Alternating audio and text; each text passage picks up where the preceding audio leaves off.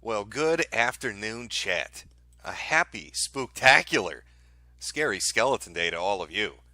I hope you're ready to go get that candy. There's nothing people love more than having grown men show up at their doorstep, dressed as the Joker, talking, talking anarchist shit, and scaring their families. That's how we celebrate around here. That's how this sacred, blessed holiday should be. Going out there and doing naughty stuff. Not that I advocate for that. Oh, wait a minute. I've got a little stopwatch here on my desktop. It tells me I've been talking for a whole 12 seconds. I better stop it right now. Run an advertisement. That's what Seb Gorka does. And I learn from the best. Sadly, I don't have the sponsorship that powerhouse of a presenter has.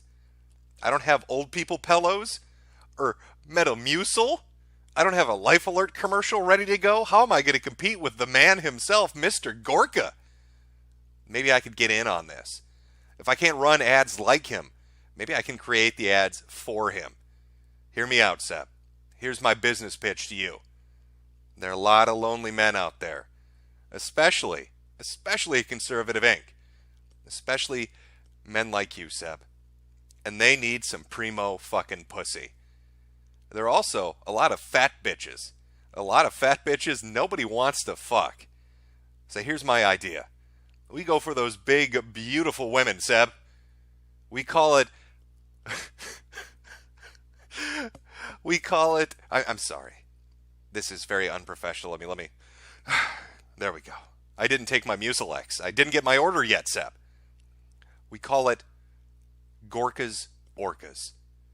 I'm talking conservative cunt. If you want to win over the incels, if you want them to stop harassing you on your show, you got to give them some pussy. Some big, fat pussy. Come on down to Gorka's Orcas. First 50 callers get some primo ass. Now, I know, much like me, chat, you probably love a good shit show. I'm a huge fan of it. Anywhere it pops up in any community that exists on the internet. In fact, today, I was scheduled to only do the Finders stream. That's going to be later on tonight. But I've watched now for 3 fucking days as one man, one singular entity, has created a hurricane of ass pain, creating a trail of platinum mad motherfuckers behind him. And it just grows exponentially every single day. How is that possible? How can one little guy with a knife do it? I don't fucking know. But we're going to try to piece together the mystery. Because this stream, this is Nick versus the world. I'm not even being... That's not even hyperbole. It's half the internet wants to destroy him now. Because he's upset them so very much. Oh, Nick, how dare you? How dare you laugh at us? How dare you ask questions? How dare you don't take us seriously? He needs to be destroyed. Absolutely driven off the internet. That's what I've been reading. All the experts out there, all the big talking heads, the political pundits, the big money guys from D.C. seem to want Nick, Mr. Nick Fuentes, destroyed. How did he do it? How did he accomplish such a feat? How do you piss off half the internet so quickly? Quite literally, 3 days. 3 days, this blessed little man has pissed off a whole fucking host of people. So I put together just a little interim show before the Finders stream later tonight. That's at 8 p.m. Central, 9 p.m. Eastern. So we've got a nice chunk of time here to try to piece together my best attempt at a chronology. I don't really care. I just want to laugh at fucking retards. And we're going to laugh at a lot of fucking retards today. Oh, I've got just gaggles of fucking retards. But we need a better background. Don't get me wrong. The Apostle, a man that raises people from the dead as a hobby and builds wooden helicopters, that's pretty fucking extraordinary. But it doesn't fit with our theme. So let me change the background. Let's make it something more appropriate. Something that reflects what's been going on for the past 3 fucking days. So where does our story begin? If we were trying to Hollywood this up, if we're writing a script to mail it off to Mr. Sheckelstein off at Paramount, how are we going to tell this fucking tale? What's our opening? We need to draw the audience in. How did our boy here get into a kerfuffle with all these people? Well, I think we can start it back, maybe at the very beginning of this month, the end of last month, when a little article popped up on a few different outlets Turning Point USA brand ambassador dumped after photo with white nationalists and anti-Semite surfaces. Oh, Carlin Becker. Tell me more. I need to know. Who are these horrific white nationalist anti-Semites? Who are you talking about? This weekend, right-wing personalities assembled in Florida for a debate between white nationalist and anti-Semitic podcaster Nicholas Fuentes and right-wing operative Jacob Wool. Afterwards, many in attendance joined for a dinner which St. Clair also attended. She later told Right Wing Watch that she did not attend the controversial event, but was present for a diverse dinner. Well, there you go. Diversity is our strength. I've heard that talking point from many people, so it has to be right. Why would this young lady be getting into trouble for for attending such a diverse event? Especially with white nationalist anti-Semitic podcaster Nicholas Fuentes.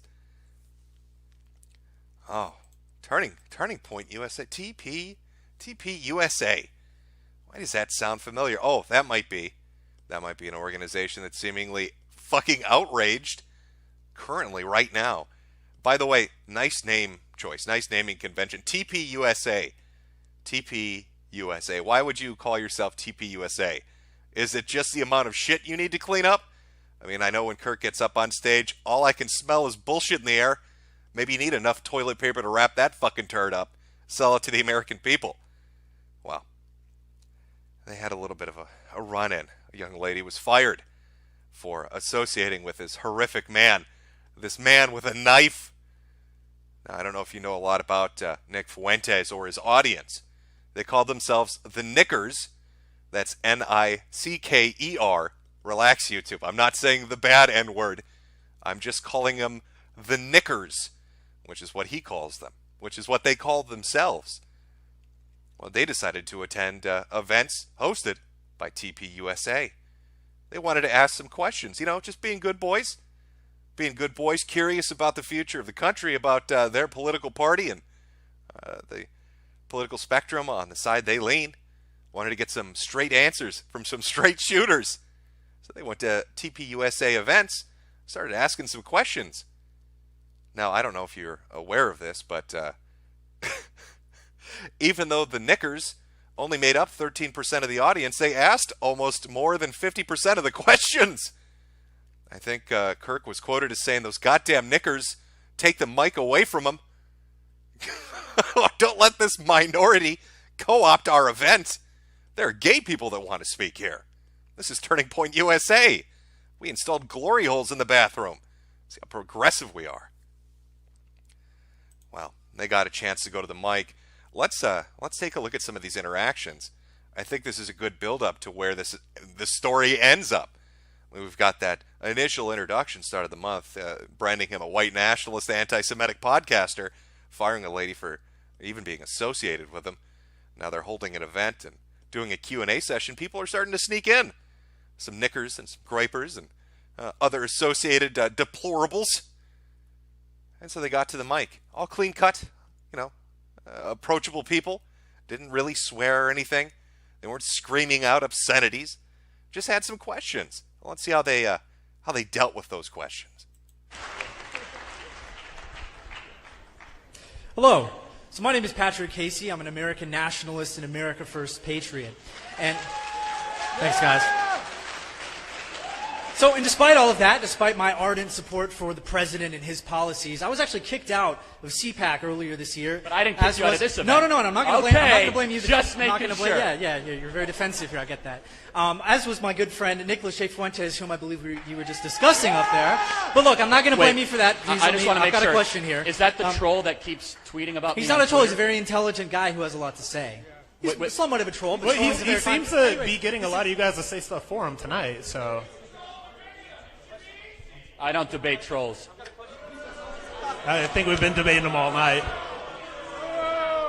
Right, so I'm just citing CPAC's decision to remove American nationalists from their conference. I'm not blaming you for that. I'm moving it into something. I don't run I'm CPAC saying, either. Right, and I just said that I'm not blaming you. I've said that 3 times. So, but you do run TPUSA, and TPUSA did remove its relationship with Ashley St. Clair, who all she really did was take a picture with Nick Fuentes. She was in the same room. So, my question to you, Charlie, is as someone who, purports to be pro-debate, free speech, and, the exchange of ideas, do you support blackballing people based on having controversial opinions or being even in the same room when a photograph is taken with someone who has controversial opinions? And the second part of that question is, if the answer is no, will you debate me on immigration, identity, and demographics? Well, so, first of all, I mean this respectfully. I have no idea who you are. The other thing, that was a private matter. Ashley's a good person. We handled it privately. That's all I'm going to say about that. And finally, I just want to make a broader statement. I want to make a broader statement. My stance on Israel, I'm not going to back away on it. My stance on immigration is a mainstream position. And I think it's really incredible because the amount of people that have been here tonight that have shown hatred towards Rob, that have been shown hatred towards his ideas is pretty incredible. And so I really don't know who you are, and the fact you're getting as upset as you are. Hey, you guys, who likes Cardi B? Hey, who here likes rap music? I know it has nothing to do with the question asked, but I love me some rap music. You like rap music? A little Jay-Z, some Beyonce? Yes, Queen Slay, you gonna shake your head for me? I love how they don't answer any of the questions asked. I love how somebody asks them a direct and straightforward question. The first thing you hear is Kirk say, I love Israel. And then his black sidekick, who here likes Cardi B? Ooh, we're all hip, right? Look, I'm the gay black guy. I love me Cardi B. Do you guys like Cardi B? Hey, did you get some of Seb Gorka's Metamucil? Because if you did, we're going to have the energy to dance all night in this fucking place. We're pretty crazy here at TPUSA. So that don't seem outrageous. I've watched some of these questions. None of this struck me as outrageous. Let's listen to a few more clips. Get a feel for some of the questions that were being asked. What a racist question that was. So I got a quick and fun, lighthearted question for you, Charlie. So I know you gave a speech in Jerusalem earlier this year. Yes, I did. Were there any awesome, fun dance parties that you guys had afterwards? Because I heard that Israelis are some of the best dancers in the world. If you guys don't believe me, just Google dancing Israelis. It's insane how good their dance moves are. Would you agree or disagree with that? Shut it the fuck down right now. You can't ask that question? Are you insane? That's a no-no question. Who told you? Dancing Israelis. Holy shit, somebody get the mic off that guy. I think Kirk might have actually shit his depends. I think he might have made a stinky up on stage when that question came his way. By the way, excellent. You can take a look at the Google Trends. Just straight through to the moon. Right up and out the sky. It's like a fucking rocket into the night. Dancing Israelis. Oh, no. That is not a question we want here. Oh, they weren't stopping there. They were asking all sorts of questions they don't want there. If dancing Israelis made them uncomfortable, the USS Liberty surely did. My question is for Charlie Kirk. Why do you deny the attack on the USS Liberty, which is well documented by both U.S. and Israeli sources, in which resulted in the death and injuries of over 200 Americans? I deny that it was a deliberate attack by the Israeli government. That's what I deny. Oh no, this is turning out disastrous. You can't ask these questions. Why? Who are these fucking people coming up here asking me about the goddamn Liberty? So I have a question. So from America First perspective, why do we give $3.8 billion to Israel, which is more aid than we've given to Africa, more aid than we've given to South America, and more aid than we've given to the Caribbean combined, which is home to 1 billion poor people, especially when they deliberately attacked the USS Liberty in the 1970s? That is incorrect. Do not peddle conspiracy theories in our event. That is not acceptable. Do not say that. Okay, Dean Rusk disagrees with you, and he was the Secretary of State at the time, but that's fine. I love how outraged he was by that. He was so fucking upset. Don't you dare ask that question here. He sounded just like Greta. Oh, this is how I pictured him on stage if they had panned the camera over. How dare you? Oh my God, I'm so upset. Decrease your carbon footprint. Eat bugs. How could you bring up the USS Liberty? Now, for those of you unfamiliar with the USS Liberty, it's a fantastic subject to bring up. If you want to see if you want to get a feel for the room, just drop that name, USS Liberty. It's a very, very easy to pick up on. Doesn't matter the conversation. Doesn't matter what the debate's about. Just throw it on out there. You'll be fucking amazed at some of the responses you get. Even predating the TPUSA college campus tour, or whatever the fuck this is. Even predating that. In fact, here's an example, again, of just asking the question about the USS Liberty from 2 years ago, starring our boy, Nick the Knife. Have you guys ever heard of Billy the Anti-Bully? No. No. Okay. Well, he's a friend of the show, but he's asking a question here. Yeah. Do you believe Israel is responsible for their attack on the USS Liberty, as in it wasn't a misunderstanding but a deliberate act during wartime? I do believe that. Of course you do, but no, I don't. Yeah. Well, Thanks, Billy, for yeah. Thanks, Billy. There's another example where, and that I don't usually use that one because, they still haven't declassified all the intelligence on that one. And you got to wonder why. Yeah, exactly. You wonder why, because that's going to prove you right. Yeah. So you can make why do reference they to have things. anything to hide? You can make reference to things that you don't know the answer to. Well, no, that's why I don't use that one, because that one. Yeah, you said I don't use it. Then use it. Because we have. Yeah, I love how you keep doing that. You keep saying, I'm not going to use it. Then you use it and say, this is why I don't use it. I didn't, look, the commenter brought that one up. The reason that I don't come out right out of the gate with that one is because we don't have all the intelligence, even though I believe that Israel did do it. I mean, there's so much other evidence where we are beyond a shadow of a doubt certain that Israel was the culprit. You can look at the Levant affair. The culprit? They admitted to it. Yes. They said they were sorry about it, that it was during a war. Oh, yes, they bombed a U.S. ship deliberately for no apparent reason. They had a U.S. flag flying at it. No, not for no apparent reason. Yes, because you could see a flag from a fighter. Because it was a, you can. It was a, and it was one of the ships. Hey, have you ever been on a plane? Are you that retarded that you can see a flag? I'd like to hear Nick on what evidence he has, and then the answer by Halsey. Sure. Here's why: because the Israelis were conducting a massacre, and that was a U.S. spy ship, and the Israelis didn't want us to know. Oh, it was for no reason. Why would they do that? Because the U.S. might have been privy to the atrocities that the Israelis were committing, the war crimes they were committing. You say, oh, well, they didn't know. This was an American ship. This was not an Egyptian ship. They have different ships, and it had an American flag flying it. You can ask the sailors who were on the ship that day. Many of them testify that it would have been impossible for the Israelis not to know. And these were people that were on the boat. You say, Nick, have you ever been in a plane? Why don't you ask the people that were there that day when they were under siege for hours and they had an American flag flying on there? It was an American ship, and they were telling them it was an American ship, and they blew it up anyway, and there's 130 lives. And you know what? I think there's probably a better case that the Israelis deliberately blew up that ship than a lot of other atrocities that happened in the past. And, people love to say, oh, well, the USS Liberty, the Levant affair, that was so long ago. Well, we're still paying for a lot of the atrocities that were hypothetically committed at other times. So I think it's very rich. I think the hypocrisy is very rich, my guy. Oh, I think our friend Halsey there got a little upset by that. If you couldn't tell, Halsey, he's Jewish. If you couldn't tell from the kvetching going on the moment the name USS Liberty was brought up. Yeah, it's a fun little game. Give it a shot sometime. Have some fun with that. Now, TPS USA, it seemed like no matter what the question was, with the presenters on stage, no matter what they were asked, you could ask them anything.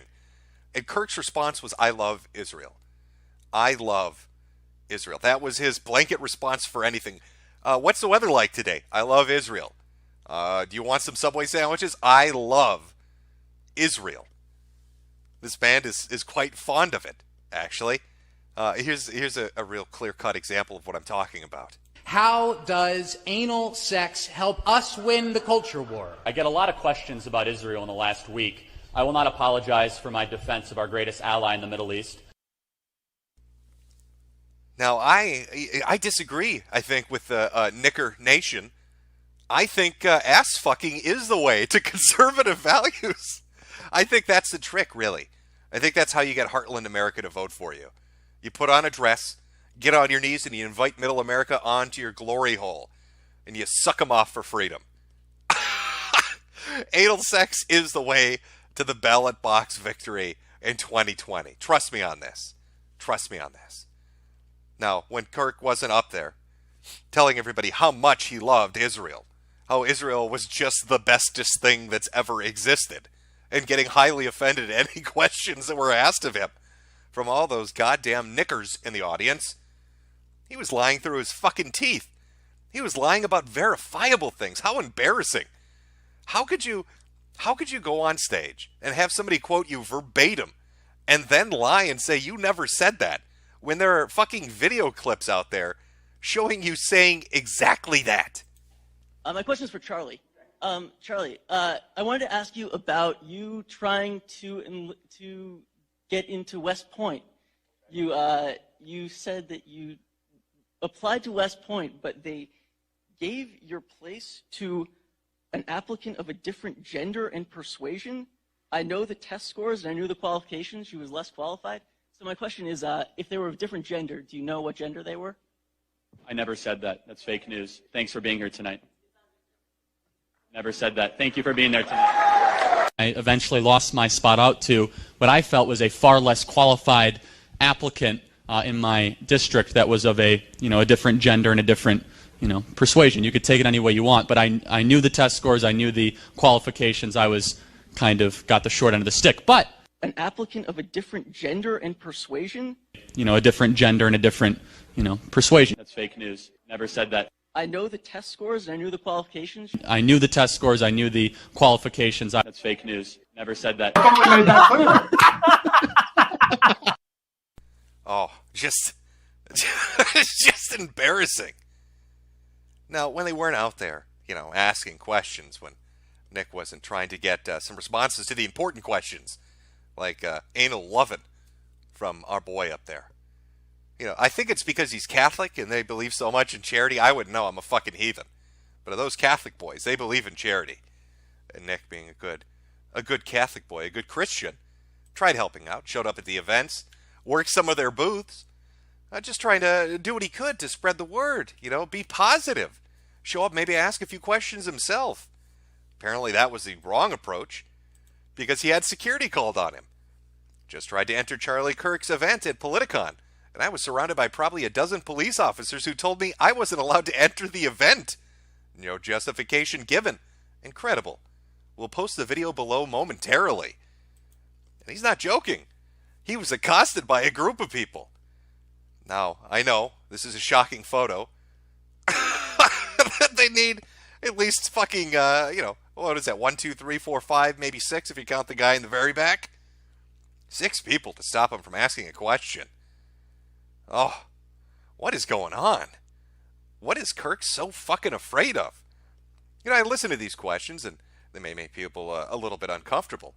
But I don't think there's anything necessarily wrong with questioning foreign aid or diplomatic ties with a nation that might not be in the best interest of your people. Raising these questions doesn't by default make you an anti-Semite, nor does it make you un-American. It makes you American. You want to know where the fucking money's going. You want to know what's going on. Got a few questions about these people that you seem to love so much, Kirk. Just want you to give me a straightforward answer, but Kirk doesn't like that. He gets a little nervous when you start asking those questions.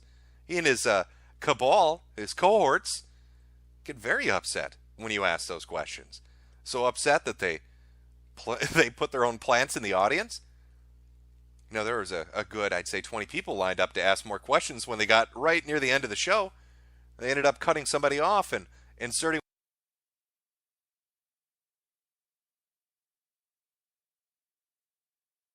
one of their own employees to ask the very last question of the night because he was getting his ass hammered so he'd like, given the whole anal sex is the way to win the heartland political strategy they seem to employ. But it inserted a plan. So you can't ask questions. You can't show up and ask questions.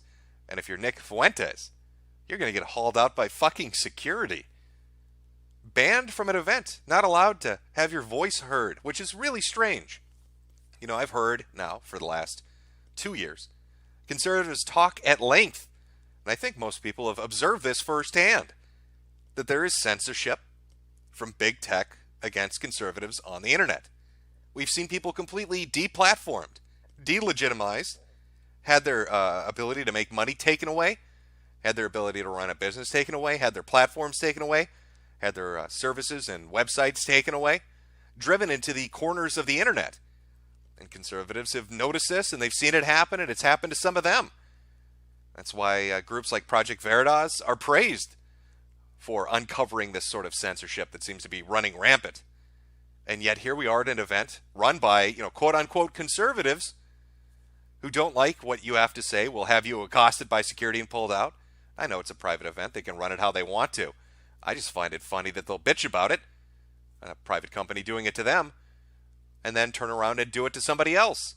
Maybe live by the standards you preach. I don't know. Doesn't seem to be so high-handed to expect that of you.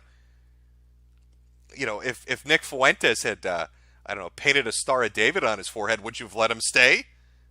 Would he have been allowed to ask his fucking questions? Would that have been appropriate? Would that have been possible? I don't know. I don't know what's going on over there. But our story doesn't end here. I mean, that's really just the beginning of it. So you've got these events taking place. You've got people asking questions. Nick Fuentes is getting banned from these events. Security is taking him away. Charlie Kirk getting very upset about what's going on. And, as I started to pay attention to this, the first thing I noticed were certain people from the skeptic side of the internet who were, associated with Turning Point USA, giving speeches about how conservatives aren't censored. Censorship doesn't exist.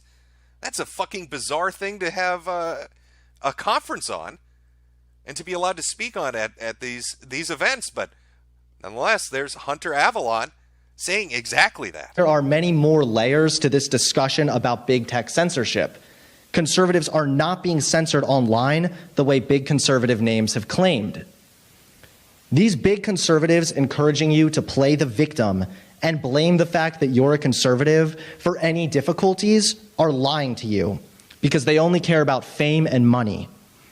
I'm against playing the victim, and far too often conservatives are quick to play victim anytime their social media accounts fluctuate. The topic of censorship is a controversial one, and I think there is certainly big tech bias against conservative voices on specific social media platforms. But this is a nuanced discussion that can't be summed up as easily as, yes, conservatives are being censored online. Now, it didn't end there. Hunter decided to engage, I suppose, with Nick. Maybe there's more history there. I don't know. I haven't really been following it. But I did hear those statements. And then he started to be mocked for them and didn't take too kindly to it. Took to Instagram, which I guess is his platform of preference, to start throwing a little bit of shade. Laugh my ass off. A bunch of Nick Fuentes' alt-right cuck friends are currently crying their little eyes out over the fact I think conservative censorship is an overblown victim mentality. Shouldn't you guys be working through your emotional issues after your wife's ditched you for black guys? And anybody else that said, hey, Hunter, you kind of sound fucking stupid, he wasn't too thrilled with that either. Funny how conservatives are just like the SJWs. 1 ounce of disagreement and they completely turn on you. What a dumb boomer Mark Dice is. You're an embarrassment to conservatism. You clearly don't want millennials like me to be heard because you know I'm about to challenge your victim mentality. Even went so far as to make videos about this. New video, link in bio. This one has a lot of triggered simps in the comment section who love facts over feelings until the facts hurt their feelings. Now, we could play Hunter's video, but I don't want to. Just look for the one with all the downvotes. That's how you know you've arrived there. But after getting into a slap fight with Nick Fuentes, while at the same time refusing to debate him, Hunter has now dragged in Project Veritas, calling them basically frauds, and saying that there is no Silicon Valley censorship of conservatives on a massive scale, and that if you get kicked off a platform, it has really pretty much nothing to do with your politics. At least that's the approach I imagine he's taking. He was going to release that video yesterday, and he never did. So you've got the Turning Point stuff going on. All of a sudden, here's Hunter saying censorship isn't real, getting into a fight with Fuentes. He's also giving speeches at Turning Point USA. But here's where it got fucking weird. Here's where I really started paying attention. Because in the span of an hour, You had all these talking heads suddenly coming out with the exact same talking point, using the same video clips, one after the other, after the other, after the other. We're going to take a look at some of them. These aren't all of them, but it should give you a good idea of what I'm talking about. This is how mad Turning Point USA got. This is how fucking upset these punks got, that they basically called in their friends. Kirk was getting bullied so hard by people asking uncomfortable questions and having a dude laugh at him on DLive and YouTube that he had to basically call everybody he could think of to make the big bad bully go away. Those fucking knickers need to be gotten good. So he, I don't know, I'm imagining he's on the bat phone or whatever the equivalent he has is, and he starts calling people up, and this is what we get. This is what it looks like. Here's Nick Fuentes denying that the Holocaust happened. Him and his followers are the scum of the earth, and their bad faith anti-Semitic attack should be shot down by the entire conservative movement. That's from Caleb. But Caleb wasn't the only one. Here's one from Adam. Nick Fuentes publicly denies the Holocaust. Hashtag anti-Semitism. In case you couldn't connect the dots, I think maybe he thinks you're a fucking retard. Here's one from Siraj. Just white nationalist and alt-right darling Nick Fuentes saying that he wants CNN reporters to be arrested and deported or hanged. And then, of course, we can't forget our boy Ian Miles Chong. I'm told that Nick Fuentes isn't an anti-Semite or a racist. Holocaust denial isn't obvious enough for some people, apparently. I hate giving people like this any sort of exposure, but the proliferation of these ideas can only thrive in the dark. In fact, he double-dipped on this. He wanted 2 scoops. 2 scoops of ass hurt. Does anyone buy the lie that Nick Fuentes isn't an unhinged fascist and white supremacist? Here he is, advocating for a violent revolution of the United States government by a fascist like Mussolini, which I'm sure is how he sees himself. Anybody unfamiliar with Mr. Chong here? I guess you haven't had a chance to encounter him yet. Count yourself lucky that your dog hasn't been flashbanged to death. Now, this is a reporter who got so mad at a bumbling Canadian, he basically tried to have him swatted. There are audio logs of this, of him filing police reports telling the police that Andy Worski is high on meth and has a gun, and that maybe he's dangerous to other people and himself, all because he got into a little slap fight with somebody on the internet. That's the caliber of person taking shots at Nick Fuentes right now. Other people, we've got Ron here. If it means ruining Fuentes, I'm all for it. And if there's one thing Ron knows real good about, it's ruination. Just look at his fucking political career. 10% of the votes. What a winner. I want to ruin Nick Fuentes right after I get my ass handed to me by a black lady named Karen Bass. Well, I hope Nick's in fucking witness protection right now. I don't know if he can handle the heat that Ron Basselin is bringing. We've also got Jim here. Very disturbing. Nick Fuentes and his groypers infiltrated the TPUSA event last night and bashed gays and Jews. Here's a video of it. That's an article that's up right now on the Gateway Pundit. Very disturbing, as you can see. Talking about Kirk and TPUSA and how they were very upset about the uncomfortable questions. And this article, of course, has to link to more articles. Gripers, TPUSA, and Nicholas Fuentes. If anything, they used a fantastic picture for it. Very high energy. Makes him look like he's leading a fucking cult of obese men that have painted themselves green. Always a fearsome message to send your opponents. They're going to hop on their rascal scooters and run you over. Oh. But those weren't the only people. They were fucking furious. Just absolutely fucking furious with Nick. No. Of course, we can't forget Seb Gorka. Here are a few tweets from him. Nick Fuentes is a loser. And then, of course, he shills his fucking book. Read The War for America's Soul. He gives you a link to his Amazon. Probably the most surprising tweet from him, and one I found disgusting, especially since it was advocated for by all these other people once he had put it up. James Wood was forced off Twitter for being an American patriot. Nick Fuentes is a Holocaust-denying scumbag, and Jack gave him verified status. No human intervention, right?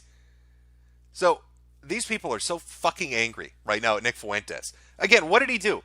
I'm curious, what did he do to draw this kind of ire from these fucking faggots? What did he do that made them so goddamn angry?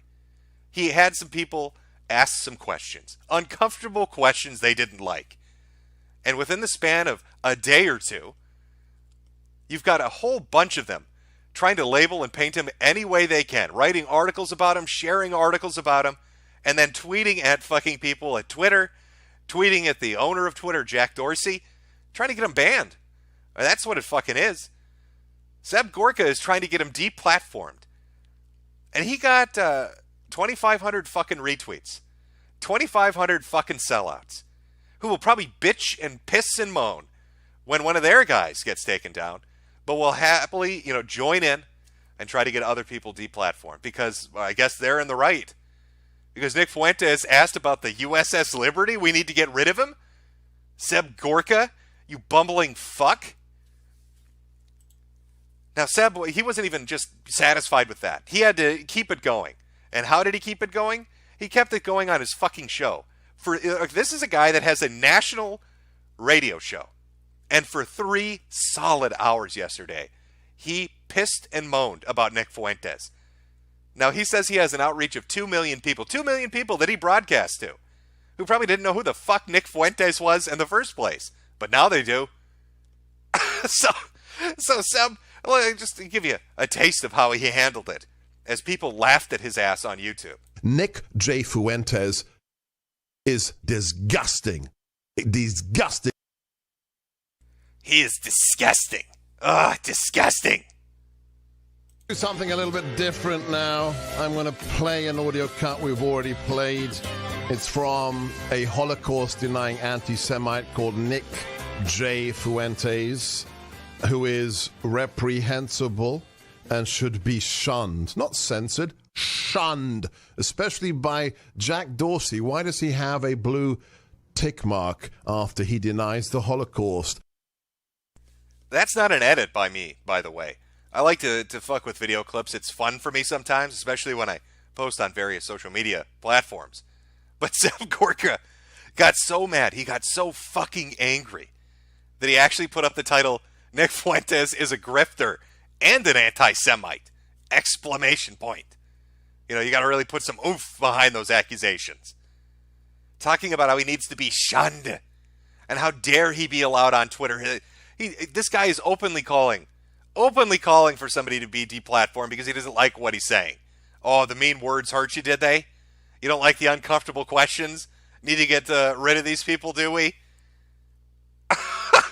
You can see how well this approach worked for him yesterday on his shitty fucking podcast. Hit the like button. Show those anti-Semites that belong to Nick Fuentes' cult that we don't agree with them and we hate their ideology. Hit the like button. He was begging people, on his fucking knees begging people, telling radio listeners to go to this YouTube video and give him thumbs up because he was being bullied non-stop in the chat. Non-stop for 3 hours people were shit-talking him. He got so mind-fucked over this that you can watch the live broadcast of this, the recording, and he's always looking at his phone. His face is always cast downward at his fucking phone as he's reading all the mean comments that are coming in. It got to the point where I'll show you what happened when he tried to take callers. Line 5, Jack, welcome to America First. Shout out to the Groypers and Nick Fuentes. Watch America First. Oh, drop the guy. Let's go to line 3. See, this is the level of their sophistication. Shut up. Watch Nick Fuentes. Oh, there's more of it. Here's another example. So let's go back to our caller. I'm going to ask you a question now. That was Nick J. Fuentes using a cookie analogy that he called an analogy, saying it was impossible that 6 million Jews were killed in the Holocaust. I find that reprehensible and disgusting, and that's why I think he shouldn't have a blue check on Twitter. Do you defend his denial of the Holocaust? Absolutely. Denying the Holocaust. Okay, drop him. He's a racist and an anti-Semite. So that's just a taste, really, of the events that have happened that transpired over the last 3 days. Nick Fuentes and some other people, associated, not associated, people that thought maybe it was funny, decide to go to an event and ask some questions that the people at the event don't particularly like. Nothing super offensive, just a bit uncomfortable. They get so mad that they basically create a black PR campaign to destroy Nick Fuentes. That's what's going on right now. I'm not going to fluff it up and make it sound nicer than it is. They're trying to ruin him. And they're not joking. They're going to pursue ruining him to the best of their abilities. They want him driven off platforms. They want him taken off of YouTube. They want him taken off of Twitter. They'll go after any venue he can make money on, any place that he can get an audience at. They're going to declare war on it. Fuck people like this. These hypersensitive cunts who are so upset that somebody might laugh at them, might say a mean comment, might have a little bit of a giggle at their expense, might ask an uncomfortable question, might disagree with their political principles and the pillars of their platform, that they'd show up at an event and ask some fucking questions. Nick Fuentes is somebody that is, I guess, so toxic that you can't even have your photograph taken with him, because if you do, you're going to get fired. And that's not something that's new. That's some bullshit that I've been seeing for a long time. You know, I've noticed a lot of people, especially the ones that lean right, have this idea that, oh, no, that guy's based. You can't say anything about that guy. He's so based, my dude. He's red-pilling people at an entry level and shit, man. He's so based. One example would be Jordan Peterson. Oh, my God, the doctor. For like 2 years now. Oh, my God, the doctor. He's so fucking based. On and on about Jordan Peterson. What happened when Jordan Peterson was going to an event? A free speech event. And I believe it was it Faith Goldie that was going to be on the event with them. Did an interview with a group of people that Jordan Peterson and others didn't like because they had some white nationalist talking points. And so they blacklisted her. She wasn't the one expressing those viewpoints. They got rid of her just because she was in the same room with them. That's the fucking mentality that's been running rampant now for about 2 or 3 years. And Turning Point USA strikes me as no different, because they're doing the same fucking shit right now that Peterson was doing back then. If you associate with this guy, you're done. You're not coming to our events. You're not coming to do speaking tours. You're not going to work for us. You're not going to volunteer for us. And in the meantime, while we've blacklisted you, we're going to destroy this guy because he asked some uncomfortable questions. So Seb Gorka's going to go out there and cry soy and try to get somebody banned by begging Jack to do it. He actually said, how could he have a blue check mark? He denied the Holocaust. I didn't know getting a fucking blue check mark on Twitter required you to say, tick a box that said, yes, the Holocaust happened. Yes, the Holocaust happened. Give me my blue check mark. I forgot that was a fucking criteria on the Twitter platform for getting verified there. Last I checked, the fucking blue check mark just meant you were who you were saying you were. Nothing else. Nothing more, nothing less. But Gorka wants that check mark taken away. Gorka wants him taken off the platform.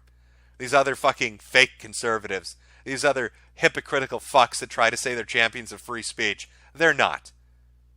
Free speech, when you advocate for it, you're not advocating for the speech you agree with. You're pretty much advocating for the shit that you don't like. That's the reality of it. If you want to go out there and say you're a free speech guy, you better get prepared for the person that's going to use that as a defense to say shit you find heinous. That's just the reality. So stop using it as a talking point to make a few fucking dollars at your events. You're not free speech advocates. You're fucking con artists. You're snake oil salesmen. You're bamboozlers. You go up there and you tell them something, but it's not the truth. It's just that put asses in seats and make a few bucks. That's all it is. And when it comes to it, when it's time to put up or shut up, well, they want shit shut down. They want Nick Fuentes gone. Now, I don't even look at this as a political thing. I've been watching this because I find it entertaining. Because one dude and a group of people that associate with him, watch his show, whatever, have made these people so angry they're willing to go to those lengths and be so blatant and open about it. They have no problem advocating for this shit.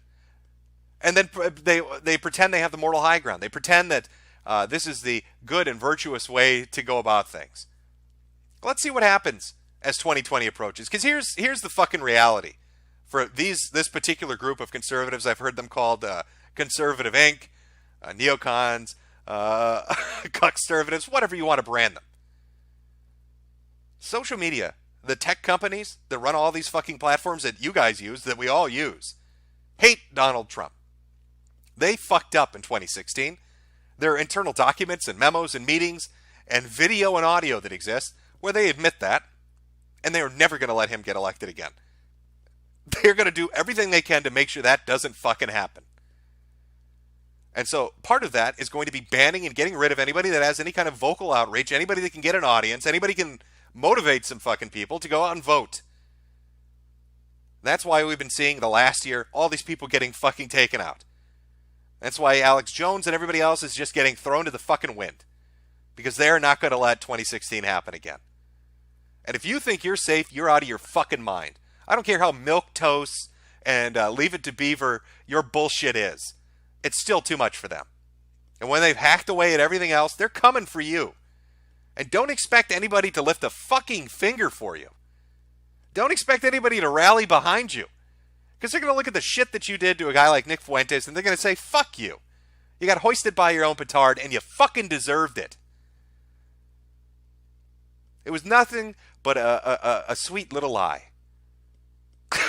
You're the Bethesda of politics. Full of shit. Nobody believes you. 3 days of this. 3 days of this. And they're still mad. They're still pissed off. They still want this guy dead. They want his shit taken away. They want him purged from the internet. How hypersensitive are you fucks? You'd better hope. Let me just pray to God. Especially this brand of conservative. You better pray to fucking God that no left-wingers are watching this take place. Because if they see how easy it is to make you lose your fucking mind, they're going to run your ass into the ground. You should be thanking God Almighty they're incompetent. Because if they were paying attention to this and found out all it took to make you screech like a fucking harpy was to ask you an uncomfortable question, they'd do it all day long. They'd put down their little gay Antifa masks, they'd pick up a fucking mic, and they'd ask you about Israel. They'd drive you insane. Just fucking shameful. You know, a lot of these people that are tweeting right now, that are doing these videos right now, that are commenting on Fuentes and this line of questioning and the people that are asking these questions, I've watched for years as they sold people a pile of shit about free speech and political openness and all of that. And here they are doing the exact opposite of that because it benefits them financially, because it's what they feel is safe at the moment. Running from refuge to refuge, trying to keep that spotlight off their own ass. Fucking pathetic. Absolutely fucking pathetic. Oh, I feel better. I vented a little. It's cathartic getting it out. Just saying it. Just watching it transpire, watching it happen. I don't know. I don't understand these people. I don't really think any of the questions that I heard them ask were really that offensive. Okay, so you love Israel. We get it, Kirk. But is them asking about the USS Liberty, is them asking about foreign aid to Israel really horrific? Is asking you about a demographic change and how that might influence the culture in the country, is that a terrible thing to ask? Is that something they shouldn't be allowed to ask? Because it's offensive? Is it racist just on its face to ask a question?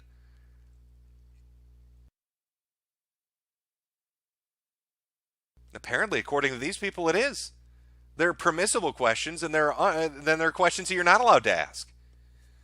When it comes to conservative values, when it comes to things that these people supposedly advocate for, question that. It may be a little weird talking about. Oh.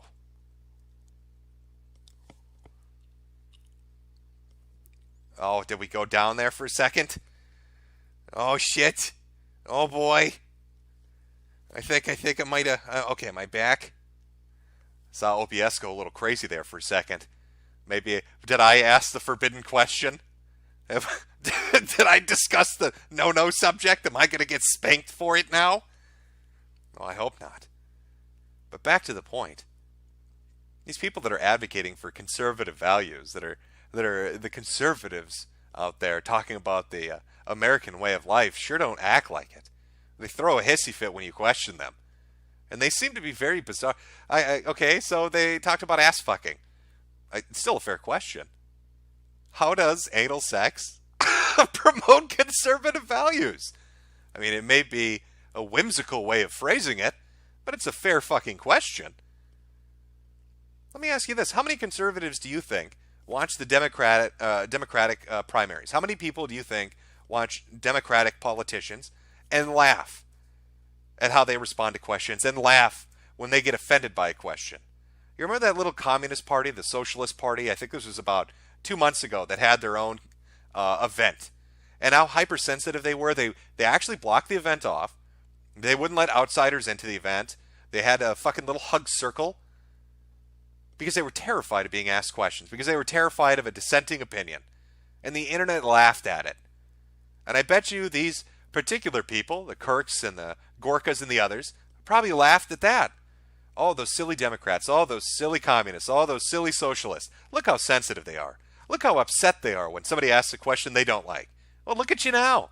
You're doing the same fucking thing. You won't let this guy ask his shit. You won't even let him show up at the event. You had security take him away. Oh, that's some funny shit. You know, I'll tell you another observation I've had over the last week watching this sort of unfold before me. Gorka pulled in 500 people. And when people started laughing at him because he's a fucking buffoon, about 1,500. So another 1,000 showed up just to laugh at him. Nick Fuentes, on the other hand, when he streams on YouTube or on DLive, pulls in anywhere from what I've noticed of 5,000 to 10,000 people. Because people like his show. Because they enjoy it. There's a little bit of energy behind it. Oh, you don't like the politics? Well, it's appealing to somebody. Now, you want to wave him away. You better be careful exactly who you're shooing out the door.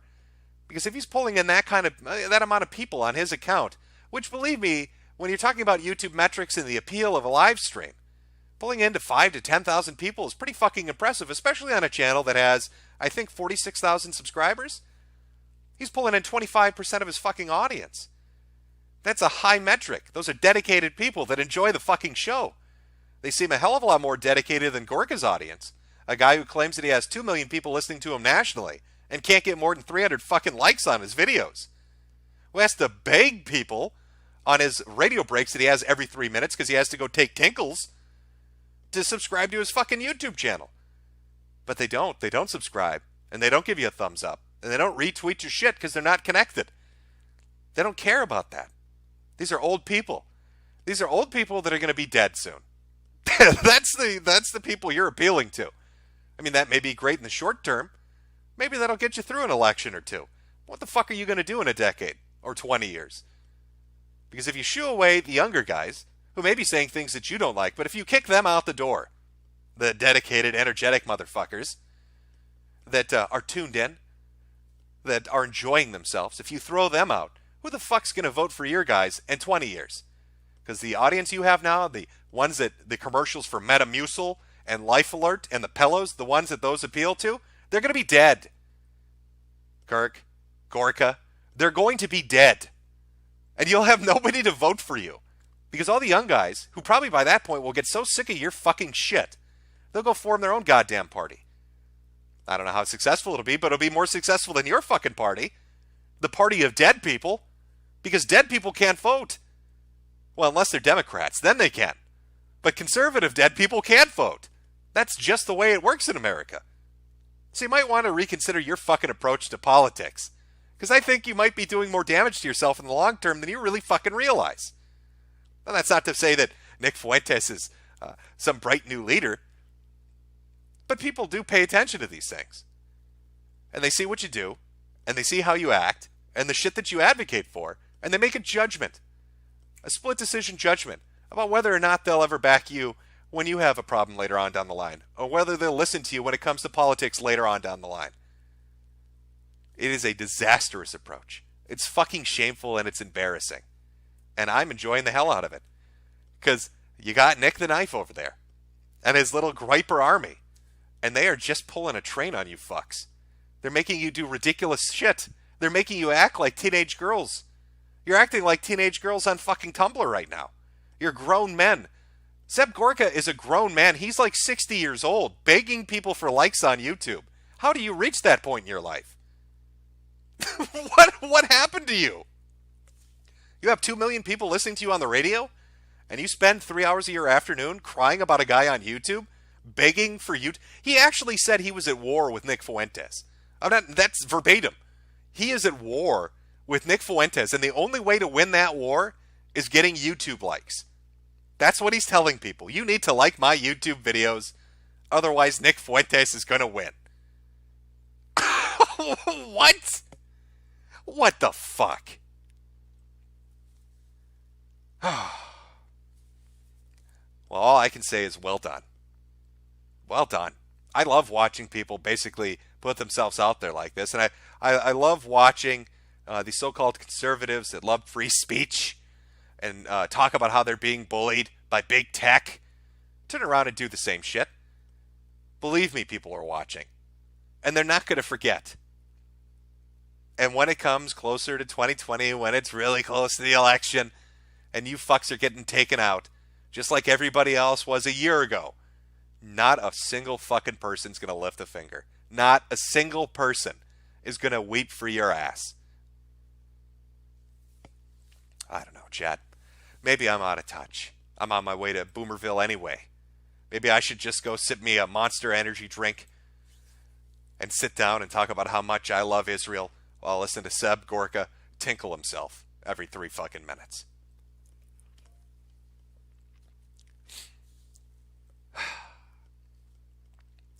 Now, I don't know how this is going to play out, but I can speculate. And based on how angry they are, one of two things is going to happen. They're either going to get embarrassed by how stupid they look and they're going to stop, which is a rare possibility. It's really an outside chance, but it might happen. Or, this is a more likely one, they're going to deplatform him. Or they're going to really try to.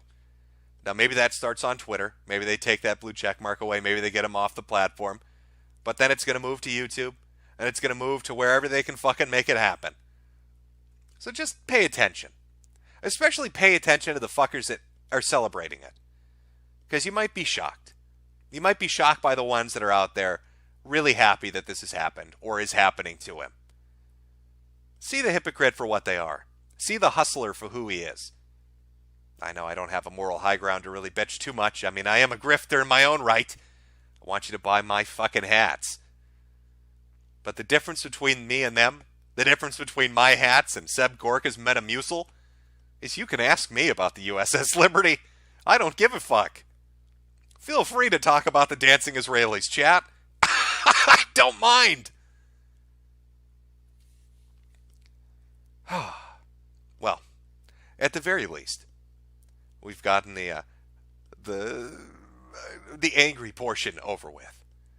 Now, like I had said earlier, I'll be doing the Finder stream later on this evening at 8 p.m. Central Time, 9 p.m. Eastern.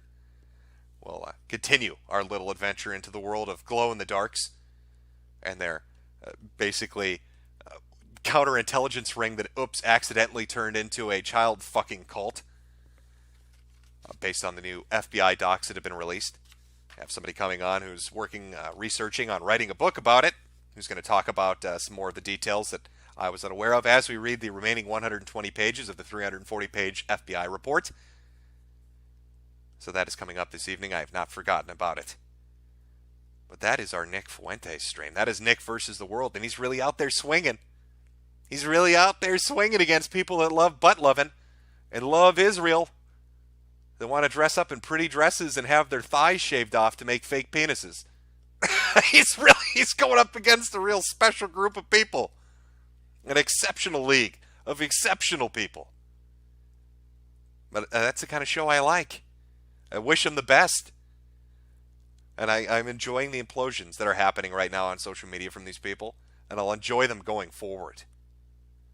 So I guess to really sum it up at the end of this stream, get fucked, Conservative Inc.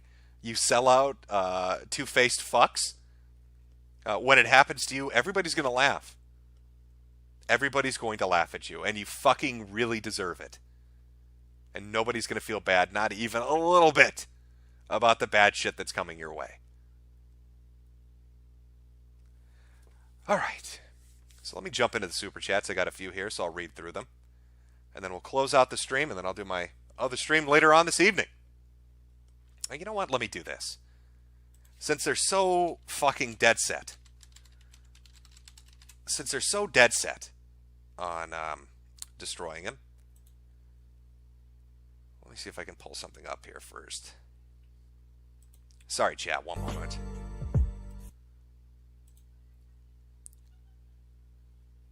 All right. If you want to follow Nick Fuentes on YouTube, it's America First with Nicholas J. Fuentes. Channel, I was wrong earlier when I said 46,000, sitting at 50,000 people right now. All those people are subscribing. I'm sure Seb Gorka is fucking pissing himself in a rage at the moment. All those anti-Semites talking about the USS Liberty. How could they talk? How could they subscribe to Nicholas Fuentes? Oh, I'm sure he's very upset about it. And if you're interested in following him on Twitter to watch him make them rage some more, that's at Nick J. Fuentes. That's Fuentes. So go pull up a front seat and watch as they shit themselves in a rage. Because that's what I've been doing now for the past 3-4 days. And I'm sure I'll be doing it for the next week or so. So let me get to the super chats here. Like I said, then we'll close it out. But thank you for everybody for showing up. I was going to say the funders. The Finder stream will be later this evening. Put that up so now everybody knows. Majority of people, you can tune out when I do the super chat thing. From Conspiracy in Comics, check Oi Solstice, Tales of Barbic Fury on Indiegogo. It's my comic about rockstar bards in ancient Ireland. It even has hot waifus. Hashtag Sweetie Squad for life. From Foxman2248, Happy Halloween, Jim. Happy Halloween to you. Mario Carter 13, Israeli academics, please respond. Gorka. Yeah, well, I've never seen a grown man beg like that. I can't imagine if I had a radio show with 2 million people listening to me, do you think I'd give a fuck about YouTube? Wow. No, I'd be doing the radio show. I don't know why he's trying to be hip and cool and have a YouTube show too, and then begging people on a national audience to come listen to his fucking YouTube stream and stop the mean bullies. All these men dressed as frogs are giving me thumbs down. Please help me. From Truth Seeker, the Groiper Rebellion has only just begun. 9/11 was the coolest thing ever. What's your favorite video game soundtrack? Near, I guess I kind of like. There are a couple songs on that were pretty good. From Point Curation, Nick or Treat, Metokur's Lunicorn Archives. This is simultaneously the worst and best timeline. How is that possible? God works in mysterious ways. From Moderator Marcy, you gave us more than one stream this week, Jim. Very spooky. It is pretty spoopy. I agree. From Mandar, what the fuck is Gorka's stream? He shits every 5 minutes. That's not an exaggeration. If you watch Seb Gorka's stream, maybe he's got like a medical condition. I don't know what the story is. I don't know what kind of fucking business is run like that. But every 2 to 3 minutes, he goes on break. I would go insane if I were driving in my car listening to AM radio, and every 2 minutes he went to a commercial. I don't know how he retains an audience doing that. From Moderator Marcy, remember to make sure Jade is still locked in her cage. We don't want her to attack young children on Halloween and steal their candy. I'm the true brother. Jim, tell Jeffrey he's gay. Jeffrey, you are a gay man. From Ethereal, Happy Halloween, Jim. I'm ready to be spooked. From Timothy Reaper, with all the conspiracy theories that have been proven true, I'm starting to think that maybe the world is flat and run by Jew, lizard, alien hybrids. Well, maybe not the lizard alien part, but I think you might be onto something with the first one. From Evan Scholes, Gorka yelling at White House reporters was a bad look. Maybe Nick could give him lessons in optics. From Ender, press G for Groiper Uprising. Oh, there's a bit of a delay. You know what? I'll give you a second there.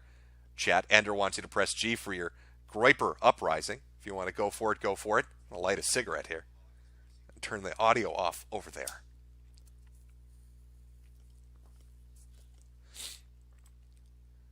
There we go. God, the delays.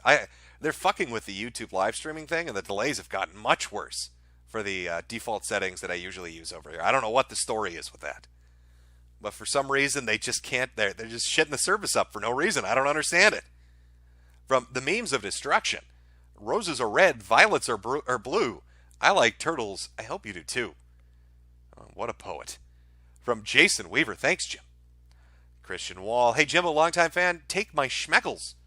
Will do. 6A Toast, press D for dancing Israelis. From Merc, Gym Time, happy Halloween.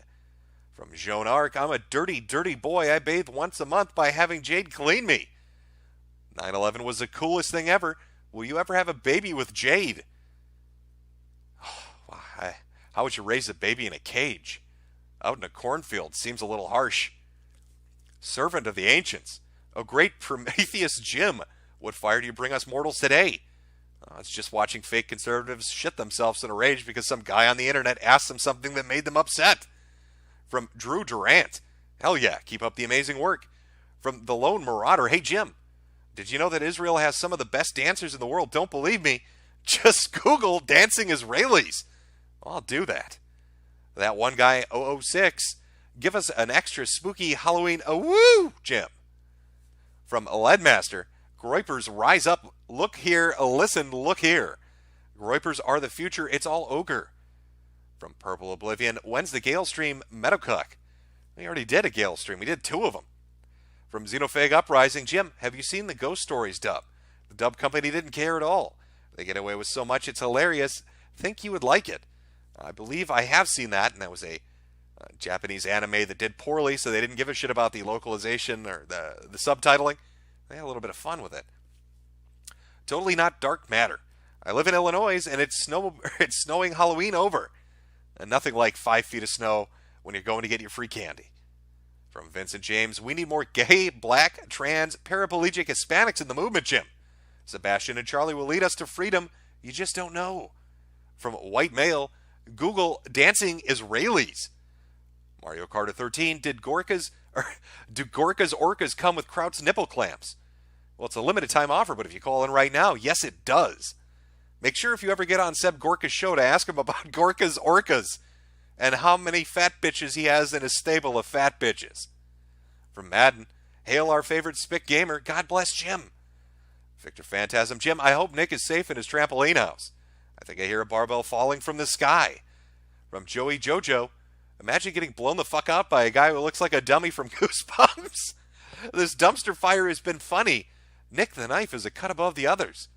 From Lumberjack Cowboy, hell yeah, Google dancing Israelis.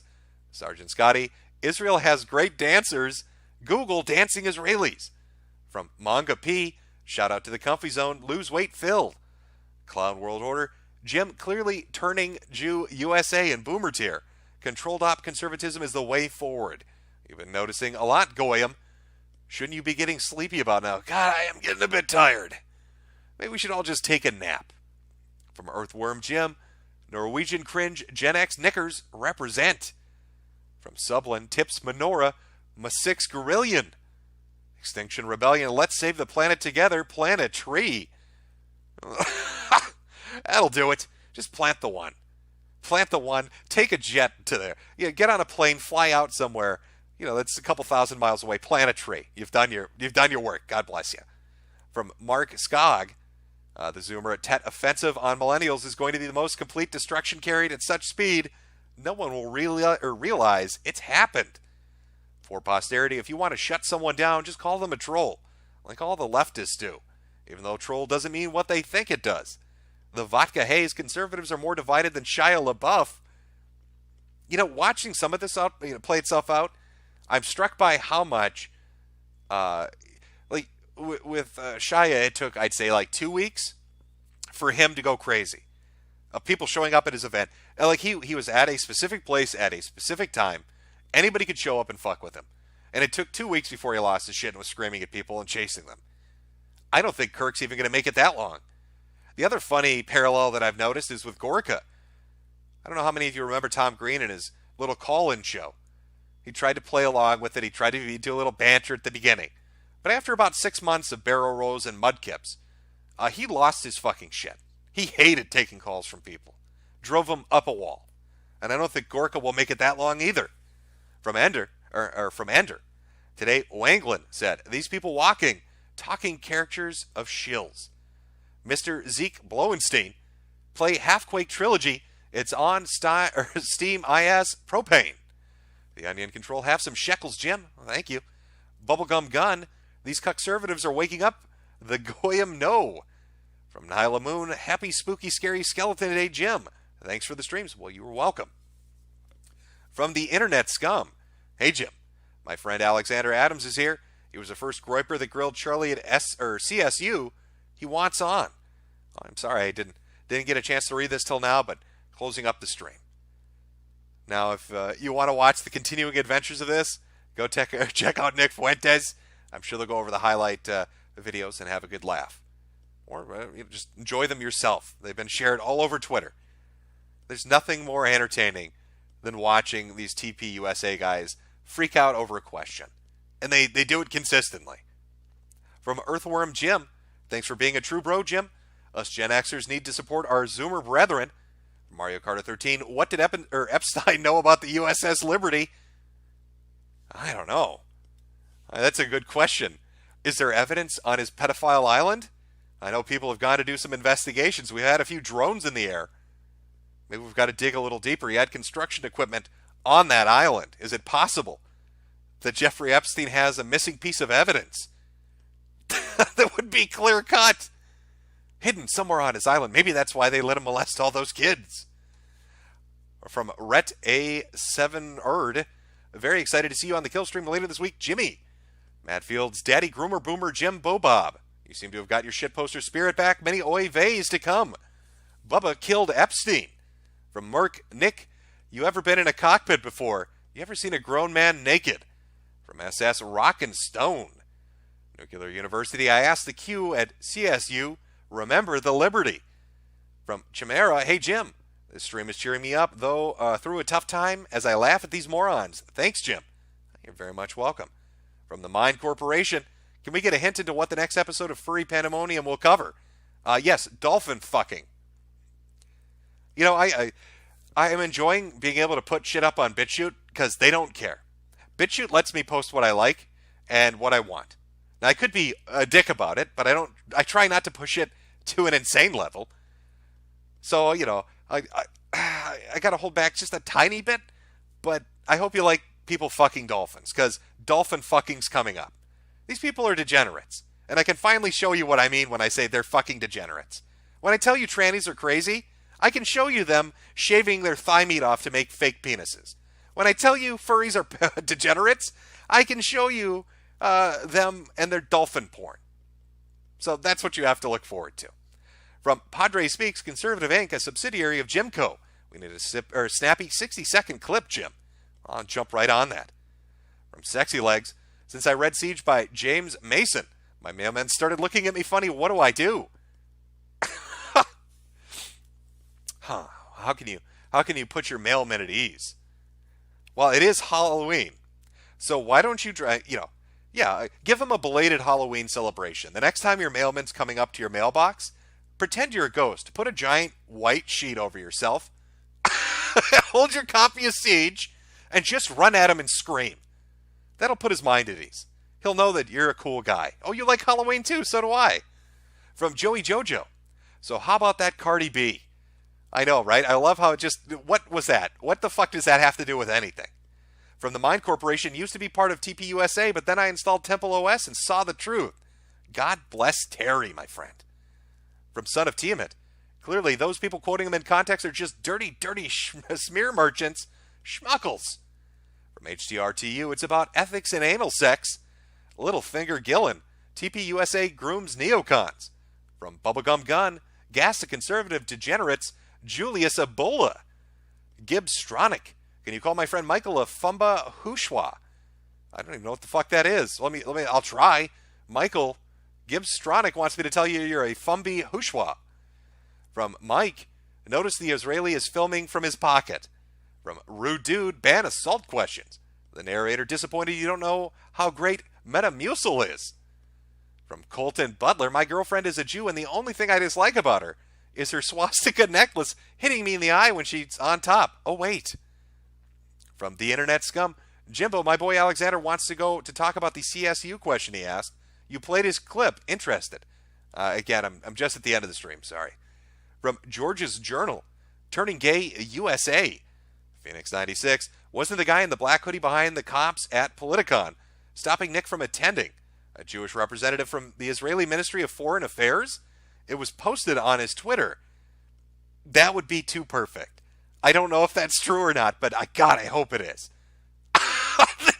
The Jewish representative from the Israeli Ministry of Foreign Affairs personally had a role in stopping Nick Fuentes from asking about the USS Liberty. Oh, that's a headline. Oh my God, that's such a good headline. From the Mind Corporation, YouTube needs to stop with ads for gay beaches in Tel Aviv.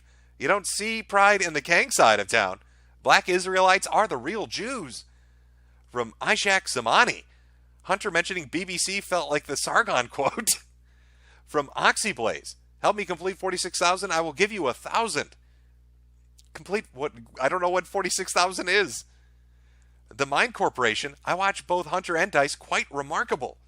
From Metokurist Murdochian Archiver, beware of things that glow in the dark, praised be Jim. Farmaster Flex, the best way to control the opposition is to lead it. Charlie Keckstein. Disgruntled Taco, it's all those goddamn knickers' faults. Very true. Shameful that Kirk said that. I can't believe that's a minority. They're only 13% of the audience. From Disgruntled Taco. I'm sorry. From Henry Slash. Virgin Kirk, the Dirk versus the Chad Nick the Knife. The Italian Heretic. Hey, Jim, what's your opinion on the USS Liberty? I think it was a deliberate attack, the Italian Heretic. I think it was a deliberate attack to prevent Americans from witnessing an atrocity during wartime. I think they sunk that ship and attacked that ship because they knew they were in trouble if it got out. That's what I think. From Jay, Nick Fuentes and the Groypers is a great band name. Yes, it is. From Ronson, is it just me or are the things getting crazier out there? Yes, they are. From These Nuts, are you and Joe still good? I don't know who Joe is. From Winter Wolf, God be with you, Jim. You're Niger. Your Irish boys have a special place in God's hearts, be you baptized or not. Lucifer only claims Jews, Muslims, Anglicans, pagans, pedos, and the Welsh. Jews can't dance. Oh, you heard it here first. They're unable to dance, except for the 5 that were across the river on 9/11, apparently. From Duralex Sedlex, they're mad because Nick exposes them as a fake right global homo gatekeepers they've always been. Approved opposition knows the ice is cracking under their feet. From Groypex Jones, this is what Groyper rope means. Leo Convoys reviews, we literally have pedos and dog humpers on Twitter, and these goons are trying to get some random goon removed instead of the previously mentioned sickos. Amazing priorities. Ian and Co. have no testes. Yeah, it's pretty rich to watch Ian Miles Chong especially. Try this shit. From Clifford Bates, Gorka has ties to Hungarian fascists and was criticized for it. Gorka himself was targeted for anti-Semitism by the left. I know, it's remarkable, isn't it? Oh, so he was called an anti-Semite, and here he is pulling the same shtick that was pulled on him. From Schmaltzy, I can't wait to see Charlie Kirk get rocked on Wednesday, November 13th at North Carolina State. See you there, Knickers. From Puppet Pal Clem, Sargon is cringing the energy right now. He's going to try and Kekistani the Groypers. Well, God help you, Groypers. From HTR to you, Gorka temporarily turned into Ghost from TCR, but without the cans. No, the difference between Ghost and Gorka is Ghost is actually entertaining. So it's impossible for Gorka to become Ghost. From Cole, when a ship gets attacked in the Middle East so hard you have to attack a 19-year-old kid and get him off the internet. From Groypex Jones, what people don't understand is that Groypers are 10 feet tall and 800 pounds of pure muscle. From Night of Mirrors, go off gang. From Sylphwave, everyone go to Gorka stream now and dislike it. From Bubblegum Gun, Alex Jones is a Jew shill discrediting Dan Smoot. From Nick Gers, what do you get when you cross a knife enthusiast with a turning point that abandons him and treats him like trash? I tell you what you get. You get what you fucking deserve. From Hyperion 9997, speech is free if you agree with us. Have some shekels. Xenofag Uprising, Tim Pool is bald. Bald, my eyes. From Gina Annunziato, I'm probably butchering that. I don't agree with Fuentes' views.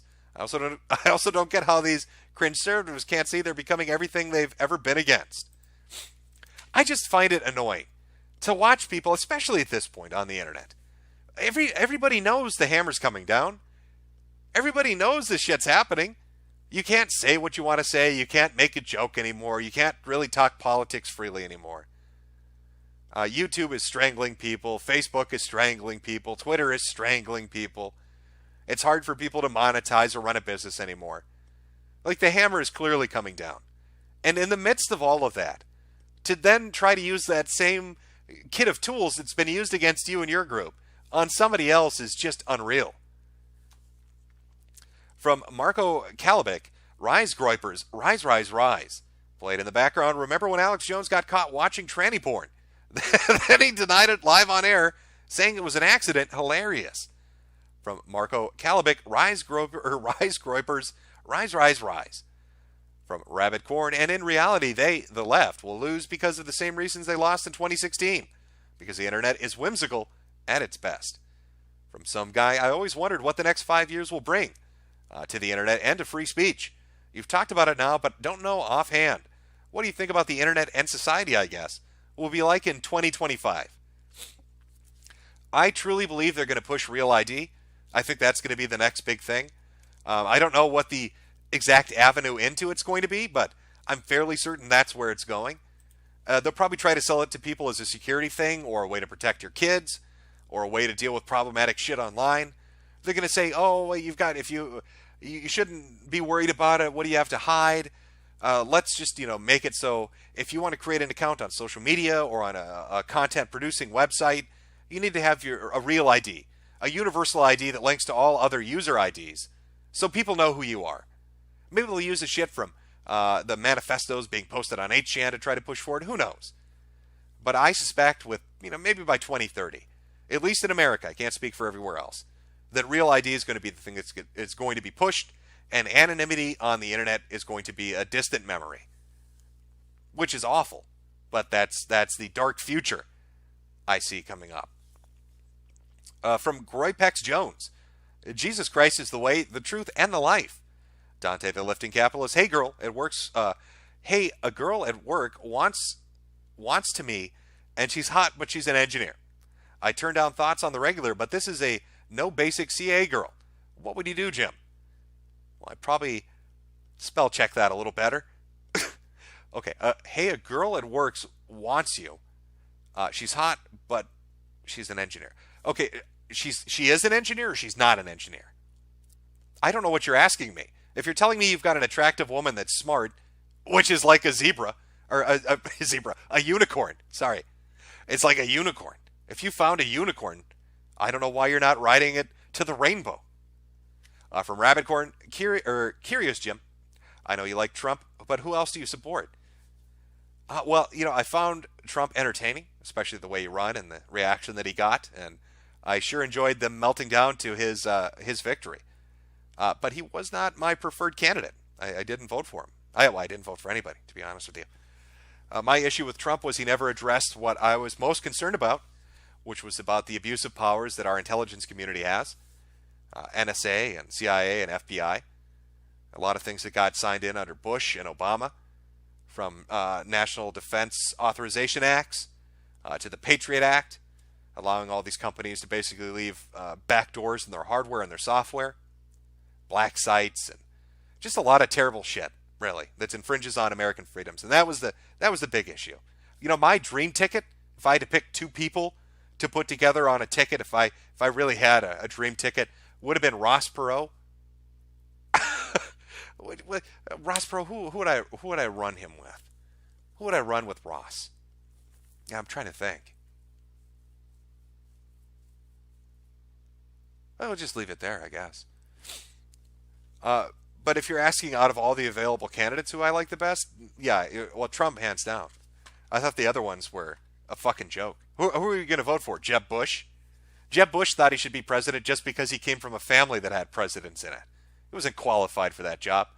I can't even remember half the names of the motherfuckers who were running. Who are people going to vote for? Hillary Clinton?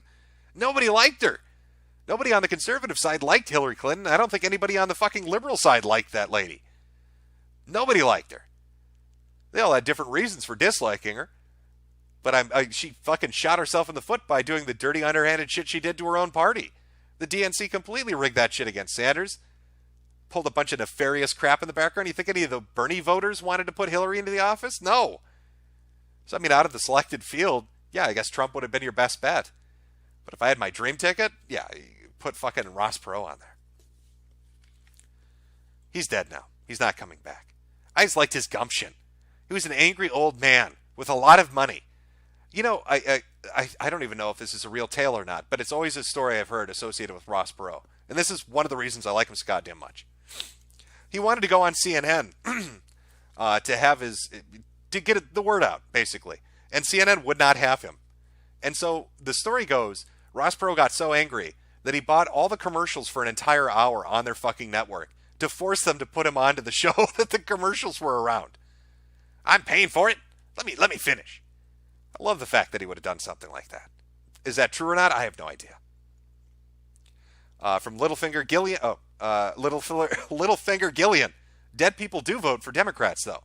Xenofag Uprising. Gork no like 'em. Umkum's token about the realies.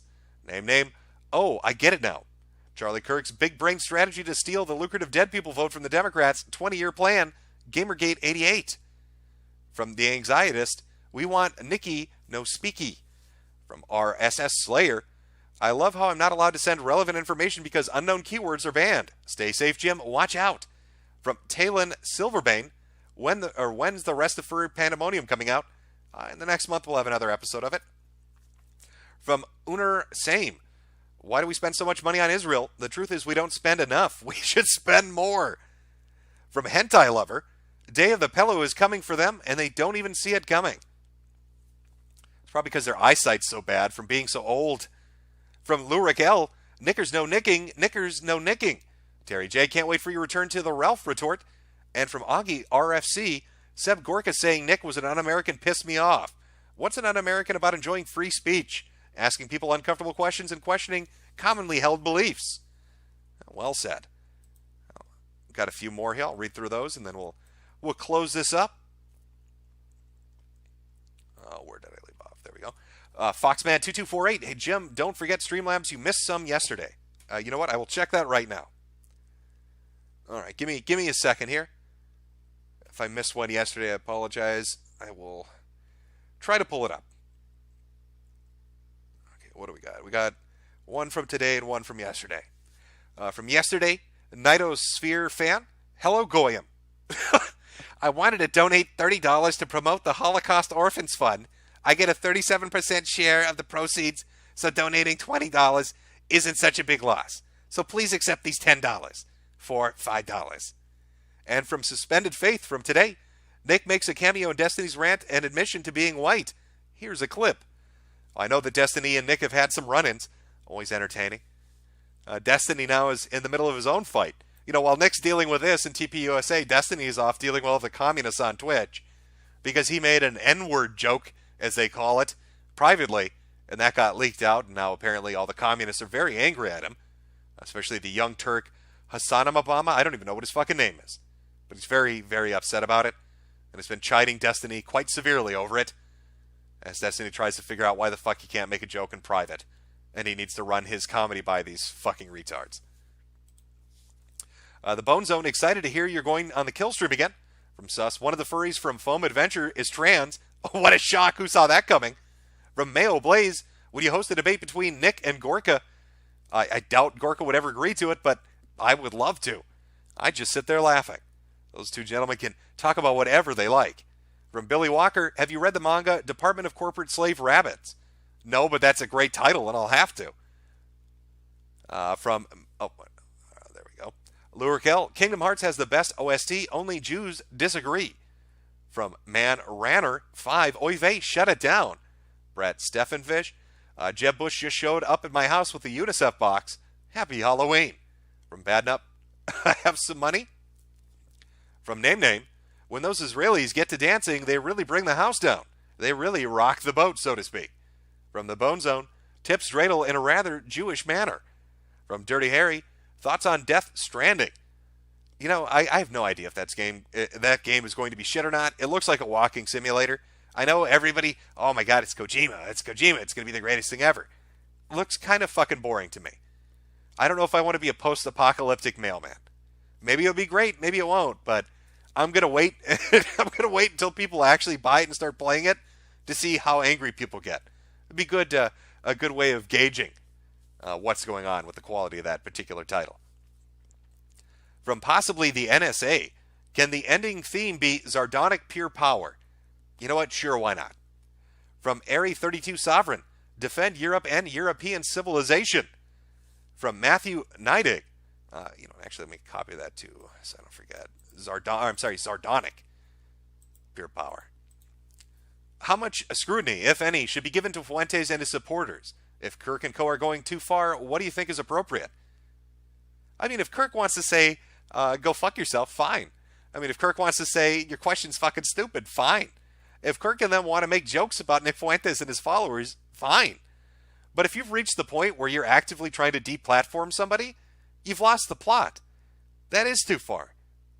And especially when you're already under the gun from another group of people that want you deplatformed. You're just setting yourself up for negative karma later on. It's going to come around back to you. I think it's a stupid fucking approach. Yeah, I get that he doesn't like the question. I get that he doesn't like interacting with them. I get that it makes him upset. Suck it the fuck up. Hey, isn't this politics? I thought politics was about being a hard ass, having a thick skin, being able to deal with shit that made you uncomfortable. If you're involved in politics, if you're running for office, if you're part of a group or an organization or a think tank, you should have some fucking balls on you. If you're going to wilt up like that just because you get a couple of questions and some people poking at you, I don't know what to tell you. But if you've reached the point of trying to get rid of somebody like that, if you're not saying, hey, Sub Gorka, you're a fucking idiot, yeah, that's when you've gone too far. From Exploding Prinny, Jim, remember to Google Dancing Israelis on November 3rd. From Matthew Rumble, is it okay to be white? Have a spoopy Halloween. Well, of course it is. From Boss Vivo, happy Halloween, God bless. Lurkel Conspiracy, Seattle will be 9/11 on Sunday, 11/3. From Jojo Bizad, I remember when Furry Pandemonium was planned in the early 2010s. Now it's 2019 and it's on BitChute, more degenerate than ever. From Fasted State, when's the next Transtastic Tales? Love the channel, Jim. I know. I was supposed to have it up today. It's like a drug. I'm sorry. You know, I've been watching this Nick shit and TPUSA stuff, and I can't look away. I like a good shitstorm. It just appeals to me on the most basic level. I can't fucking help myself. And this has been amazing to watch. It's one of the reasons why I did a little hour stream now. What you've seen, I put together an hour's worth talking about this just from 3 days. And it's not even that in-depth. There's so much shit going on with this. It's funny as fuck. It's funny watching these people target him and bitch about him. And then you scroll through their social media, you go back a couple months, you look at a video they released from half a year ago or a conference they were at 2 years ago, and they'd be decrying the very thing they're doing at the moment. It's just very bizarre. From Jesse Hansen, how is doing it with a dolphin even possible? Don't they have super sharp teeth and are made of muscle? Well, I don't know if they're trying to fuck them in the mouth. I guess I can't really go into great detail about dolphin fucking at the moment. We're still on YouTube. You'll have to wait for BitChute to find out. From Matthew Joseph, did you see the article written by Rob Smith, Gay Black Man, about the Army on Huffington Post? No, I didn't, but I guess I'll go check it out when I get some time. From Mighty Pingas, Irish Nippers, rise up. Power to the children of the diaspora. May we forever drink cheap whiskey until our livers give in. Protest. Charlie Johnson, don't walk, run. Productions in chat kvetching.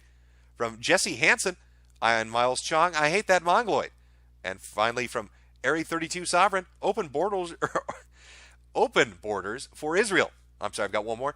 Justin, Gorka and radio boomers take a break every 3 minutes for local stations to give news, weather, and traffic alerts. Also, where's Transtastic 2 video?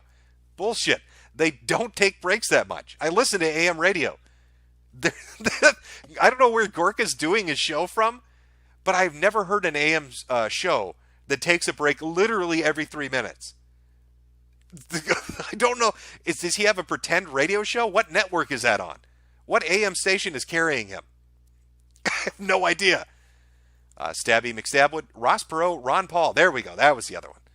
From Jimmy Fairplay. Hey, Jim, what is the legality of dumping someone's nudes for laughing my asses off purpose, asking for a friend? Well, you're probably going to get nailed for revenge porn. So be wary. From Wit. Yeah, Jim, can you call the Bucket Burgard Discord server a bunch of Fortnite and Minecraftian potato nibbers? Metokur, Mandorians, light, or let the light shine. Bucket Brigade Discord? Or Brigade? I'm not sure how you pronounce that.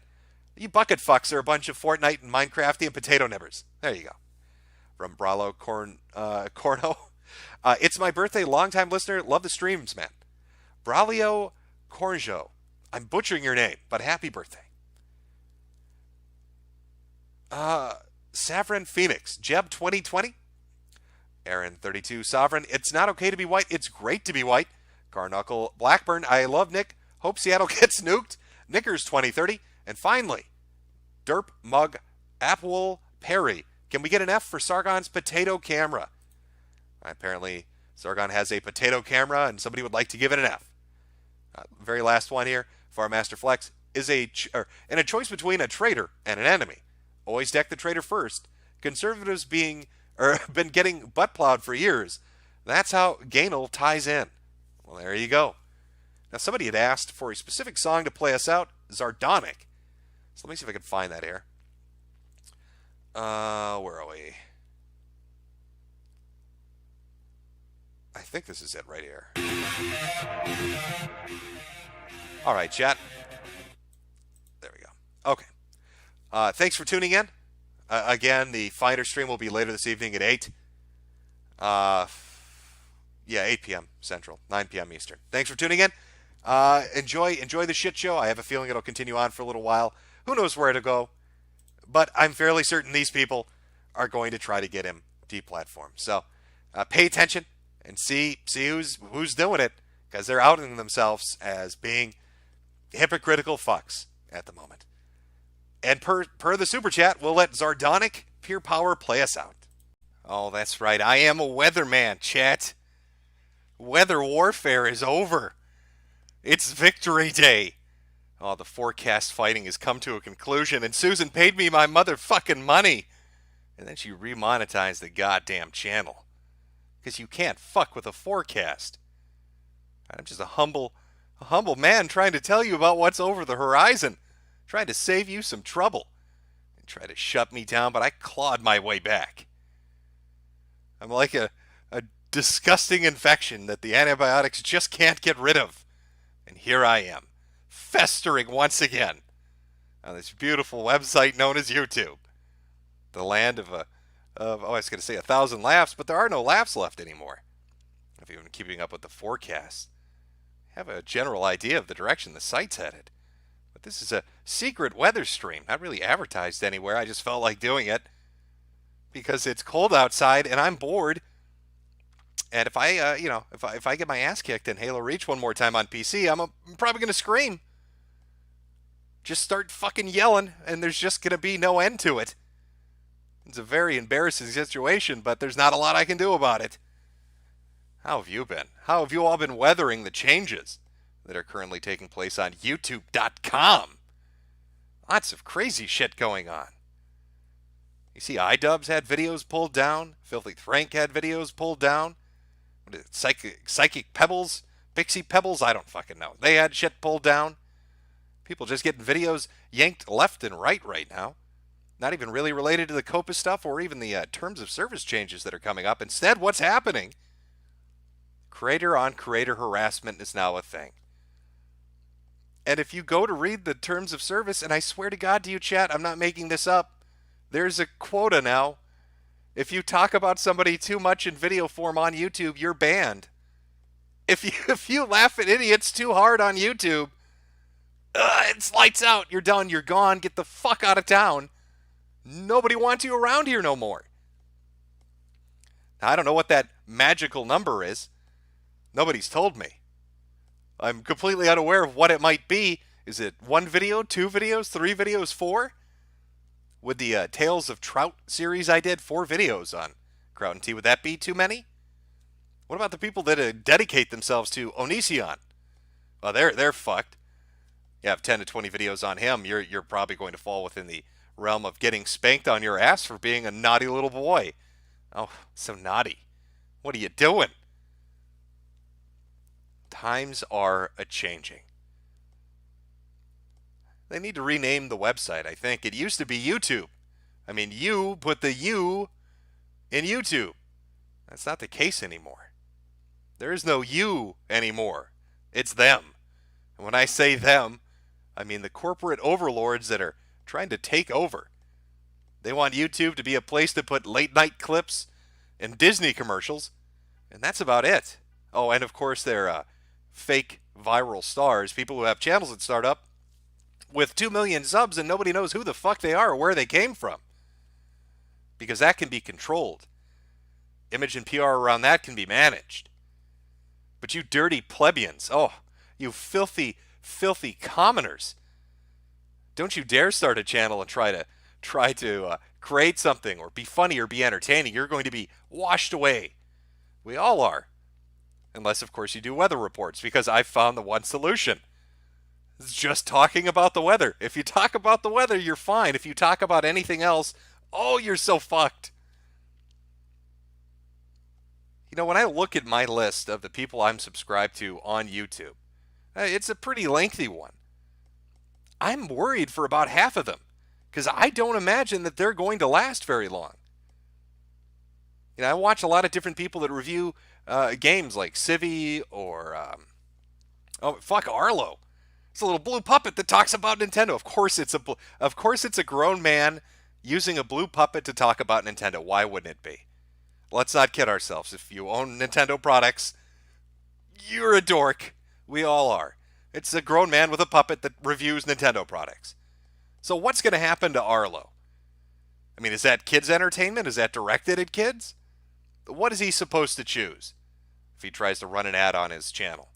Or do a live stream? Or do some kind of coverage when a Nintendo Direct comes up? Oh, it's going to suck. All the stuff I like. Comic books, video games, lore videos related to Warhammer or board games or other things. Tons and tons of channels are all up on the chopping block. And that's just related to COPA. That's the FTC. The guys that went live and said, hey, YouTube is the barrel and the content creators are the fish. They're looking to gun you down. And a $42,000 fine? That's life-changing. I mean, let's not kid ourselves here. There aren't very many millionaires sitting up at midnight watching a blue puppet talk about Nintendo or listening to a weather guy do a live stream. Mostly your average Joes. Maybe you got off work or off of school or whatever, but you probably don't have $42,000 sitting around to deal with a fine from the FTC that you can't possibly. You're going to spend $40,000 just to fight the $40,000 fine? Best of luck. Oh, we're all fucked in that regard. But that's just when it comes to revenue and advertisements. No, it's this harassment campaign stuff. This creator-on-creator violence that everybody needs to be worried about. All the good, old, funny videos are getting taken down. Now, you look at stuff like iDubbbz getting yanked, and Filthy Frank getting yanked, and Psychic Pebbles or whatever getting yanked, and many, many other people all getting hit and having videos taken down because it violates this new policy. And it makes me really uneasy about who's going to be next. I mean, are they going to say internet historian is too much next? Are they going to say Frederick Knudsen? Well, we can't have that down the rabbit hole. That's just too harassing. Just doing a basic documentary summary, is that going to be too much? What's going to be left on this dead, dying, decaying platform? I can't figure it out. But it's not going to be entertaining. Nobody's going to be able to do video game videos because they're going to get sued by the fucking FTC. Not going to be able to make a joke about somebody based on really any criteria that would be funny, because you're going to get yanked by the new policy. A policy which I'm almost 100% certain is in part due to the Vox reporter, Mazza or whatever his name is, and his slap fight with Steven Crowder. Because it was right after that Susan, the woman who wouldn't pay me my fucking money, right after that all of a sudden these changes started coming up. So now we're going into 2020, a brave new era. And that YouTube Rewind from 2019, the most low-effort shit they've ever put together, which was just a recap of videos people liked, that's probably the last recap of videos that people actually like you're ever going to see, because the content going forward isn't going to be really that great to begin with, as they just destroy everything. And I think the thing that sucks the most isn't just that creators are going to be prevented from doing funny or interesting things going forward. It's going to be the loss of everything that was funny that came before. Think of all the videos you grew up with watching on this stupid fucking website. Maybe they're 10 years old. Some YouTube poop shit that's going to be wiped away because it violates some policy that offends somebody because they want to make a nickel more on their advertising with Disney or whoever. That's the shit that's coming down the pipeline. And doing these weather forecasts has really highlighted that. It's highlighted the ineptitude of Alphabet Google, and YouTube. This trifecta, this trinity of fuck-ups when it comes to corporate culture. So I thought we'd have a nice little chat talking about that and just shooting the shit. Because again, it's cold outside and it's late at night and I just can't handle getting destroyed in Reach at the moment. I need a breather. I need a little bit of time to calm down. So how have things been treating you, chat? How is it out there in the land of YouTube? What atrocities have you personally witnessed at the hands of Susan and her goons as they purge channels and content that you like and the things that you enjoy? What's been massacred? Let's see. Alex Laird. So does this actually make them money in the long run? How will they make money if no one's using their shit website? Well, that's a great question, but this website never made money in the first place. So it's not really about making money or not making money. It's probably about appealing to partners they can use in ventures off-site. So not so much about YouTube, but what kind of a business relationship can Google or Alphabet have going forward with other major corporations by giving them a leg up here? I mean, who knows? Maybe Google envisions itself as internet cable, and maybe they want to transition YouTube into that format. And the best way to do it is to get rid of any content creator they deem problematic and make way for the ABCs and the NBCs and the Foxes and the CNNs. I mean, we've seen that with search results. That's one of the first things that's popped up. When you look at a search result, when you go looking for some kind of a funny video, it's not there anymore. You can search specifically by title and creator, and if they deem it to be a problem, it won't show up. You have to tinker with search parameters just to get it to show up. Or you have to search off of YouTube itself through something like Bing or Yahoo or Google just to find it and link back to YouTube. Now this is all part, I did a video 3 or 4 years ago talking about the direction I saw it going and the sanitization of the internet for the purpose of businesses, of making money, of running things a certain way. And we're really seeing that play out pretty hardcore right now. I mean, that is something that's just getting shoved straight up our ass. Of course, we're all smiling about it. But as for how they're going to make money off of this or what their game plan is, I don't know. Maybe it's going to be an internet TV. Maybe that's what YouTube is going to turn into. How horrible is that? I haven't owned cable for over half a decade. I never saw a point in it. There's no reason to have it. You know why? Because I could go on YouTube and watch whatever the fuck I want. And after doing that for a while, it's almost weird kind of the baby steps you find yourself taking when you get into video content online.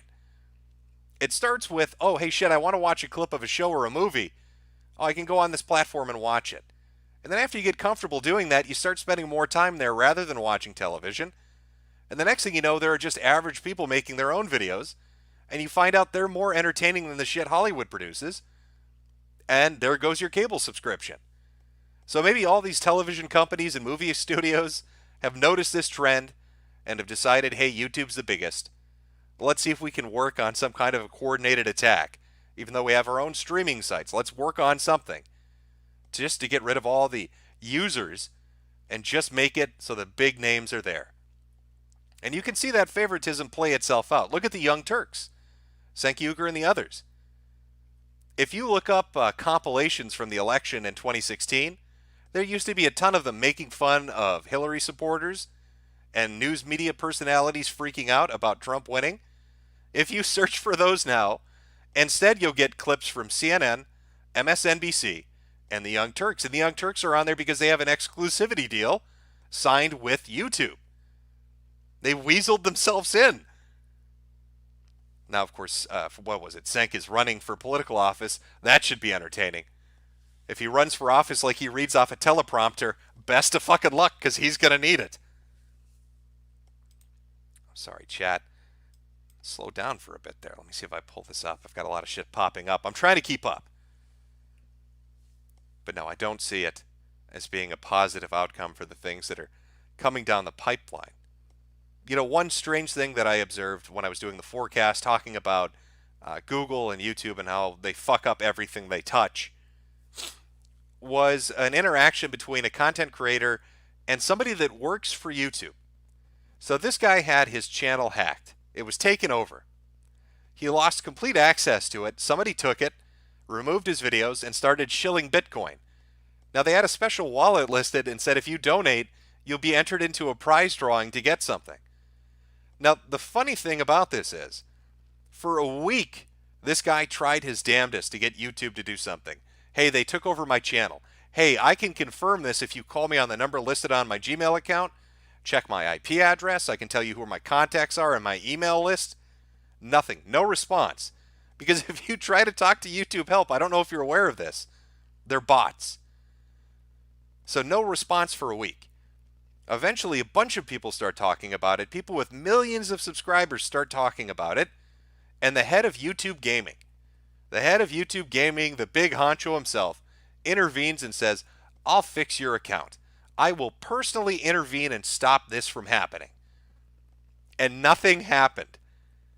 It took 6 days for the hacker to lose access to the account and the guy to get it back. And in that 2-week span of him not having control of his channel and that Bitcoin scam going on, they looked at the wallet for the donations for the prize drawing, and he said that people had basically got suckered out of $15,000. So even with somebody who works directly for the company, promising you they themselves will get personally involved to take care of the issue, it still took a fucking week for the guy to get his channel back. And that's only because there was a shit ton of pressure on social media. They just don't care. This is not a money-making venture for them. And it's clear that they're trying to parlay this into something else, and I don't know what that something else is going to be. For a while, I thought it was going to be streaming. I thought they wanted to go head-to-head with Twitch. But I'm almost wondering if Mixer threw a wrench into that plan, because now you have all the big Twitch personalities going over to Mixer, because nobody can fucking stand Twitch anymore. So if Mixer's going to get all the big names, what the fuck is YouTube going to do? Well, we've got to plan something else, apparently. Take a new approach on how to handle this. It's just kind of stunning, really. And this corporate culture of just stupidity is running rampant throughout the whole thing. I know when I say Alphabet, the parent company, let's be honest, Alphabet was spun off of Google to buy them a little breathing room. So, I mean, it's all the same goddamn thing. But when they launched Stadia, this was going to be their big foray, their entry into gaming. Now, you think if you're a major corporation and you're going to go head-to-head with other major corporations that have a foothold and a legacy in video games, sorry, that you would put a lot of effort into it. And what did they do? They did fucking nothing. They talked about this product for a month, and they made a bunch of promises, 4K streaming, no download times, no patch times, no update times, plug it in, play 4K, 60 frames per second. And the day of the launch comes, and half the packages don't get shipped to anybody. People that were supposed to get access codes to use the service didn't get any access codes. Games that people were told were going to be running at ultra, they were going to be the best of the best, 4K 60 frames per second, highest option settings. Complete lie. Games are running at 30 frames per second, looking at 720p, set at medium settings. It was a fucking catastrophe. And as people are trying to get a hold of a Google rep, again, an impossible feat, trying to get a hold of somebody to help them and figure out what the fuck is going on. The Twitter account for Stadia for Google itself is trying to be all hip-hop and shit and trying to steal like Wendy's thunder and be the cool fast food chain, but they're doing that for technology. So they're talking about yeets and skeets and shit. And their replies on social media is people are screaming because they've just spent $200 on a product that didn't arrive, didn't work, and didn't give them an access code. This company, I don't know how it manages. I really don't. It's like every venture they're involved in loses money, but they just continue on in perpetuity, not giving a shit. It's really kind of fascinating. I almost wonder if Stadia was intentionally done so badly so it could be like a a tax write-off as a loss to somehow cover some other cost. I don't know. But Stadia was a shit show. An absolute fucking debacle. It wasn't even an original idea. OnLive did it years and years before.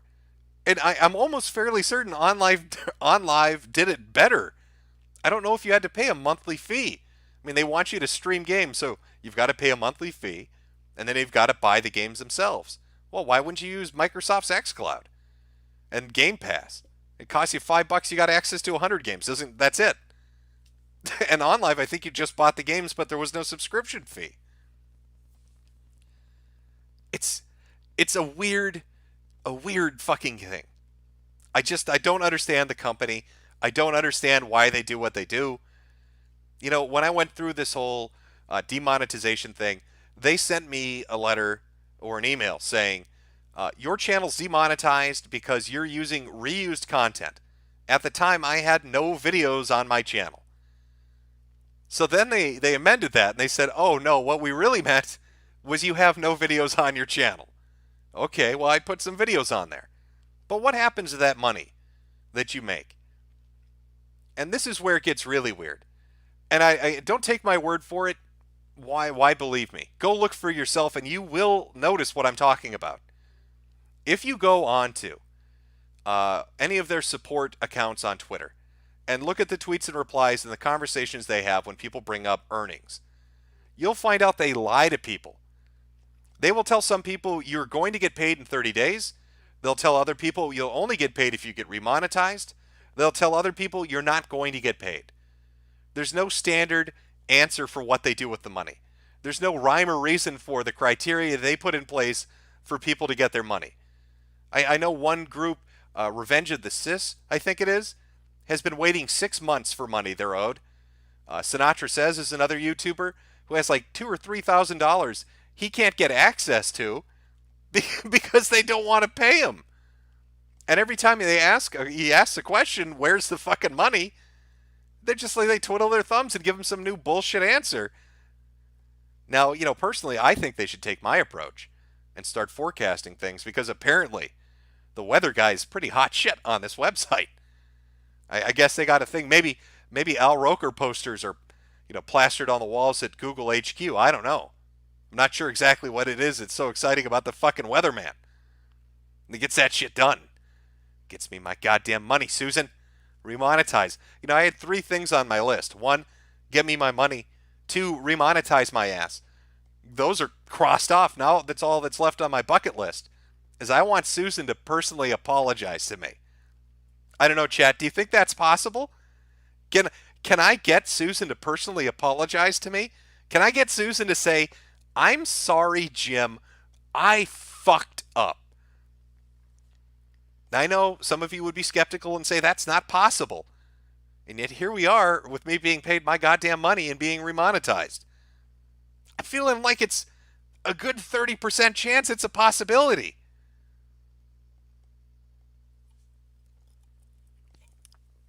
And what form of apology should I demand? Now, I know Susan loves herself some wine.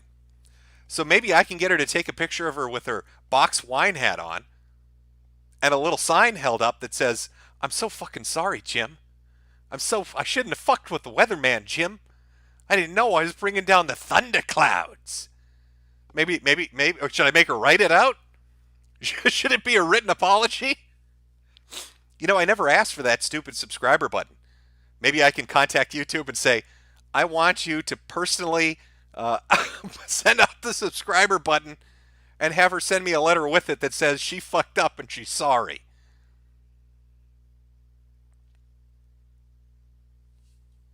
Somebody saying 13% probability, that I'm gonna get that personalized apology. You might be right.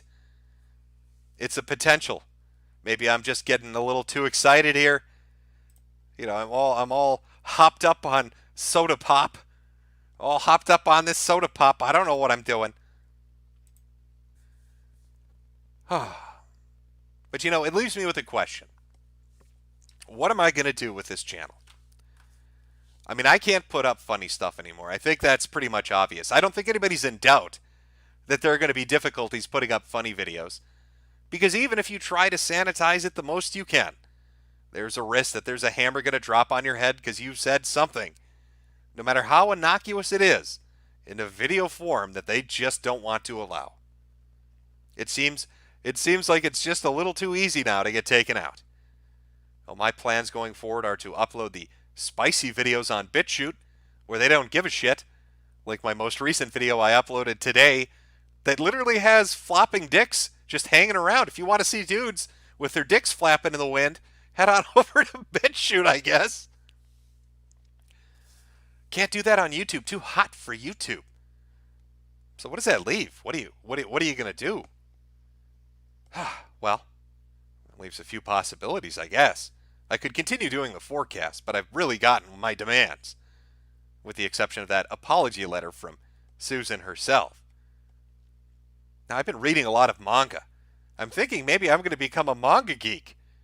I don't know how you'll all tolerate that as I talk about weeb shit, but that might be the direction this channel goes in between doing streams. So if you want the actual content, that'll be on BitChute. If you just want streams whenever they happen, which I don't know when they will, they'll be on YouTube until BitChute itself implements streaming. And then just a lot of weeb shit. I thought, do I want to do video games? Oh no, I don't want to do video games because I don't want to get sued by the FTC. Do I want to talk about television and movies? No, I don't want to do that either. I don't watch television, and I don't really want to go into the theater to watch movies. You know, I'm one of those people that I just don't have the patience for it. It's what got me into manga in the first place. I got sick of the simulcast. It's that modern day attitude of needing everything instantly, instant gratification. It even goes down to how you consume your content at this point. I mean, how many times have you heard a movie's going to come out, and you go and watch the trailer, and then the day the damn movie comes out, instead of going into the theater to watch it, you read the Wikipedia page, and you just read the whole summary of the fucking movie in 2 minutes? How many times have you had an interest in a video game, and instead of going and putting $60 down, you go watch some asshole review it on YouTube, or somebody let's play it, or stream it? We want to be able to just consume quickly. Even Netflix and all, Hulu and all these different services, that's kind of the model it's built around. Why wait for an entire series or a season to be done? Why not just get it all immediately right away and you can skip through it? So there I am watching my anime because I'm a fucking dork, and having to wait a week to watch the next episode, it drove me insane. I had to read something. So I just started reading the mangas and fucking flew through them. So maybe that's something I'll do. I don't know. But at least with the streaming situation taken care of, I can finally get back to planning that Alien stream with David Stay. You know, I was really looking forward to that, and it was like every time the damn thing came up, something happened. First, it's Patreon getting taken down, and then once that's kind of stabilized and stuff is set up to be okay, what do you know? What happens next? Oh, well, Susan steps in and she takes my motherfucking money. It's just a little bad luck after a little bad luck after a little bad luck. What are you going to do? But now things have calmed down a bit, and David and I can talk about the aliens that live on the glass dome above the world or whatever. I think it's going to be fun. You know, I like talking about crazy shit. I love ghost stuff and UFOs, so I think it'll be good, entertaining. It was kind of the spirit of the X-Files when I was doing those videos. It's kind of a something, at least, to look forward to. But as for YouTube, I don't have any hope for it. I just think they're going to push more and more people away. I know PewDiePie said he burnt out on doing it. I don't blame him. How many people have you watched that made really good shit that just don't do it anymore? And I think half the time they don't do it anymore is because they know that if they do, they're gone. How many accounts get taken down because somebody decides to step just a little bit over the line? And I'm not even talking about being mean and vindictive. I'm just talking about people being fucking funny. And God help you if you're into politics. Oh, you're fucked. These people do not want another 2016. So if you're doing political videos and podcasts, you got to be real fucking careful, because you are in their sights. They are coming for you. You know, there's that video that got leaked, the internal video that Breitbart had and was sharing around with people of Google employees, and they had the CFO of the company can't remember her name exactly at the moment, but she's up on stage saying the wrong person won, crying about how the world was over, and then had the whole auditorium full of Google employees hug each other as they came up with a game plan to deal with the bad orange man. And their lack of vigilance and hubris at the thought that people that shitpost on the internet and make funny videos and do streams can't have any effect obviously still pains their ass to this day.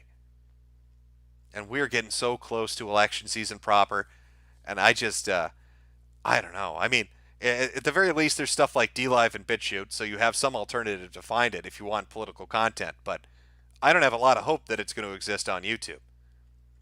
And even with the terms of service change, one of the craziest parts about it when they're talking about this harassment policy against creator versus creator, one of the more fucked up things about it, it specifically singles out public officials. So it's not even that you're making fun of another YouTuber and, I don't know, making your fourth Onision video. Now if you're making fun of Hillary Clinton or Tulsi Gabbard, you're well, maybe not Tulsi Gabbard because they all think she's a Russian. Let's say Joe Biden. Now you're in trouble. You've insulted a public official, and according to the new terms of service, that's not allowed. I mean, how many retroactive videos are going to get taken down just based off that alone? How many fat jokes or bad hair jokes or any kind of joke you can think about a politician, it's all going to get yanked. Everything's going to become so stale and sanitized and unfunny and unentertaining. We're going to be stuck watching a commercial on loop hosted by a fat woman, and if you say that she's fat in the comments, you're going to get banned. And they're going to take it a step further. I don't know how many people remember when Jordan Peterson had his stuff taken down. They took down his Gmail account too. He lost everything. And that's part of the new plan. If your YouTube account goes, they're going to yank that Gmail. That happened to Markiplier's viewers. He put up a poll on a live stream and asked people to vote with emojis. And if they put too many emojis in their response, which I think was more than 2, their YouTube accounts were taken down and they lost access to Gmail. So for using a feature built into the platform on a basically family-friendly stream, saying nothing negative or offensive, merely using emojis, they lost their YouTube accounts and their Gmail accounts. And even Markiplier, who complained about it, I think that was another 2 or 3 weeks before people started having that fixed. Oh, it's dark days ahead. You know, it all started with what? I mean, it started with people like Jones. Everybody was like, oh, it's just going to be the kooks. They're only going to get rid of the kooks. Don't worry about it. Just the crazy people. Just the crazy extremists. I don't know. You tell me. Is iDubbbz a crazy extremist? Is Markiplier a crazy extremist? Is Filthy Frank a crazy extremist? Should their shit be getting taken down and their audiences being banned? That doesn't make sense to me. And if they're willing to go after that, I don't know what the fuck is next. I mean, God save us if they take all the cat videos down. Maybe they'll find a reason to do it. Oh, too much animal abuse. Somebody call PETA, they're offended. We need to get rid of all these pet compilation videos. It's just lunacy. It's pure, unfettered fucking lunacy.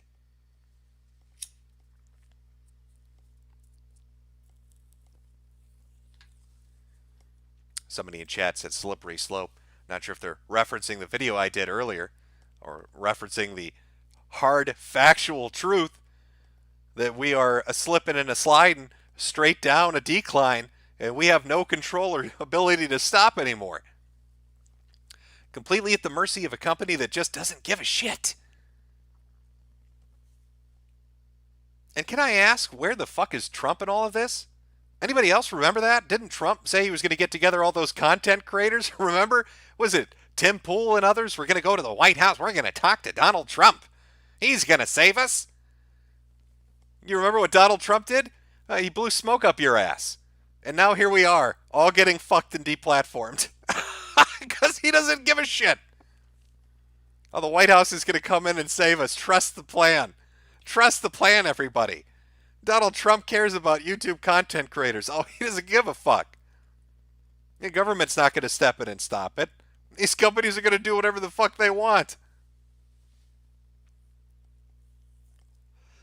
Yes, let me monitor the situation. I'll sign something when I get to it. Maybe if you maybe if you do a few cartwheels on the White House lawn, Tim Pool, I, Donald Trump, will protect your YouTube channel. Can you juggle? Can you juggle for me? It's the only way to save your YouTube channel. I've got the executive authority to save it. But only if you juggle for me. 9D chess. Oh yeah, we're in the 9th dimension, all right. The dimension of sad realities. That's what the 9th dimension's called. Holy shit. So since it's a secret weather stream, we've talked about Google and their colossal fuck-ups, and they'll continue to fuck up and make the platform worse as time goes on. I don't think we have any doubts about that, do we? So what are we going to talk about? Well, there's what's going on in Virginia. I think this is somewhat fascinating. I find it interesting, just given the proximity to the impeachment hearings that are happening up in D.C. It's just to the north. But you have 75 counties in Virginia out of 95, so a vast majority that are refusing, under the sheriff's authority, to confiscate guns or do red flag law checks, and are opposed to the Democratic legislation about new gun laws. And so what is the Democratic response? What do the Democrats want to do when the sheriff says, we're not going to door knock people and take their fucking assault rifles? They say they're going to send in the fucking National Guard. So the Dems in Virginia want to take the National Guard, and they're going to have to send a lot of them because it's 75 counties. So it's like the majority of the fucking state. You know, I looked up the number. There are only 7,300 of them. So 7,300 spread out across 75 counties. You can do the math on that. Not a lot. And they're going to, I guess, enforce the law. And they're gonna grab you guns, and you can't do shit about it. Suicidal. Absolutely insanity. I don't understand why that would be suggested. I don't know why politicians would be telling people, we're going to send in the National Guard to take your shit. Seems like a bad idea. Sheriffs openly opposing it. I don't know. It just feels like every day we get closer to more and more insane shit happening. And I'm just waiting for it to pop off. When does it pop off? When is shit going to get crazy? Who knows? I guess we'll just have to wait and see. While we're waiting for the inevitable second Civil War starting in the state of Virginia, I guess we can take a moment to talk about DSP and his apparent financial troubles. I don't know how he managed this. I'm actually somewhat stunned by it because people are circulating court documents because I don't even know who the fuck looked it up, but apparently his condo is getting repossessed, saying that he owes $100,000. Now, what shocked me about this was the initial amount on the condo was $128,000. And after 9 years, he owes like $100,000. So in the span of a decade, he only spent $28,000 paying the mortgage on his condo. That's a little bit itty bitty, really, isn't it? It's not a lot of money. You know, if you're spending $1,000 a month on that, there wouldn't be a mortgage left. Was he sending him a check for like $20? Like, hey, here you go. Tell you what, I'm going to make you one of my Twitch members. Okay, you're going to get special emotes when you watch me play video games. Now, some people think this means he's down and out, but we all know DSP has the luck of Satan himself. I'm not sure what's going to happen. Maybe the fucking bank is going to get swallowed up by an earthquake. Maybe he's going to get a $1 billion lottery ticket. Maybe the city's going to award him the house for free based on his 10-year legacy of Let's Playing. I don't fucking know. But somehow he's going to get out of it. Somehow, with the luck of the devil, this man is going to overcome this adversity. Because DSP is no mortal. He is a god who somehow found a way to walk through the fire unscathed. simply fascinating and amazing to me.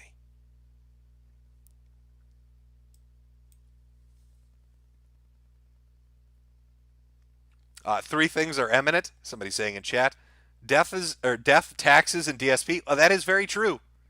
Oh, I'm sorry. I fucked it up. I said 10-year legacy. Somebody said, no, Jim. It's an 11-year legacy.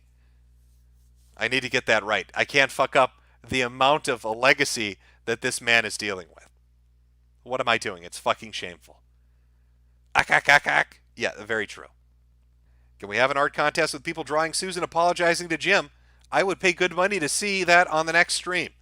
Well, this was a secret weather stream. I didn't really announce it. So usually, we're sitting...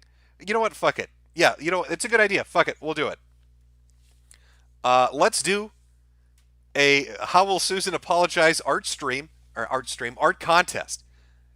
Let me turn that volume down in the background. If you're an artist and would like to participate, the rules are fairly simple. Simply draw a picture of Susan, the CEO of YouTube, apologizing to me for taking my motherfucking money. We'll have 3 winners. And I don't know, just I'll send you a game on Steam or whatever. Let the audience choose who they think's the most entertaining. How's that sound? And we'll set the deadline for December 31st. Oh boy, way to start the new year with a new video game, because you drew Susan getting drunk off wine boxes, sobbing as she apologizes for taking my motherfucking money. Oh, okay. We are caught up. All right, chat. Well, thank you for coming out to my little secret weather stream. This is more of a one-off. I didn't really have anything super prepared. I will do the art thing. If anybody seriously wants to do the art thing, send your art submissions to Mr. Anti-Bully, and I'll do like a New Year's stream. I'll do like a fun little New Year's stream. I'm not sure what we'll talk about. I'll have a fun topic. As far as the David Stay stream goes, I'll work on getting that set up. New videos will go up on BitChute. As for YouTube, what videos will go over here, I really don't know yet. Maybe manga stuff. I'll let my inner weeb out. Who knows? But there'll still be live streams and stuff like that. It is late in the morning. I'm sure you have work and college and other things to get to. So I will not keep you too long. I should play it out on the Weatherman song again. I cannot fucking believe there's a song about weathermen. It's got a nice snazzy little beat to it. Let me pull this up here. Hopefully it doesn't auto start right away on me. Okay, there we go. New Year's stream? Yes, chat, I will do a New Year's stream. I will do a New Year's stream, and we'll make it fun. Maybe you know what? Maybe I'll even do I'll call it a Lonely Fuck Christmas stream. How would you like that? I'll call it Jim's Lonely Fucks Christmas stream, where all the sad motherfuckers that don't have families gatherings to attend can just turn the stream on. I'll have like a little fireplace video playing. I'll play little Christmas music, and we can all just it'll be our little internet Christmas dinner together. All the lonely fucks out there. On top of the New Year stream. I don't know. You know, chat, I wonder if there's like an opposite of sad. You know, seasonal affective disorder. Usually in the winters, people want to hibernate. They just want to crawl under the covers. Keep the cold away. Sleep the fucking season away. For whatever reason it is, when winter comes around, I just cannot sleep. I'm energized. I'm awake. Now, with the destruction of Stream Me, however that came about, there were quite a few different stories on it. I don't have me a streaming platform. I can't go back to Lemonland. Those guys, I don't know, I've got an iffy feeling about those guys, and I'm waiting for BitChute to implement its streaming thing, but they're doing a fundraiser or some shit. So that's going to take, I think they're doing a fundraiser with cryptocurrency. That's going to take a while. Cryptocurrency's not doing so well at the moment. I'm pretty sure I can hear the splattering sounds of people jumping off of high-rises right now as they look at their Bitcoin wallets. I was supposed to be a Link millionaire. I was supposed to drive a Lambo. Now all I've got's a Pinto. Not turning out too well. So for now, we have to do our little secret weather streams over here. Here on YouTube, early in the morning. Not really prepared. I don't really have shit hammered out, but I'm energized. I'm amped. I've been reading manga. And my inner weeb is keeping me awake, so I decided to do a stream. I see some of you are awake. Or you're European, in which case it's daytime and you don't know what the fuck I'm talking about. But if you're American, it's probably early. Probably early in the morning. How is your day treating you, chat? How are things going out there? Are you handling the winter weather well? You enjoying the commutes every morning? Nothing infuriates me more than driving through winter weather. It is a fucking nightmare in and of itself. Because you always have one asshole. You could live in the coldest place on earth, the most tundric hellscape that's ever existed. You could live at the most northern point of Canada, where it's nothing but pure snow all the time, every day, all year long. And you're always going to have that one motherfucker that drives about 20 miles an hour like they've never seen ice before in their life. And there's nothing more fun than when you're trying to get somewhere at 7 in the fucking morning during rush hour, and some asshole has to go 20 miles an hour in front of you. And of course, they don't have their fucking tires are worn down. They haven't had their brakes checked. So every time their 20-mile-an-hour ass has to stop, it's like a fucking slalom ride. They're swerving all over the place. You're just waiting for a fucking explosion or a fireball to follow afterwards as they tail themselves right into the oncoming lane. I'm sure you can relate to that unless you're taking public transportation, in which case, good luck not getting mugged. Good luck not getting accosted on the bus by all the freezing people looking to take your precious, precious money, or your iPods, or whatever hip-hop shit you young kids are into these days. I'm an old man. I don't know. All right, I listen to the radio. I've got an 8-track player in my fucking car. I'm listening to the golden oldies from the 70s. You can't stop me. You can't stop it, chat. Oh, can you feel? It's impeachment season. Oh, are you looking forward to that tomorrow? Or, well, tomorrow, today. Today is the vote in the House. I don't really even know why they have to go through the procedure of it. It's pretty much predetermined. They're going to vote for it and send it to the Senate, where the Senate's going to strike it down. I don't understand the showmanship of it or the farce of it, but they're going to keep going with it. So today's the day where they have a 6-hour-long debate saying the shit you've heard for the last 3 or 4 weeks from people you don't even know or care about. And then they say, Orange Man bad. And then they send it over to the Senate, and the Senate's like, oh, we don't fucking care. And then it gets torpedoed, and everybody moves on. I'm almost wondering if the Democrats are intentionally trying to get Trump elected. I don't know what they're doing right now. Nancy Pelosi's walking around like she's high on Ambien. Like she had a few too many glasses of wine and mixed it with some prescription medication. Somebody at a news conference asked her, do you hate the president? Nancy, please tell us, do you hate Donald Trump? Nancy, could you give us an answer? Do you hate the president? And it looked like she's about to piss on stage. She got so angry. It's like an untrained house pet. Started shaking everywhere, dragging her ass from one side of the stage to the next. Walked over, wagging her finger at the man, telling him, you better watch your fucking mouth. Don't you know who I'm? Nancy goddamn Pelosi. I don't hate the president. And then she went into a diatribe for 3 minutes about global warming. I don't know what the fuck that has to do with anything. And then capped it off with, I'm a Catholic. Well, that explains it, Nancy. Thanks so much. I was unsure if you hated Donald Trump. Thanks for telling me you're a Catholic. That clears it up. These fucking Democrats. They really hate this motherfucker. Now they're going to vote for the 2 articles of impeachment, and I won't bore you with the politics of it because, God, it's boring. You know, I tried watching the impeachment hearings. I got about 2.5 days into it before I just couldn't take it. I just could not take it. I had to put my foot down, turn on something more entertaining, like the fucking Smurfs or something. I don't know. Anything other than the goddamn impeachment hearings.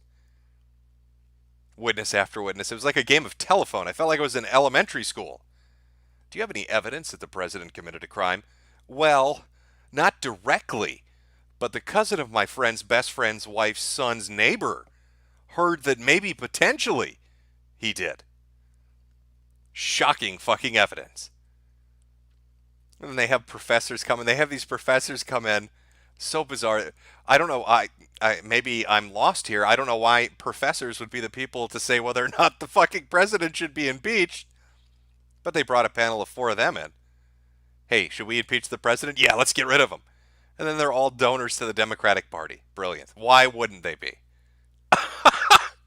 At least, fuck, it's amateur hour. I don't understand it. Put a little effort, put a little oomph into it. Put a show on for us. Make it entertaining. It's just been so fucking boring. And of course, Twitter is rampant with discussions of the president being impeached. Why wouldn't it be? They say that Twitter is not an accurate representation of the American people, or the world for that matter. Shocking, I know. I mean, first off, 60% of the fucking accounts are bots. I know that sounds like a ridiculous over-exaggeration, but go look at Twitter's internal memos about this and their public statements about it. A vast majority of the accounts on Twitter aren't human beings. And the remainder are really split up into like 3 categories. You've got a few right-wingers that, for whatever reason, have escaped banning. You've got a fuck ton of blue check marks that hate Orange Man. And then you got like Black Twitter doing their own thing. Oh, I'm sorry, I should say split up into 4 groups. That 4th group would be horny little teenage white girls that are obsessed with K-pop. I don't know where the fuck that came from, but K-pop's like the new goddamn thing. K-pop is the thing they're all into. I mentioned this last stream. Elliot should have hung on for a little while longer. Because those Korean boys, those Happas, they're in right now. All the little white girls want them. But they say that on Twitter, it's skewed. It's the most left of the left that you can get. That's why we've got people like Obama going out there saying, hey guys, maybe we should calm down a little bit. Maybe we've all gone a little bit insane. Do you remember Keith Olbermann? Here's a blast from the past. Keith Olbermann, when Trump got elected, and they were starting to do the Mueller and the dossier and all of that, they're talking about Russian collusion. Keith Olbermann used to do streams and webcasts where he was wrapped in an American flag hiding under his desk. And he was doing an impeachment watch. And Keith said that he was going to hide under that desk wrapped in an American flag until Trump got out of office. Now, is he still under there? Has anybody heard from Keith Olbermann? Is he still alive? Can we send out like a carrier pigeon to find out if this man still breathes? I wonder what world awaits him. I mean, if he went under that desk back in 2016, things have changed. Phones are much faster now. Video games more realistic.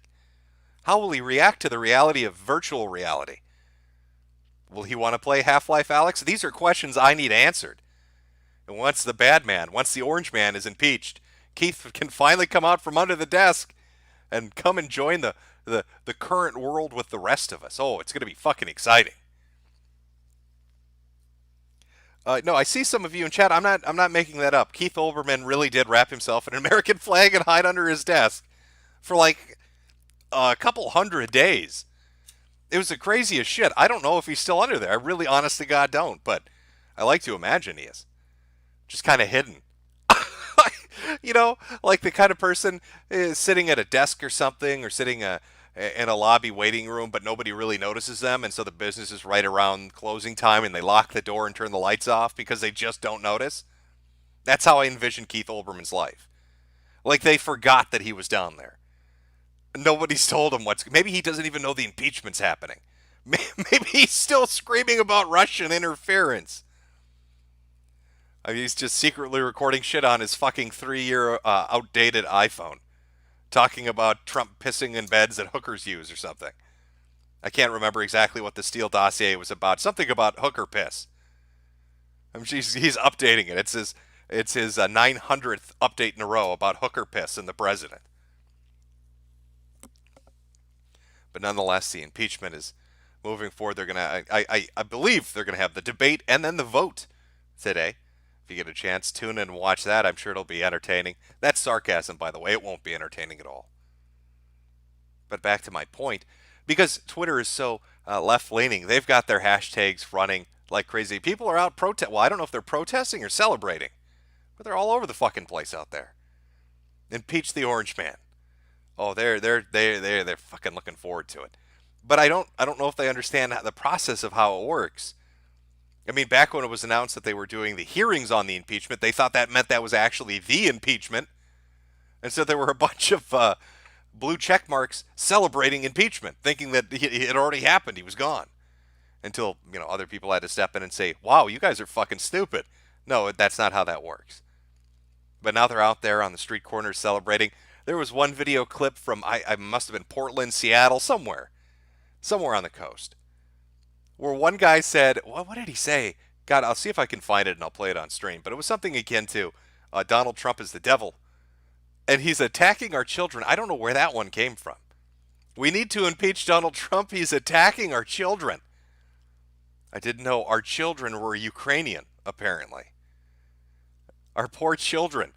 We can't let this man continue to look at beds that hookers have pissed on. Think of the children. Wonderful. Oh, I love our reality. It's so fucking contorted.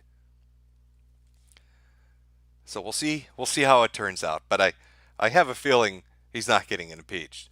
And if he does, well, they're going to have zapped to the extreme himself, Pence as president, who I think is going to mandate immediately under executive authority that all gays get electroshock therapy. So I don't know if it's going to work out well for everybody.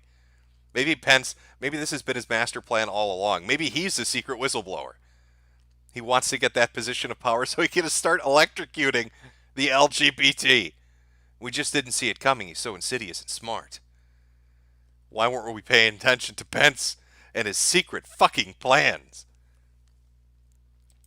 Oh, there's some other stuff going on too. We'll chat about it all. Kill a little bit of time here. Again, early morning. Lots to talk about.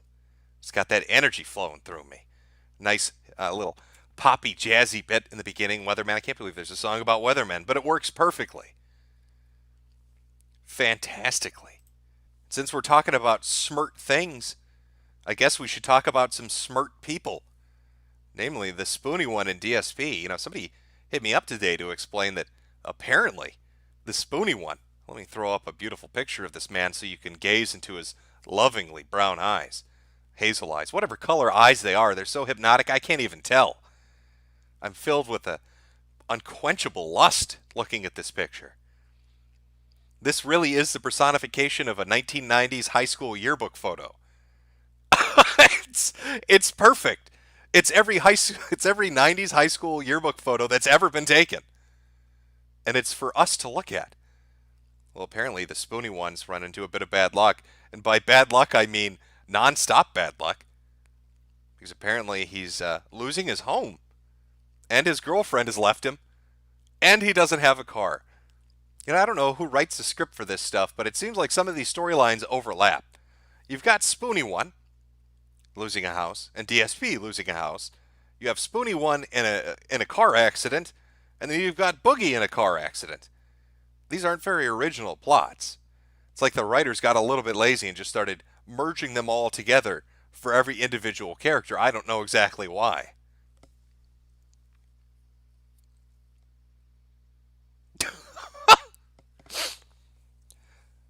But yes, our boy Spoony apparently is getting brought to big boy court by the bank. They want to take the house away from him. I don't know what he's going to do. You know, Spoony's a really interesting case. I did the That Guy with the Glasses video. I know other people have talked about Noah Antweiler. I know many people have done videos on Spoony one. And the majority of you watching right now, listening to this in chat, I'm sure you're all very familiar with him and his backstory. A content creator from back in the early days of YouTube who did very fun videos, very good videos. And some of his Let's Plays and video game reviews were top-notch stuff.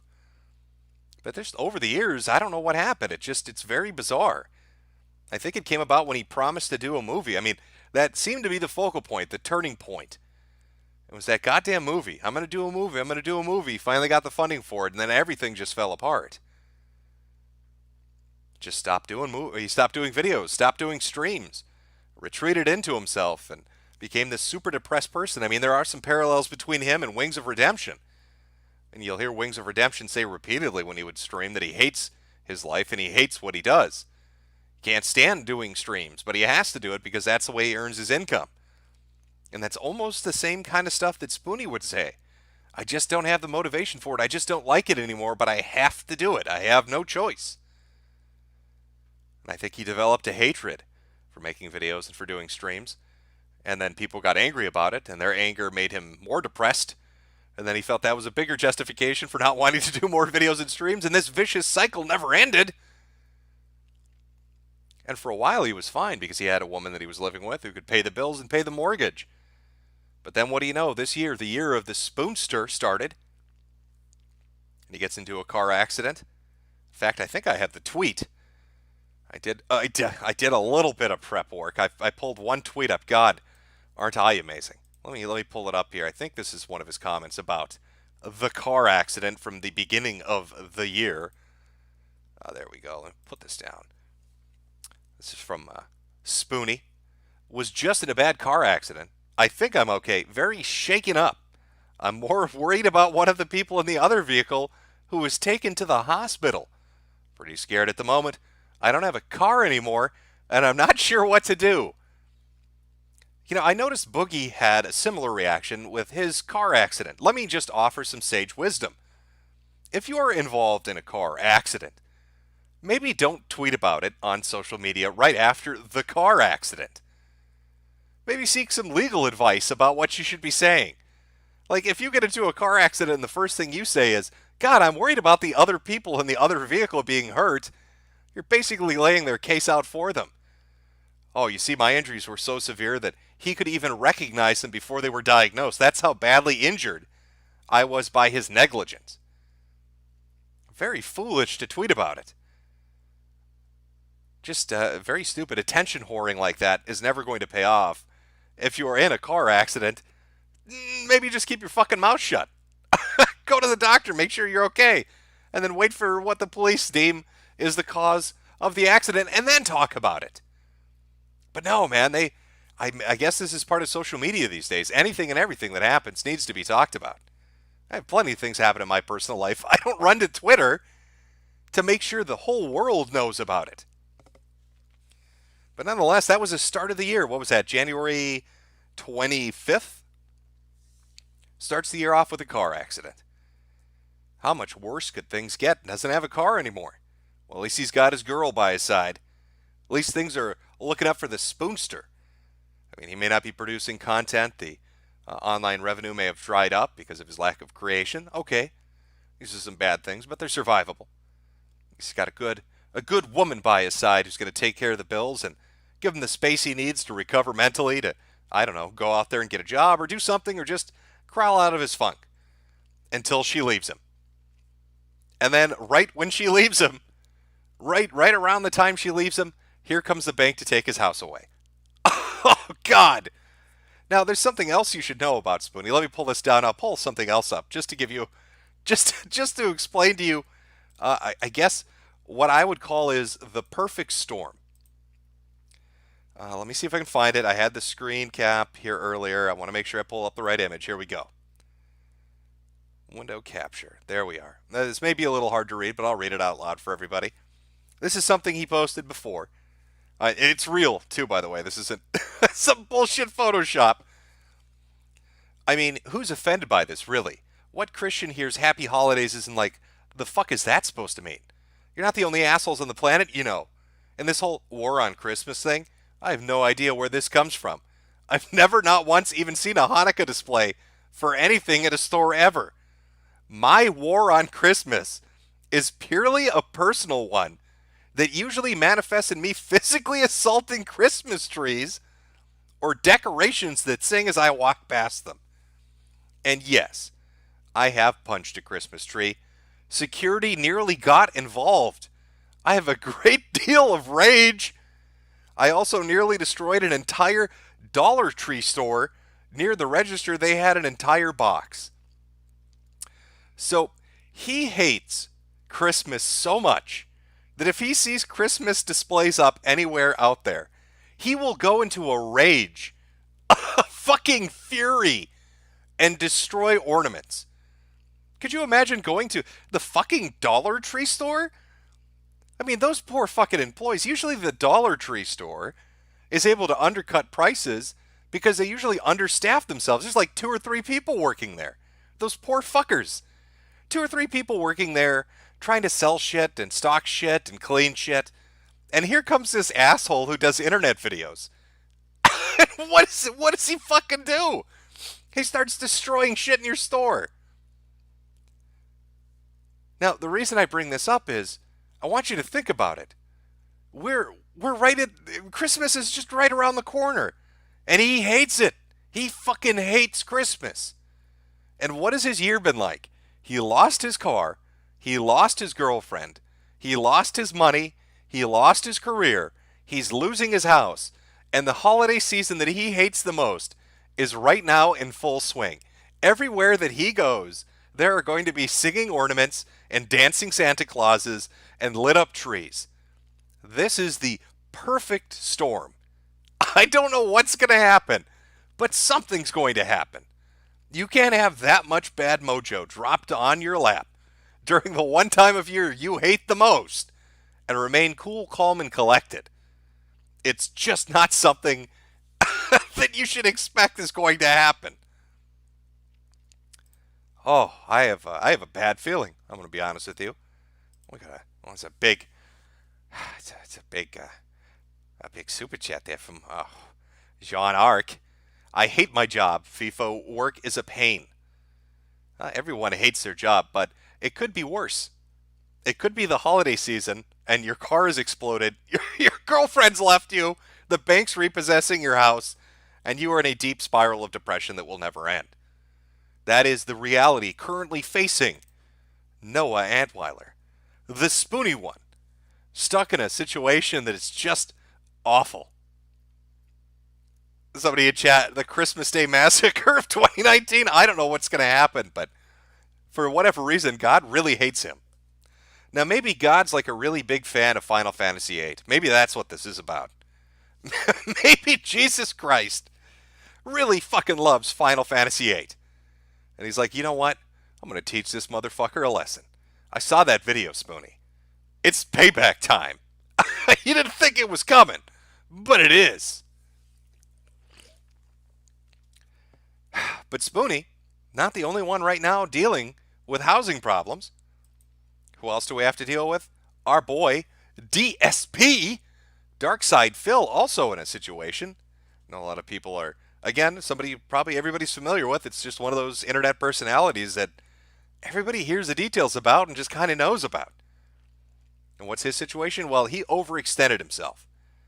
I mean, for a while on YouTube, he was doing great. Ad revenue money, streams. He was making a lot of cash. So what does he have? He has a condo in one location. He has a house in another location. He was leasing cars, living a very happy life. Now, some things went south for him, and as well, here comes the bank to repossess that condo. Talked about it a bit yesterday, but I mean, he paid $28,000 on a $128,000 mortgage, and it took him 9 years to do that. So I don't know.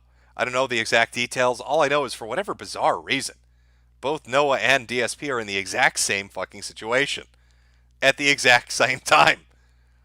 But, you know, I have a feeling DSP is going to walk away from it, no issues at all. This man has the luck of the devil. Nothing can keep him down. Not sure how he's going to get out of it, but he will find a way to get out of it. I mean, right there you can see a conversation between DSP and YouTube. This is another thing I didn't get to cover in the forecast, but I'll tell you this story because it happened maybe 2 weeks ago. The response, well, I'll read the response and then I'll tell you the backstory to it. It's from Team YouTube on Twitter towards DSP. Thanks for reporting this. We're currently investigating. We'll let you know if we have any updates. Well, what are they investigating? You know, what exactly is going on? Well, let's go take a look. Because I think you're going to find this. I think you're going to find this interesting. This happened. How far back ago did this happen? I'm fairly certain it was, right at the beginning of the month. So I'll use some tweets to try to construct a basic timeline to give you an idea of what was going on. Let's see here. This starts on the 4th. YouTube's copyright system is so utterly broken that a Let's Play channel with 3,000 subs has copyright struck thousands of videos for content they don't own, including videos by creators of games themselves. Now, I know that might sound a little weird. Let me see if I can find this for you. Oh, here we go. This is American McGee. All right, this guy made the video. He Let's Played the game he made. This is the creator of the fucking game itself. And it gets copyright struck. And then YouTube responds to him and says, hey, thanks for bringing this to our attention. If you feel your video was claimed in an error, you can dispute it here. We also have a handy guide for copyright content. Let us know if you have any other questions. To which his reasonable response, given the situation, was, my name is on the fucking box, are you kidding me? Further proof we're living in idiocracy. So apparently, I don't know if he was Spanish or Brazilian or what he was, but this YouTuber had signed up with a multi-channel network, an MCN. I didn't even know they still existed. And the MCN then decided they were going to copyright strike thousands and thousands and thousands of videos. And they didn't care whose videos they were. Small channel, big channel, none of that shit mattered. They went after game creators, game publishers, major channels with millions of subs. YouTube, fully aware of it, decides, you know what, not something we really need to do. But who gets the fucking response? Who's the guy that gets, oh, did I have that up there? Well, sorry, I didn't show the tweet, but who's the guy that gets a response? Team YouTube. And fuck, that was hidden from the screen. I want to show you the McGee thing. Sorry, Chad. Here we go. That's the American McGee tweet that I was talking about. My name is on the fucking box. Are you fucking kidding me? So this MCN, this multi-channel network, goes on a fucking rampage, knocking everybody out. And YouTube does nothing about it. Even when a game creator, the guy that made the game, and he's playing his own fucking creation, he gets copyright struck, and YouTube wants to send him to copyright school. Oh, we think you might be a little retarded, American McGee, so we're going to send you to copyright school, because you clearly don't understand what's going on. Amazing. And this MCN, they didn't give a fuck. They were doing all sorts of underhanded, shady shit. This was one of the comments posted on a video talking about all of this happening. Your MCN, the MCN in question was Illustrated Sound Music, is a terrible scam. I just disputed 2 of the 7 claims I got this morning, but then they claimed the same videos again. So even if you filed a copyright counter notification, they'd let it go through, and then they would come back and they'd reclaim the videos to start the process over again. Because fuck you. They didn't give a shit.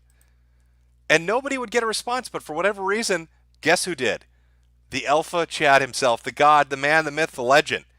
DSP did. Now this guy, he deleted his channel. It doesn't exist anymore, but I still do have some screen caps of it when it was up. This is from one of the videos that he put up, the English portion of it. I apologize to everyone. It's not me claiming the videos. It's a technical error of my network, Illustrated Sound. I'm falling victim to a failure. It's impossible for a channel to do that. Who retains the records is the network. It's the network that makes the complaints, not me. I can't leave the network. I need help. Pass the message. It sounds like he's being held fucking hostage. Please, for the love of God, somebody tell my family I'm still alive. My MCN Illustrated Sound has been holding me in a cabin in the woods for a month. And it's being horrible to me. I'm being accused of criminal things I didn't do. If this issue is not resolved within 24 hours, I will delete my channel. By the way, he did delete his channel. But it's still, what day are we on? This took multiple days. Let me see if I can find the response that came from the actual thing itself. Here we go. This is what Illustrated Sound had to say in response to everybody getting upset. We deeply apologize for the abundance of copyright claims on your content. We are currently working with YouTube to get these claims released and to get the content back to the... they're basically blaming the Content ID ecosystem.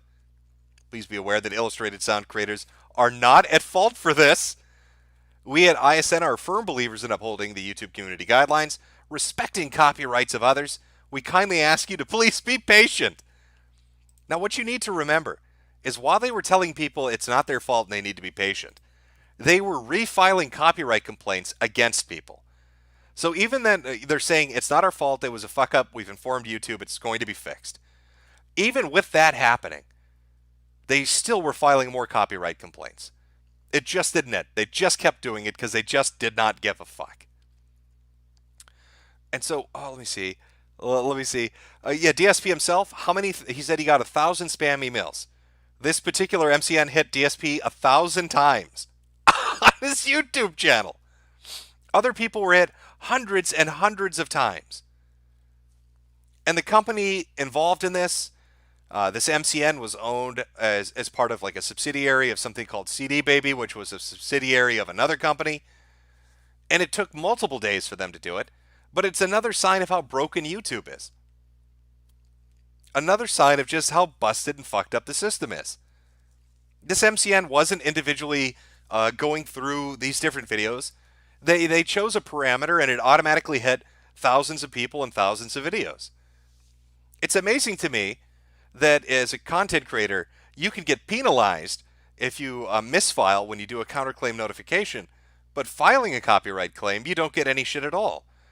You know, back in the day, I think early 2010, 2011, there was a guy called Konjopi, and he found a break in the system, something that allowed you to file copyright complaints almost instantaneously and have immediate action taken. And he went on a fucking rampage, and he hit so many channels. God, these are older channels. Maybe some of you might remember some of the names, like Nintendo Capri Sun, other people like that. And it was just a massacre. Just taking motherfuckers down all over the place. And I remember YouTube released a statement after that event saying something to the effect of, we understand there are some flaws in our copyright system, and we're going to work on that. That was 2010. That was a decade ago. A fucking decade ago. And they still haven't gotten around to fixing a goddamn thing. Bravo. Way to done, YouTube. Or way to go, YouTube. Way to really uphold some standards there. God, what a joke. FTC is going to hit you for $40,000. You're going to get nailed for hate speech. Copyright system's gone completely crazy. If you use too many emojis in chat, you're going to get your fucking Gmail taken away. It's become very anti-user friendly, hasn't it? Just very strange. But I've gone off on a bit of a tangent. This was all just to highlight the fact that DSP deserves all the credit. He was the one that got a response. Nobody else did. All these fucking channels with 1 million subs, YouTube would not give them a normal response. It was all bot automated. DSP says something, and they're suddenly on the fucking case. And I think it was within like maybe 3 or 4 hours of him tweeting this out that shit started happening. So let's give a round of applause. But it's interesting to me to see that both Spoonie and DSP are in similar situations. I just have the feeling that DSP is going to come out on top. It's that alpha energy. It's that Chadness of his, for some reason, is going to save his ass. Noah will fall into despair. DSP will stumble into good luck. It's just how it works out. He does it every time. I don't know how he does it, but he does it. Oh, my God. I need a cigarette here to celebrate.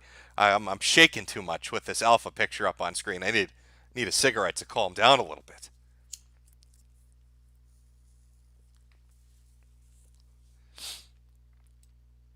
That's right. That's right, Chad. You clap.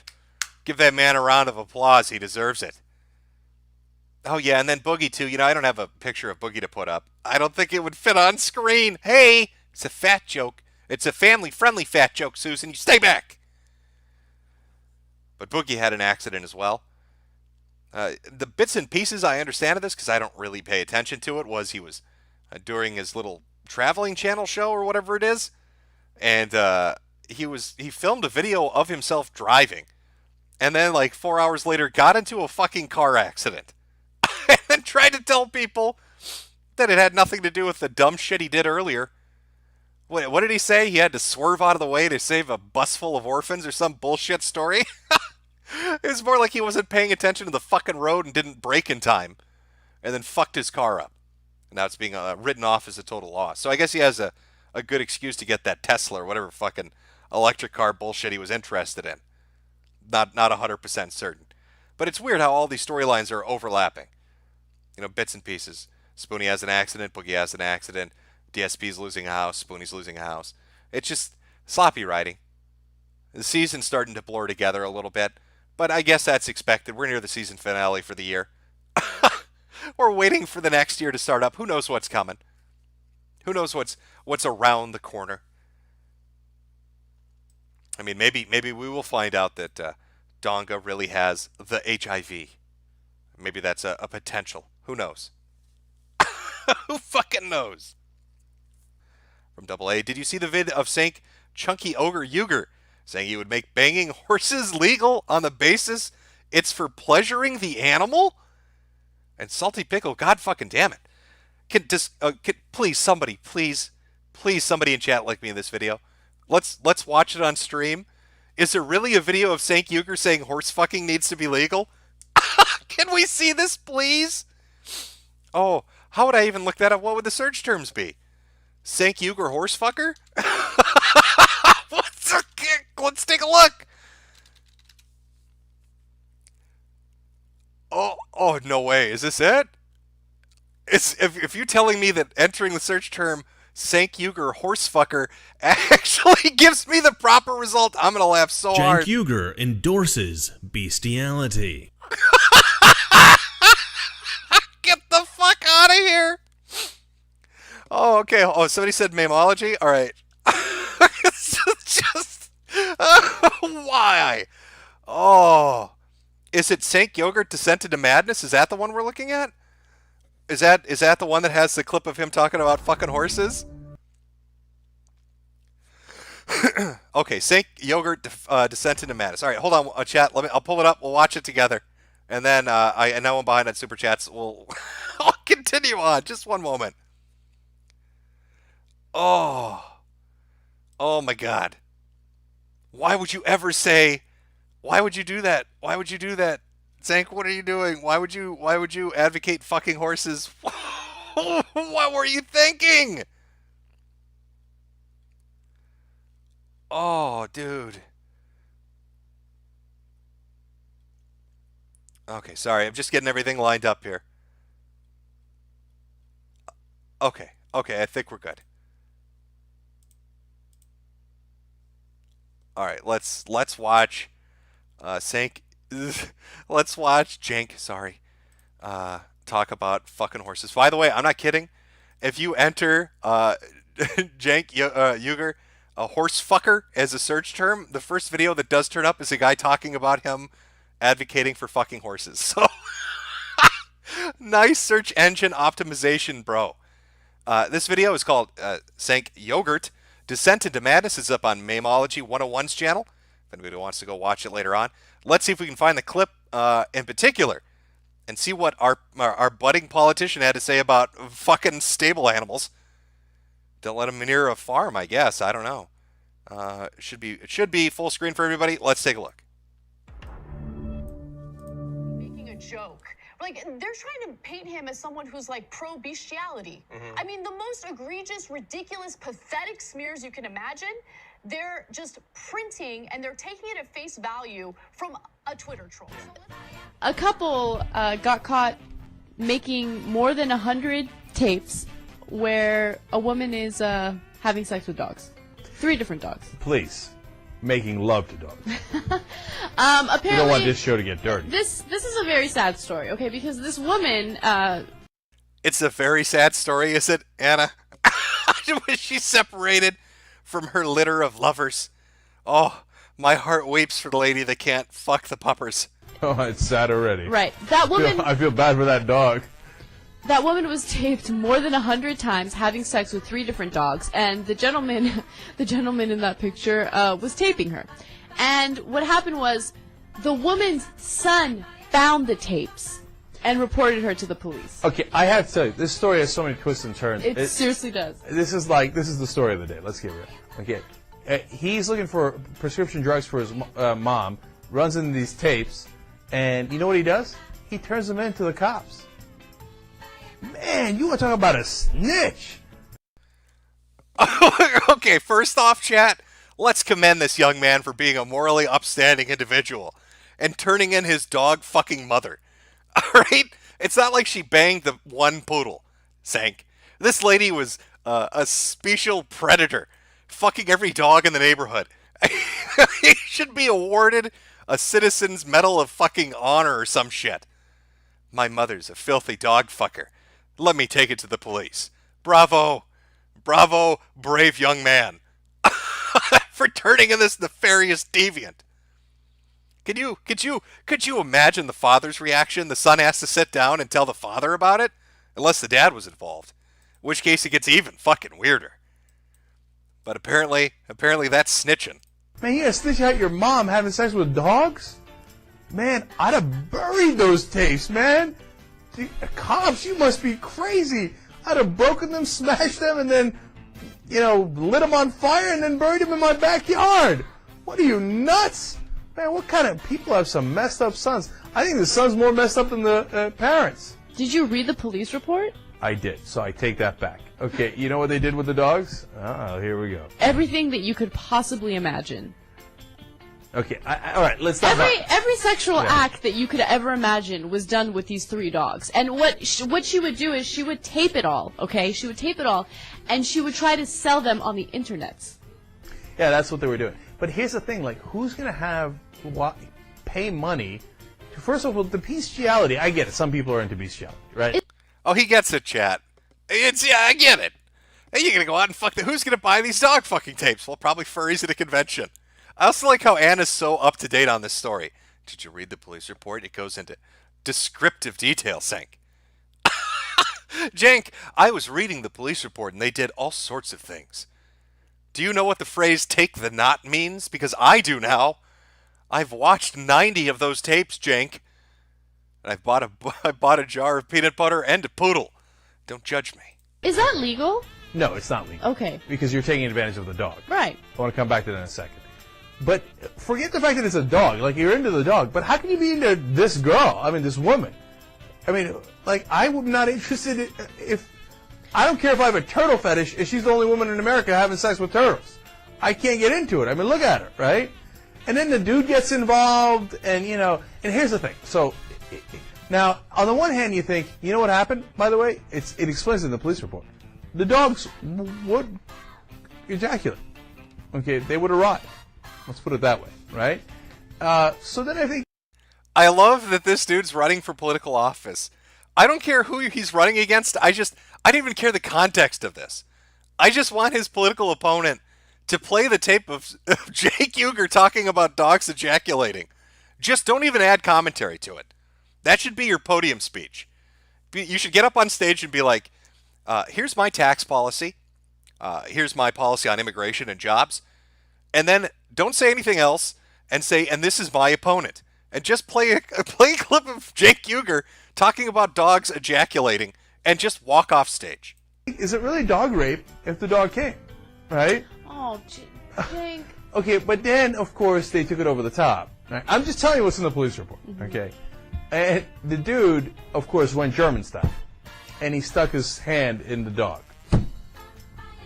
Well, why'd you have to go and do that? Okay? And people are crazy, man. What? Humans. There's plenty of humans. Look at John Edwards. He found one. Okay? If you're going to do crazy stuff, do it with a human. Right? The dog didn't have that coming. You heard it here first, folks. Cenk Uger's giving you the message. If you want to German-style somebody, don't shove your fist up a dog's ass. Fucking shove it up your wife's ass. Cenk Uger, politician, is fully supportive of fisting your wife in her ass. That's not right. So now, yeah, they're in a lot of trouble, man. They're going to have to go there and be like, yeah. They have to pull an R. Kelly defense. I have a mole. The guy, the woman with having the sex with the dog. No, they're done. More than 100 times. They taped it. I mean, there's no question it's them in the tape. Like, it's just disgusting. The names of the tapes, by the way, were Buddy, Lucky, and Cinnamon. Cinnamon was the black dog they were having sex with. Come on. Come on. There was even a video where they had an unidentified woman in the tape, and they were showing her how to have sex with a dog. Yeah. No, because they are consenting adults. I know that it's illegal. I know that there's good arguments to be made against it. And I think that there are some interesting arguments to be made for it, etc. What do you mean there's some interesting... Hey, just like... Okay, guys, I get it. All right? Fucking dogs... It's a little weird. There's some arguments against it, but hey, there's some interesting arguments for fucking your dog. I'm Cenk Uger, politician. Vote for me. Fist your wife. Right? But what he doesn't get, if he just said polygamy, I'd say, all right, I don't agree, but whatever, right? Bestiality and pedophilia, he can't wrap his mind around the distinction between those things. And the distinction is very obvious. Well, bestiality. You see, in the other ones, there are only humans involved. In bestiality, there are farm animals involved. See how that's a little different? Goats, sheep, horses, as opposed to men and women. But beyond that, the whole point is, are there consenting adults here? And a horse cannot give consent. I always feel like I can't believe I'm spelling this thing out for them. They're just stupid that you have to explain it to them. And much worse and very insulting, of course, and very offensive is comparing it to pedophilia. Those kids are not giving consent. That is, in essence, rape, and in a lot of cases it is literally statutory rape and sometimes literally rape in every way. So to say that that's the same as homosexuality because in your Bible or your interpretation of your Bible you view it the same, well, that's what makes you sick, that you can't distinguish between two consenting adults having a loving relationship and an adult abusing a kid sexually. And that's not the problem I don't even think that's the problem with the Bible. I don't think that's the problem of... Oh, okay, this is my guess on the video. We're about halfway through. And since it's called Descent into Madness, did Cenk change his position on this? Did he start off saying fucking animals is bad, and we're going to see a clip at the very end where he's like, go for it? Let's legalize horse fucking? Of the laws, I think that's your problem. And that you can't make that distinction. And he says, how would we decide? You know, if we're not using the Bible, what are we going to use? Pat, I hope you're sitting. Are you ready for this? How about we use our minds? That we make reason-based decision. Hey, look, that is not a consenting relationship. That is. Those are two humans involved. That's a human and a chicken or a duck. I don't know, but don't do it. Can't do it. He is a man from South Carolina. And oh, I love that picture, man. Every time I see that, I think, poor Rodell. Rodell, what were you doing? What were you thinking? Poor Rodell got caught having sex with horses, not once, but twice. All right. In fact, the second time he got caught was on video camera, and the owner of the stable held him at gunpoint until cops arrived and arrested him. Anyway, he has just been sentenced. Well, that's obvious, because once you go horse, you can't go back. Right. That's why, you know, he had to go a couple of times. You know how they caught him the first time? The motherfucker fell asleep in the stable. Not only that. He's like, oh, that was good. Oh, that was good. Hold on, let me get some rest here. Not only that, the owner found a pile of dirt next to the horse. Because he put up the dirt to get up there to position. Rodell! Rodell! What you doing, Rodell?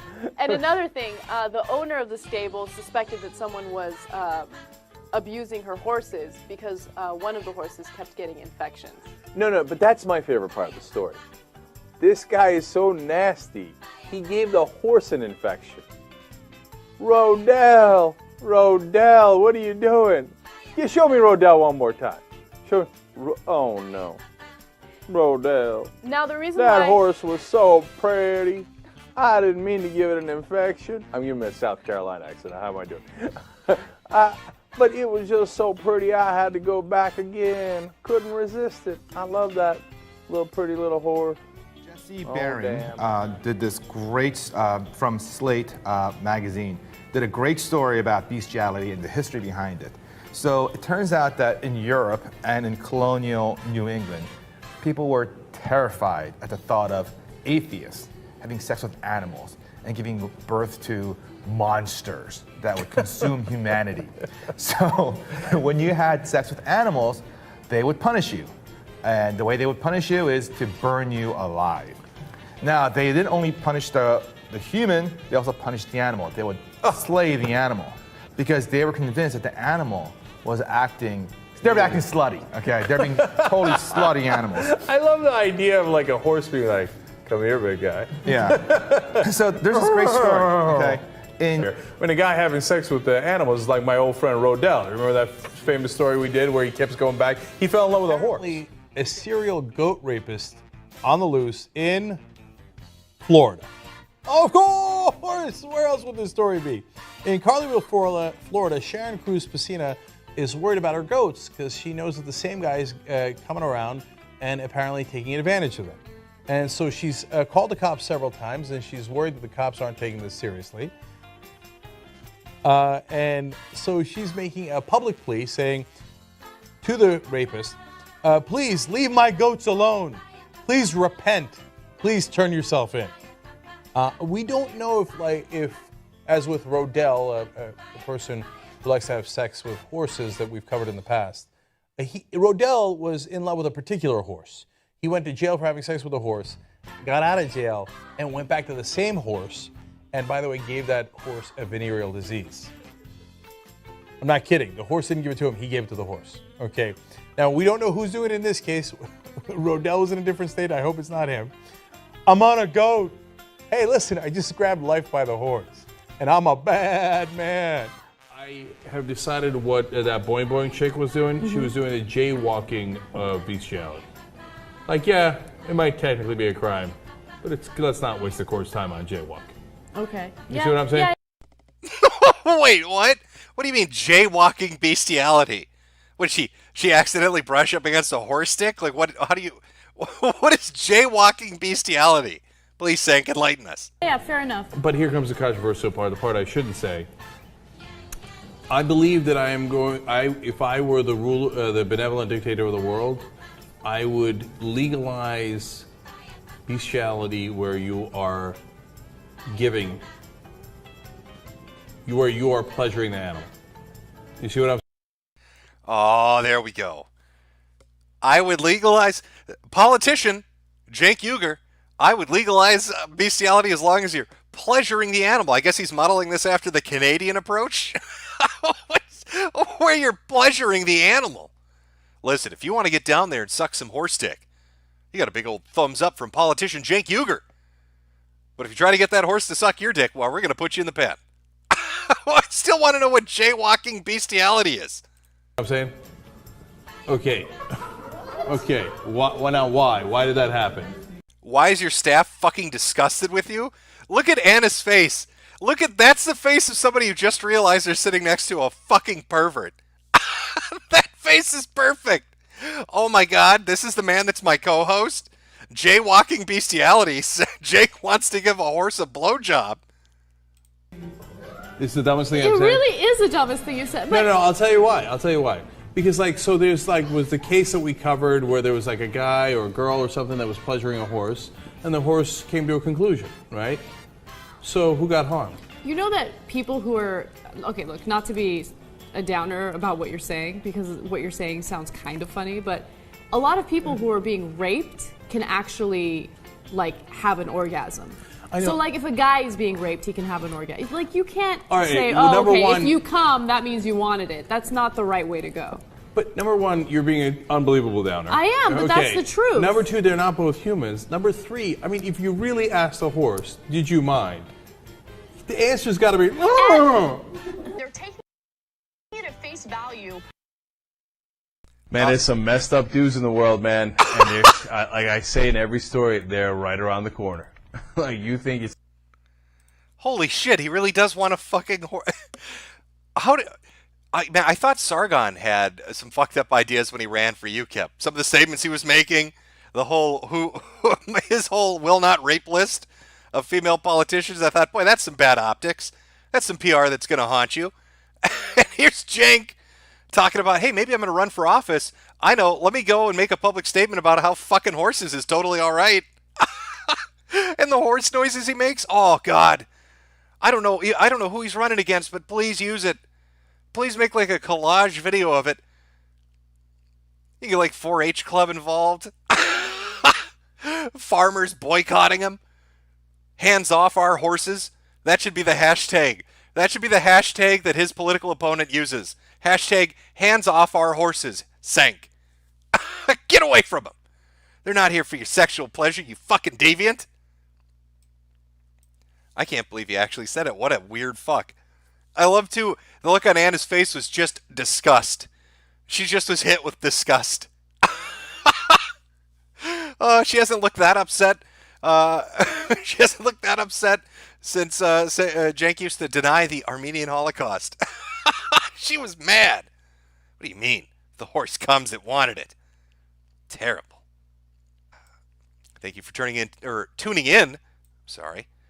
to the early morning weathercast, secret weathercast 2, Electric Boogaloo. I don't know how many of these I'll do, but like I said, I don't know what it is, but when winter comes around, like really early morning, I'm just full of energy. It's just the opposite of that sad shit. It happened on Stream Me, it kind of happened on DLive, and now it's happening now. You know, if it continues, I'll put together proper streams. You know, get a topic together, we can laugh at some goofy shit, talk about current happenings. For anybody that's interested, again, that impeachment shit's going down today.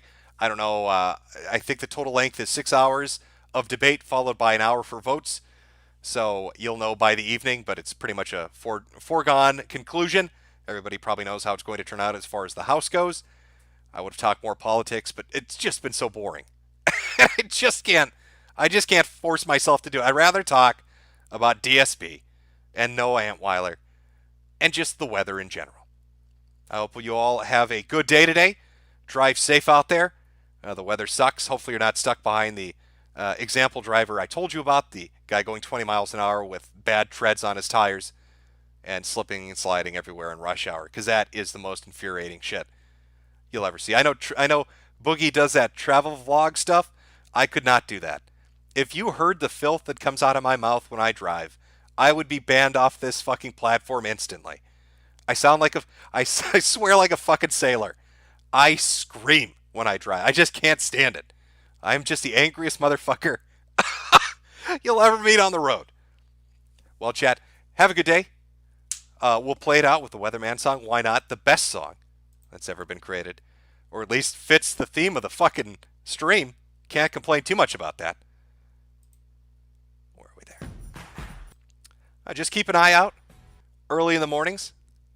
Maybe there's a stream, maybe there's not. You never know. Well, good evening, chat.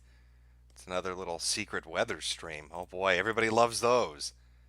Who doesn't like a bit of forecast to tell you what's waiting out there on the roads?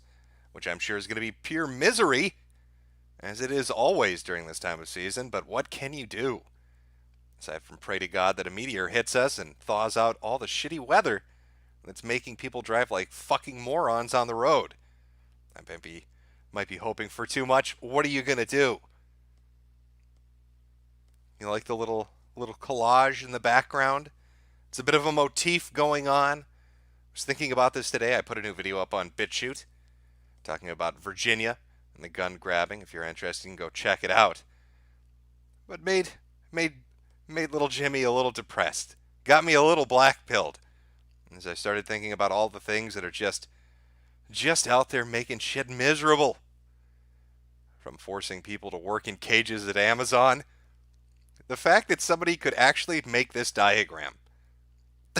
That you would have a human soul inhabiting your body and you would draw this diagram to put some menial laborer in who's just trying to make $8 an hour so he can feed himself and live in a box under an underpass. And you hate him so much, you want to put him into a fucking metal crate. Do you have to hit a little button to take a pee? You need to get permission? Is that what the little door at the very top is? Like you have to ask your boss to hand you the key through the little portcullis there so you can unlock the fucking wagey cagey to go take a tinkle? That's what's waiting for us in the future. Either to be replaced by automation and robotics, or to be some kind of fucking cyborg box boy inside a wagey cagey working in an Amazon warehouse because it'll be the only company left. I think, what, is Bezos worth $30 kajillion at this point? If Bezos and Bill Gates were to get into a money fight, Bezos would win merely because he would drown Bill in the amount of money he has. He would deprive him of oxygen. There would be no way to survive. Of course, once you finish up your hard day of wagey cagey work at the Amazon warehouse, you get to go to your fucking concrete pod. I like that sales pitch. I like how they tried to very subtly bring people around to it. It started with that Little House shit. You remember Little Houses? Oh my God, bro. Little Houses are like the future, man. Like, fuck the government. We're going to be off the grid. It's a little house, dude. It doesn't cost any money at all. Except now little houses cost like $100,000. Their little houses cost what real houses cost. But they wanted to get you used to the idea of being in a confined space and thinking that was great. So what's the next step? A fucking concrete tube. Get in your fucking pod. Can you see the picture? Dead center on the top? That little itty bitty pod with the one light? That's the only light you get. And that's just so you can illuminate the tears streaming down your face as the realization that this is your future hits you each and every night. is you get those 3 hours of sleep before you have to go back to Amazon and sit in the fucking cage. But don't worry, you'll be well fed in our brilliant, beautiful, utopic future. Because you're going to eat cockroaches and crickets and mealworms and tarantulas. Meat and chicken, pork, all of it. Poultry, that's reserved for the good people. Only the Gretas of the world can eat that. You get to eat bugs. Now, it's kind of a terrifying thought if you think about it. Confined in your fucking concrete sarcophagus, because that's what it is, with only one single light and millions of cockroaches, which are technically your lunch, skittering about in the darkness. Just imagine that. Imagine going to sleep, knowing you have to go work in a cage the next day, with barely any light in the concrete tube you inhabit, and you hear the skittering sounds, the itty-bitty skittering sounds of your lunch crawling all over you. And you want to scream, but nobody can hear it because that concrete is fucking thick, and they don't want to scare the other wagies that are all sleeping around you. But fear not, intrepid explorer of our future, because new advances in technology have made sure that you won't go mute screaming yourself senseless. We now have robotic medication. Oh, the sales pitch on this is brilliant. It's actually a very good idea, really. It's a robotic pill that reacts to insulin levels. That's how it's originally pitched. So, you need it at a certain time of day, boom, releases what you need. Sounds great, doesn't it? Until the pharmaceutical company decides, hey, wait a minute. If we could put a bunch of little robotic pills in people's stomachs, then we could put any kind of chemical we want into them. Antidepressants, anti-anxiety, get uppity at work, get uppity in the streets. Little robot goes poop, and now all of a sudden you've just been dosed with Thorazine. And everything's A-okay. That's what your breakfast is going to consist of. Cockroaches, mealworms, and Thorazine robot pills. You're not going to have the will to fight back. In fact, if you try to make yourself vomit, they won't come up. They're going to anchor themselves in your intestine. And if you try to poop them out, maybe you go get 80 fucking cases of vanilla extract trying to give yourself diarrhea. Well, bad news for you. According to the BBC, people that work for the devil, I don't know what company comes up with these formulas, but they must work for Satan. They've developed a new toilet seat, a sloping seat to reduce time on the toilet. What do you know? A 13-degree angle makes it much more uncomfortable, leading to the inability to sit on the toilet for more than 5 or 6 minutes. So the one respite you have during the day of working in your fucking cage at Amazon, of hating everything about life around you, that one momentary break where you can just sit on a toilet and shit in peace, and maybe browse your phone and look at anime and imagine that maybe Truck-kun will bless you by bringing you to another world with an accident? That's limited to 5 minutes now. They've literally found a way to make you ass hurt. It's a new corporate policy. How can we make our employees butt hurt? I know. Stick them full of robotic Thorazine pills and slope their toilets so they scream. What nightmare is this? If I traveled back in time, just even 20 years, and I went into a Hollywood studio and said, I have a fucking perfect pitch for a dystopian sci-fi future where people work in cages, live in concrete pods, have robotic Thorazine pills, slope toilets, and they eat bugs, they'd have thrown me out of the fucking office because they would have said, hey, even though this is sci-fi, this is far too unrealistic for us to accept. But that's where we are right now. It just adds on top of each other. It's like a layered cake of shit at the world's worst birthday party. Nobody wants to blow out the candles because it smells like poop. But they just keep layering it on top, one after the other. How can we make it worse? What can we make you do to hate your fucking life?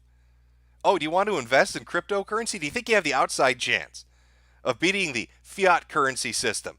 The big goddamn banks and the big goddamn corporations, the Soroses and the governments like China, you think you have a chance of beating them? They're going to fuck you into the dirt. Because every time you think your cryptocurrency is going to have a chance, here comes the government to shit down your throat. Oh, were you enjoying moving money around from one wallet to the next, doing trades, buying and selling? We're going to tax all of it. Fuck you.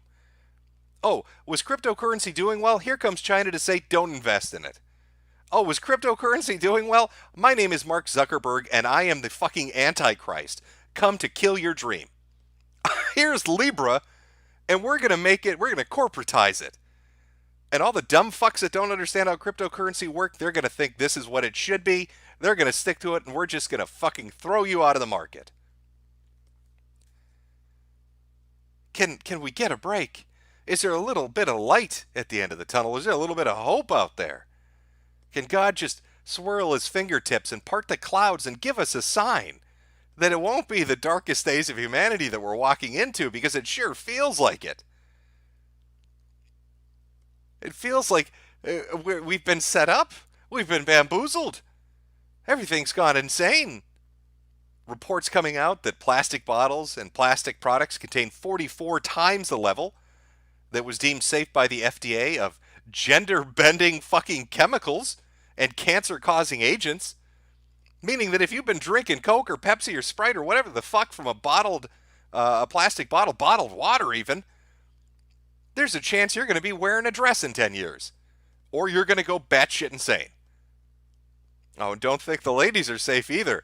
While all the boys are being made into girls, the ladies in their birth control is going to shrink their fucking, the hypothalamus by 6%? Parts of the brain that really are dedicated to pair bonding and family building and the sense of love and commitment.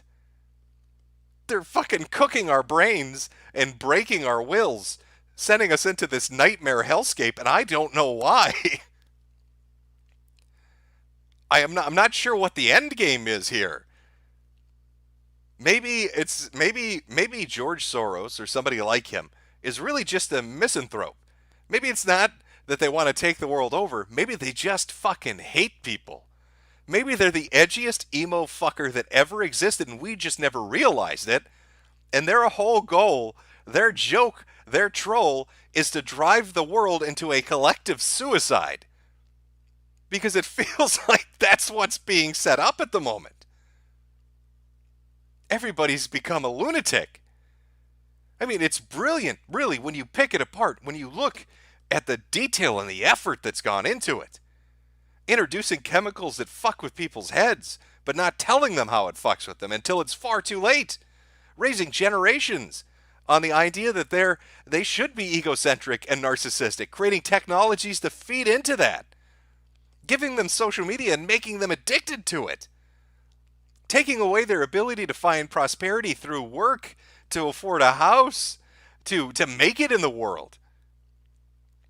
Telling them ridiculous shit like they need to eat bugs and take their pills and live in their pods and sit on a potty that makes them slide off like it's a fucking a water slide, like they've got to Wet and Wild World. Just all layered on top of each other. All waiting to drive you mentally crazy. How's that for a black pill? How do you like that? How do you escape from that? I'm not even so much mad that it's happening. I just want to know who. I know everybody's got their pet conspiracy theory about who would be behind something like this, and I'm sure I can see in chat already there are a bunch of J's being typed right now as they're finishing out the rest. But I just want to meet the man. The singular entity out there. The shot caller. The big guy. I want to meet him and just know why. I won't even stop you. I couldn't if I wanted to. But could you just tell me why? What is your grand Machiavellian plan? You're driving the world literally insane. And there has to be a purpose behind it. There must be a master stroke of genius behind it. This is like the Watchmen. What is that guy's name? Osmodeus? Right? What's your fucking plan, buddy? It's already executed, so you can tell us now the giant telepathic alien squid has already wiped out New York. Alright, that's the point we're at. So you might as well just be like, fuck it. YOLO, here's why I did it. And none of you can stop it. Just a little clarification. Just a little clarification as I sit here looking deeply into the vortex that is my future. Our collective futures. I don't know where things are going, but it's a dark fucking abyss. It's in a dark, dark abyss. Maybe one day aliens will land on Earth, and they'll excavate all our bullshit. And even they'll be puzzled by what the fuck happened. Maybe Zork-Bork from planet Bjarg is going to wonder why they made people work in cages. Maybe they're going to puzzle over the fact that with so many abundant natural resources, people lived in concrete tubes. Why would these humans? Why would they eat bugs? What would compel them to eat bugs? Quick, get Commander Quark over here. You've got to see this. They've been drinking out of plastic bottles that make them gay. Why would they do that? We can see from the historical archives that they were talking about worries about the birth replacement rate.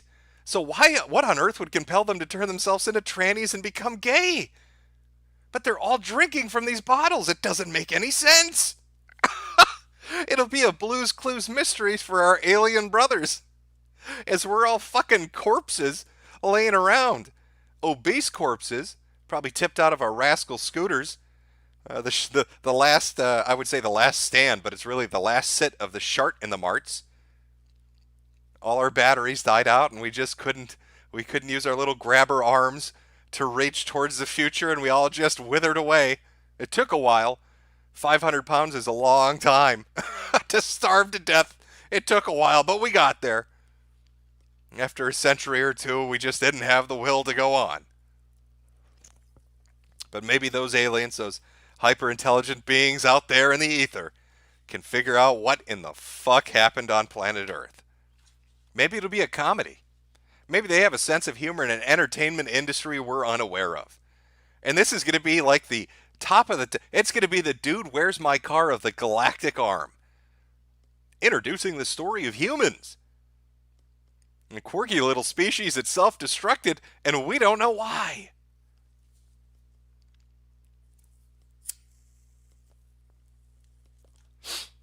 Ah, that's cathartic. Get that out every once in a while. Got to look on the bright side of things. I mean, they're out there. The bright side is out there. But that tumbling abyss that I'm looking at right now, whew, it's a lot to take in. Hopefully I haven't depressed you too much, chat. Oh, what are we going to do? I don't want to eat the bugs. I'm going to be honest with you guys. I can deal with a lot of things, but I really don't want to eat bugs. Now, maybe I'll go for that Japanese toilet meat that some fucking crazy Japanese dude is coming up with. I mean, it's a shit burger, but at least it's not a beetle. Or maybe that vat-grown meat's going to become a reality and I can eat that instead. Who knows? All that genetic shit, all that genetic tinkering. Who knows what kind of meat products are going to wait for us in the future? Combined a ribeye with a pork cut and some lamb and chicken. Make something that just tastes fucking ridiculous. And then overcharge us for it because we can't afford it. We work in cages and live in pods. Wouldn't that be a bitch? Come out with a vat-grown meat that tastes delicious, but you can't afford it because your $2 an hour fucking wagey-cagey job at Amazon won't let you afford it. You know when the shit's really going to hit the fan? Well, not hit the fan, but when you're really going to know it's bad is when you go buy a vending machine and instead of seeing, I don't know, potato chips and cookies or even apples and juice, it's full of cockroaches and mealworms and centipedes and other various insects. Could you imagine that potentially someday, 30 years from now, you could walk by a vending machine and it'll say insert $2 to get a cockroach to eat? I bet they're going to do it. In fact, that's a business opportunity. I mean, this is chock full of despair, but let's be realist about this. Let's make some money off these idiots. I mean, they're going to burn the world anyway. So if they're so interested in eating bugs, let's make bug vending machines for these dumb fucks and install it at every lib shit university around the country. Oh my God, I have the perfect sales pitch for this. Oh, don't eat meat. That's terrible. Don't eat plants. Oh, if being a vegan's not good enough, we need to save Mother Earth. The Earth is on fire. The Earth is on fire. You need to eat crickets. So use my Cricket vending machine that I've conveniently installed at 800 locations around Berkeley University. I bet I could get these liberal idiots to eat bugs. I bet they would thank me for it and pay me for it. That's it. I've got to just that's a silver lining. That's what I'm forgetting. You give into the black pill, the darkness too long, you forget. You got to give these people what they want. You got to cram it down their fucking throat, and you got to make a nickel doing it. I'm going to create bug vending machines, and I'm going to sell it to dumb fucking libshits. And I'm going to make them literally put their money where their mouth is. Or in this case, a moth where their mouth is. Now, what name should I come up with for my bug vending machine that I'm going to be installing at all these liberal universities? It needs something catchy. It needs some pep in its step. I'm not sure exactly what I'll call it. Chat, do you have any suggestions for our bug vending machines? I'll wait for you to catch up. I know there's a bit of a delay. We need a good branding here. We need something that's really going to zazz them.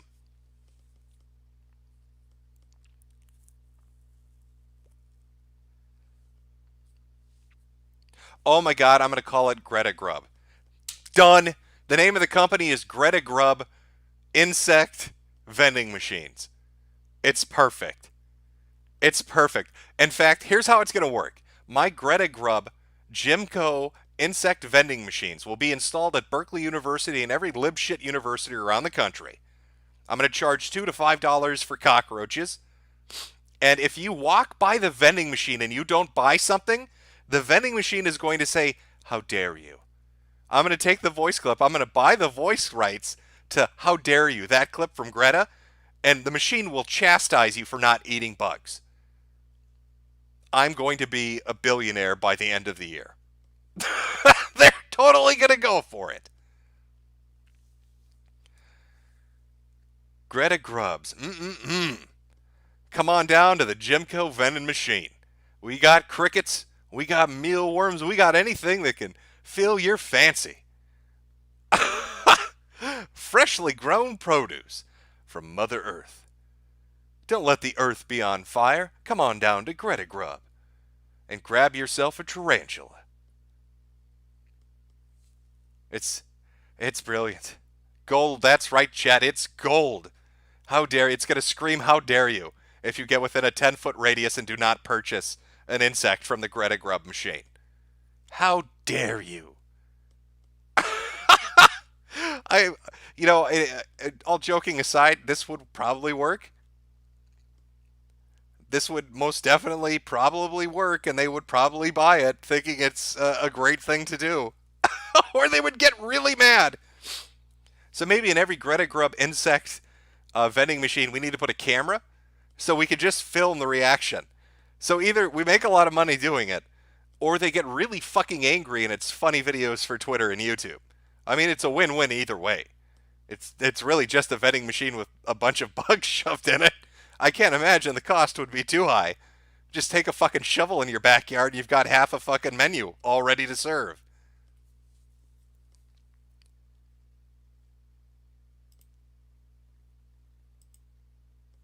Gotta find a way to make that profit. Gotta make that money. Gotta do what's gotta be done with the infamous Greta Grub. A few super chats here. I'll read some to get caught up and then we'll move along. Try to keep it going. Try to keep a flow going here. 1 second, chat.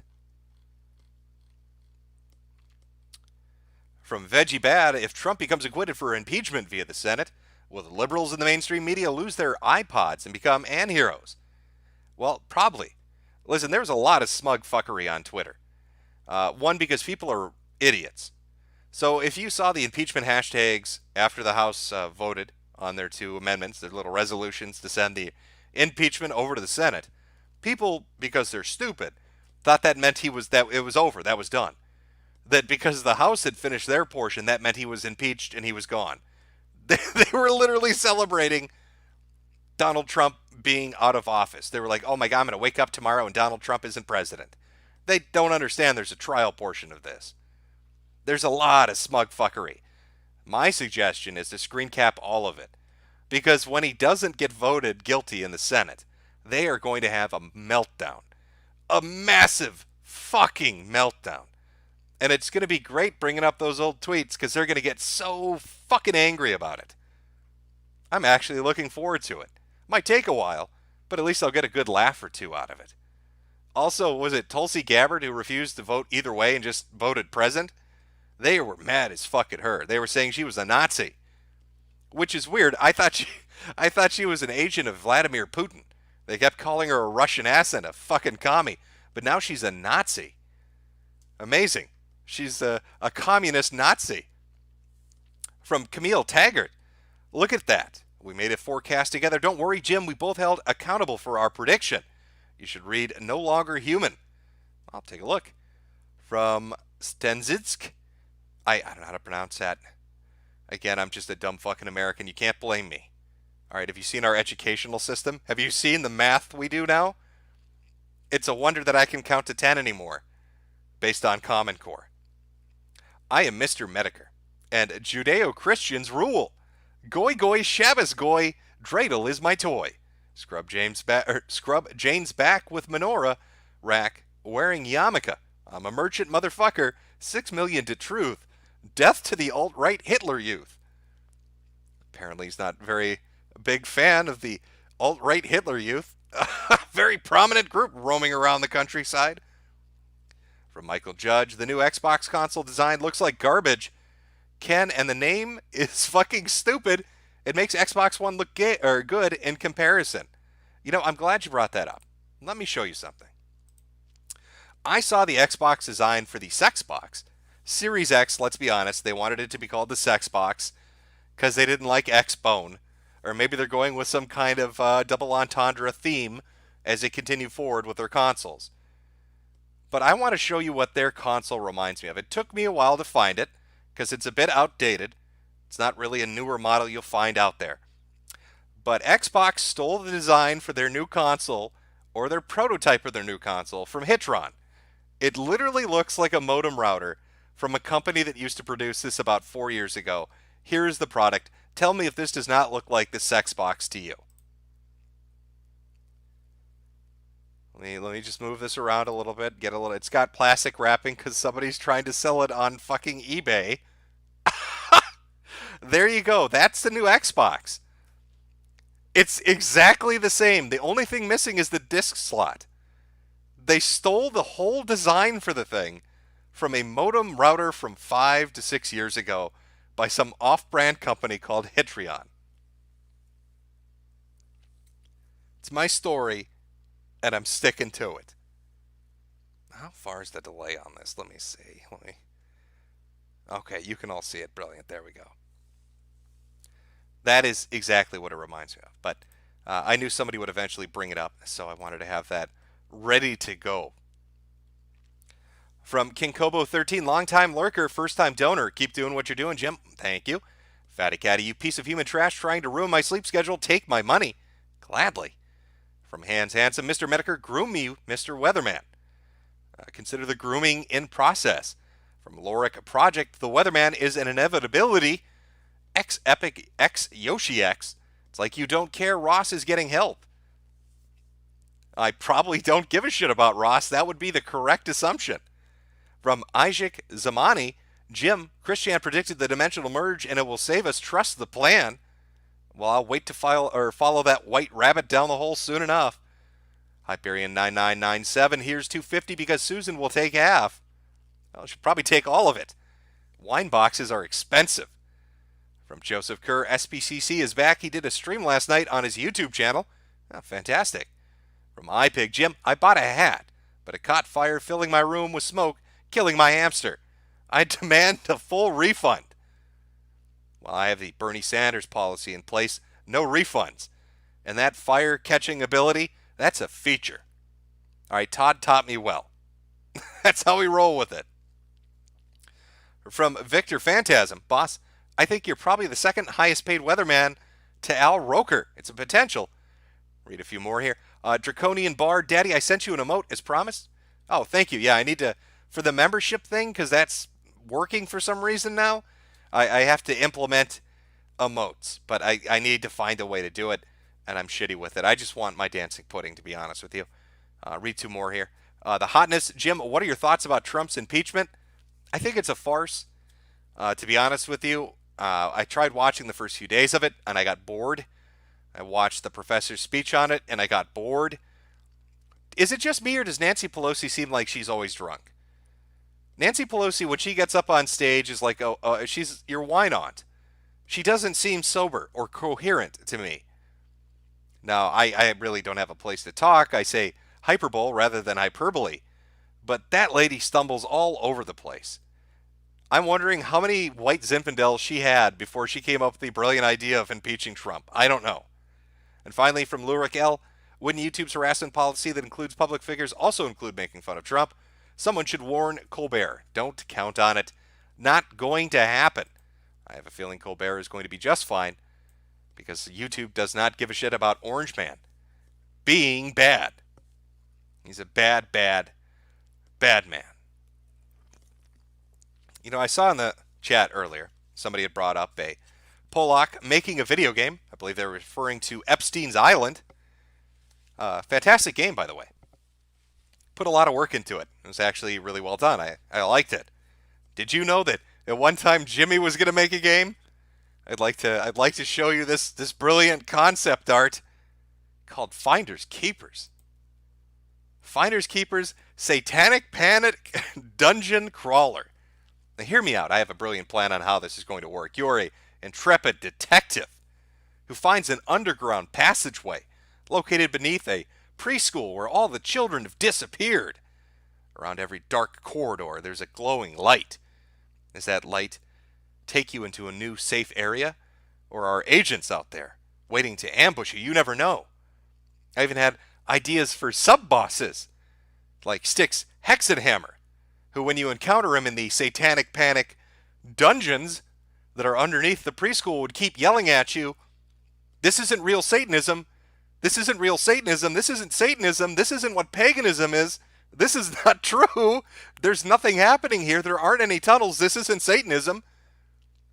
And the only way to defeat him is to clog your ears so you can run past him. Very interesting boss mechanic. I thought it was a brilliant idea. Never really went anywhere with it. However, our friend with Epstein's Island, he did. Completed his game and had it come out, and it was nice. It was good. That's right. If you don't run away from Styx fast enough, all you hear are spoon clanks. And they get louder and louder as he catches up to you, yelling out from behind you, "This isn't real Satanism. This isn't real Satanism." You gotta duck and dive and choose the path you're gonna go to unlock the mystery of where those missing children are. In the labyrinthian underground complex below that preschool.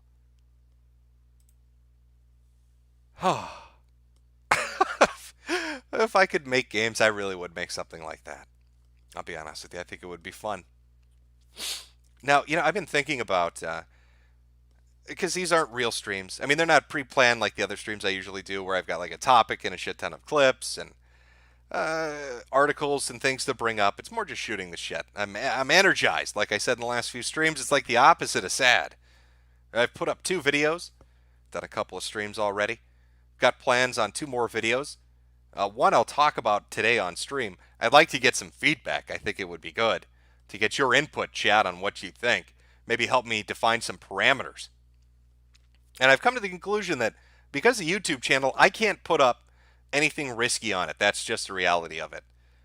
YouTube is a different place at this point. We can do streams and have fun, but if you want to put a video up, it's a gamble that your channel's just going to get immediately shut down. There's no point. So I'll use BitChute to put up the edgier stuff, the funnier stuff, like Transtastic Tales and the furry stuff and the one-offs talking about Virginia and that sort of thing. But for YouTube, my plan going forward is I'm going to weeb the fuck out. Oh, Jimmy's going to become Mr. Manga. That's right. I'm rededicating myself to weeb life, yo. All right, that's thug living up in here. Now, a lot of people on the last stream kept asking me, what have you read? What have you watched? What's your opinion on this? And I mean, that's so much shit to go through. I have no answers. So I went to some little website where I think you have to prove you're a virgin to be able to sign up. Somehow I snuck in my anime list, and I made my little profile. I'm going to show you some of my little profile. We're going to talk a little bit about manga. I'm going to tell you what my plan for the channel is, and then I'm going to go over the actual video that I wanted your help with. I know I can already see 8,000 fucking people saying Berserk. I can already see it. Chat, you're not fooling anybody. Hey, let me point this out. I'm going to spoil it. I don't give a fuck. Everybody's saying read Berserk. How am I supposed to read it and take it seriously after, what was it, The Heart of Evil, The Concept of Evil? Oh, let's put out a manga chapter that basically explains the whole fucking story. And then because we realize we fucked up, take it away and pretend it never happened. I can't go back to that. It ruined it for me. It's just, imagine if you're watched, let's put this in anime context. Imagine if you watched Dragon Ball Z. And it's, you're a couple arcs into it, and Vegeta and Goku they're out there doing what Vegeta and Goku do. And then for one episode, Vegeta and Goku have a hot, gay, passionate love affair. I mean, we're talking thank stock levels of butt fuckings going on. They're going Super Saiyan, monkey parts are getting used, tails are being used in heathenistic ways. Really raunchy shit. And then next week, a new episode comes out, and they never acknowledge it. Nobody ever talks about Goku and Vegeta fucking each other silly. It's like that episode never happened, it's never re-aired, it's never put in DVD collections or Blu-ray collections. It's just not talked about. Could you look at DBZ the same after that? That's the situation I have with Berserk.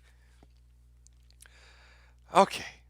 I'm sorry, getting a little ahead of myself here. We're getting a little far off. So I'll let you see what shit taste I have, since I'm sure you're all going to rail on me for having the wrong opinions about manga and video games, but at least it'll give you some idea. I've got a lot more to add to this shit, but we'll go through the list.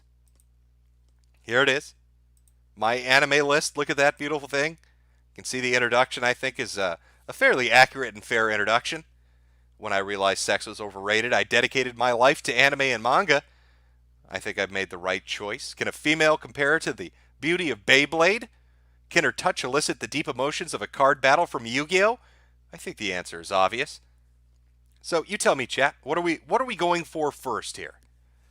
Do you want to see my shit taste in anime, or do you want to see my shit taste in manga? Which would you prefer to see first? From one weeaboo fuck to another, what would you prefer to see first? Oh, I'll tell you about the Evangeline rating and why that is what it is. But I know we've got to wait a few minutes to get shit going here. Okay, now I'm seeing shit coming up from chat. Oh, it's we'll do anime. Anime's easier. We'll start with anime. And you know what? I'll do it by rating. All right, here we go. Hopefully this shows up properly. Let me double check. Okay, it should be good. And I still have to go through a ton. There are 8,000 fucking Gundam series out there, and I've got to rate all of those. But let's begin. Top of my list, Cowboy Bebop. I love that fucking show. How could you not like Cowboy Bebop? Followed closely by Legend of the Galactic Heroes. Now there's Illusions of Grimgar. They've got the one thing I don't like about my anime list shit is they don't just put the English titles up. So half of it's pronouncing bizarre shit. But there we go. Dragon Ball Z, it's got a high rating. Log Horizon, liked very much. JoJo, Overlord, first season of One Punch Man. Dororo, I thought was very good. Demon Slayer, also very good. Original Dragon Ball, very good. Yu Yu Hakusho, good stuff. Here you go. Fuck everyone in chat.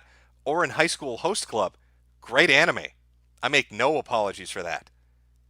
I don't care if that makes me the gayest man on earth. Maybe I need to send Brian some outlines. This is a good anime. Magi, Labyrinth of Magic, first season on that one that I liked.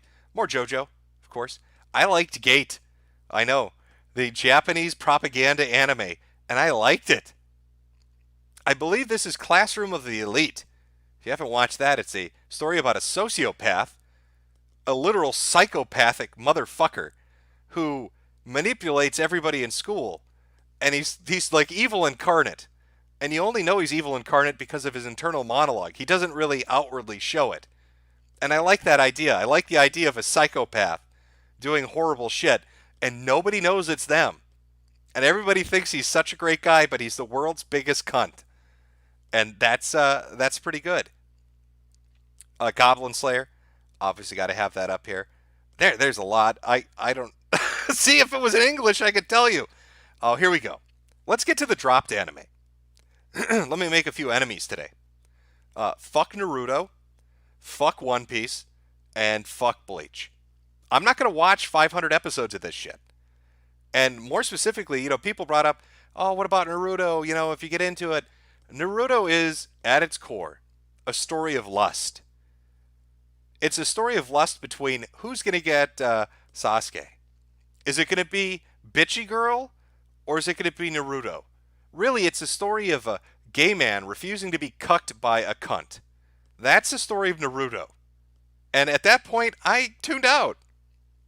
Now, I'm sure these are all good, and people enjoy them, and I'm not shitting on you. If you enjoy them, that's fantastic. I'm not going to watch them. And that's coming from somebody that watched Inuyasha. I don't know how, that's like a disconnect. How does that work? How do you shit on these three, but you've watched Inuyasha? I blame Cartoon Network and having that run on television. Let's talk about Neon Genesis Evangeline. I would rate this thing a 1 if I could. But it would be unfair. Listen, I gave it a 7 because it's competent. Because it's got cool, interesting aspects to it. In fact, you could make this anime a 10 if you got rid of Shinji.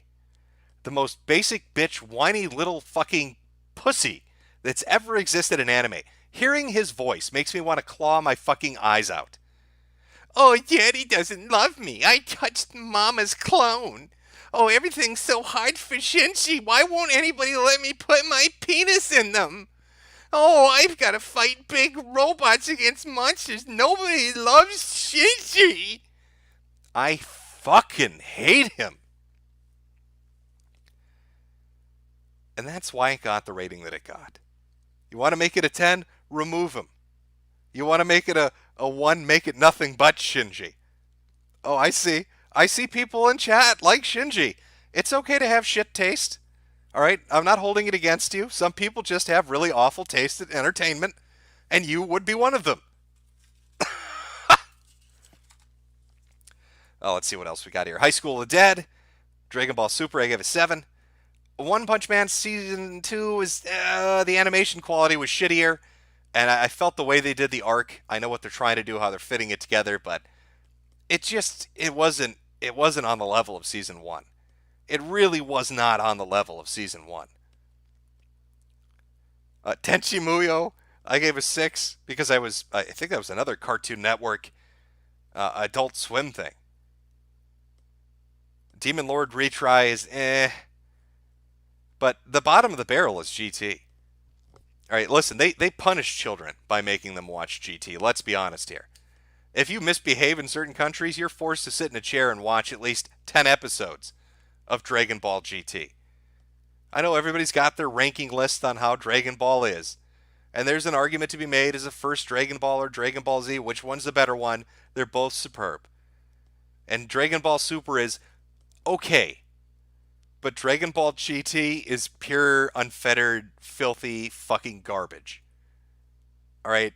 Dragon Ball GT is the sort of thing that would give you, I don't know, some kind of, I don't know, if Dragon Ball GT had sex with your girlfriend, she'd get a yeast infection. If Dragon Ball GT cooked you a meal, you'd get food poisoning. Dragon Ball GT is irredeemable trash. So that's what I have down so far for my anime ratings. I've got, there's not a lot. I've got hundreds more to go through. This process is ridiculously long, but there you go. But let's look at manga, because that's the shit I've been reading. I mean, there's a lot of shit out there, but I've been reading a lot lately. Let me rank this properly. Do the score. I have to say, hands down, I'll just say the English title. So I'm a Spider. So what? Now I know there's a light novel out there, and I know they're doing an anime with the 3D graphics, and people think it looks like shit, and it's even using the look of the spider from the light novel, and people like the manga version better. I get it, but I've read 40 chapters, the 40 chapters of it that exist, and it's so fucking good. I like a slow burn. That's what I'm looking for in this kind of shit. I don't want to read about a character that for issue 1 gets transported to a new world. Issue 2, oh my god, here's the big bad evil. And then by issue 4, they're shooting nuclear bombs out of their asshole, and they've got 400 women sucking their dick. I want some build-up, right? I want a little bit of a slow burn. I want them do a little exploration, run into some trouble. You know, what's the day-to-day shit like? That's why I like Grimgar. It's just a bunch of people get transported to another world, and they've got to learn how to fucking feed themselves. I like that aspect, that idea. Like, yeah, you're in a new world, but you still have to pay rent. You still need to buy food. And so I'm a spider, so what? Great. Nice little bits of humor, likable character. I like how they do the split personality super ability. I don't want to spoil too much because I actually really enjoy it. I'd recommend reading the manga. I don't know, it could turn into shit, but I guarantee you the first 40 chapters are excellent. It's good stuff. Oh, and then we've got this. I'm blanking on the name. It's about the little girl that goes into another world. It's an Iseki. She wants to read books, and she gets sent to a world where people, apprenticeship of a bookworm, I think it is. Also very good. This is Ill Boy, Ill Girl. Usually I don't like short ones, but not bad. It's about an attention whore who wants to become famous for having the world's worst disease. It's the disease nobody else has. Then he finds out a little girl has the same disease, and his solution during the entire run is he's going to kill the bitch. Like, that's what he comes up with. He wants to kill her so he can die from the disease and be the famous person. That's the whole plot. It's brilliant. Other stuff like Dungeon Seeker was good. There's a lot of names in here. For some reason, they don't put, and what I've noticed is a lot of the Korean stuff doesn't get added on here. Like the beginning after the end, or Skeleton Soldier couldn't defend his castle, is it? Those were two really good ones that don't get put on. For whatever reason, though, Solo Leveling is on there. And Solo Leveling is one of those where you're going to hate the first few chapters, but it's almost like white noise. By the time you get to chapter 50 or 60, you're like, oh, yeah, I'm kind of fucking hooked on this. Akano Grimoire, I think that's Scarlet Grimoire. Only 5 chapters in that, but that was fantastic. It's about psychopaths. This little girl literally rips a guy apart, throws his body in the air, and starts singing and dancing in it. She's just dancing around in his blood as it rains down on her in German because she used to work for the Nazis. So it's a Nazi witch dancing in blood. I don't know why that got dropped, but for whatever reason, it seemed to. I believe this is the cooking one. People say, like, oh, these isekis with cooking, it's shit. Is the Survival Mesh the cooking one? Where it's a dude that just arrives in another fucking world and all he cares about is cooking food. He just wants to hang out in the forest and kind of chill. I enjoyed that too. Shadow House was interesting. That was one about, I don't even know how to really explain it. It's all these servants that they work for people that are made of soot, and they have to become their faces. So you're created. You're not even really a human. You're told you're a doll, and you're forced to work with a creature made of entirely soot that looks like your outline. And when you reach a certain age, you have to basically be their presenting face in public. So if they go out and talk to somebody, the soot person doesn't do it, you do it. And if you're out of line, you get your ass beat. So I thought that was an interesting one. Some basic shit in here, but you get the idea. And the worst rated was Pygmalion. I mean, I like the violence. The violence was great. But, aside from that, I couldn't really do it. And then people were giving me shit for Ani Naru Mano. Listen, it's not the hentai version. Okay? It's the cute, normal one that's not the hentai version that I was reading. And that's the story I'm sticking to. And I like the idea of an eldritch horror being the sister of some boy that just desperately wants attention. I have no regrets. Fuck you, chat. The name I read it under was like the sister of 1,000 young or something like that. But it was pretty good. So there you go. That's my starting point. As for the first manga video, I'll probably do something about maybe solo leveling Skeleton Soldier and the beginning after the end, because all three of them are really good. They are all long running, and they're entertaining. I don't know how I'll do it. Probably be shit. I've never done a video like that before, but that's YouTube stuff. That's the YouTube stuff. The other stuff, the fun let's make fun of people stuff, the let's laugh at weird shit stuff, the let's despair at how bad the world stuff, that's all going to be on BitChute. In fact, we're going to talk about a video idea I have for it. You know what, let me read some more super chats here, and then we will jump into that. Give me 1 second, chat, to pull this up. Yeah, if you have recommendations, by all means, send them to me. I am a voracious reader. I love to read shit. I mean, I'll read pretty much anything. And you know, part of the reason I got into manga was I got sick of simulcasts. You watch an anime and you enjoy it, and you get hooked into it, and then you've got to wait a week for every new single episode that's going to come out. And I couldn't do it. And when I found out that I could just go read all of it, well beyond what's being presented in the anime, I was like, what's the point in waiting? And then after you do that a few times, the next thing you realize, you're reading it nonstop and you're enjoying it. And I'm sure that'll eventually lead down the path to light novels. I don't know. Oh, what's the other anime? Overly Cautious Hero is actually a fairly entertaining anime too. That's somewhere on the list, but I don't remember what the ranking I gave it was. Probably something higher up. Truth be told, even if I don't like it, I can recognize that most of the stuff has good qualities to it, so I don't think I ranked anything below a 5. I have yet to really encounter something that's so fucking awful that I would completely throw it under. I mean, I make jokes about hating Shinji, but I'm not going to say Neon Genesis Evangelion is terrible. So I'm not sure what's out there that's really just pure fucking garbage, but I look forward to the day to finding it. So if you've got recommendations of pure shit, send it my way too. I'll give it a read to learn how bad it is. All right, but let me hit some of these super chats here. Where do we leave off? Oh, that was the impeachment one. Okay, from iPig and a new hamster. There's a hamster emote. Permafrost, look up Quincy Jones St. Clair if you ever need to do another X-Files video. Crazy shit. Joshua Day Jesus. Hey, Jim, please tell my friend Jose I said SMD okay. Well, there you go, Jose. That's what Joshua had to say to you. From Maximus Smith, how do you think this decade will be remembered? How do I think the 2010s will be remembered? Probably as the rise of the cell phone. That's how I think it'll be remembered. I think it'll be remembered as the rise. Not that smartphone or cell phones, smartphones weren't really around before then, but this has really been the decade where mobile has become the big thing, isn't it? You know, it's that convergence, everything you could want put into one device, and I think that's what the 2010s will be remembered as. I'm sure you're asking about politics and other stuff and what's the big focal points, but as far as consumerism goes, that's what I'd hit it as. Omegas 13, Merry Christmas, Jim. Merry Christmas to you. Eduardo Ramirez, Rip Mighty Tevin, they got him, boys. Well, what happened to Tevin? From Natasha, thank you. Victor Phantasm Boss, have you and the Cambodian watched Gran Torino? Yes, we have. She thought it was funny.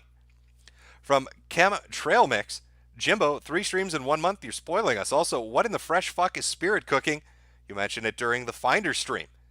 That's a story for another time. Maybe we'll go into a spirit cooking special. Who knows? Lord Rap of Rap Mountain, is this Movie Bob's superior future? Yes, it is. Loric Project Cockroach are a delicacy at the Seattle ballpark. They taste like crispy shit. Well, who would have thought? From Full Swing, some grubs on me, Jimbo, slimy yet satisfying. Well, delicious. From Blood Mark Mentor, just saw you slip and slide video, Jim, It turns out the cure for AIDS is the same as pedophilia and furry degeneracy, lead aspirin. That's the reason why the government wants to hide our medicine.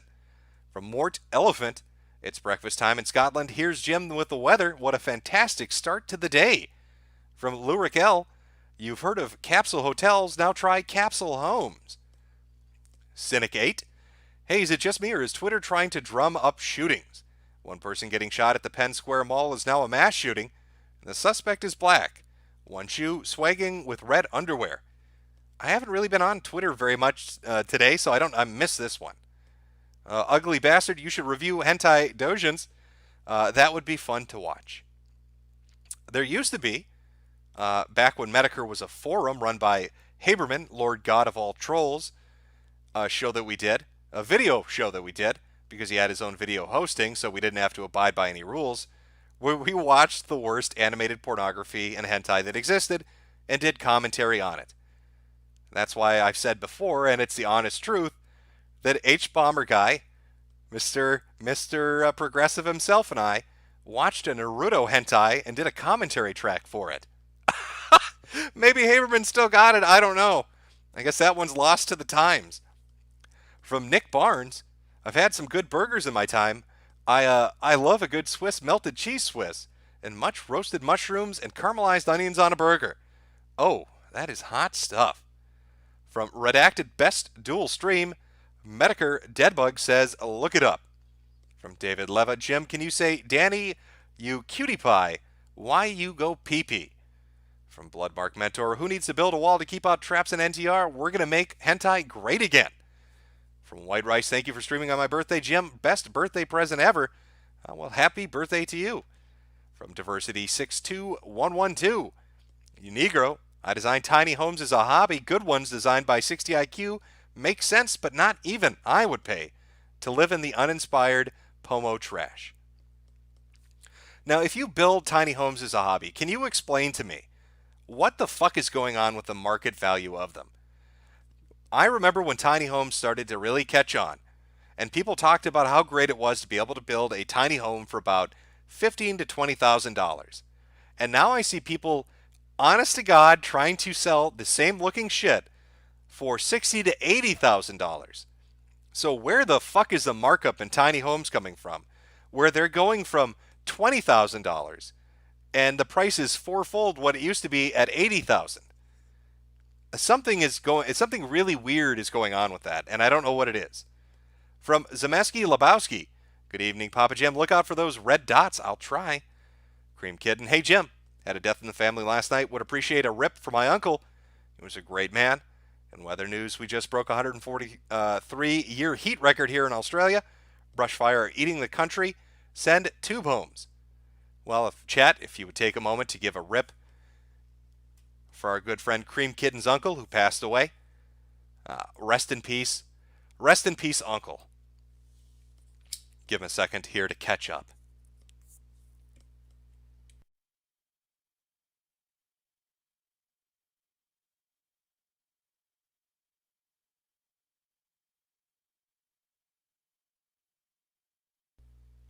Well, there you go, Cream Kitten. Chat sends its condolences. From John Zoidberg, MD, fun fact, average male testosterone has dropped 1% per year for the last 40 years. So are you telling us that we're all operating at 60% testosterone? Imagine the power I would possess if I had that other 40%. Think of the things that I could do. I need that. I need that 40% testosterone. I need to harvest it through battle. Maybe that's the whole blood for the blood god thing. Maybe they're slaughtering each other because they're trying to suck out that testosterone from the dead. Hey, do you think maybe that's the truth behind vampires? I'm going to retcon vampiric history here. The truth is, vampires aren't scary creatures of the night. Vampires are really soy beta bitch boys whose testosterone levels have dropped down to 2%. And the only way they can become men again and be sexually functional is by drinking the blood of heterosexual, high testosterone males. We've misunderstood everything about this. They're not evil, they just need our help. Vampire bros just want to get some pussy. And they need our sweet, sweet testosterone to do it. From Russell T. Shackelford, Alex Jones was always right. Welcome home, Jim. From Redacted, Metokur Deadbug says, best stream. He's an underrated creator. Sick shit, unrepressed humor. Reach out to him. Dark shit plus you and him. Best stream, Japanesey. From Permafrost, Jim and Varg stream when? Elizabeth Varing, Isaac Cappy didn't kill himself. Hashtag Hoffman body count.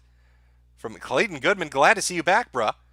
Read a few more here and jump into the next thing. I ate the juice. Check this guy out. He literally sounds like a golem. It's hilarious. YouTube. Okay, what is it? YouTube News Now Canada Independent Media watches Trump impeachment video. Well, we'll take a look. From Zach Funk. The only plan is genocide is revenge for taking God from them. Merry Christmas. You know, now that you bring up Merry Christmas, wasn't there a story going around with Microsoft? Now, I'm not a tech guy, but I believe I saw a little bit of this on Poll and on G, where somebody made a complaint because there was a Santa Claus hat on a gear wheel icon on an interface provided by Microsoft for a program. And it's so tiny you could barely notice it. But they wrote a letter saying, or they wrote a complaint, I should say, saying that the Santa Claus hat represented Jewish persecution, and Microsoft removed it. Some dude wrote that Santa Claus is somehow directly related to persecuting Jews, and so now they won't put up Santa Claus hats on their little gear icon anymore. What a clown world we live in. For Alex Better, have you read Berserk or Vinland Saga? Berserk I have seen some of and read some of. Vinland Saga, no. But people have recommended it. We'll do two more here. Angela Honkler, Eat Bugs, Feel Good Goy. And Jason Weaver, Merry Christmas, Jim. Love you. Don't ever stop what you're doing. Feel like you're the last sane voice we have.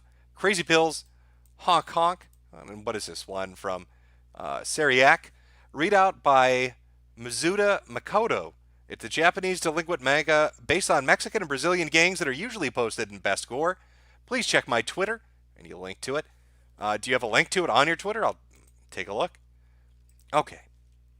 I will get back to the rest of the Super Chats. I promise everybody I will read them all. I appreciate the people that signed up for memberships as well. I was trying to figure out what membership thing I should do because they're like, you need to do something if you have a membership on YouTube and they join. Aside from creating little emotes, which I'm still in the process of, there will be a super secret stream on the last Saturday of every month where I think I'll let members pick the topic and then we'll just shoot the shit about that. Now, where was I? Because I want to set this up. Aside from the manga stuff, like I said, which is YouTube only, because I need something family friendly that I can talk about that's not going to get me shit kicked. All the fun stuff goes on BitChute, like the Virginia video, like the slip and slide video, and like this video that I'm going to be working on, which, let me set the stage first. I think that's the way we should do it. I want to talk about women. I know I'm encroaching on Coach Red Pill's territory. I assure you I'm not going to go full coach. I know. Let me just give you an idea of what I mean by full coach. Women are like dogs. Now, what do I mean? You have to treat them like you would treat a dog. You ever go up to a dog and you're afraid of the dog and the dog senses it and the dog gets up and smells the fear coming off of you and starts barking at you and snarling at you and showing its teeth and it's pissed off at you and doesn't like you. And you're like all insecure and tentative, like, I'm sorry, hi, can I get you a drink? I just want to be friends, please don't bite me. And what's that woman gonna do? She's gonna snarl at you. She's gonna look at you like, ew, creepy, ew, rough. If you're firm and self-confident, they respond. They get relaxed, see? Just like dogs. You go up to a dog, a big, mean Doberman Pinscher, right? Or whatever, some Germanic, Rottweiler, right? Or a pit bull, You go up to that dog, and you say, hey, don't fuck with me, dog. So that's what you have to do. You have to treat women like dogs. Okay, so we're clear that's not the direction I'm going with this. But I have an angle I want to take, a subject I want to talk about, a group I don't think gets talked about very much. Now, not feminist. Everybody talks about fucking feminists. Not SJWs, my God. We know enough about fucking SJWs. I want to talk about, I'd almost say a subsection or an outgrowth of two different things. So first we have the thought. Now, this is a random picture I chose. Maybe this lady is a very nice lady. I don't know. But I picked her picture at random, so deal with it. So we have our thought. Our carefree young girl that shows off her body and makes a lot of money online, wants to have fun, wants to go out and party, is probably in her 20s, doesn't really give a shit. The next group we have are Karens. Now, if you're not familiar with what a Karen is a bitch. A Karen drives a soccer mom van. A Karen complains at a restaurant because there's not enough ice cubes or lemon in her fucking water. A Karen, because she didn't get the best customer service at the self-checkout line at a Target, goes to the customer service desk and demands to talk to a manager. A Karen's the kind of bitch that wants to get involved in your business and has a permanent pissed-off scowl on her face. Now, the thought is kind of a pre-family person. You know, they're young, they're having fun, they're doing their thing. And a Karen is a post-family person because they're a soccer mom. They've got a family. They've got children. But what I want to do a video on, and what I want your help and input on, are what I like to call dead eggs. Now, what's a dead egg? And this is where I need your help, helping me to define the parameters of this. And I even have a slight example to give you an idea of kind of what I'm talking about.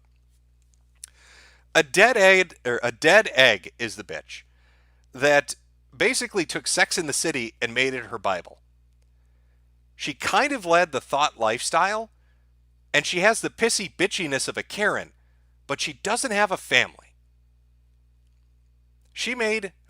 This is about basically being infertile. It's going past the point of infertility and not having fresh eggs to reproduce. And let me make this clear too, I'm not talking about, I know there are people out there that have diseases. Maybe you're just naturally infertile. This doesn't apply to you. This applies to people that purposely choose this. That's what a dead egg is. The child-free lifestyle. I don't want kids. I don't want a family. Fuck that. I want my freedom. I want to ride the dick carousel. That's a dead egger. But see, something happens. They reach the point where it's no longer their choice. It's set in stone. They can't have no more babies because there are no more good eggs in them. And that sets in them a vicious hatred, a hatred of life itself, directed at everything and everyone around them. They become the most bitter, angry, annoying fucking women that exist on the face of the earth. They make Karen look like a good dinner date. They make the thought look like a nice behaved young lady. A dead egger hates children. A dead egger hates public shows of affection. They subsist and exist in some kind of alternate self-inflicted dimension of being part cat lady, part why not, part massive, nonstop, menopausal bitch, and it never ends. And so I'd like to do a video focusing on that. I found some communities where there are quite a few dead eggers. And so I was thinking, can I find a video that kind of highlights that a little bit? To give you an idea of just kind of what they sound like. Now, this might not be an exact example of one, but I think it gives you a bit of an idea of it. So let me put this video up. It's of a lady that basically throws a shit fit because people are being affectionate in public. And remember, a dead egger, there's no chance of having children ever again. So any shows of affection just remind them that they're a barren husk of a human being. And fills them with the rage of 1,000 suns. Don't do it, because it'll just sit around. Then leave. Why are you here? You have your food. Excuse me, I have a right to be here. This is a place where you eat, not where you make out and spoon. He just told you. We are waiting for you to finish up, so we're chatting. Go make out outside. You're a heinous. Okay, so what do we see already? Here would be a hypothetical, or maybe a case study kind of a dead egger. She is infuriated. Okay, first she's fat. And of course, a lot of dead eggers are going to be fat because what's the point? Nobody's going to ever fuck them. And if they do fuck them, they're never having children. So she's given up on femininity. So here our dead egger is, getting ready to gorge herself at the trough of whatever restaurant this is. And here's a young couple being affectionate in line, and it sends her into a fucking rage. All right? It's like a rutting male in the forest. She's turned into an animal at this point. She's locked eyes. Look at this. She's looking directly at them, and the anger is taking over. This person. You're a prostitute. Cool. I'm not getting paid. How can you make out while here in front of everyone like a slut while we're trying to eat? There are people here. Okay. Do you have any manners? Can you just finish up your transaction? We'll order and we can both move on. Bitch. Oh my god. You're really escalating Why this. don't you leave? I would just like to order Well, you and then shouldn't. we'll You leave. shouldn't be here. You're a slut. Go get a hotel room and fuck somewhere else. Oh my This is not a place for this. Can't wait till this hits YouTube. I can't wait to report you to the police. You can. I'm going to report you to the police because you have living eggs inside of you. You are capable of a viable birth. There is a man that wants to put his penis inside of you. I am calling the police, filled with hatred. Not Please. doing prostitution Go ahead. in Hey, public. go find the police right now. This is a public place. This is where people No, it's not. leave. This is a private place, actually. This is public. No, this is a private establishment actually. This is we're in the public. This is privately owned. Look, if you're making out in front of people and you're making people uncomfortable. Can we go You're there and making support? me uncomfortable with your verbal. Also, do you notice they're saying you're making people uncomfortable? Just all that's here is the guy working behind the counter, the couple, and the dead egger. Stop making out in front of us. That's all good. Who is us? Everyone that's can I here. have a That's force You look inappropriate. like the only person who's uncomfortable with me having my arm around my Lady, boyfriend. you're making out while we're trying to order. Step back. Excuse me? Step the Why don't- fuck back. Excuse. Do not Step tell the me fuck to. back. Excuse Step me. the fuck back. Excuse me. Why don't you? Hey, listen, bitch. Don't make me punch you in your rotten ovaries. All right, you'll get sepsis. Those dead things inside of you, they can't produce life. That infection will spread. One gut punch, one falcon punch from me if you get too close to my woman. I'm going to send you to the hospital. Can you call the Step the fuck cops? back. Can you call the cops? Can you call the cops on him? I'm getting all this on video. So we'll see who's harassing who later. You're fucking your girlfriend in a public restaurant acting like a prostitute. You need to leave. You told me to leave while I'm in my order while you're making out with that slut. Okay. Okay? Yeah. You're such an airhead. You're so dumb. You're sexually harassing me. You're reminding me of my bad life decisions. I am the face of a dead egger. I decided in my 20s that I just wanted to have fun.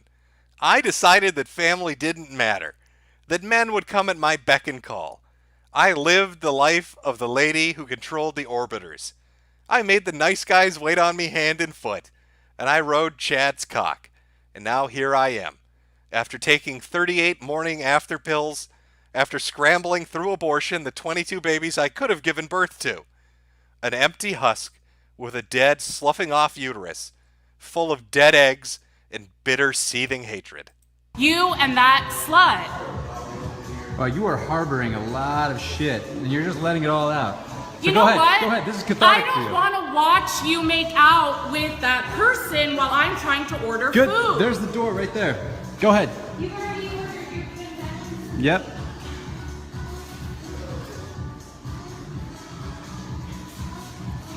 I want my money back. I want my money back. I want a refund. Excuse me, I just spent $20. I want a refund. Now she wants a refund. Who are you talking to? Talking to a manager, and I don't appreciate you raising your voice at me. I want a refund right now, and I'm reporting you to your manager. He's already talking to his manager. And I want to talk to the manager. So you talk to me. I'll give you the tape. I'll give you the tape. I can call the manager and report you, and you can be fired. So now she's filled with such bitter hatred over the fact that there's a loving couple embracing each other publicly because they have a future family life together, that she's looking for anybody and anything to lash out against. And she's chosen to go after the poor fucking guy making, what, $3 an hour slinging burritos or whatever restaurant they're in?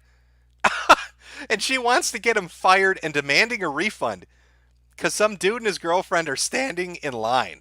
For allowing this. I want my money back.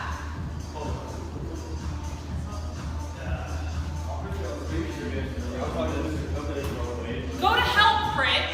Who the fuck do you think you are? Sexually harassing me, making out with that bitch while I'm trying to order? He was having sex with her at the stand when I was trying to order. They were making out. It was pretty good. The sex was pretty good. Well, go get a room if you want to fuck the whore. I mean, I don't want to watch it. It's disgusting. It's disturbing. You making out with that ugly bitch, it is so nasty. Do you know how much I want to puke on both of you? You are the ugliest. That's a complete lie. A lady this fat would never give up precious food by vomiting it up. She savors that meal too much to ever let it go. Don't believe her bullshit. Bitch I've ever seen. You look like a little boy. For me to actually watch you have sex in public is disgusting. In front of my food, it makes me want to vomit then, for the love of God. I'm gonna vomit because you are so damn nasty to make out while I'm ordering food is so disgusting. Okay, I'm sorry that you have an You're issue a with prostitute. this. You're a terribly rude person. Oh, God, you're rude for making out in front of everyone, trying to slobber.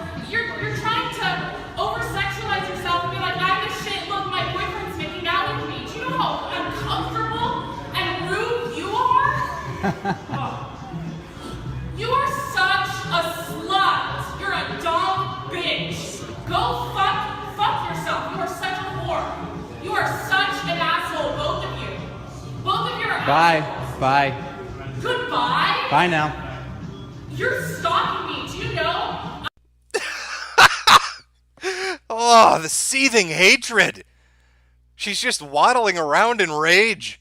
I thought she wanted a refund. Why is she walking out with the food? I told you, Tubby couldn't give it up. I'm not, this food's coming with me. I know I said I wanted a refund, but I need to fill my stomach with something. I need to fill myself with something to fill the void of no eggs. I'm going to press sexual harassment and stalking charges on you. Go for it. Please. You are harassing me at this very moment. Let's do it. Yep. Can you leave? Bye. Can you? I'm American. I'm from California. Oh, yes. You know what? Go back. Okay. So do you get the gist of it? Do you understand the parameters of what I'm saying? I'm trying to pound it out. I'm trying to get a vague idea of where to go with this. Now, Child Free, the subreddit, is obviously a great place to start.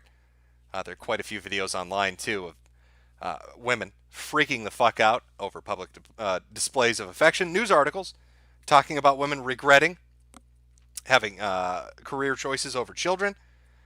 Lots of sad, oops, I fucked up stories. So that's probably going to be the next BitChute video. I gotta hammer out those details. Like those hammer toes that Hoven bitch had showed off with those flip-flops that are screaming for life, please get her weight off of me. But that's the general idea I'm going with. I like it. I think there's potential there.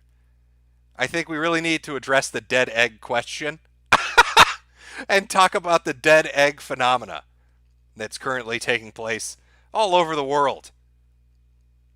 Now, you tell me, chat, what do you think? You don't get it? No. Somebody said in chat. Well, I'll try to explain it one last time. A dead egger is a woman that by choice, from the ages of 18 up until 30, decided they wanted just to fuck around and have fun and be a thought and didn't think family mattered and didn't give a shit about it. But once they reach that point where they don't have viable eggs, where they can't have offspring, they suddenly regret and hate their choice. And that seething anger because of it makes them lash out at anybody and everybody around them, especially couples that are younger or couples that have families. This encompasses groups like Child Free, encompasses news articles about powerful female CEOs regretting this. I think it'll be fun. But that's the gist of where I'm going with it. Maybe the video will make it a little bit more understandable. kissing is literally having sex? Yes, she said that. She said they were fucking in the restaurant. Did you catch the bit where she said, "How dare you have sex in front of my food?" How dare you? This salad is innocent. This is an innocent salad. How dare you have sex in front of it? What are you thinking?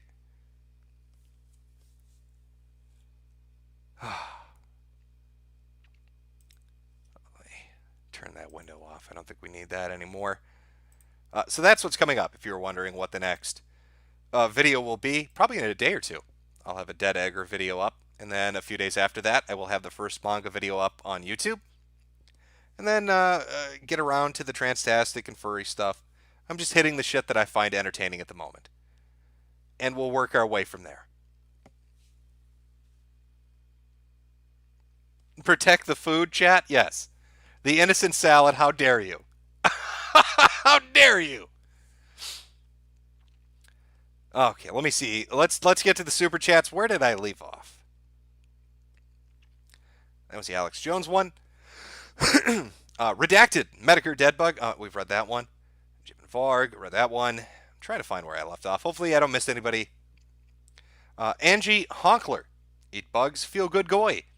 From Jason Weaver, Merry Christmas, Jim. Love you. Don't ever stop doing what you're doing. I feel like you're the last sane voice we have. Crazy Pills, honk honk. Well, honk honk, back at you. Talk to Jay, or this is from Joseph Kerr. Talk to Jay Dyer about all the dystopian evil shit. He's done an entire globalist book review series and can explain most of this stuff to you. Well, you know what? If I can get a hold of Jay Dyer, I'll do a stream with him, and we'll talk about how depressing everything is. So be sure to bring some liquor, because it's probably going to be a sad fucking stream. From Pain World, I understand your frustrations. I'd like to debate. From Lurik L, those plastic bottles will be filled with sewage water. Pain World again. Come on, man, let's go. Let's have a chat.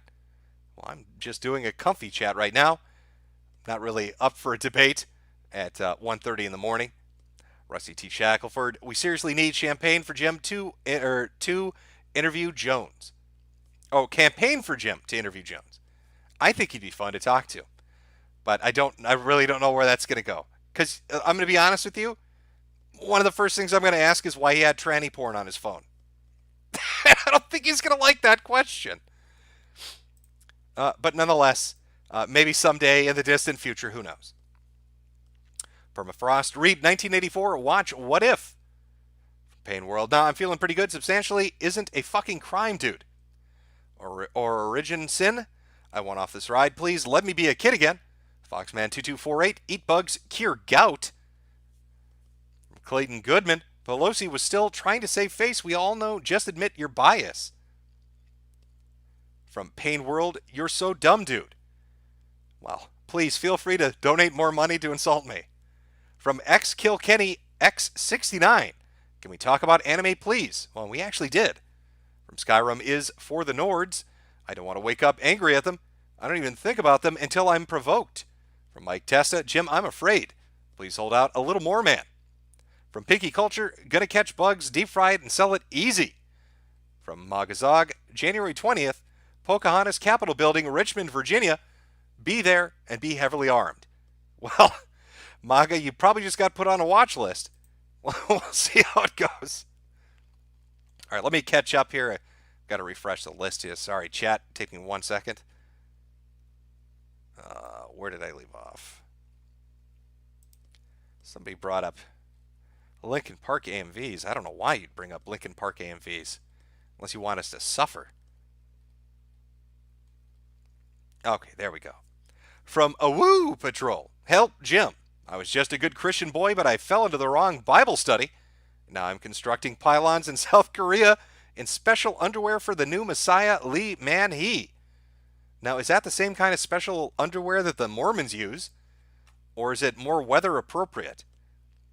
Because I'd like me some special underwear just for the fun of it. From Deus 3, smash all cuck toilets and march the lefties into the ocean screaming, they can all burn, Deisfault, no. From Not Zeech, I've got a cucked older cousin who got with his girlfriends. Let me try this again. I've got a cucked older cousin who got with his friend's ex-girlfriend. I got it there. After she had a kid. It was painful for many reasons. Hearing about him arguing to pull the 13-year-old or put her on birth control early to get her used to it. Well, birth control, from some studies that have come out recently, well, even without the studies, some chicks go crazy on birth control. I mean, you're really playing with fire with that. I mean, some don't have any issues at all. Some go absolutely insane. From 00 Greta's Grub, you can make a lot of stuff out of bugs, fried bugs, bug gumbo, bug scampi. From Jack Smith, Jim, we're in the end days. Biblical prophecy has been fulfilled daily. I implore everyone to repent and accept Jesus before it's too late. From Rusty Cheese Knife, have you ever been to Thailand's unique.com? No, I haven't. You can buy ground up insect powder and make cookies. Yes, from real insects, yummy scorpions too. Well, if I can get cheap ingredients overseas, it's going to make those vending machines even more profitable. So thank you for the heads up. From Harvey Decker, shekels for the weatherman, support local news. Trump Nation, the Southern Poverty Law Center came back yesterday from a 10-month hiatus. Check out his YouTube. Or Southern Poverty, I said Law Center, call center. SPCC is back apparently. More power to them. I like prank calls. They're funny stuff. From Permafrost, read Make Room, watch Soylent Green. Harrison was right, but everyone laughed. Look who's laughing now. From Mike Testa, just me or do Xbox make a console out of a hammer you used to hit meat? It does look a bit like the head of a mallet. I will give you that. Deep fried lettuce. Look up Silverstone FT03 Mini. I'm sure it's another modem router that looks just like it. I do not know how to pronounce your name, dude. Wahabo Bayeskab. You know who you are, and I butchered it. I'm sorry. Jim, when will you stream Photon in HD? Asking because you can't watch it on YouTube now. It's all been deleted. I do believe people have uploaded onto BitChute. I can't confirm that, but if they haven't yet, I will upload it onto BitChute. From Kambala, 1, manga recommendation, Ichi the Killer. Koryushi 1, it's sick and twisted. It's short but worth it. Main character wanks every time he kills. Ichi the Killer sounds really fucking familiar. But I'm not 100% certain. I might have come across it before. From K, thoughts on the Groiper Summit. I actually missed that. I heard they went down to the SAS conference or whatever it was and got kicked out. But that's about all I know at the moment. From Geld, good morning from Denmark. Good morning back at you. 113657 says, have you seen the rise up of Skywalker yet? The interracial lesbian kiss was Kino. Also, first impeached president to win re-election. Like I said, I have no interest in Star Wars, so I haven't been keeping up with it. All I know is people have said it's fucking awful. From Eduardo Ramirez, are you going to cop those new Ninja Adidas? They look fire, to be honest. Well, if they help me run faster when the happening hits, yes I am. From the Carpello, will Civil War II electric boogaloo start when Democrats begin gun grabbing in Virginia, or is the American population too pacified already? Well, in the video I did, I talked about the Bureau of Land Management's land grab bullshit and how ranchers basically held them off. And I talked about, even though it was a misinformed situation, how Whiskey Warrior 556 basically live streamed them try to come in, and he was saying it was a red flag thing. And people were talking about, showing up with guns. It's just, there's a lot of weird shit going on right now. And there are a lot of sheriffs, not just in Virginia, but around the country, that don't want any part of this and are willing to deputize concealed carry holders. And it's a bad situation. Sending the National Guard in to do this is a mistake. It's going to lead to an escalation, and somebody's going to get hurt, and it's a powder keg waiting to go. It's a bad idea. From Kjellbjorn Osmo, Boomer Jim, are you a fan of Red Letter Media? Yep, I watch them. From Popcorn Bro, great stream, Jim. You're killing it. From Solid Carrot, it's not all bad. Robot bottles of water to make you gay on command will make fellatiating for rations much easier. Well, you are correct.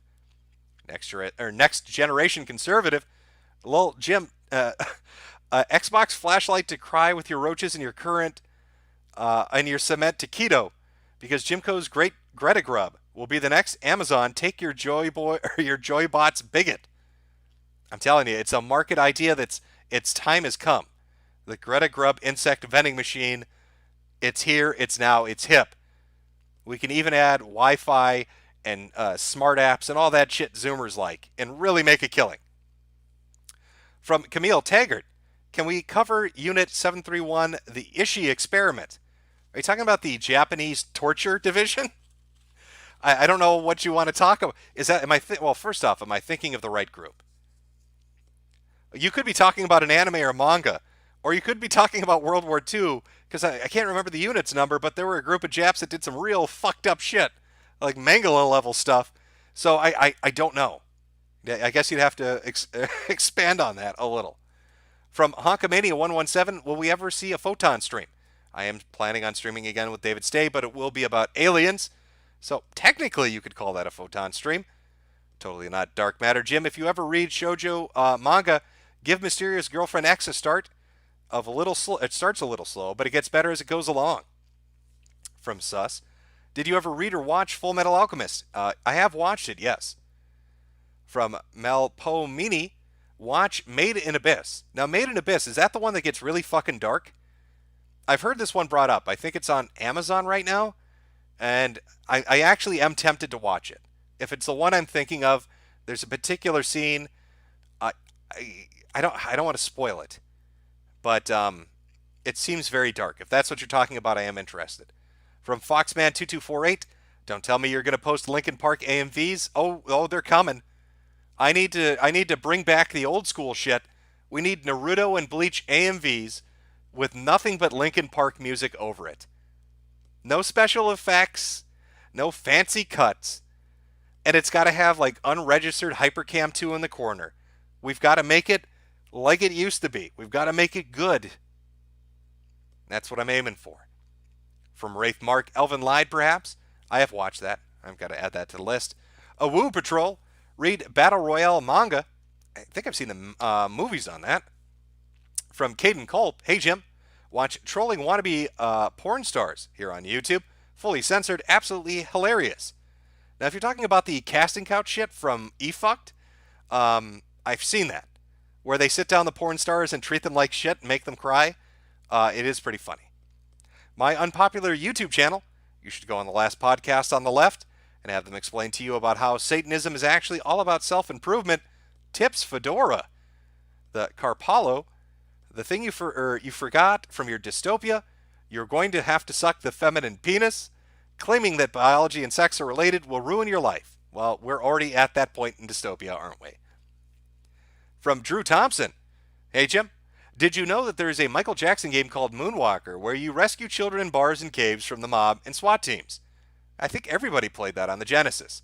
And it is ironic. I get what you mean. From Darth Venereal Disease. Okay. Kimi ga Nazumo Ian. Girl goes into a coma for years. Boyfriend porks her best female friend. Good times. Saw it 15 years ago. Review it. I will check it out, I guess. S. Cyber Taz. Some shekels until I get new Project 2 set up. Hat after Xmas. Feel better. Adonis Paul. From Name. Have you ever seen Midi Ix Mall? No, I haven't. A lot of these names I'm not going to be able to pronounce, which I guess adds an element of comedy to it, as my boomer ass stumbles all over it. Anon delivers, hey Jim, at some point can you make a hat in coyote tan so we can wear them in the cornfields when the Second American Civil War finally kicks off? Should I? Well, I don't want to be a cunt. You know what? I'm going to make a hat for the Civil War, and it's going to be colored bright purple, and it's going to have a giant bullseye on it. And it's only for the most badass motherfuckers out there. Listen, if you're going to go out there and you're going to fight a civil war, you need to lead with your balls, man. Those motherfuckers need to clank. So that hat's going to be a bright purple with a big fucking bullseye on it. And it just says, come at me, bro. I'm ready for your shit. From Minute World, One Piece is better than DBZ when it comes to normie anime. Fight me. Well, I'd have to watch One Piece to really even get into that. I've seen a little bit of it, but that's why I dropped it. Like I said, it's not that I'm saying Bleach and One Piece and Naruto are shit. They just don't appeal to me. Somebody had recommended Attack on Titan, and at personal preference, it wasn't my thing. From Makabus, Kiss Kiss, Fall in Love. Hey now, somebody knows about Orin High School Host Club.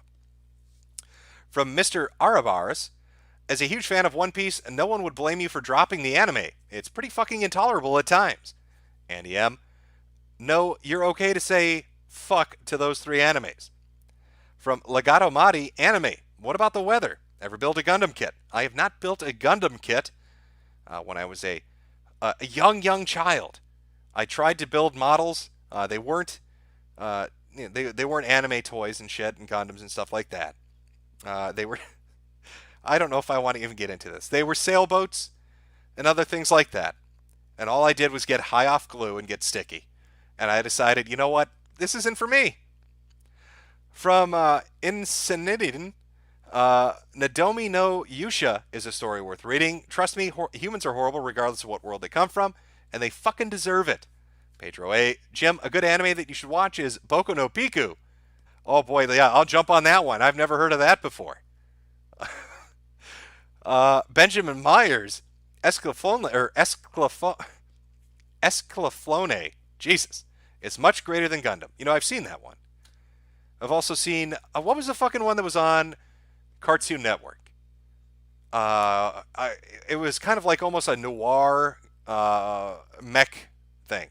He had like a robotic girl with him. It was like a steampunk aesthetic to it. That's going to bother me now. Wario Warg, hey, you should check out Bastard. It's a Korean manga about a boy whose dad is a serial killer, and he's forced to help cover up the crimes. Now that sounds good. I will check that out. From Dova Kane, the new Xbox is just a small prototype model for a future Microsoft Lifebox that we will all be assigned to. My unpopular YouTube channel, check out Planetes from the same guy as Vinland. I will put it on the list. From Austin M, Adult Swim has Cowboy Bebop is back on their site for free. Gives me that for free. Squidbillies, best anime. Virginia Rise Up, the South will rise again. From Karis8894. Oh, everybody's saying Big O. Thank you, chat. That is what I was looking for. Because we're all tomatoes in the end. But yeah, Big O is the one I was thinking of. From Karis8894. What's up, Jimbo? If you enjoyed the anime of Goblin Slayer, did you also read the manga? No, I haven't, but I probably will. It's absolutely fantastic when it adds a bunch the anime leaves out. Also try reading Change 123 for a more obscure recommendation. Internet tab, check out anime manga The Devil is a Part-Timer. I've seen that. From Not to Zeech. It is okay to have shit taste in entertainment, Jimmy boy. You think Grimgar is a 10 out of 10 when it's pretentious bed shitting. Well, we will have to fight to the death over that. But, hey, personal preference. I really enjoyed it. If you want to say it's shit, I can take it. I can take the heat. I can handle it. My anime taste, my manga taste could be dog shit. I'm totally okay with it. You like what you like. I think half the fun of talking about it is just seeing how infuriating other people's opinions are, rather than if you agree or not. Peach Bomb, use Analyst, you caveman. Mal is outdated and dead. Well, I'll take a look at Analyst too. From Anderson Paladin, I'm so fucked up. Henry Alcazar, Jim, you can read the comic they made about AOC. Not going to happen. Cold Shoulder, I've been reading the light novel of So I'm a Spider Now, So What? It's so good. Even the secondary arc I find interesting. Yeah, I really enjoyed the manga, so I'm looking forward to more of it. Tell Daddy How Big You Are. If you're taking recommendations for manga, you should read Dinner, a restaurant run by a former assassin gangster, very gritty and dark, and you'll love it. Yeah, like I said, I like suggestions. I really read a lot of shit, and if you've got good show suggestions, send them my way. Spider-Cat, what the actual fuck, Jim? I got a notification 50 minutes into your stream. Susan, best not steal this too. From Ravenant, Jimmy Boy, tell my brother Stefan he's a homo-gay. Well, you heard him, Stefan. It's from your brother. From Anonmoose, you liked psycho manga. Try reading Frankenfran. Solid crowd. If you like cooking manga, check out Dungeon Meshi. Okay, I'll take a look. From Deep Fried Lettuce, Rito of Healer is getting animated, I think. B&R. That might actually be good. Might check that out. From Dylan, liking psychopath media for 14. Liking psychopath media is for 14-year-old girls. Well, hopefully I can use some of the super chat money to buy a pretty dress so I fit the stereotype. From Beardolin, hey Jim, since you like Yu Yu Hakusho, I recommend Hunter x Hunter. Same author, similar style. As for manga, Dungeon Meshi is great. Eat the bugs, you bigot. You know, I know Hunter x Hunter is out there. I've never had a chance to get into it, so I might give it a shot. Maybe I'll watch some tonight. Or read some tonight. I don't know. From Joey Jojo. Have you ever watched Ultraman? Yes, I have. It's gotten popular in America, and most of the newer series has official subs. I recommend Tiga, Orb, and Ginja. From Joshua Fisher. Jim, did you ever finish The Wheel of Time? I don't know if I did or not. From Gerbil Ninja of Death. Howdy, Captain. If you haven't, check out Devilman. Well, Devilman's a classic. I mean, I think that's one that most people are familiar with. It's like saying JoJo or Berserk. From Celark, Readout by Mizuta Mikado. It's a Japanese delinquent manga based on... Oh, no, I've read this one. You actually posted that before. Wait, is this repeating now? It might be. From Karis, have you ever read or watched The Promised Neverland? It's about children... Okay, listen. Spoiler alerts for anybody that's still fucking watching at this point. Okay, look. I watched the fucking couple of episodes, and then I started reading the manga.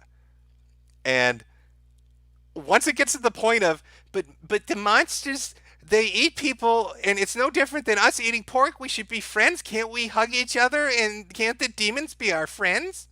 They're not bad people. The monsters are the good people. And maybe the humans are the bad. Fuck it. That's when I stopped giving a shit. Is that the one I'm thinking of? Where I'm like, oh my god, this is going to be great. They're raising kids as cattle to fucking slaughter and eat them. And then some dumb bitch goes in the wood, makes friends with two people that probably would eat her if they got the chance. And so, but we need to be friends with the monsters.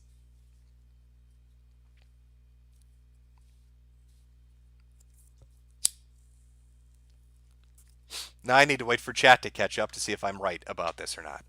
Unless I'm thinking of something else. Maybe I'm thinking of something else. I don't know.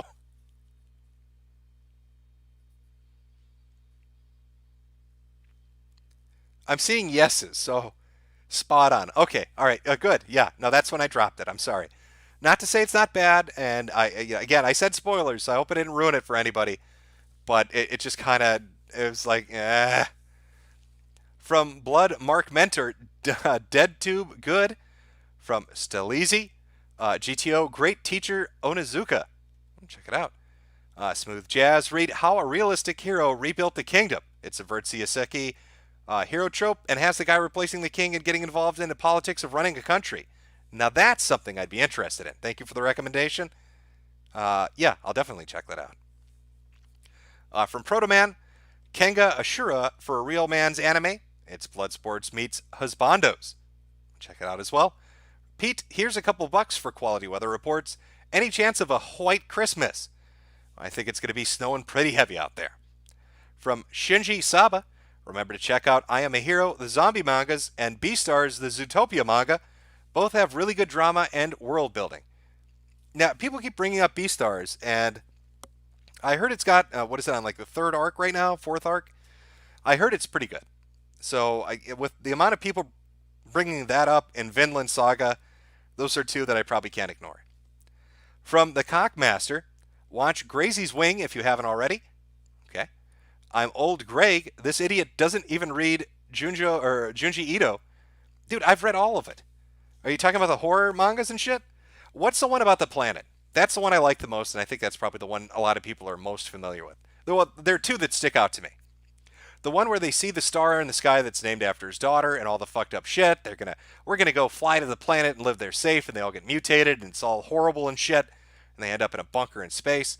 And then there's the other one, the really weird one, where they find this like stone wall, and it's nothing but holes, but all the holes correspond to the shapes of people, and they're drawn to it like moths to a flame, and they just get all fucked up getting squeezed into this hole. In fact, the reason that one sticks with me the most is There's a Japanese short horror movie, and I can't remember the name of it. It's about 20 or 30 minutes long. And it's about a Japanese dude who suddenly awakens, and he's basically in hell. And his hell is fucking awful. He's stuck in a narrow corridor. It's a tiny little hallway. And at first he can walk and his shoulders have enough room. But then soon he has to turn to his side to make it through. And then there are railings and spikes that come out. So he has to open his mouth so the railing can go in so he has room to keep moving. And all you hear is teeth getting filed down as he does it. And it gets tighter and tighter and tighter. And more painful, more fucked up shit's happening. And like at the very end, he finds a trap door and he's able to break out of the trap door, and he finds himself back in his body, and it looks like basically it was a murder-suicide. And he clawed his way out of hell to save his wife because he didn't want her to go through what he just experienced. But it was a really fucking good Japanese horror or Japanese short horror movie. Not animated, like a real movie, a real short. God, I wish I could remember the name of that.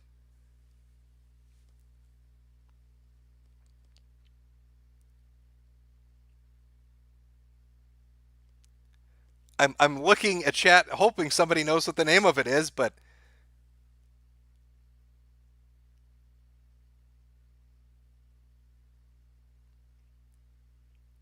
I don't think anybody's pulling it up.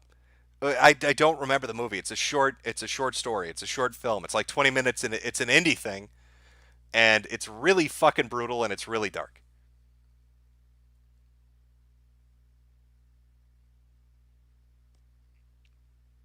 Okay, well, maybe somebody will come across it, but I went off on a tangent. Your thoughts on Demon Slayer? Have you seen it? Yes, I have seen it. Double check here to make sure I'm thinking of the right one. Yeah, yep. I liked it. I liked it a lot. I've enjoyed it. From Cynic 8, Host Club, A Man of Culture. Yes, absolutely.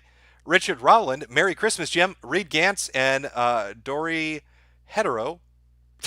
Probably pronounced that wrong. I've seen Gantz. I haven't read it, but I've seen it. From Not Zeech. Go read Girl Saurus and Girl Saurus DX. It's the cringiest thing I've ever read to date and made me stop reading manga for like 7 months. Well, you've caught my interest. From Nat M. Portant. Now that you're a public weeb, I will recommend Yakuza Reincarnation. An old Yakuza gets reincarnated as a princess with no power and fixes her broken town things by beating the shit out of everyone. I'm looking. You know what? I'm sure somebody in chat will come up with the name of the movie I'm talking about. I will try to find it if I can, and if I do a future stream, I will put it up. I'm sorry I can't think of the name of it, but it was a really freaky little short story, little horror vignette indie film, and it was just, it was awful. It was an awful version of what hell would be, and it was really well done. It was really well done. Laughing Man D8D, you should go Full Metal Panic Sigma a read. From Macro Molecule Gaming, Jimbo, I'm high off my ass. So what's the funniest thing you've ever seen on the internet? Merry Christmas. I'll tell you the funniest thing I've seen, but it's going to make me sound like a psychopath. I've told this story before, but all right, whatever. Give me a second here. Let me light up. Okay.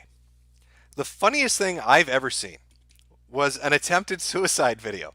Now, I know that sounds fucking heartless, but you have to remember, maybe 6 or 7 years ago, there were about 5 or 6, maybe 7 websites that dealt with shit that you couldn't find anywhere else. There were no restrictions. And there was a suicide video of a dude. And he is the most unlucky man that has ever fucking lived on planet Earth. Now, he's at the top of this building. It's an apartment building. It must be 9 or 10 stories tall. And the police are there, and the press are there, and the neighbors have gathered around. And everybody's telling him, don't do it, don't jump, you've got things to live for. They're trying to talk him down, trying to get him to back down. And he decides, fuck it. And he jumps.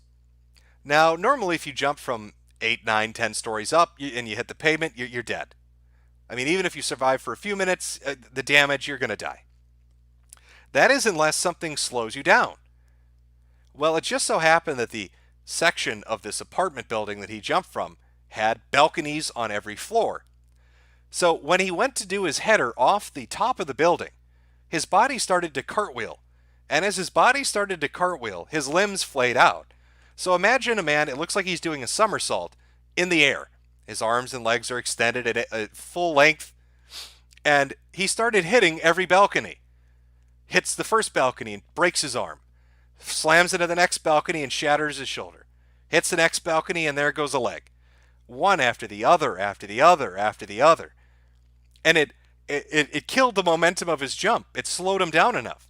He kept hitting all the balconies on his way down. So by the time he hit the pavement, it wasn't enough force to kill him. But now he really did have a reason to want to die, because he was crippled beyond belief. All his bones were broken. His arms were shattered. His legs were fucked up, and he was groaning. And that was probably one of the funniest things I've ever seen in my life. It's just, I know it sounds cruel, but you had to see it to really appreciate it, of just how bad of luck you have to have something like that happen to you.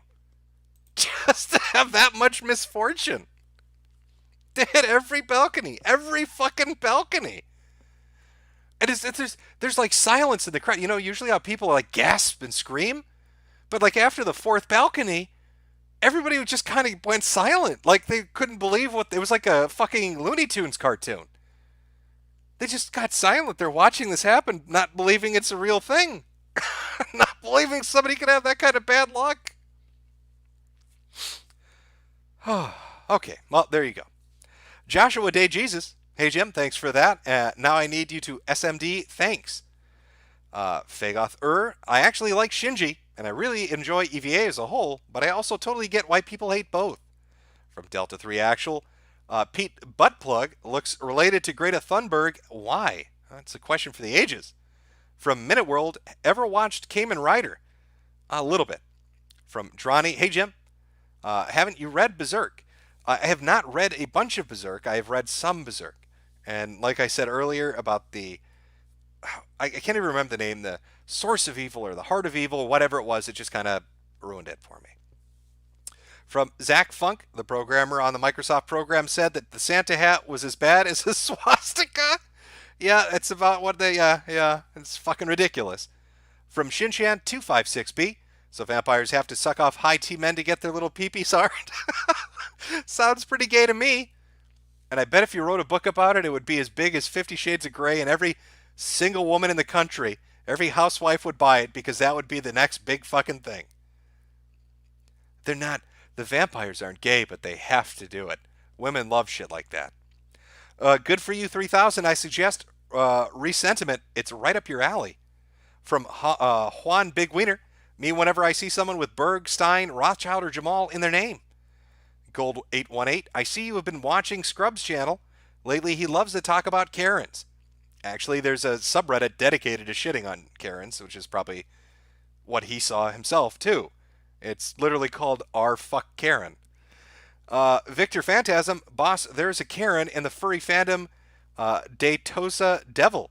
Joey Jojo, Jim, you were talking about femcells. Aiden Paladin did a fantastic video on femcells. I'm sure she did. Or women who gave up their fertility. Honestly, sad to see. Well, first off, I like the phrase dead egg better because it's funnier. So, yeah, I'm sticking to it. You can't stop me. Tiger Genesis, Jimco can rent fish bait, vending machines, and Bezos. Foxman2248, so Corinne. No, Corinne has children. From Drew Thompson, dead eggers just sound like second wave feminists. Jean Lands, thank you. From Ivan Fazah, dead egger, Monica Real. Protoman, femcells, their cats are their kids. From John Smith, dead egger has porn vids, lol. Anne Marie Stratelli. Jean Lennis, I believe she was or is a cam girl too. Tiberian Fiend, they're post-wall women. The Cockmaster, step back, aim, aim, aim. From Kumbala 1, more suggestions, read Hentai Cayman, not hentai. You can't tell me it's called Hentai Cayman and then tell me it's not hentai. So it's a pervert hero. I mean, maybe it's tongue-in-cheek, Or maybe they're using their tongue to lick some cheeks. I don't know. From Maddox 1000. Hey, can you do me a favor and call my friend Magic a femcell? Thanks and have a good stream. Magic, I guess you're a femcell. Victor Phantasm. Boss, the furry fandom is full of dead eggs. Fandom is 90% gay men. According to furry polls, Dio Task Devil is a classic. Dances with Metroids. I've never seen such a bitter midlife crisis play out in a fast food restaurant. I know, it's fucking great, isn't it? From Lurik L. If that was me, I'd start making out while she read. Just rub it in. From Stratos Radio Blues. How far down the path is Dead Egger when compared to self-partners? Thank you, Jim, for taking paths less traveled. From Solomano Liato. Thanks for doing the Lord's work, Jim. You are welcome. From Alex Better Eggcell. From Drew Thompson, Dead Nesters. I mean, there are many fantastic labels we could go with. The Draconian Bard. What's your opinion on women who don't want kids because they know they aren't capable of being proper mothers or just don't want the responsibility? Well, I mean, if you really think that you're just not going to be a good mother, then yeah, you probably shouldn't have kids. It's not so much that they're not okay. Again, it's not so much you have some condition where you can't have kids, and it's not so much the idea that you've made the decision you don't want kids. It's once it's not a choice anymore. Once you physically can't have kids, and then are full of a bitter, fucking seething hatred because you no longer have the choice and you chose wrong. That's when you're a dead egger. From Celeric, the nuclear family will rise again. And from S. Pig Fricker, Sag Pig Fucker says, dead eggs, daddy please do it. Left CA for Colorado because of them. And I think we're almost caught up. Sorry, there was a bit to get through. I want to make sure I don't miss anybody here. 1 second, chat, and then we will finish up for the evening. A lot of recommendations. You can also tweet these, by the way. You don't have to do super chats. You can tweet them at my good friend Mr. Anti-Bully if you have a suggestion for an anime or manga. Or you can go on my anime list on the profile for Mr. Metokur if you've got a good idea, and leave a comment, and I can take a look at it as well. From Huavin, Jim, that fat woman was a cam girl. From Mike Testa, do you know who Aiden Paladin is? Yes, I do. From Autism Forums, great content, Mr. Groomer. You are too honest and humble, and I don't even deserve super chatting you, Your Highness. Wow. I don't know about that. From Useless Comment, Andrew, I'm leaving you for a black man. Apparently Andrew's going to have a very bad night tonight. From YesMan2044, ever seen Gintama? I don't know if I have, actually. Jim, you missed a key point in the Virginia situation. VA Senate Bill 64 goes after the First Amendment and restricts people's right to assemble. Well, see, then it's even worse. It's even worse if it's not just going after the second, but if it's also going after the first. And I'm really surprised to see the amount of sheriffs and citizens and counties that aren't putting up with it. I don't think they expected that amount of pushback. From Algo Moo 2, can't you see the sky and the light? The tubes are great. From Haphazard, I saw furry without hands at MFF wearing hooks. Holy shit, was it the dude that iced his hands? I can't remember his name now. That has to be him, right? Haphazard? It has to be the dude that... What was his bullshit excuse? Oh, my hands hurt, so I put them in dry ice for 6 hours and they fell off? That's gotta be him. From Saturn Tubes, I'm all the Jedi is... Okay, I am all the Jedi is a zinger at the end. Oh no, I've heard that. I've seen the leaks. I just choose not to talk about them because I don't want to be a dick and ruin it for people that really want to go watch the movie. But I guess that's not ruining much. I am all the Sith. I am all the Jedi. Really top fucking writing. Anonymous Weeb, Jim, I made a Greta Grub a website poorly. YouTube won't let me link the URL, but just add .com to the name. I'll make it better, Teddy Jimbo. I tried. Greta Grub is the future. Thank you. From Kenneth Coma, you should read JoJo Part 7 Steel Ball Run. It's about a cripple killing the president because the corpse of Mormon Jesus told him to. Well, I've got to read that. From Damon Darwin, thank the Chaos Gods you streamed late. You stream late works with my work schedule. From Selleck, read Emergency by Shindal. From Snubbirth13, you hear about the Scooby 331 drama. No, I have not. I don't think I have. I do know a YouTuber, Scooby. Are you talking about the weightlifter guy? Because there's a weightlifter. I can't remember the full name, though, but it's Scooby something. Is that? If it's him, no, I haven't heard. Your Gorgeous Baby. The elites have always been the enemies of the American people, and the dream of the Republic. Day of the Bonk, soon. String a politician from every light pole. From Camille Taggart. Yes, the Ishii Company. Is there any way we could cover Yurei as well? Sarek, read Yamakin Ushijima-kun. It's about a loan shark dealing with a Yakuza and degenerates. From Gibbs, hey Jim, did you ever watch Paranoia Agent? It's one of my favorite animus. Thanks for your videos. Awoo! I'm not sure if I have. It sounds familiar, though. From Salaric again, read My Home Hero. It's about a father who kills his daughter's boyfriend, who happens to be part of the Yakuza. A lot of good crime stuff. I haven't gotten into crime stuff yet, so that's a genre I got to jump into, I think. XKillKennyX69, Jim, you need to read Watch Gantz. I have watched Gantz. From Lurik L, you broke my vase, now you are my slave. Groom me, Papa Joom. Well, that's how it works. If you break the vase, you got to earn that money. From Celeric, read Bakun Ratou, a story about a boy who joins the Basazoku or motorcycle gang during the height of Japan's economy. So like the 80s? 80s, 90s? Yeah, I'll check that one out too. Maddox 1000. Hey, I know I paid you to insult someone already, but can you insult my friend Will? I'll leave the insult up to you. Will, your friend Maddox 1000 desperately wants to have gay sex with you. He's just too embarrassed to admit it. The next time he has a sleepover at his house and his fly is undone, that is an invitation. From Stanzik, for Dark Sheet, check out Elfin Lied Uweeaboo. Foregone Jim, you Iseki'd, what world would you get sent to? Oh, if I got Iseki'd? If Truck-kun granted my wish? I don't know. I want something like... okay, I like... What would I want? Fuck. I want magic and sorcery, yeah. I want like some big ass dungeon. That's one of the reasons like So I'm a Spider, So What is this massive underground cavern they're stuck in. I like that. Wasn't there another one, Alforentes or something like that? It got ridiculous at the end, but it was basically him surviving in a shitty dungeon and eating monsters and drinking mana and shit. Like, I like that. I want a challenge. I want a primitive living magic Iseki. You get me? You know, Primitive Living, that fucking YouTube channel? That's what I want. Stick me in the dungeon and let's see how far I get.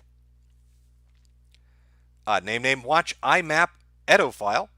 From Misen95, read the Claymore manga, Half Demon Chicks Killing Men, Eating Demons. From Barb Rogers, balls roll, drop them, and your enemies will trip on them. From Ketsune9, Yokai, One Piece is essentially about finding true freedom and fighting a globalist world government covering up history.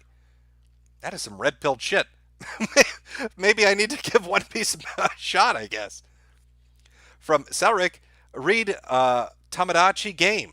It's about an evil anti-hero who is forced to join a gambling game to protect his friends from debt. You know, there was an anime I watched, or maybe it was a manga I read. How did it work? I think he dies, and he gets stuck in like this game scenario with other people. And it's basically who can survive, and you earn points when you survive. Like the first one, they get stuck. They face away from each other. They've got a buzzer, and they have to choose one of two doors. And if they choose the wrong one, a tiger gets sent out to eat the other person. And it's, do you trust the person? Are you going to work a strategy out? Are you going to try to kill them? There's like a game theory shit going on. I don't know if that's similar to what you're talking about. From Hunter King, Darker Than Black Season 1 is great. Mike Tessa review. Jim, review Ito mangas. They're better horror than American horror, because unlike John Carpenter, Ito still has ideas and talent. There are some really good ones, some really spooky shit out there. From MMAC1134, it's sad to see America slowly start to balkanize. Please everyone be safe for the holidays, and thanks Jimbo for all you do. Well, I do hope everybody has a happy holiday. Hopefully all the crazy shit can at least postpone itself to give everybody a nice end of December. That would be nice. One last nice end of the year before everything goes crazy. From Cream Kitten, hey Jim. A bunch of people in the chat, me included, recommend Trigun. I have seen that. Anime or manga, even the English dub is great. Yes, I'm serious. I've watched Trigun. Okay, I can't remember any of the characters' names from Trigun, but I thought it was sad when his little friend died. The priest guy, this is so long ago. What the fuck? This guy with like the big cross gun. If I'm remembering right, I don't know. The problem is a lot of it blends together. That's why it's going to take me a while to really hammer out this list. From Stardust Ray, Berserk is so bad the author started another manga before he finished Berserk. Peter Pete, Hellsing is a best anime. Hellsing is good. For posterity, watch Silicon Valley. Great show from Mike Judge. From Fook Oof, sup, how's the weather down there? It's pissing rain up here in British Columbia, but it doesn't matter. I got Caltech KSG and a shit ton of shells. From Psych66, Jim, what's go to the bathroom now? It's only 1 minute. Tom Hathaway, Jim, what have you bought Jade for Christmas? Struggling to think of a gift for Miss. Love the streams, by the way. Well, okay. I have bought her some things, but she's a dork, so the things I bought her probably wouldn't apply to other people. Our taste in entertainment is different, but she does like certain things. Dragon Quest Builders 2, she really liked. I got her that. She wanted a certain season of Digimon for whatever fucking reason. I got her that. Some jewelry. It's basic shit. It's really taste dependent. They should be dropping hints for what they want. Fagather, I'd recommend Mato Hagio. One of her most famous short stories is Hanshin Half God, a story about conjoined twins, one of whom is retarded but pretty, and the other who is intelligent but hideous. Lurgel, watch anime or what anime or manga made you cry like a Susan? I don't think one has yet. I mean, Trigun I thought was sad, but it did make me cry. I'm trying to think of something that really fucked me up, but I haven't reached it yet. I'm sure I'll find one, and when I do, I'll tell you about it, and you can all laugh at me. I'm comfortable with that. You can shit on me. Oh, look at this guy. He cried over an Animu, little Chinese girl cartoons. What a fucking pussy. But I'm fine with it. Massive Damage Gaming, Jim, will you keep your video up so I can mirror it? No, usually once the stream's over, I just delete them. It's part of why they're secret streams. Let Me Die, are you going to check out the Uzumaki anime on Adult Swim? Probably not. From Selzrick, for politics, read Rasputin the Patriot, a legal thriller with a dash of geopolitics about a diplomat who gets caught up in political purge. Sounds pretty good. From Problematic Monica, can you ask your friend to post these recommendations on Twitter, please? I will try to go through the list and compile it and put it up. I've still got some from yesterday as well. And I will update my anime list with all the stuff that I start to read and watch in the coming weeks. From Blue Satoshi, okay, let me see if I can say this right. Tori Kisa might be good if you want something comfy. It's about a salaryman coming across two bird sisters and helping them start and run a cafe. I like the little slice of life stuff. I mean, I like fucked up psychopathic violent stuff and isekis, and I like horror and all of that, but slice of life stuff is great.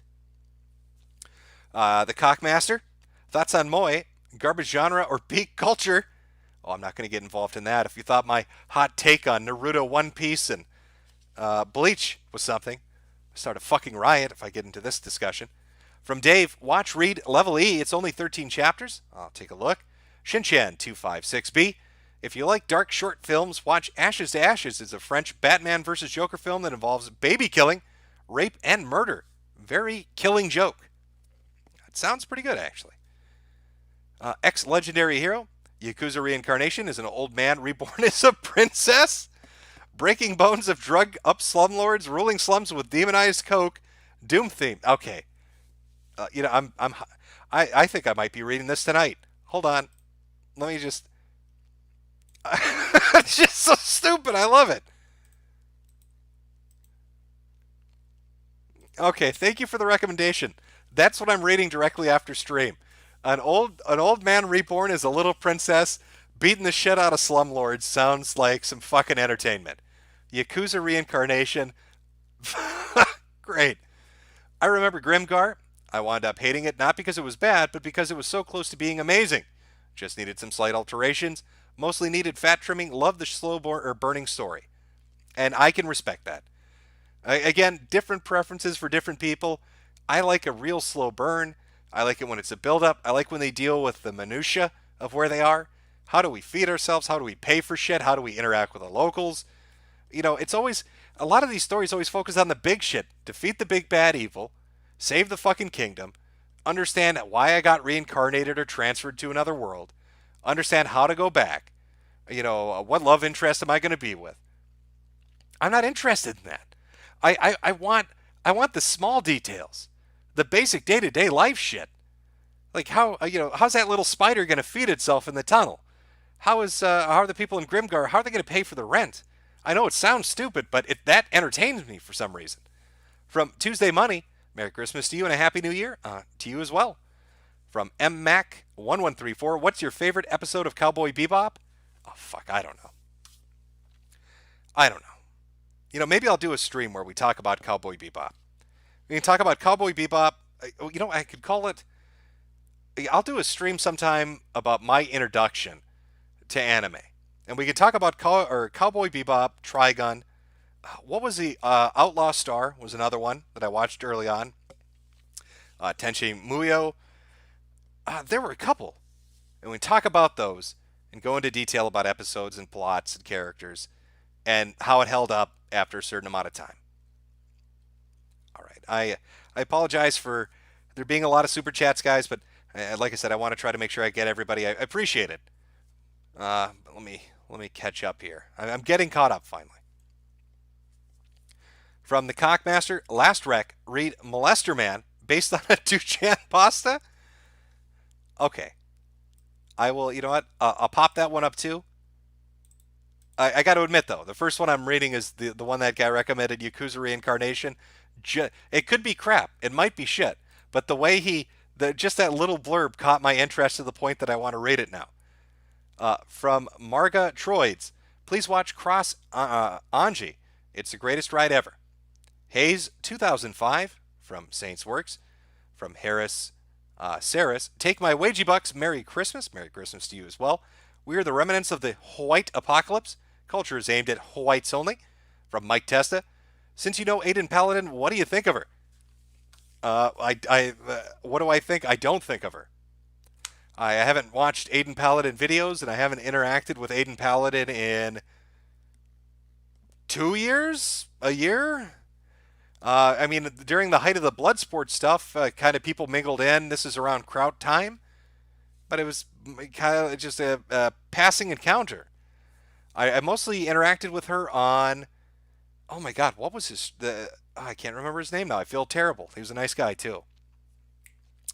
It was some Brit... I think he was Brit. Some British guy's channel. And that's kind of where I ran into her.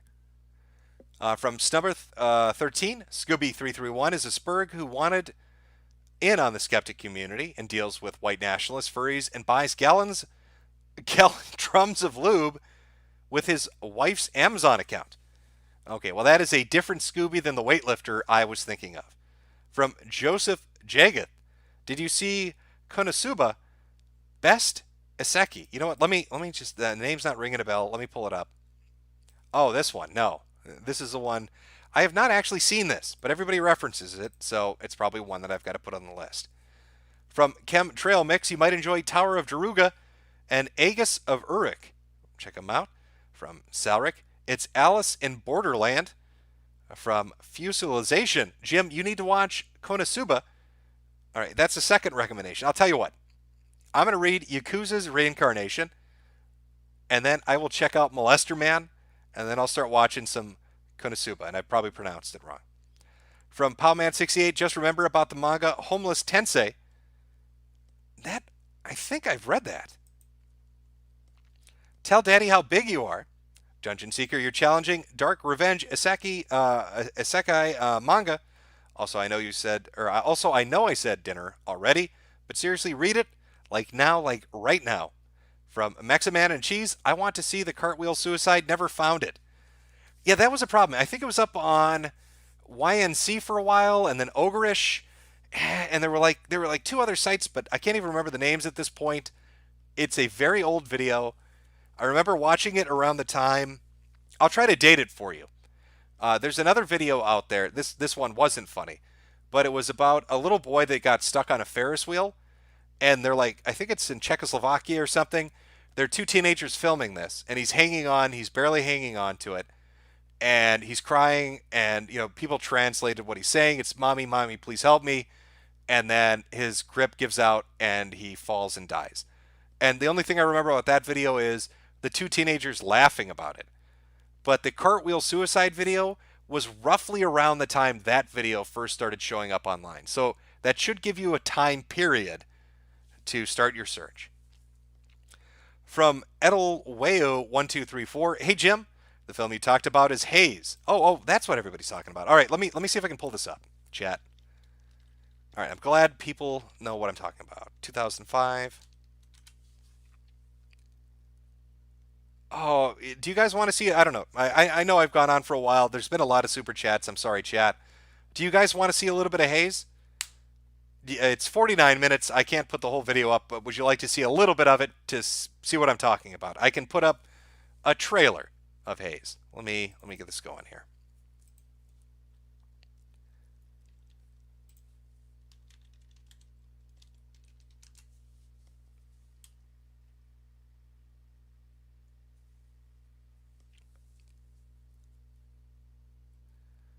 I just want to make sure it includes. No, that can't be right. Hold on one sec. Let me make sure. Okay.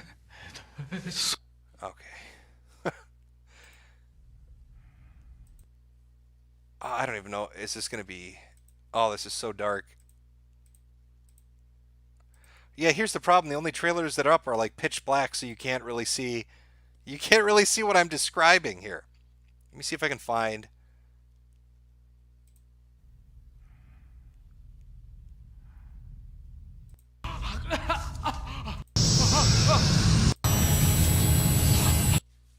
I'm sorry, Chad. Here's what I'll do. The next time we do a secret stream, I will track down a copy, and we will illegally watch it, and hopefully terrible things don't happen. Now, I'll find some good clips from it to show you what I'm talking about.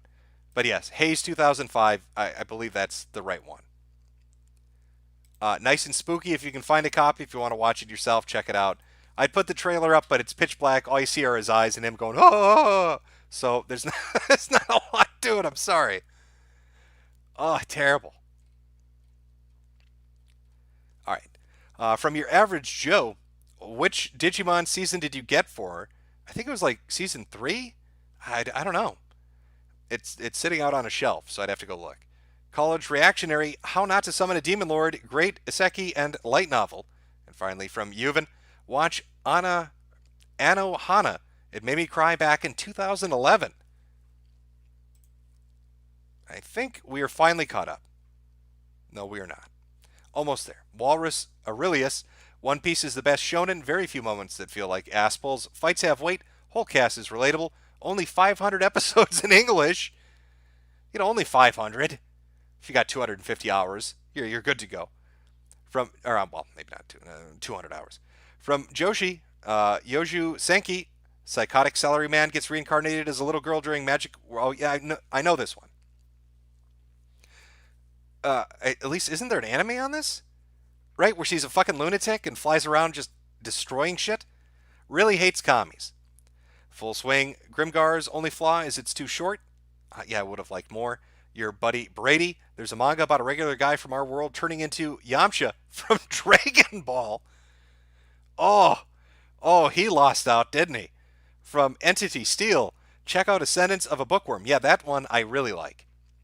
But old weeb, hey Jim, my buddy told me about your Mal. I've seen over 700 anime to completion. My account is Landamine, or Landonine. I'm losing my ability to think straight now. I should say, bro, your taste is shit. Well, fight me on it. And then James O'Shaughnessy, read A Record of Ragnarok. It's about gods versus humans. I think we're good. Name just another one to drag on the show. And your average Joe, she is a keeper, Jim. thank you all for coming out. Like I said, the next video, the Dead Egger one's hopefully in a day or two. I'll have the first manga thing up on YouTube in probably a week. I've got to do some work and figure out how I'm going to work that format. I'm not 100% certain yet. I've got a stream eventually that I will get rescheduled, David Stay, and we'll do that on the aliens. I hope that you all have a good holiday. I am, honest to God, planning on doing a Lonely Fucks Christmas stream. So if you are a lonely fuck that has no friends or family, and you want to eat that TV dinner and not cry yourself in your whiskey, feel free to tune in. I have a nice little fireplace video playing, have some Christmas music in the background, and we can all chat. The chat can all interact as we eat our Hungry Man meals together and fight off one more year of depression. I hope you all have a good night. I hope you all have a good day. Be careful out there. The roads are shit. Don't want to deal with all the ice and the snow and all that shit. Let me pull up my song here to end us out. I'm sorry, there are 3 more here. Meximan and Cheese, please do Strange Thing about Johnson Stream. Internet tab, Slice of Life, Your Life in April, Prepare Your Tear Ducts. And finally, Name. Here's another one, Just Because. Well, thank you very much. Let us end it on Weatherman. If I can pull this up here. And then I'm going to go read Yakuza Reincarnation, because that has me fucking fascinated with the idea of what that's going to be like. All right, chat. Have yourself a great day. Oh, it seems like we have some minor technical difficulties for some reason. My audio from my desktop is not coming through. That's not good. That's what we would call a fuck up.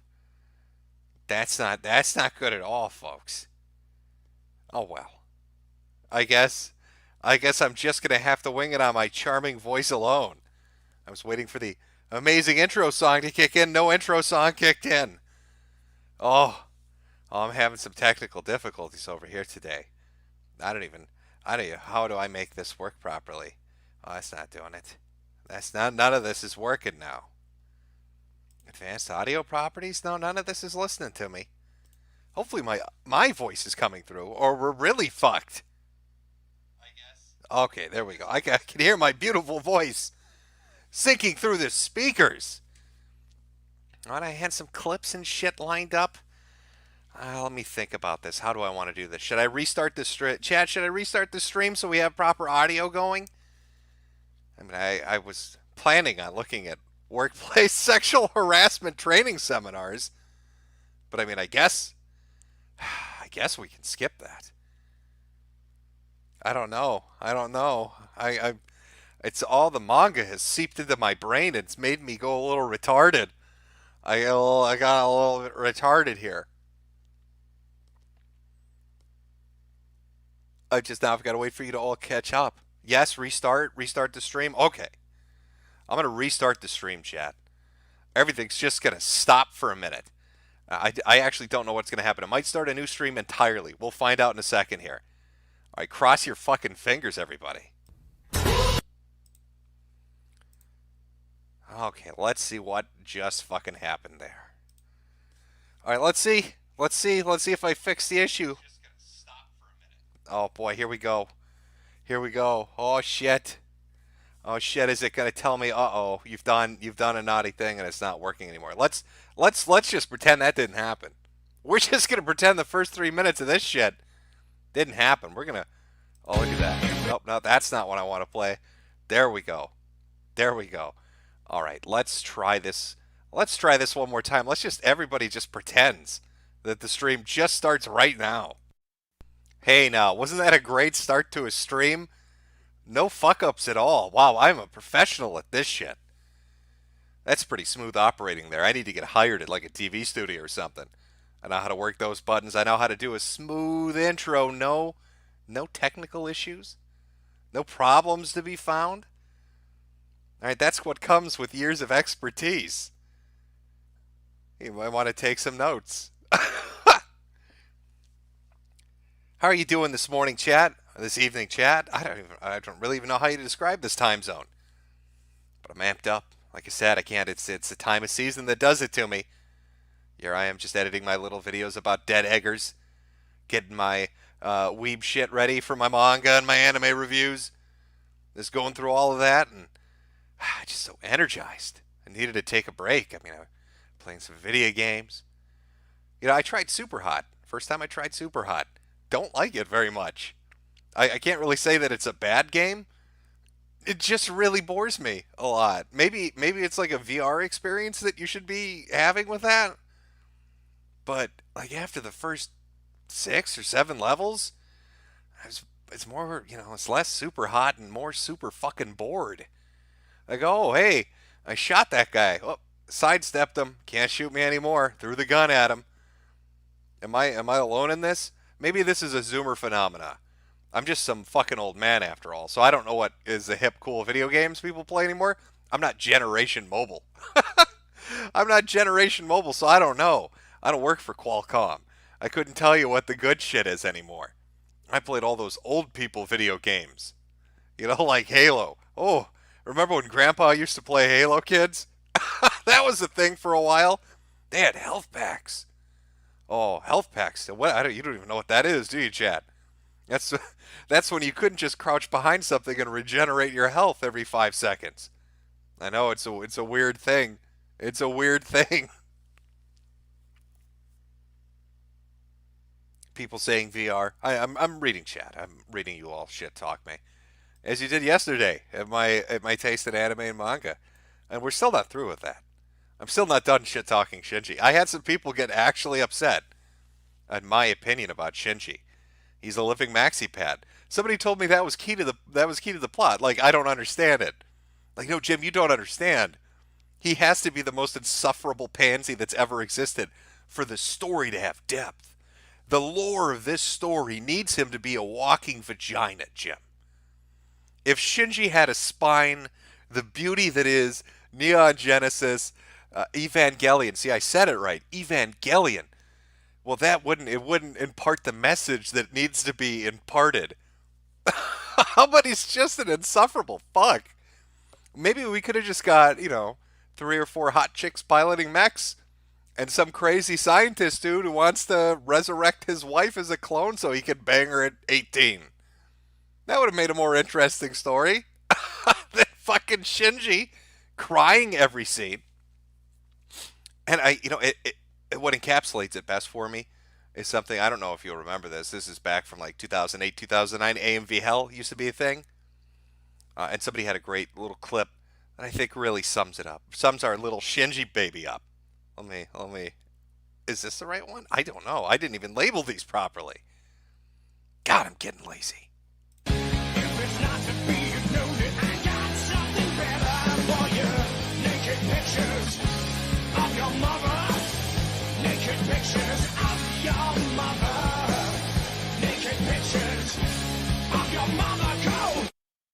That's right, Shinji. You look at those pictures, you disgusting little fuck. I know what you do in that hospital room. You're the original Coomer. That's what Shinji is. He's the original Coomer. Walking in on unconscious girls. Oh, I'm Coomin'! Shinji, what are you doing? You're supposed to be saving the Earth. I can't stop Coomin', Daddy! Shinji, get in the giant robot. They're shit attacking the city. We don't even know what the fuck this is. But I gotta coom, Daddy. I gotta coom. Shinji, you're fucking disappointing everybody. I'm your father and I fucking hate you. Shinji, do you understand? Your mother's dead and I fucking hate you. And none of these girls want to touch you. But I gotta coom, Daddy. Won't get in this goddamn fucking mech and save the goddamn world fighting energy starfish angels. I don't fucking know. This plot to this fucking anime.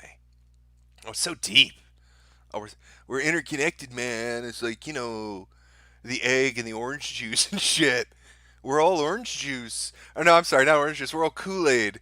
We're all fucking Kool-Aid, Shinji. Here's the secret to life. The Kool-Aid man is God, Shinji. And we're one giant bowl of fruit punch.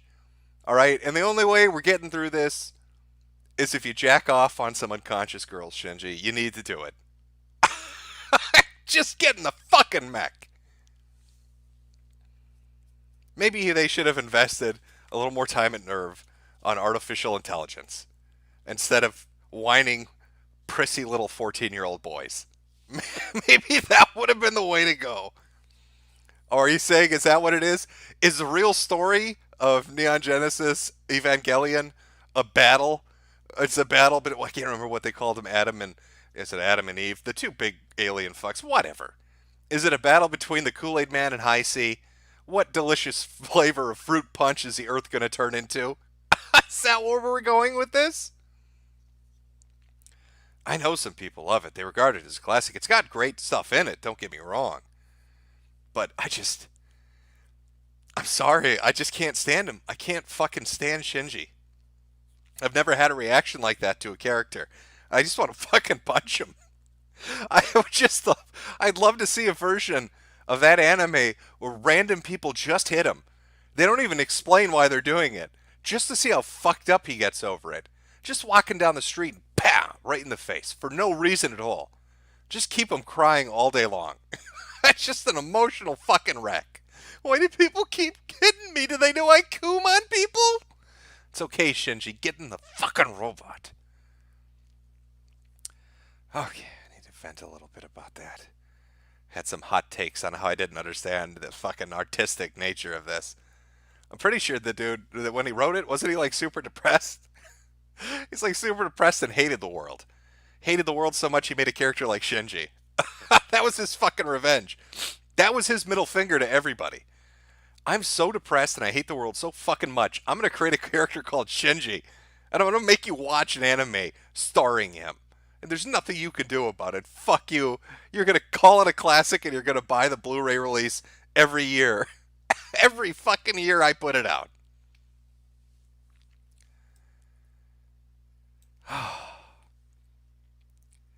Have you tried to read Akira? Have I tried to read Akira? No, I haven't tried to read Akira. I've seen the movie. I haven't given it a read. Maybe it's different. I know everything's in a different format. You read the light novel, you read the manga, you watch the anime, you see the OVA, you see the movie. It's like everybody's got to be a fucking artiste about it and alter shit and change shit. And design gets fixed. You know, speaking of that, speaking of fucking with the formula, I just got done watching, and this gives me another excuse to use a clip. I love it. I just got done watching The Witcher on Netflix. And maybe I'm not the most familiar with the Witcher lore, but how many black elf dicks are in this series? Can anybody in chat, can I poll you? How many black elf dicks are supposed to be in The Witcher? I don't seem to recall a lot of black elf cock in The Witcher. But maybe it was always there. Maybe if I had read the books, it would be nothing but elf dick. But apparently that's what the TV show is. A lot of people, zero elf dick. Are you sure about that? Because, okay, let me set the scene for you, chat. I'm like on the first episode. I'm like on the second episode. There's Yennefer looking like the Hunchback of Notre Dame, hanging out in the catacombs of, I don't even know what they call it, Alakazam, whatever, who fucking cares? And the little magical catacombs underneath. And then there's a black dude, and he's getting a hard on. Like, his dick is rigid at the thought of all these dead elf skulls everywhere. Nothing says romantic when you're trying to fuck a deformed girl like doing it in a graveyard. There's a lot of weird messaging in this fucking show. But so here's this black dude surrounded by dead elf skulls and a hunchback. Which sounds like a start to a joke. A priest and a rabbi walk into a bar kind of thing. But they're all down there. And they just start fucking. I mean, they're just fucking. And all of a sudden, I don't know why, but the black dude's railing the shit out of the hunchback girl. And then, this is like the ultimate cuckolding, I guess. A whole group of white people appear in the background, and they all start clapping. And I shit you, I can't show you the clip, because there's a lot of naked hunchback fucking. But I can give you an approximation of what it looked like. And it looked like this. Let me, I swear to God, this is what it looked like. He's railing the fuck out of her, and then all these white people in the background start doing this. Congratulations! Congratulations! Congratulations! Congratulations! Congratulations. Congratulations! Congratulations. Congratulations. Congratulations. Congratulations. Congratulations! Congratulations. Congratulations. I'm not making that up, chat. That's not. I know you think, oh, Jim, you like to lie a lot and make shit up just to have a giggle here or there. No, that's really what happens. He's fucking a hunchback. He's fucking a hunchback on elf skulls. And a group of white people start clapping. It's the most Netflix thing I've ever seen in my life. If you could pick one scene of a Netflix show and be like, how would you describe Netflix to somebody? That's the scene. That is the fucking scene to show people. Everybody's just clapping. Congratulations. Congratulations. And then the whole time skipping stuff is a little weird, trying to follow the plot. I want to meet some more Geralt, but you're getting more Yennefer stuff and Cersei and all this other shit, and that's fine. I mean, they're characters, they're important. But it felt a little disconnected here and there. I don't know how to rate it. I guess if I had to give The Witcher on Netflix a rating, I would give it 4 black elf dicks out of 10. That would be my personal rating for The Witcher on Netflix. That's the most amount of elf dicks that I can give it. And that's really only because of the congratulations scene that we got in the middle of the show for no apparent fucking reason.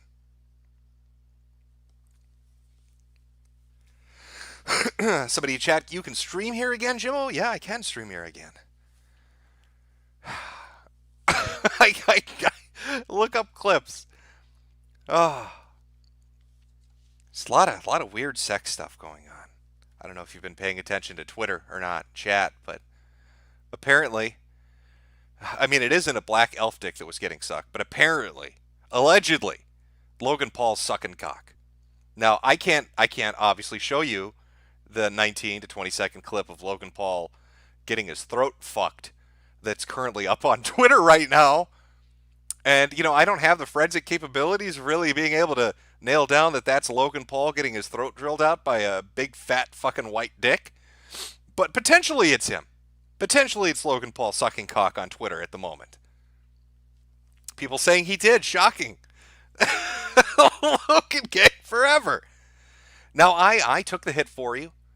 Okay, I'm comfortable enough. I'm comfortable enough to watch a man suck a dick. So I watched the clip.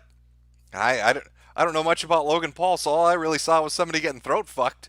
I mean, I'd have to call an outline expert. If somebody can ring up King of Pole, maybe he can come on by and verify whose dick and whose mouth that is. I don't know. But somebody's getting throat fucked. And people are alleging it's Logan Paul. How does that even leak? How does that accidentally slip out? Who did you piss off that they got a hold of your phone and sent that one out to the world? No, you can't miss it. It should be the top trending thing on Twitter right now. You will most definitely find the video of Logan Paul sucking some cock. I can't link it. I can't link it, and I can't show it to you on stream. I will get jettisoned if I do. We all know this. Obviously, that's what's a deep fake. Who would deep fake that? I'd be more willing to believe that is Logan Paul sucking dick than somebody took the effort to deep fake Logan Paul sucking dick. Tipster has verified it's not Logan Paul. Well, there you go. Somebody's done the photo forensic necessary to make sure that is not Logan Paul gargling on a dick on Twitter. Well, then kudos. Because somebody just convinced probably hundreds of thousands of people to watch a dude suck another dude's dick. I mean, I love a good prank. So if you're going to get a bunch of people on Twitter to watch gay porn, if you're going to convince people to do it and it's not even who you're saying it is, well done. Job well done. Mission fucking accomplished. Oh, that's a great Saturday night. Hey, you know what I feel like doing tonight? I'm going to get a bunch of fucking random people to watch somebody suck dick. It's not even who they think it is. I just want them to watch some gay porn. Just for fun. Can we get a thumbs up? Can we get a fucking clap and chat for that or something? I mean, that deserves a round of applause. Whoever started that and got that going, well done. Because it's either Logan Paul sucking dick or somebody just trolled 100,000 people into watching gay porn.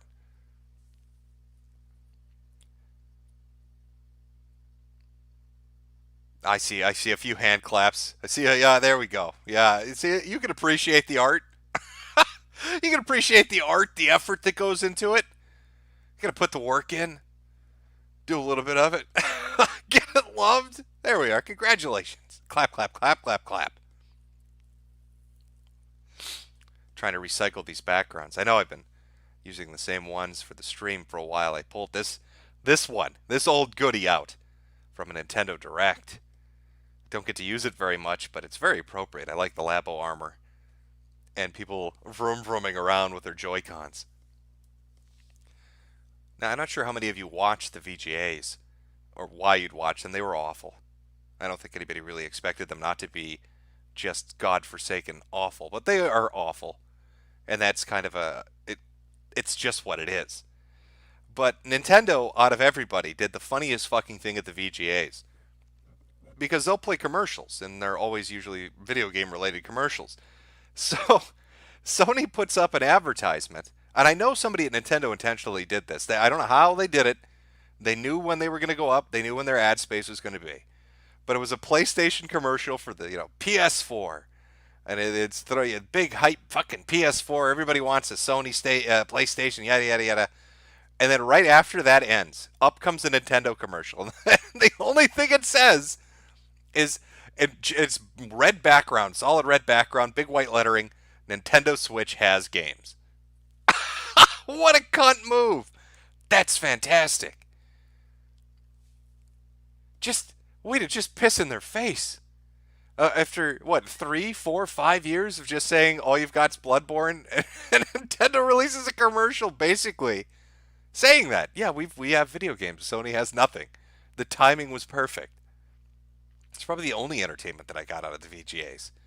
Kept waiting for big, exciting announcement. Well, we got one PS5 game and an Xbox One that looks like a fucking modem router, and really nothing from Nintendo. No Smash Brother DLC.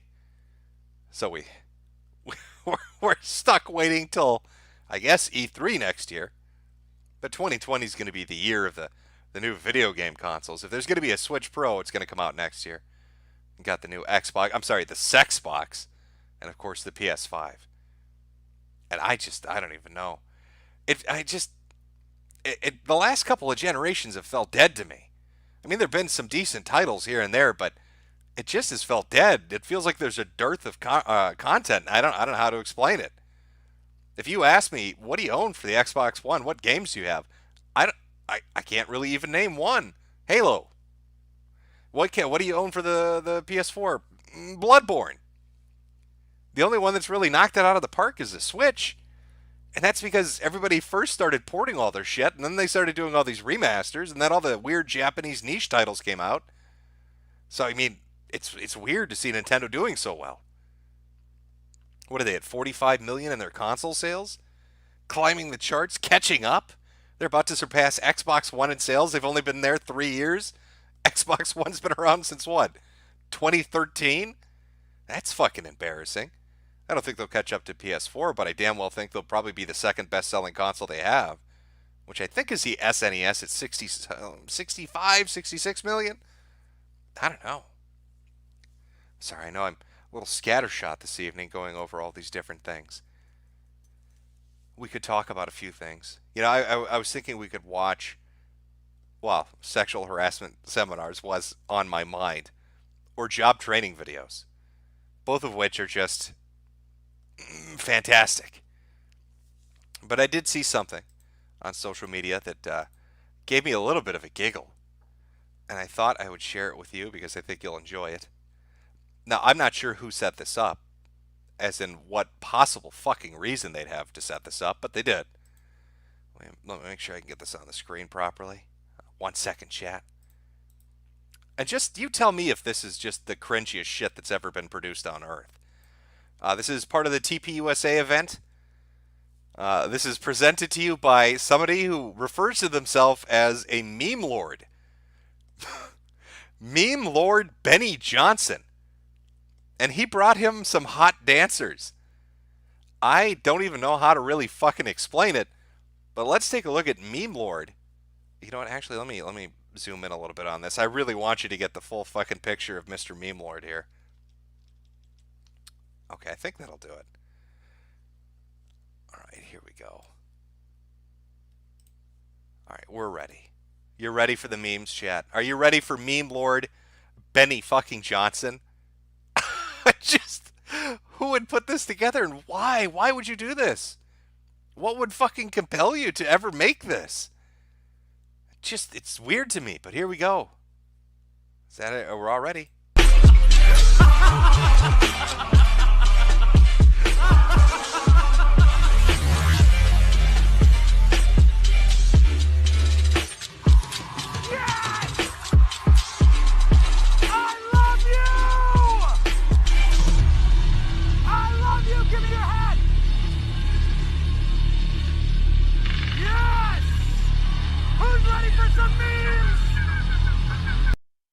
Imagine yourself as a 30-year-old conservative. Imagine yourself as a 30-year-old conservative, part of a political organization that's giving a speech in front of an auditorium of people, and you run out there in your blue fucking suit and you scream, "Who's ready for some memes? Because I'm meme lord Benny fucking Johnson." Who's ready for some memes? I brought my own dancers, not to be outdone by Bang. I brought my own dancers. Y'all ready? Oh, do you see, by the way, they even credit him as that meme lord Benny Johnson. Let's go!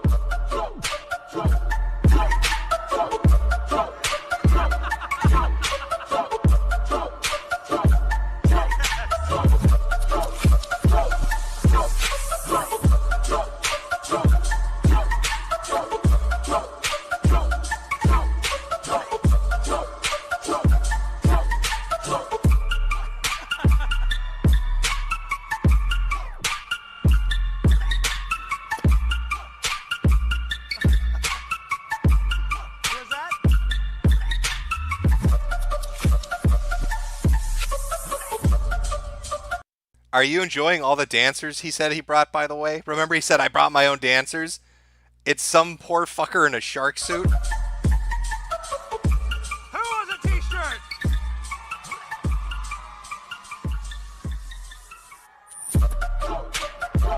Nice loop on your music, Benny. Couldn't even afford a full track. Spent all his money on fucking t-shirts.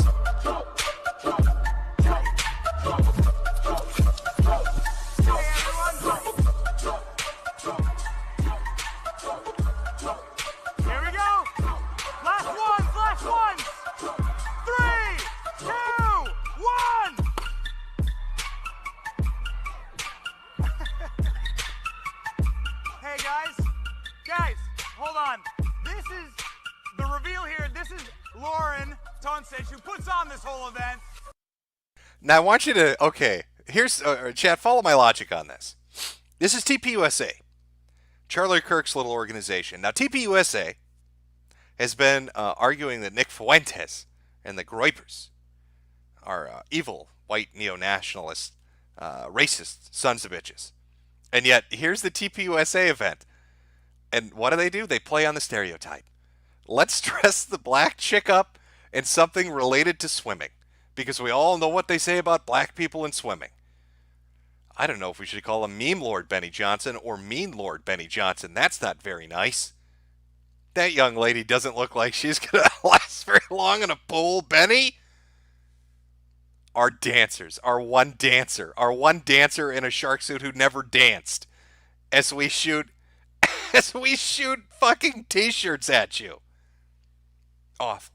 Terrible. Now, I saw this, and it reminded me of, well, reminded me of two things, really. One, I hate my life. I hate my life for being exposed to shit like this.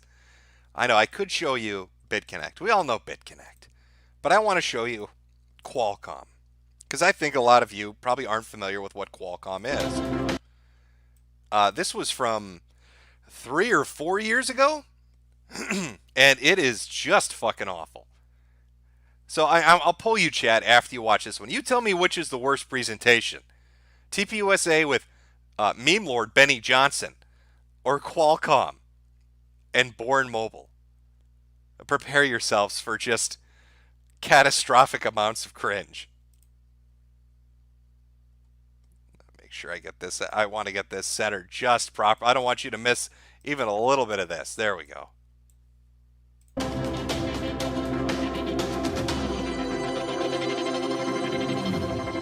Happy New Year! I'm part of a new generation. Texting. I'm John, but better known by Tornado.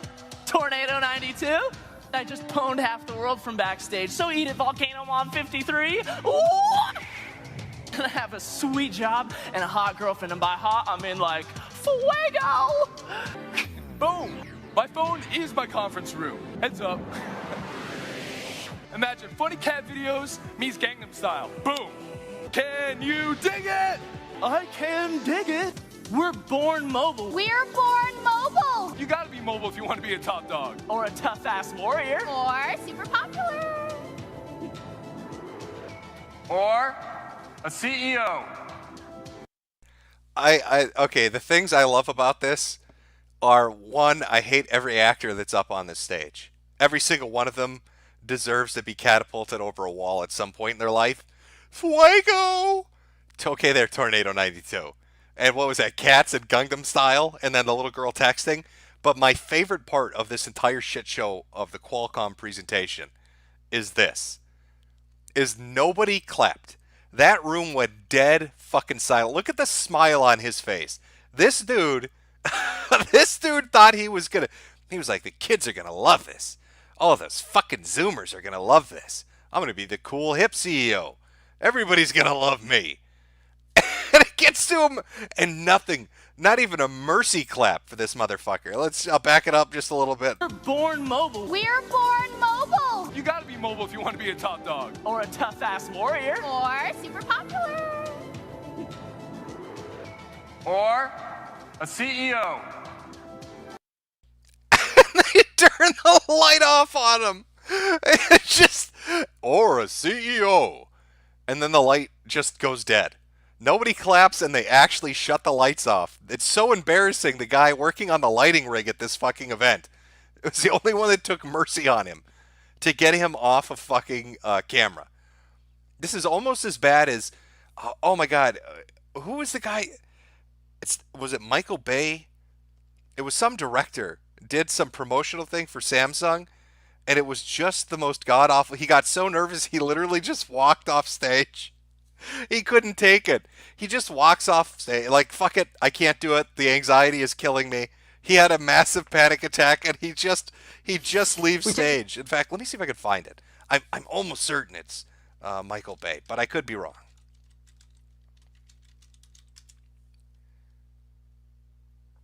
This was slightly unprepared for, chat, so. Oh, yes, it is.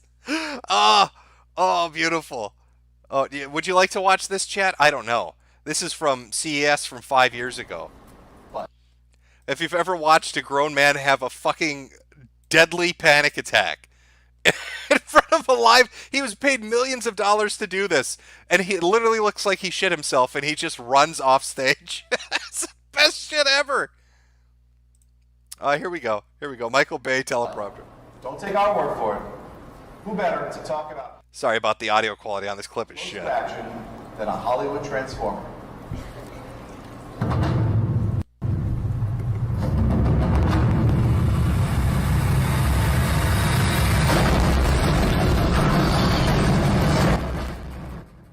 Apparently they want to deafen people. Listen, I just want to... Are you going to show me him getting embarrassed and just fucking leaving? Okay, yeah, it is in here. I'm going to skip ahead a little. This is just his demo reel. Here we go. How is everyone today? My job as a director is I get to dream for a living. Michael, you know, you're known for such unbelievable action. What inspires you? How do you come up with these unbelievable ideas? I create visual worlds that are so beyond everyone's normal life experiences. And Hollywood is a place that creates a viewer escape. And what I try to do is, as a director, I try to... the type is all off, sorry, but I'll just wing this. Tell us what you think. Yeah, we'll wing it right now. I try to take people on an emotional ride, and here he goes. Curve? How is it? How do you think it's going to impact how viewers experience your movies? Excuse me. I'm sorry. I'm sorry. He just leaves. I love it. What do you think of what do you think of our TV? I'm sorry. I got to get the fuck out of here. How do you think it's going to impact how viewers experience your movies? Excuse me. I'm sorry. I'm sorry. Okay. Ladies and Ladies and gentlemen, Michael Bay in his 1-minute presentation. What do you think of the curve, Michael? Oh, you shit yourself. Hey, Michael, what do you think of the colors? Oh, I think he just pissed on stage. Can we get a janitor? Michael Bay just peed on our stage. He doesn't even give a shit. He's like, he just bails. Fuck it, I'm gone. how viewers experience your movies? Excuse me. I'm sorry. I'm sorry. Okay. Oh, I love presentations like that, where everything just goes fucking horribly wrong. You know what? Just for the fuck of it, I'll even throw up. I'll throw up a second at BitConnect too. Why not? Why not just round it out with something just amazing as well? 1 second, Chad. Let me just pull the clip up. Oh, no, that's Michael crying. We all heard Michael cry. Good to hear you crying there, Michael. Okay, well, how do I set this clip up for anybody that's unfamiliar? So BitConnect was a scam. It was a fucking pyramid scheme. But they had some happy motherfuckers really willing to shill the shit out of this fucking thing. And, well, I'll let the clip speak for itself. What's up, BitConnect? What's up, BitConnect? You see, Michael, that's all you had to do. Just a little bit of energy to it. I mean, that guy bought a house before the pyramid scheme collapsed. So he was really fucking happy. Oh, poor Michael. He's like that fucking picture you usually see on, like, V. My feet hurt. I want to go home. I don't know anybody. You know the one with the one standing in the corner? That's Michael Bay at a Samsung presentation. He wants no part of it. Oh, he's so happy, so jubilant to be there. This man loves BitConnect. He just wants to share with the world the joys of fucking BitConnect. Why can't you just let him do that? He's ready to inform people about the best crypto bullshit that there is. Okay. I'm sorry, Chet. I could watch shit like that all day. Let me hit some of the super chats here. Hands Handsome. Big Daddy Jim giving us that Big Daddy report. Hey, isn't Trudeau straight up poo? Depends what kind of racial stereotypical makeup he's wearing for the day. He could be a poo. Could be going for a black or brown man too. It's really up to how Trudeau feels at the time. Beautiful land-based. Jim, look at a pamper chew. Schizo Terry Davis style eccentric, electrical fuckery in the ABDL bunny suits while confessing to pedophilia while yelling at voices in his head. Dark rabbit hole. Merry Christmas. I'm familiar with Pamper Chew. That's an old one. I mean, that's some shit you would have read on Ed back in the day. That's the dude that would go digging for used diapers and then microwave them so he would warm up shit-filled diapers in his microwave and wear them. Pamper Chew is definitely something. Fishman5678. I've been wondering, I've been following the Weather Channel for a while now, and all I really know for sure is Virginia's sheriffs are going into civil war mode. I was wondering if it was going to rain. It's probably going to rain, and well, it's going to sleet and snow. That's a better way to put it. That's right. Am I gay for playing old Pokemon? No, but you might be gay if you go look up that Logan Paul dick sucking clip that's up on Twitter right now, like I did. I guess I have to come out as a homosexual now because I watched it. What am I doing with my life? From Eglomu to pick a better time to stream for me, Jim. Well, part of this is I'm just up. Like I said earlier, I've been editing and working on the Dead Egg video and the manga shit. I should have something up in the next couple of days. Got the Christmas streams. I got a bunch of stuff going on. This is more just to kind of keep me occupied for a little bit. Let me relax a little and shoot the shit. From Mega Sandchim, man. Hey, Jim, that dead egger on the last stream is a cam girl. Her name is Anna. Well, it's very possible they could have been a cam girl, but a dead egger, again, to reiterate the definition, is a woman who chooses to not have children, to be a thought or just not interested in having children, but then upon biologically not being able to have them, once their uterus withers up and dies and the eggs rot from the inside, becomes filled with a seething hatred for all outward affection shown by people that can have children. That's the working definition that I'm going with at the moment. Veggie Bad, do you think we are in the age of decadence of an empire? When will the era of downfall begin? Because society deserves a reset button. Well, we are very decadent, aren't we? If you ever watched Legend of the Galactic Hero, there's an episode way up there, like 60s or 80s, where they look at Earth history. And it's eerily similar to what's going on right now, right before Earth fell apart and an empire was established. From Foregone, Jim, play the new song by MC Jarbo that is Dame. From Mario Kart 13, Spy, X-Family, Glow-in-the-Dark, Sham Marriage. Tuxedo Kamina, hey Jim, can you upload your streams to BitChute as well? I hate having to track down the ones that I miss on random repost channels. I could try to do it. I could start saving them on the hard drive and doing that. Fishman5678, Donald Trump's foreskin is being auctioned off in Tel Aviv. True story. Well, Miga, my brother. All I can say is Miga. From Sublin, oh no, Sargon hacked into his account. I'm not sure what's going on, but okay. From Ajani Goldmane, love from New Zealand, Jim. Merry Christmas. Merry Christmas right back at you. 113657, late, gay, and muted. From Nemesis Raccoon, seriously, why stream when I am drunk and sleepy?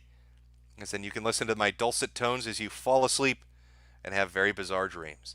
Lizard King, Jim, how old is your dick? It'll remain a mystery. SP Fox, I heard what you said about Naruto on your last stream. Naruto is married and had 2 kids with Hinata. Well, I'd suggest you look up a term called fag hag, because that might explain what Hinata is. Frontal Enthusiast, redrink the stream. Redrink the stream, Jim. Working on it. From Big Woke, drunk at family Christmas. Let's go boomer fag. Well, bottoms up. OBGYN Kenobi, drunk weatherman is best. Blackjack, hey Jim. By the time you see this, I will likely be asleep, but I will see the mirror, so good night to you and the chat, and good luck. Well, thank you. From Twilight Firestar, too lazy to buy a hat for my favorite weatherman, so I hope you accept 70% of the super berries, while Susan takes the other 30%. Merry Christmas, Jim and chat. Well, I appreciate it. And I would never, ever, on stream, shill for my hats. That would be terrible. If I put up an advertisement and said, hey, you should swing by the Metokur store at teespring.com/stores/Metokur and look at all the amazing merchandise that's up there, from Jimco merchandise to Metokur hats to Am I Being Detained to even posters on the finders. I would never do that, but thank you for the super chat. From Manrod Dudson, Jim, go to your local library and ask for old ladies there nicely if they would show you how to use the computer. Well, I don't even know if they let me in the library. If I'm wearing my giant swastika t-shirt, remember I'm a horrible Nazi. That's what people have been telling DigiPro because he made a video talking about my Patreon getting taken down, that I am apparently the leader of the Klan or some shit. So I must wear a swastika shirt when I walk out, and I don't know if they'll let me in the library. From Trues, yo, you gonna have a Jim and David Power Hour for 2020 election streams? I'm not sure. I do want to listen. There are a lot more people that are going to give you better political commentary and political casting. You can go watch Nick Fuentes. You can go watch Ethan Ralph. They'll put together good shows on that. I will probably cover the debates and I will cover election night, but that's about it. You're not going to get a lot of politics out of me, and I will cover the Senate trial when that goes through. But that's about it. Name, say what you can, or say what you can about Mundane Matt. At least he didn't trick people into buying an album by pretending Dame Pesos was on it. Thousands of dollars. You know, goddamn, we're at the end of the year, aren't we, Chad? We are at the end of the year. Oh, did my stream just go shit on me here? No, it looks like I'm good. Well, I'll find out in a second. I just saw something pop up and it said, oh, everything went to shit. Oh, all right. Well, we are at the end of the year. should I do a year in review? I mean, we could just do it on the fly. There's really no hurry. I don't need to pull up any fancy graphics. We can compare this time of year to last year at the same time, December 2018 to December 2019, to see what's happened to everybody. Where's the cast of kooky characters that were the streamers that a lot of people were watching? Not 100% sure. Where do we start? Do we start with Monday Matt? Is that what we do? Still here? Okay, good. Thank you, Chad. Okay, well, you know what? Let me. Should I put up a fancy graphic? Because I'm Mr. Technical. I put a lot of effort into this, so let me do a fancy graphic.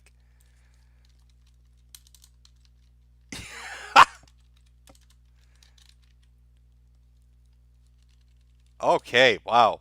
I amaze myself. All those years of college have paid off. All right, let us begin our year in review. What happened to the superstars? The rise and fall of all these individuals. Let's start with Monday Matt, since Monday Matt opened this can of worms.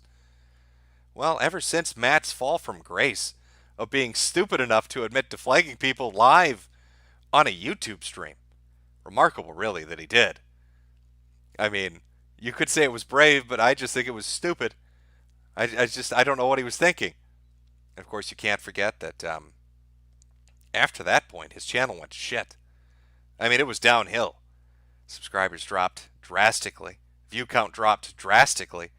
And he branched out into other things. What other things did Matt branch out into? Well, he started reviewing Walmarts. He started reviewing Walmarts for whatever reason. Going into the local television aisle to tell you about those DVD deals that I'm sure you're all fucking just dying to hear about.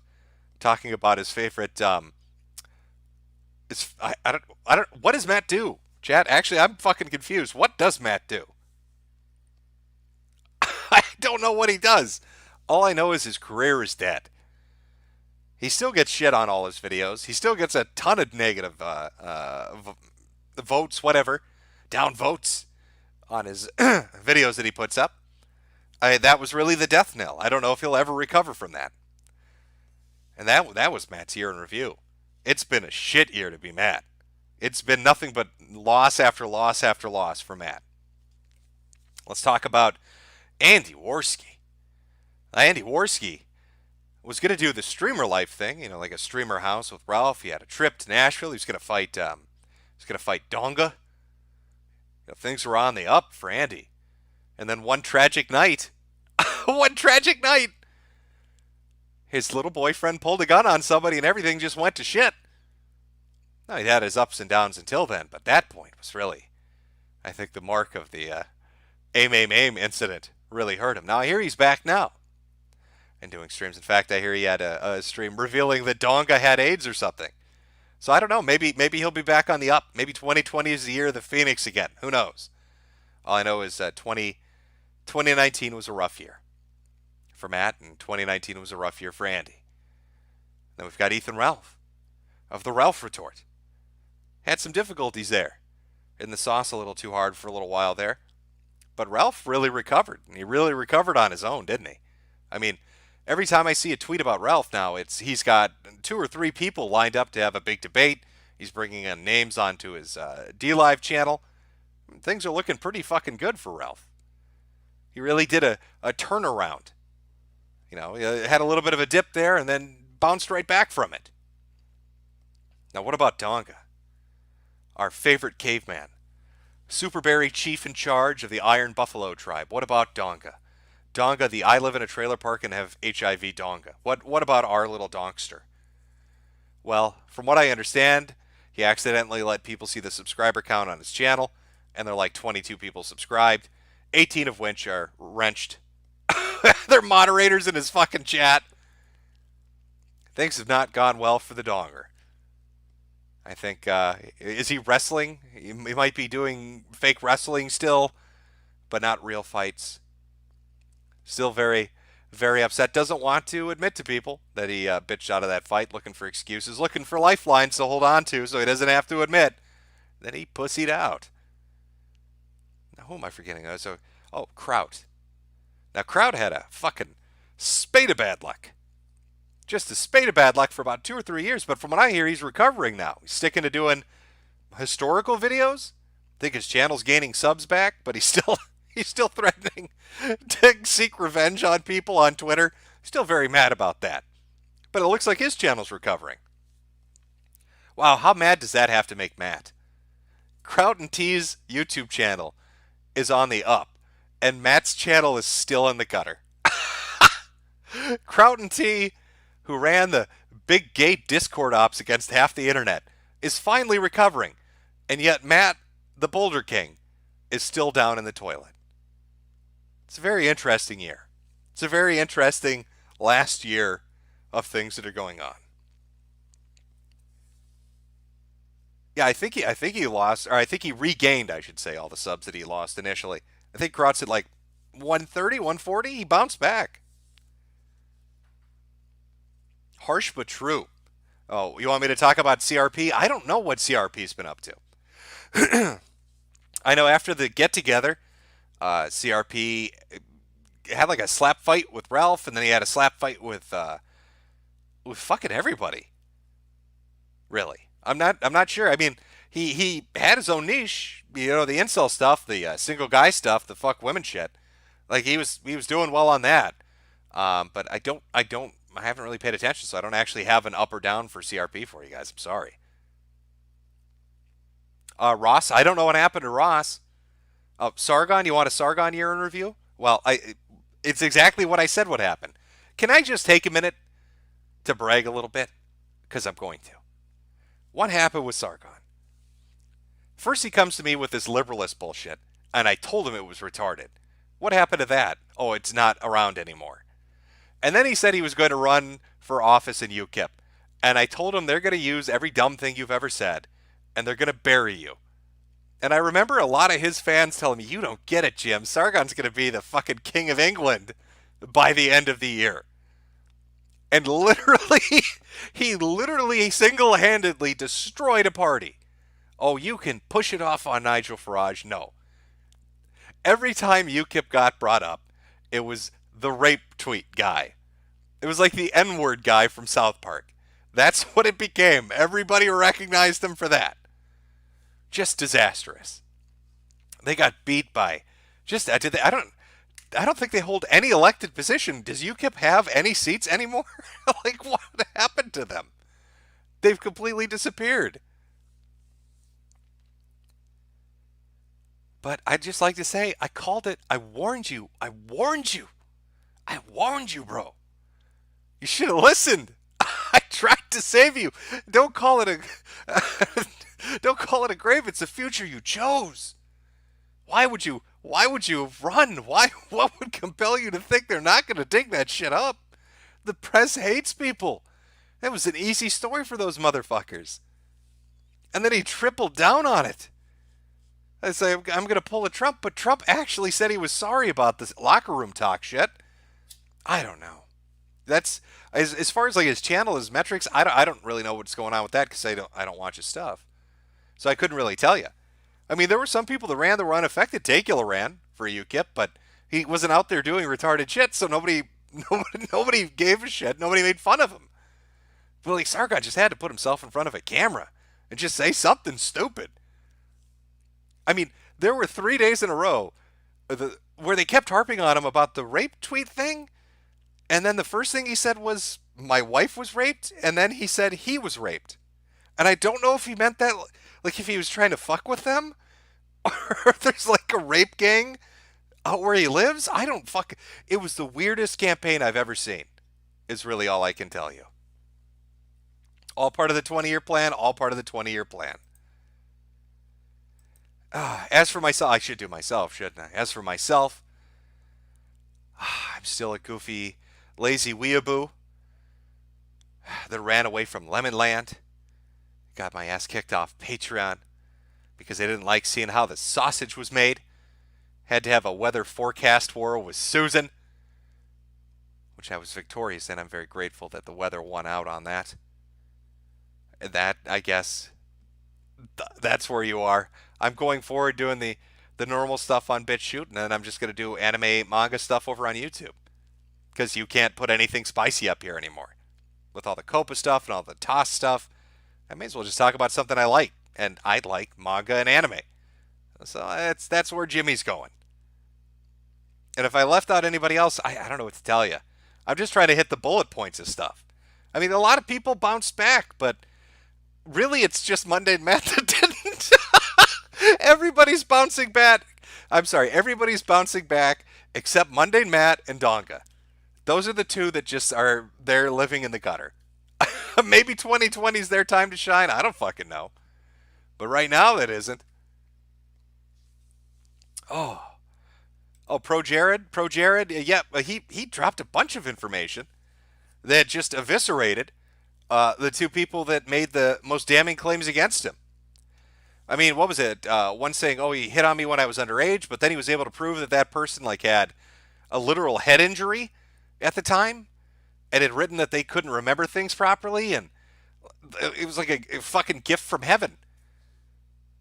I think he probably put out one of the best defense videos after everything had gone through, to be able to show that the person accusing you of underage sexting them has a literal head injury and their memory is destroyed.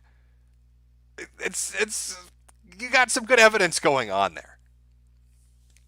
I still think it's funny as fuck, though, that you try to divorce your wife on Twitter. That will always be amusing to me. And I don't know what's up with this trend of YouTubers putting their dicks on the internet, but that's got to stop. It doesn't end well for anybody. Everybody's putting their cock up on the internet. I don't know why. I don't want to see that shit. I mean, I'm going to look. I'm going to look just because I can't help myself. It's a fucking train wreck. Okay, so are we done with the year in review? We're done with the year in review. I'm sorry, chat. We got a little sidetracked there with the Mundane Matt question. From Black Koi Records, Jim, tender voice in my ears, Boomer Tech USA. From Epic Yoshi, how was your life changed after Ross forgave you? Ross who? Are you talking about the guy? I don't even know what he's up to. Twilight Firestar, what are the Metokurology reports looking like today, Jim? Well, it's looking like you're still in the middle of winter. From Joe Dirt, hey Jim, it might move a bit fast for you, but check out the slime reincarnation, Iseki. Are you talking? I think I've seen the anime on that. Unless it's a different one. I'll check it out. From Yeshua McFly, anime recommendation, The Familiar of Zero. It's an Iseki about a guy who gets treated like absolute garbage as soon as he gets there. It's a slow burn. You'd like it. Well, I will take a look at it. From Seculus Nicator, you potato nibba. It's nice to have your content again since everything else sucks. Also, if you read Black Lagoon, great read. I will check it out. Cool duel, legalize LSD and psilocybin. Is that the shit that comes from psilocybin? Psilocybin acid, right? Is that from mushrooms or is that from peyote? I don't know. I'm just a confused old man that doesn't do these hip drugs. From Bob Secamano, nigga, you have to say it, Jim. Oh, I have to say nigger. I'm sorry, I can't say nigga. Okay, Bob, you got it. From Solid Carrot, these weird hours work better for night shift degenerates like me. Always glad to catch you live, Potato Boy. Take my shekels and bring good weather. From Austin M, VGAG said no sanctuary. Civil War II, big wow. From Redacted, love the weather, can't get enough. Well, none of us can. Everybody loves the weather. From Mike Will Milner, Jim, you have been one of the only reasons I haven't ended it for years. Thank you so much for what you do and enjoy these berries. This world may be sick, but you make it bearable. Well, I'm grateful that you like it. From Bad Nut, to celebrate Britain's own Orange Man Bat, I'm giving my favorite TV show 20 pounds. I feel generous. I love capitalism. Merry Christmas to you both. From Seculus Nicator, can you call my coworker Matt a soy-filled bitch? Matt, you are a soy-filled bitch. From Ender, Merry Xmas, Japanese Emperor Jim. If you watch Black Lagoon, a modern pirate crew for hire to smuggle anything, drugs, guns, people, etc. I do believe I've seen the anime, yes. From Fish Ballista, go on the public space with JF Gierpe. I want to see which one of you is more black-pilled. I think you'll lose. JF is really, really black-pilled. I've been on the public space before, and we talked about his book. And this would have been like a year and a half or 2 years ago. I'm old Greg. Alrighty, mate. You got to learn about the local black fulas, or else Binyardi Una Dog can't. Real Rama Rama is saying petrol instead of pet a roll. From Vivian. Brad, if you're watching this, you're gay. From Surith. Hey, Jimbo, thanks for the stream. Just what I needed for my night shift. If you ask me if you hit it in the nail, or if you hit the nail on the head with Evangelion. Well, I'm glad you agree. From moderator Marcy. Hey, Jim. These crazy streamers in the morning really fuck up my sleep schedule, you crazy boomer. Sad boy, Shinji is a shit. Thank you for being brave and speaking the truth. Well, I am just incredibly brave. Such a hot original take, I'm sure. Nobody's ever said that about Shinji before. From Cozy Glow, watch Angel Cop. It's a 80s anime about killing commies. From DS3, Sweetie Squad, join Yared Wars. Fight the fat failure that is the gay. Dad write his initials, spell out gay, and Shinji is a straight bitch. Toxic Madman. Hey, Jim. If you looked into the port of Halo Reach to the Master Chief Collection, it's pretty great. Check it out in the future while I'm playing it on the PC. From Hub, Jim, you talk about how free speech in the old internet is dead. But have you ever checked out the Onion site's forums on the darknet? Similar vibes. I'll just be, I don't trust any of the exit nodes on Tor. I think the FBI runs them all. Ender, watch Kaji, the Ultimate Gambler, the original one. One of the most exhilarating psychological thriller animes. Watch one episode and you'll binge. Twilight Firestar. Hey, chat, my name is Shinji, and I am Team Sunny D versus Team Capri Sun. I also can't get a girl my age to look at me without crying in my mech. From Selectus Nicator, Shinji could learn from Matt Jarbo about women. From Lou Raquel, try Eureka 7. MC is a Shinji that grows a pair. I've seen Eureka 7. Didn't they actually do a follow-up to the original, too? From Matt Fields, I had to explain my Sweetie Squad hoodie. Just told them that it's my favorite internet weatherman. Merry Jiminus and happy weather year. Well, thank you very much. From Night Matt, Eva, this is not a parody on YouTube, solves the Shinji problem. Chainsaw Man is like an anti-Shinji as well, so much fun. From Hannah Handsome, we was Witcher be blacked. I'm not kidding you. That scene is absolutely in the fucking show. It's like episode 1 or 2. You can't miss it. I'm sure there are clips up on YouTube of it. They all fucking clap. It's a room full of white people clapping as a hunchback gets drilled by a black dude on elf skulls. Your buddy Brady. There's a VidCon YouTube called Michael Bay's Evangelion, where the main difference is that Shinji, like Cindy, Shinji is a Chad and not a pussy. You know what? I'm going to call him Shindy from now on. The suffix is now female. I refuse to call him Shinji no more. From now on, it's Shindy. Hey, anybody know where Shindy is? She dropped her maxi pads. From Captain Homex, a woo for me, Daddy Jim. Also, if you ever watched Hunter x Hunter, really good. People recommended it. I will take a look at it. Gurren Lagann is made by the same studio, and it's a lot better. The Shinji-esque character does get punched in the face, and becomes a Chad because of it. That's from Ketsune9 Yokai. Foxman2248, is there something wrong with your Streamlabs? No, I think I just shut it down. I'm not using it because I don't use DLive. From Tobuway23, did the hunch chick squeal like Pigpen? Or like Pen? I was so enamored by the fact, I couldn't get over it. I was so distracted by the clapping. It's such an American thing. The only thing that could have made that scene more American, a black dude fucking a white chick while everybody claps, is if one of the wizards had walked up and gave them a tip. Then you could put a little American flag over it, and it'd be the most American thing that's ever been created. From Mario Kart 13, Coom Evolutions. Captain Homox, a woo for me, Daddy Jim. Oh, no, yep, I have, again, another Hunter x Hunter recommendation from Ryan A. NyQuil, are we doing this again? NyQuil, India, Golf, Echo, Romeo, Sierra, Break, Mealworm, Uniform, Sierra, Tango, Break, Delta, India, Echo, Follow the White Rabbit, and then there's a sequence of numbers, Q out. And I would read those numbers, but for all I know, they're the super secret Pentagon numbers to the nuclear briefcase. From Legato Madi, I'm starting to think you're not even going to talk about the weather. I know it's an irony thing, isn't it? It's an irony thing. From Lumberjack, Michael Bay's Evangelion video is a better version of Evangelion. Check it out. Wow, a lot of people are recommending this. From Surther, have you watched Serial Experiments Lane? Yes, I have. Fuck, I need to add that to the list. I have watched that.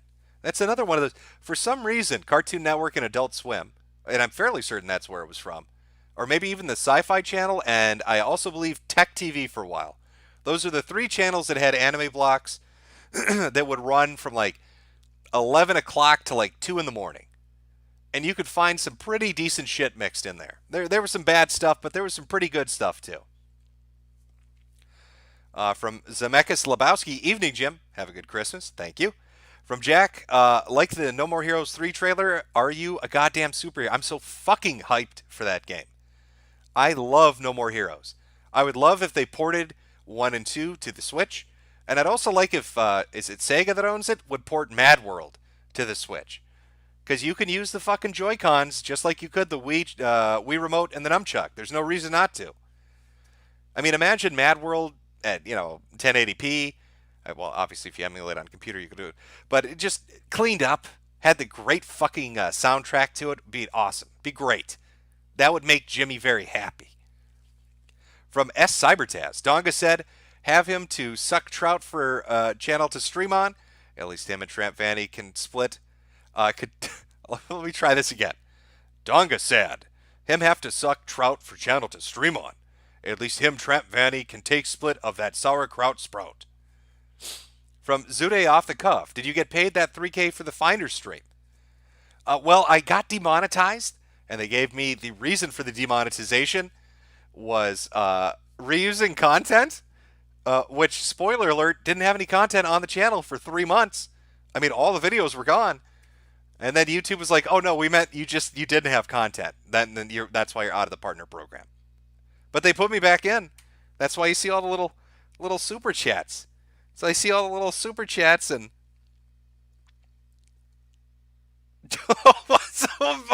oh hey, breaking news on this very late night edition of a weather report. Data breach alert. The data of 267 million Facebook users has been exposed in an online database. Hey, so if you got a Facebook account, you might want to go double check that shit, because 250 million people just got fucked. You're welcome. All right, let's move on. Luckily, I literally have nothing to fear from it. But if you got a real Facebook account, it's not looking good. It's not looking good.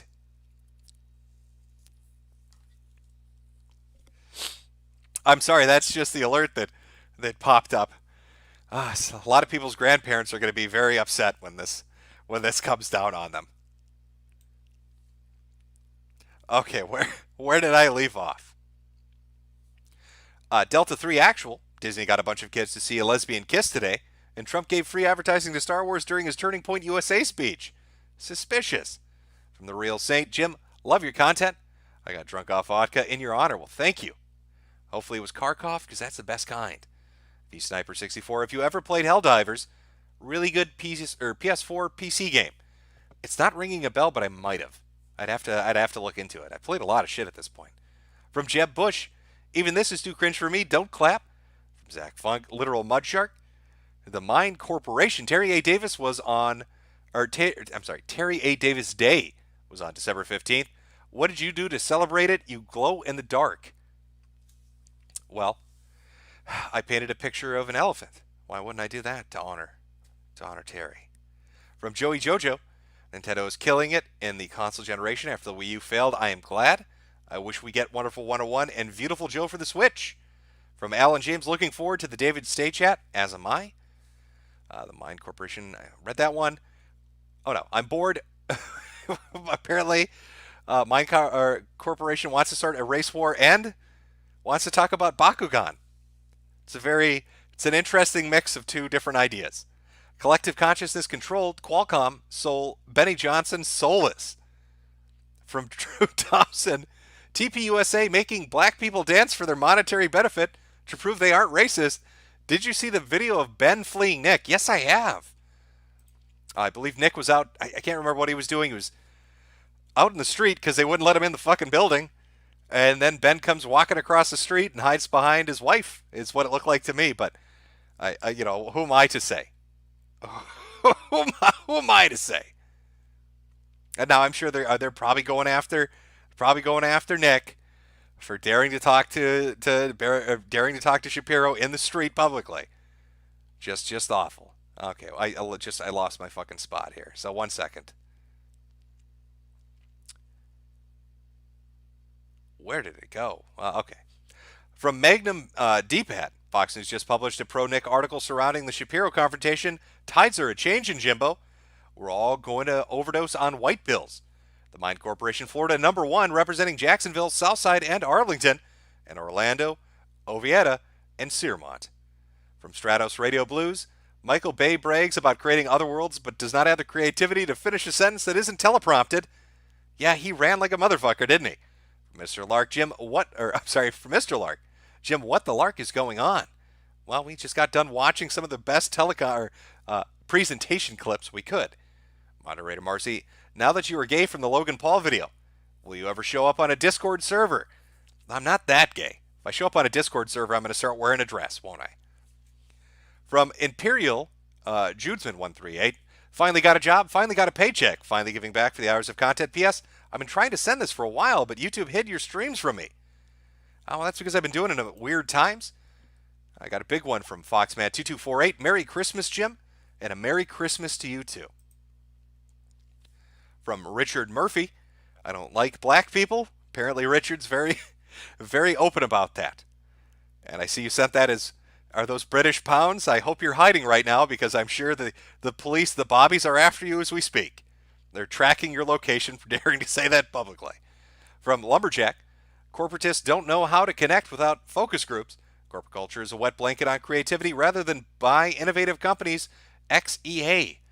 From Metaworld, have you ever watched or read Golden Camus? I hear it's pretty good. I don't even know if I've said it right, and I'm fairly certain I haven't read or watched it. From Adolfo Hitlero, eat my anus hole, you filthy goy. Well, delicious. I did watch that gay video of dick sucking, so I'm just a few minutes away from licking ass. The Mind Corporation, she told me she'd finally started her flow. I was like, oh, I didn't know. Bleeding could be so sensual, bro. MC Jarbo, go with Jesus. From Web Wanderer, check out this video on YouTube, not because you're a rabbit. From Salty Pickle, when are you going to start your Kick Fund Me? Oh, I know I need to start one of those, don't I? The amazing and oft-touted Kick Fund Me. Not sure what I'm going to make. Maybe my Greta Grub insect vending machine Kick Fund Me. Maybe that's what I'll do. From Gregory Koladej, where's the fucking money, Susan? I don't know. I could use that money so I could get some proper speaking lessons and learn how to pronounce your name so I don't sound like an idiot. From Charles Johnson, donated $5 to Trump after the last debate. Just found out about the tobacco age going to 21. I'm 19. I'm Yang Gang now. Yeah, somebody said something about that. So you got to be 21 now to smoke. But there you go. Times are a-changing. From P Squared, does my heart good that I can make you read whatever the fuck I want to post here? Like the dirty whore you are. Who's my bitch? That's right. You are. Now close this message. I'm done with you, you cheap whore. From K. Burgess, some people spend the holidays alone, through no fault of their own. I wanted to be the first to wish you a Merry Christmas. Things will get better. Oh, well, thank you. The Chosen One. I know I'm late to the party, but what's going on with you and your channel? I haven't seen much of you. Well, the videos are being posted on the BitChute channel. I had a little bit of a weather war up on the YouTube channel, doing some streams to kill stuff now. But expect anime and manga reviews, the family-friendly stuff for here, and the funny, edgy shit for BitChute. It's kind of splitting my time between the two. From Aeronautical Ginger. Hey, boss. Greta's going to be a dead egger. She doesn't have any eggs anyway, because she was genetically engineered by a gay Jew. Breaking news on the stream. Apparently, Greta has engineered baby. From Lizard American. Hey, you should check out Akamatsu.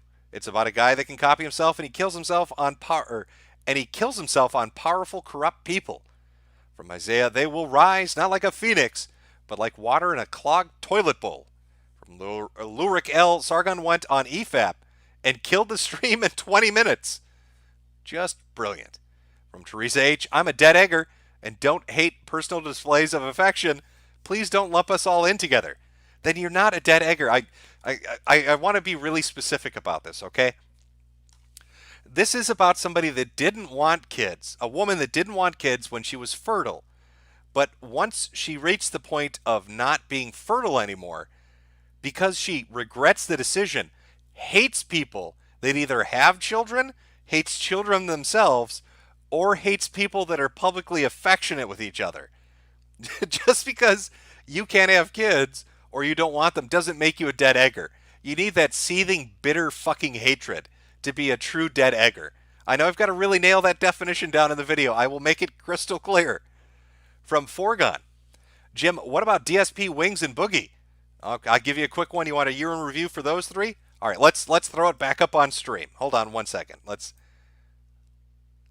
Is it coming? There we go. All right, we'll do them. That's fine. I don't know what's going on with Rings of Redemption. I haven't paid attention to them. So I that one I couldn't tell you about, but I can talk about DSP and Boogie. DSP is he's blessed by angels, or he's the devil's son. I don't know which one it is. But no matter what happens to him, no matter how bad the situation is, DSP will always find a way out of it. I know they're trying to foreclose on the condo he owns. I know he's got, what is he, upside down on his mortgage for $30,000. He owes $100,000. It looks bad. But Champ is not out yet. He's not down and out, okay? Give it some time. That DSP magic's going to work itself, and he's going to be fine. Boogie, on the other hand, I don't know what the fuck's going on with Boogie. I've noticed that his channel gets like 40,000 views a video. I know he tried using puppets, and he tried doing giveaways. It feels like it's the kind of... oh my God, Jimmy's tummy's upset. I've always said that YouTubers have a set amount of time before it's done. I mean, I'm reaching my twilight time at this point myself, but Boogie is kind of pretty much there. Like, he's at the point where he's doing traveling vlogs and getting into car accidents. So I don't, like, Boogie's year has been bad. It's been a decline the whole way through. I mean, I know he got his teeth fixed, but you have his wife fucking her trainer, and you have his videos just kind of not getting any views, his channel not really bringing in the money it did, or it used to. Oh, don't forget was it the BetterHelp thing he was a part of? He kind of was a part of that. He seems to be getting into fights with everybody. Like, out of the three, I can't say out of the three, but out of DSP and Boogie, Boogie's had the worst year. And that's with DSP having his house foreclosed on. From Internet Bard, if you haven't heard of them, right? If you haven't heard, there's an Epstein video game in the works called Isle Diver, Pages of Truth. It's to help people about the case. It's to teach people about the case. Could use help. Well, I guess if anybody's interested in helping on a video game called Isle Diver, Pages of Truth, get a hold of Internet Bard. I don't know what he needs, but maybe you can help him. From Sus, help a Forest Lake girl ruined me. Well, best of luck. From Gree People, I'm going to look at that cock. I just can't help myself. Metokur 2019. Well, that is a direct quote. From my Machine Era, this stream is more views than anything Matt has uploaded in 2 months, does it? Well, this is an unannounced 2 in the morning stream. That's sad, Matt. That's depressing, isn't it? The Dashing Rogue anime recommendation, Shiki, from Scorpion Ninja. Check out Chainsaw Man. It's surreal manga. From Egg Crafter Carrier, please do not put iron chains into your recycling bin so that once it goes into the processing plant, it ruins the machines. Just don't do it. Leftover Pizza, any anime after Death Note is degenerate. From Nicked, The Greatest Day Off, Jim Stream, and Rimworld, fantastic night. From Carl, anime recommendation, Bible Black, I already know what that is. Japanese high school girls discover a satanic cult in the school, and there's some shenanigans going on. What next? You going to recommend me Boku no Pico? Yeah, I know these ones. I know all the joke ones you're going to throw at me. We're going to go get Jim to watch Bible Black. That'll be good. I'll be so confused when all the weird shit starts happening. From Daniel Val Chilsum to Ice Cream Taiwan #1 to a Chinese robocaller. Nicely done. Pop Phaser Corn Pop. Jim, I met Chris Chan's twin today. Laughed my ass off. It literally was like Diet Chris. So beautiful. That's the little things in life, isn't it? From Leo Convoy's reviews, watch Go Geiger. It's a direct response to Evangelion. Okay, I I'm making a list. You know, yesterday somebody recommended like a manga about a yakuza that gets reincarnated, and I read the whole thing. It was only like 5 chapters, which bummed me out because it's really good. So now I'm like on a crime thing, but I will put it to the list. From Chimera Jim, check out Vampire Hunter Bloodlust. Okay. MS Paint, living in Virginia, Sanctuary City, next to an Air Force base, is a hell of a black pill.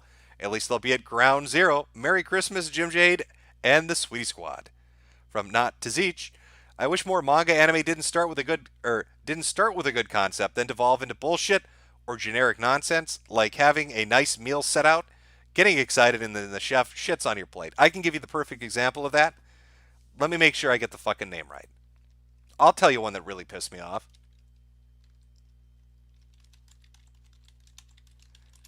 If I can find this fucking thing. All right, I'm not going to be able to pronounce it properly. I don't give a shit. R.A. Fuerte, From Commonplace to World's Strongest. I believe that's the one I'm thinking of. Is that the one I'm thinking of? Okay. So here's the setup, right? The first 2 or 3 episodes, he gets betrayed by his friends, and he's left for dead in this fucking dungeon. And he's pissed off, and he's all sorts of fucked up.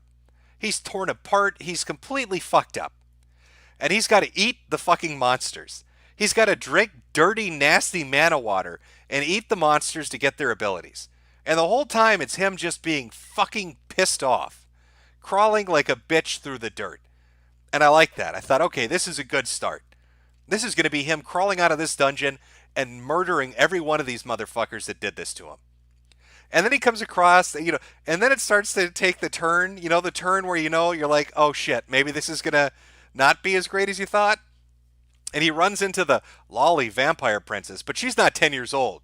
She's really 8 billion years old. But they kind of wrote her in the very beginning as alrightish, where she was betrayed too. And I thought, okay, so they're going to set it up where it's just like this dude gets betrayed by his friends and left for dead. And he runs into this vampire chick who got left for dead. And they're going to make like some kind of a suicide pact. And they're going to get out of this dungeon and they're going to fucking murder people. That's what I was hoping for. I was like, they're going to get out of this dungeon and they're going to kill motherfuckers. And what happens? The moment they get out of the dungeon, here comes some big-titted fucking bunny girl. And then he makes a motorcycle and it just goes to complete dog shit. I just keep it fucking dark. Why do we have a harem now?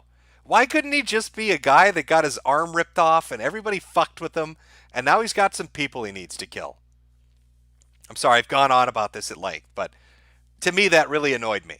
Watched the first episode or 2 and thought, this is going to be good. And then, literally the next question after that is from Shumbo Palatinism. Have you watched Our Fuerte? Yeah, I just talked about it. I'm sorry. After episode 3 or 4, I just tuned the fuck out. I couldn't take it. From Krintsinai, I butchered your name. I'm sorry.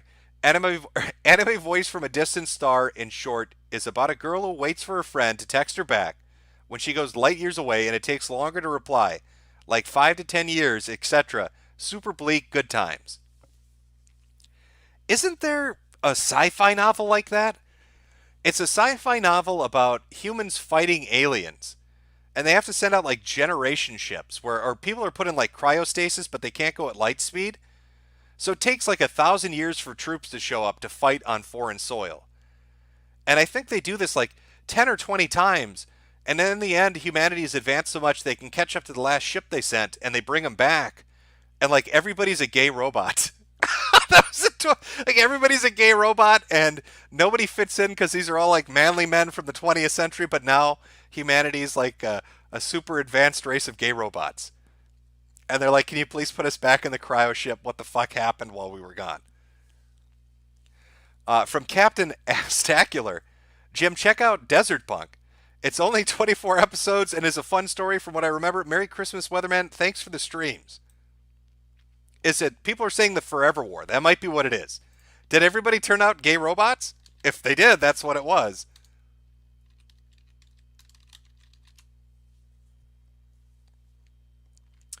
Okay, I'm pulling it up right now. Let's double check. 1974 science fiction novel. That sounds about right. Plot summary. Oh, can you give me just a... Yeah, apparently attacked colonist ship. They sent everybody out. Engaging in combat thousands of light years away from Earth. Takes the soldiers a ton of time to get there. Yep, stasis field, feudal meaningless. Man has established several colonies of old-style heterosexual humans. Yeah, the gay robots gave them their... Okay, yeah. So the Forever War, the plot of the Forever War is send off humans to fight a war light years away, and then when you get back, everybody's a gay robot, and you're basically put in a concentration camp like zoo. If you're straight, you're put in a zoo. The gay robots put you in a zoo. Oh, what a plot, man. The 70s had some wild shit for their stories, I'll tell you. From Manga Monsanto. Get VR, Jim. It's great with games like Boneworks and Half-Life Alyx. Also, Super Hot is decent in VR. Again, that's too much money for me to commit to. Listen, I get, like, VR seems really cool to me, but it's like $1,000. It's a lot of money to throw at something. And what if I don't? What if I'm one of those fuckers that gets sick from it? Or what if I just don't like it? You know, you go out and you make this impulse purchase, and then it's $1,000. And if you don't like it, you just spent $1,000 on something you don't fucking like. So it's really hard for me to commit at that price. I need it to come down more. I'm not one of those early adopters. Foxman2248. I think I read this, but I'll read it again. Merry Christmas, Jim. From Cairo. Read Bastard. It's a Korean about a kid who's forced to be an accomplice for a serial killer dad. I think somebody recommended that yesterday. Cream Kitten. Hey, Jim, can we expect any more weather streams before Christmas? I don't really know. Like I said, I want to focus on the videos. Maybe. I'm doing the Lonely Fuck Christmas special. Again, I'm serious about this. If you were a lonely fuck and it's Christmas and you don't want to eat that TV dinner alone, Jimmy's gonna stream. I'll start streaming at, let's say, 3 p.m. Central, 4 p.m. Eastern, and I'll stream for 5 hours. It'll just be a nice, relaxed stream. You don't have to worry about super chatting. That's not what it's about. I'll have a little fireplace video playing in the background, and we'll be sad, lonely fucks, and you'll have somebody to spend Christmas with. I can give you 5 hours of my Christmas for all you motherfuckers out there that don't have anybody. That's my Christmas gift. So we can all be sad together. I'll go out and get a nice Hungry Man dinner. I'll get a banquet dinner. I'll get the worst of the worst. I'm talking like that macaroni and cheese shit that they give prisoners before they electrocute them. You know what I'm talking about? The Salisbury steak that could basically stick to a wall if you threw it hard enough? That's the level of shit I'm talking about. Yes, Lonely Fuck Christmas special. From Lurik L, Sci-Fi Channel has Gundam 00 and Gurren Lagann A+ Animu. From I Ate the Juice, play Golem of Voicecoy. News Now Canada Independent. Stratos Radio Blues. Have you heard about the soundtrack for Anarchy Reigns? It's a successor to Mad World that had online play but never got patched, so it died. Give it a listen. Well, I'll check it out, because, yeah, Mad World had a great fucking soundtrack to it. All right, I'm about caught up on Super Chats here. We'll be finished up here in a second. 1 second, guys. That was the F Fuerte. Again, that just infuriates me. It's crawling around looking like everything's going to shit, and then it turns into big fucking titted bunny girls and motorcycles. And what the fuck? Where are we here? Okay, there we are. From Evol Hyman. Trust the plan, Jim. Love the streams. Glad you like them. Lurikel. Sci-Fi Channel had Gundam 00 and Gurren Lagann A+ Animu. From I Ate the Juice. Oh, no, I did read these. Okay. Now I know where I'm caught up to. Terrible. Awful. My name is Nobody. If you haven't subbed to Party Boy 69, you're late and gay. Burger Titty. Jim, I went out to buy groceries Thursday, and holy shit, everyone is fat, freakish, and dumb. Dysgenics are real. When did everything get so fucked? I think it has to do with high fructose corn syrup. You know, I could have sworn I saw a video talking about how specifically high fructose corn syrup is responsible for obesity. You know, because people are attracted to sugary sweets, and you used to get your allotted amount if you'd eat fruits and whatever. But then we came out with this fucking version we put in soda and everything else, and everybody went to shit after that. And it puts the weight on, that dad bod shit where they've got like the gut. Like that's high fructose corn syrup. From Richard Murphy, Jews ruined Star Wars and Star Trek. From OK Retard, check out the Akira manga. From Gibbs, that's right, we was elves and shit. Mr. Peabody, Juicin' Juki is a part of the homosexual agenda. From Salamona Leata, what are you? Fucking gay. Well, I did watch a Logan Paul dick sucking video, so I can't really claim not to be anymore. From Marcus Halvik, hello from Sweden. Forced to work all weekend to fix fiber optics so people can watch Horse Loving on Xmas. That is depressing. Camille Taggart, Merry Christmas and Yuletide celebration from Our Lady Camille. I hope you find good cheer this year, Jim. Hope you laugh and joy rather than pain. Thank you. Awful Hitman Shinji's American VA was so sick of Shinji shit that he had to be paid more to voice Shinji in the end of Evangelion movie. I don't blame him. Mr. Peabody, don't let the small hats clip your American pee-pee. I'll keep an eye out on. I'll keep an eye out for them. The SPCI Flash. Hey Jim, watch Texahozal? Slow burn but Kino, please. All right, well I'll copy it down and take a look. Spaceman Joe, go play Floaty Spacering, Planet Glassing Boogaloo. From Cameron Erland, I'm making a manga about a gift-giving Santa spreading all the bugs. Oh, I mean, holiday cheer for the holidays. Will you read it? I would prefer if somebody made a spiritual successor to Shadowhawk, the most underrated comic book that's ever been created. Shadowhawk is about a black man who is, I swear to God, infected with AIDS by criminals. And he is driven to such madness. Okay, Shadowhawk, the bad guys infect him with AIDS as a punishment. And he gets so fucking angry about it. He dresses up like Batman and he breaks people's spines. That's the entire plot to Shadowhawk. You give him AIDS and he fucking cripples you. He has no superpowers other than rage. He's fucking furious that he's been given AIDS. And so he will murder... Doesn't he? Well, he doesn't murder him. He just breaks their backs. I need a sequel to that.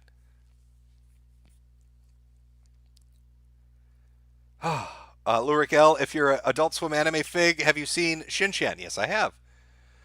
From JWCC Lure 786, I wouldn't have super chatted if I was sober. Thanks, Budweiser.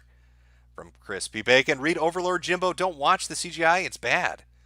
From Internet Bad, I'm just a member of Encyclopedia.zone, a forum run by Samir Hajid, friend and writer Don Jolly. Go to Don Jolly's YouTube to learn about Isle Diver. From Banana Yams, have you ever played Corpse Party? Yes, actually I have. From Ozen, greetings from a soldier at the border. You helped the ship pass by a little faster. Well, I'm glad the evening went by quicker for it. Well, the morning went by quicker for you. Lower Gallimar. Okay, I'm losing control over my ability to pronounce all of these names now. Moribito is an amazing Eastern fantasy. It's only one S. Are you saying it's $1 or one chapter or one season? One season, I bet, is what you're saying. From Oligamu 2, Skeleton couldn't protect the dungeon. Disappointed me around the motorcycle girl appeared.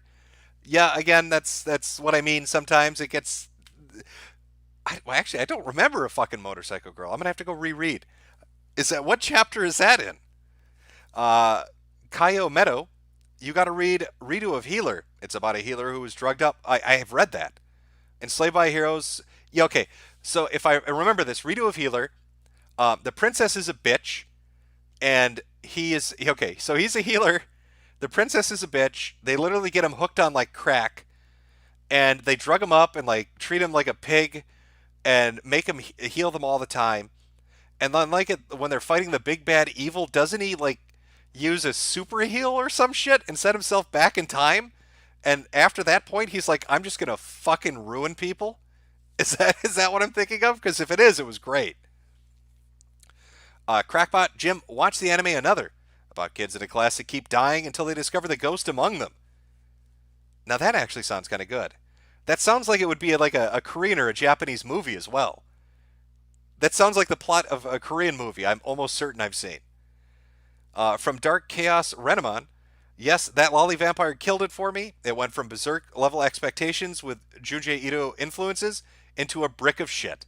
I recommend When They Cry if you want something good, violent, mind break anime. So you get what I'm saying. You reach a point where you're like, this is... Because that first chapter, too, was so fucking good. It's just him crawling through the dirt, and you're like, I like this character. He's betrayed by his asshole friends. He's left for dead in this fucking pit. He's got to eat nasty fucking monsters that make him vomit. You know, and he's learning shit, and he's regrowing himself, and he's getting ready, and then it just goes to crap. Cecil says, is adult-only content in gay robot future WD-40 is money? Cecil Lothar, watch the Chinese cartoon Year's Hair Affair. Happy Momus. From V Sniper 64, Dr. Stone is an okay, I know what this is. Dr. Stone is an anime about a high school kid who uses science to try to save the world. After everyone is literally turned to stone, it teaches you to make gunpowder. Well, it taught you how to make, is it sulfamides? Okay, all I seem to remember, and I know they skipped steps, and I know people got pissed about it. But let's be honest, none of you motherfuckers are going to go out and make your own antibiotic alternative out of sulfa medications. But the point is, he did kind of walk you through what you need to do.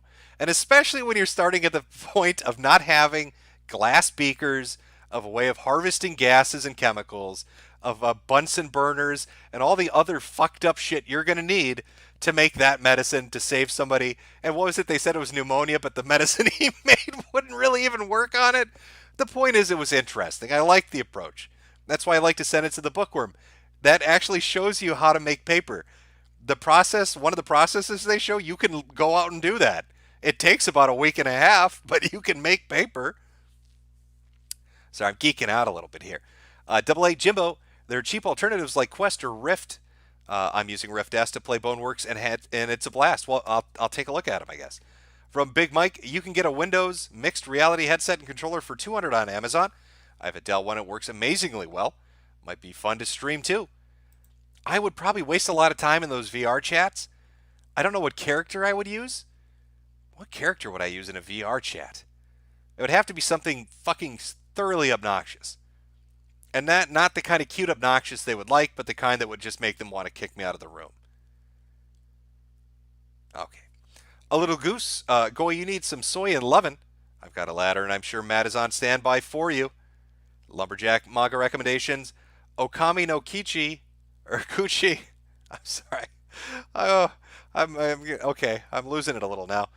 Wolfsman Dark Medieval Switzerland story. Hawkwood about mercenary group during a 100-year war and how chivalry is stupid. Cage of Eden, Lord of Flies, plus prehistoric predators. You know, if you guys have, again, manga or anime recommendations, I have a My Anime List account, Mr. Metokur. You can leave a comment in the comment section. People have been leaving a lot, so I've got a fucking ton of stuff on backlog, which is great. Because when I edit, I can watch anime in the background, and then when I'm relaxing, I can just read manga. It's fucking fantastic. From Nicholas Mua, what happened to Jade? Did you finally let her out of her cage and she ran away? No, we're doing our Christmas stuff on Christmas Eve. So day before. That's why I can do the Lonely Fucks Christmas special and dedicate a little time to that. From Kimontin Fisher, just in case you missed me, I recommended a look at a YouTube channel, Sarah's Hubby. It's a treat. Good day, lads. Yeah, nah, she'll be right till she's not there, then she's fucked. Ninja Penguin Pirate. Hey, Jim, I wanted to suggest Abra manga. Very dark. I like the art style. Merry Christmas. I'll be there with you on your stream since my boyfriend has to close. Well, see you then. From 113657. Have you seen My Hero? Okay, fuck. All right. You know, I'm just going to level with you. Oh, she's going to get so mad at me for this. All right, you know, let me have a cigarette first. She's going to get so fucking mad at me for this. All right. I have my own particular taste in anime and manga. And, you know, Jade has her own. And the super chat question is about My Hero Academia. And I know what it is. I know what it is. To me, it's okay. But she is a fucking fanatic about that show. I don't know why it is, But you want to know more embarrassing stuff? She's also actually, if you looked at my dropped anime list, that's the shit she likes. She likes Bleach, she likes Naruto, and she loves My Hero Academia. I think the only thing we agree on not liking or getting into is One Piece. But she wants the DVD boxes, she wants little plushies. She's fucking obsessed with My Hero Academia. I don't know why.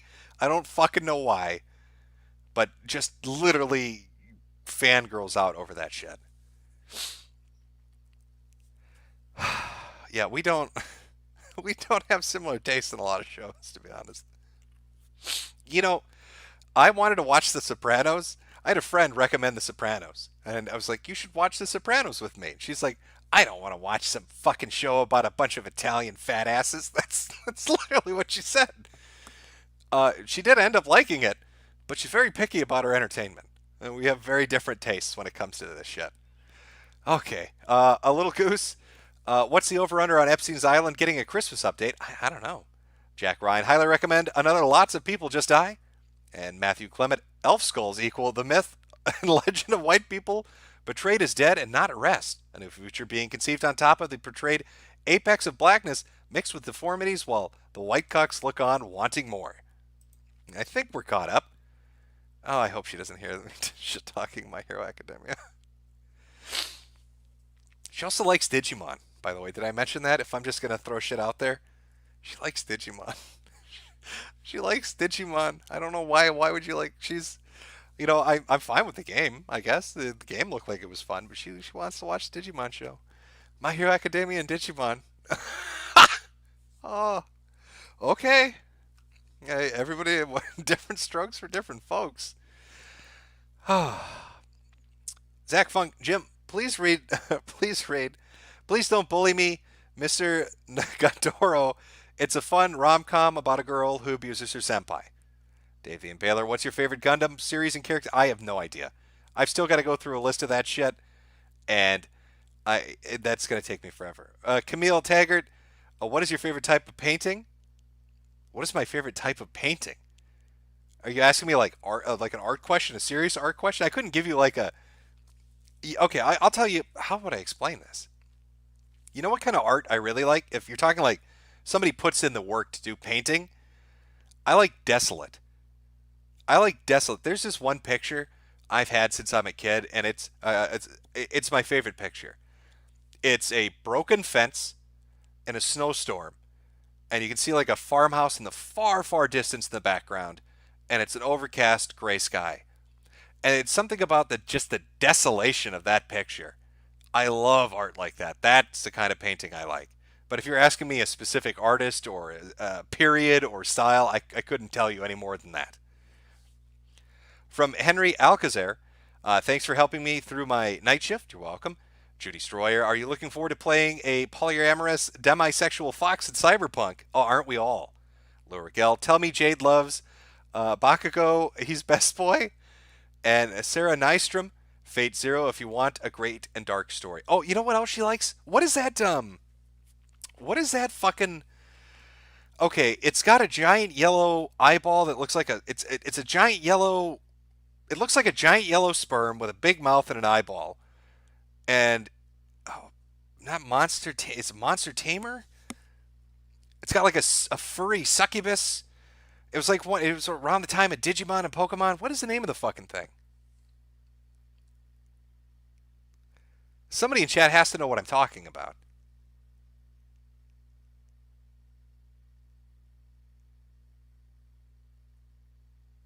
I'll wait for chat to...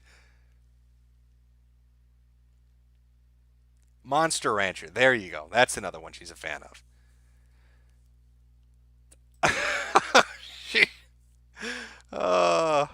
I hope she doesn't listen to replays. All right. I've lost my fucking space. My place here. Sarah Nystrom, Fate Zero. If you want a great dark story, thank you for the recommendation. Zealous Node, try reading Interspecies Reviewers, a fantasy world where the warrior and elf go around and review monster girl whorehouses and rate the girl in a newsletter. I'll admit that has a hell of a hook to it. I'll check it out. Tell Daddy how big you are. Is Jade a big Shinji fan? Since she's such a contrarian to the stuff, she actually thinks he's a fucking pussy too.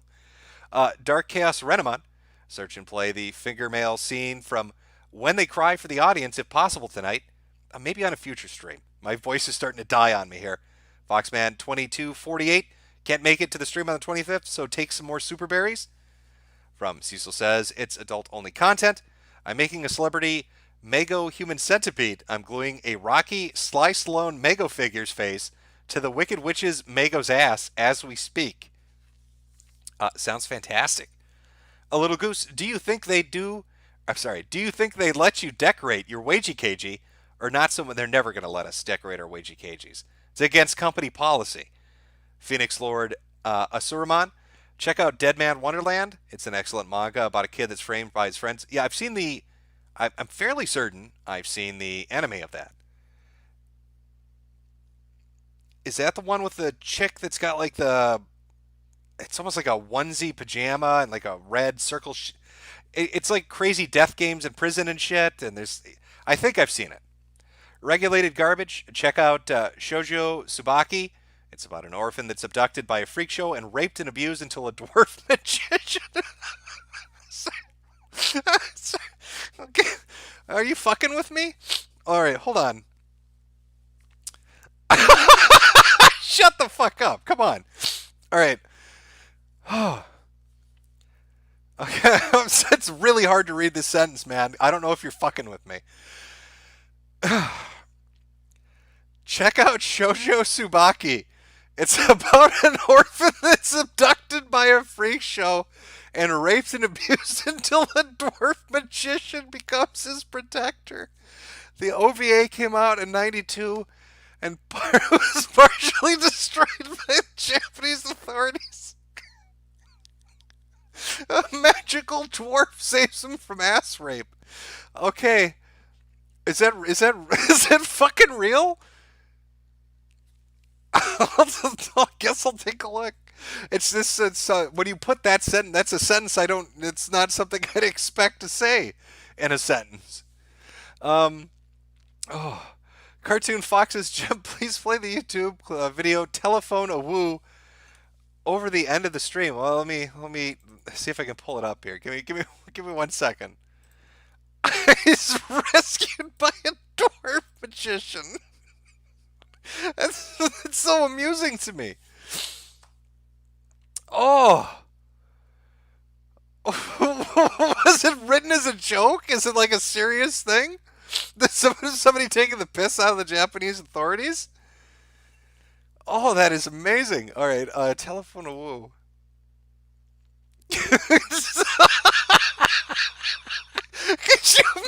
Could you imagine? Could you imagine you're a kid, like you're stolen off the streets, and you're just beaten and raped every day at a carnival, and all of a sudden a dwarf magician shows up and saves you? Like, how fucking weird is that? Oh, holy shit! I'm having a reaction to this like I did on that. There was a story in like a newspaper about Gordon Ramsay's dead midget porn twin found in a badger den. I mean, it's on that level. A Little Goose, good night, Jimbo. Zone-based Monster Rancher had a bangin' English opening, LOL. Watch Hunter X Hunter. Also, greetings to Nigel from Zone-based Records. Merry Christmas. Username, Jim.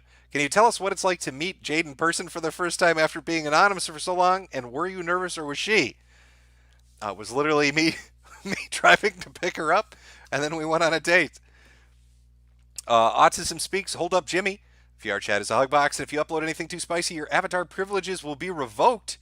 Plus, you have to play the game for a week or something to actually upload it. Really? Cartoon Foxes. Oh, that was a telephone one. All right, I think we're finally caught up. Thank you for the super chats. I will have new videos up probably in the next 2 to 3 days. Either the Dead Egger one or the manga one. I mean, they're both coming, but I'm not sure which one will be up first. Lonely Fucks Christmas Special. I'll have an announcement up. Excuse me. That'll be on Christmas Day. Again, if you're alone, you want a little companionship to have your TV dinner with, there you go. We'll do that. And I'm going to go look up the dwarf magician. The dwarf magician now. Because I have to. I can't not look it up now. I have to go look this up. Fucking dwarf magician. Okay. What is this? Somebody wanted telephone a woo? Is this any good? Is this shit? We'll give a quick listen. If it's shit, I'm going to pick something else. Well, good morning, chat. I hope the season is treating you well. I'm sorry if I sound a little under the weather. Got a little bit of the sniffles. Apparently alcohol, even though it makes it feel like you're warm. If you lay out there doing snow angels for too long, you can in fact get cold. Things can go terribly for you. Let me just take that banner down. There we go. That's better. You know, I fucking love this time of year. I'm not even all that religious, to be honest with you, but by the time December 1st rolls around, I have an uncontrollable fucking urge to put up Christmas shit. I like all the fucking tacky stuff you can imagine. A tree, lights, little figurines. I have those stupid little plaster houses. I have a little plaster fountain with little people skating around it. It shoots water up in it. It has lights and shit. Just, you walk into the living room and you need a pair of sunglasses. There are too many lights strung up everywhere. The electrical bill is probably quadruple what it should be for any other normal month, but my God, I can't help myself. I fucking love it. I feel festive. I like the time of year. It's a happy, happy time of year, almost to the point where mid-November I'm fighting with myself on, do I want to take this shit out and put it up or not? I almost would. If I could set up right after Halloween, fuck it, I would. But then the neighbors would probably think I was insane. And that probably wouldn't turn out too well for your humble weatherman here.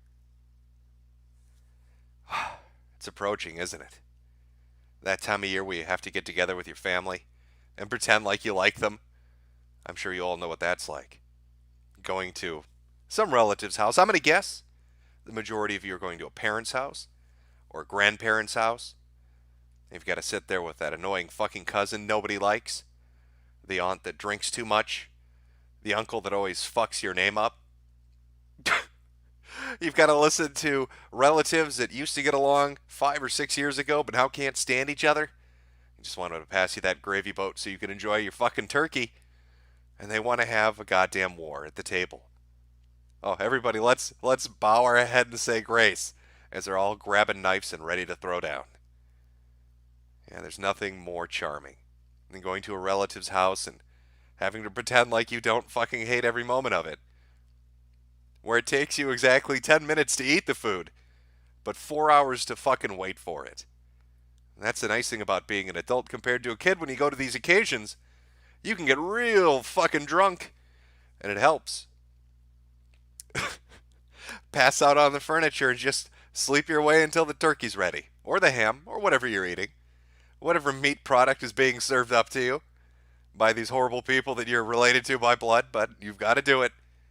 You can't say no. It's just part of the shit you have to put up with, I suppose.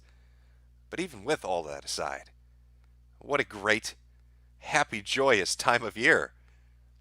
So I guess I'm just fucking confused, chat. Why on this merry occasion? Why during the happiest month of the year for me? When I'm looking forward to a delicious Christmas dinner. When I'm looking forward to being blinded by my lights. When I'm looking forward to doing snow angels. Would you motherfuckers recommend this shit to me? Oh no, Jim, trust us. You have to watch this. I'm going to give you a funny sample sentence of what this is about. Go watch it. You'll like it.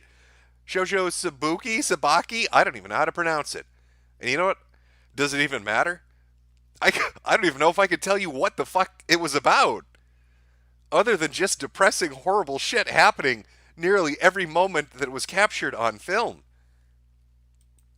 Let me tell you a little story about a girl that runs away to the fucking circus and gets gang raped and beaten in really fucked up ways. Has to wash some deformed creature that's humanish, but not really human. Not even really humanoid. It's got like a snake body and shit. Little flipper arms and a tail. I don't even know what the fuck that was. There's a fucking trap that looks just like her. Reminds me of the ending of Sleepaway Camp 2. I'm sure I think that's the movie I'm thinking of, with the dramatic pull away where you get the shocking reveal it was a boy all along, bashing puppy skulls. He told me that this girl lived this terrible life, but she was rescued by a magical midget. Don't worry, Jim. It's got a happy ending. There's a magical midget at the end of this fucking anime. You just have to wait for the dwarf. He fixes everything. The dwarf is a psychopath. The dwarf is just as bad as everybody else. Fucking suffocates a guy with sand. Does all sorts of fucked up shit. This little midget is a monster. She marries him. They're gonna be happily ever after. And then right at the last moment when you think, okay, well, he is a psychotic midget with magical powers that kills people, but maybe there'll be a happily ever after. And he gets stabbed. And then it's just her in a white void. What the fuck did I watch? Was that your idea of a Christmas movie, you sick fucks? Sounds quirky. Oh, it's quirky, all right. It's definitely a bit different. Not your typical show. And that was a passion project of somebody. Somebody put a lot of money, a lot of heart, a lot of effort into that. God help me, I don't know why, but they did. It was a very unique viewing experience, but it was just awful in a host of ways. Unique but awful. I don't know if there's a word that encapsulates both of those things, but that's what I'm going to rate the Magical Midget movie. Again, Shoujo Tsubuki? Am I saying that right? I don't know if I'm saying it right. Oh, let me pull up chat. Maybe this review that I've given this amazing fucking moment of cinema isn't proper enough. After my Shinji hot takes, we don't know if we can trust Jim on his takes on this shit. John McAfee is the midget, is he? Is he going to snort coke off a hooker's ass and shoot someone and then flee the country? Is that the director's cut edit of the movie that we all missed? I didn't know McAfee was in this. There's a manga too. Did I fuck up by not reading the manga and just watching the film? Yes, chat. Thanks, I hate it. That's a great way to put it. I don't know what. It's a mindfuck. There's a similar anime. It hurts my head to even think about it. I want to place it somewhere far away. I want to place it somewhere far away so I don't have to think about it. But I watched it. I checked it out. I gave it a go. You know, I like the recommendation I took before that, the one about the Yakuza that gets reincarnated. That was a good little story. Only 5 or 6 chapters, sure. He's a tough old son of a bitch, dealing with a bunch of punk kids that don't respect the territory. Gets his ass beat to death with a baseball bat, takes one of them with him when he dives into the fucking ocean, and then he gets reincarnated as a princess, I guess? I don't fucking know. I mean, that's got to be weird for an 80-year-old man to suddenly have a pair of tits and look like a 20-year-old girl, but he doesn't let it stop him. He goes around beating the shit out of everybody. All I've got to say, if you ever meet a reincarnated Yakuza that's in the body of a princess, and he asks you to do a tea ceremony with him, fucking refuse. Because the moment he did a tea ceremony with that guy, he got ripped in half by a tentacle. Just stay far the fuck away from him. Nonetheless, I like that story. I enjoyed that story. The goofy old fuck out there doing Yakuza shit in a world that has no idea what he's talking about. I'm sure there are more like that disconnected Azeki shit. We've got so many variations of it. But now I'm into the crime stuff. So I'm going to try to track down more of the crime stuff and erase the midget movie from my fucking mind. If I can find more crime shit, the midget movie's gone. Somebody was asking earlier, who's a fat guy in the middle of that picture? The one that was up pre-stream. Well, that's Inuyasha. I don't know if you've ever seen the anime, but that cosplay, fairly accurate to life. He's a big boy. He's got a little bit of heft on him. What in the fuck is that? Sorry, chat, I'm seeing something. Oh, is that a sticker?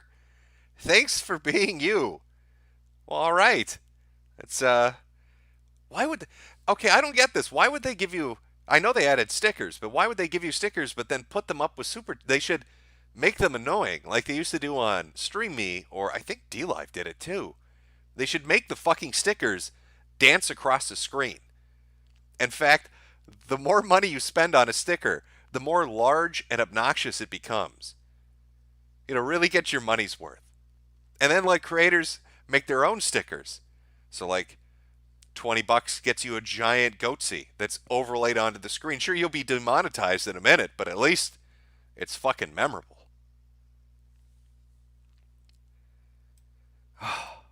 So full of energy lately. I'm telling you, it's this time of year revitalizes me.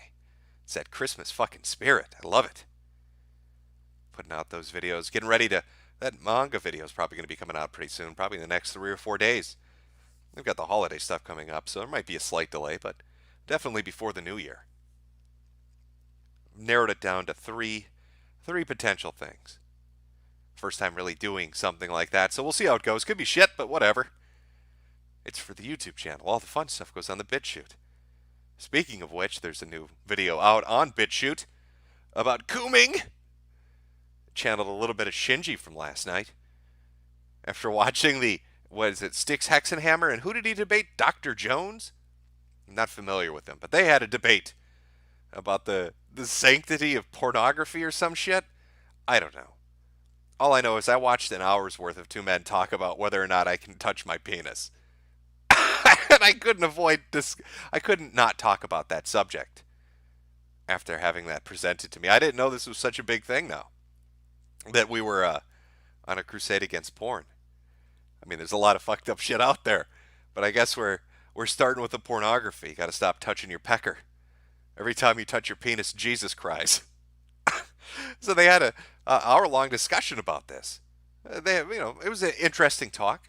Not to make too light of it. I mean, there were some interesting points on both sides, but at the end of the day, it's two complete fucking strangers on the internet debating whether or not, debating what I touch my dick to. It's a very surreal experience sitting by and listening to that.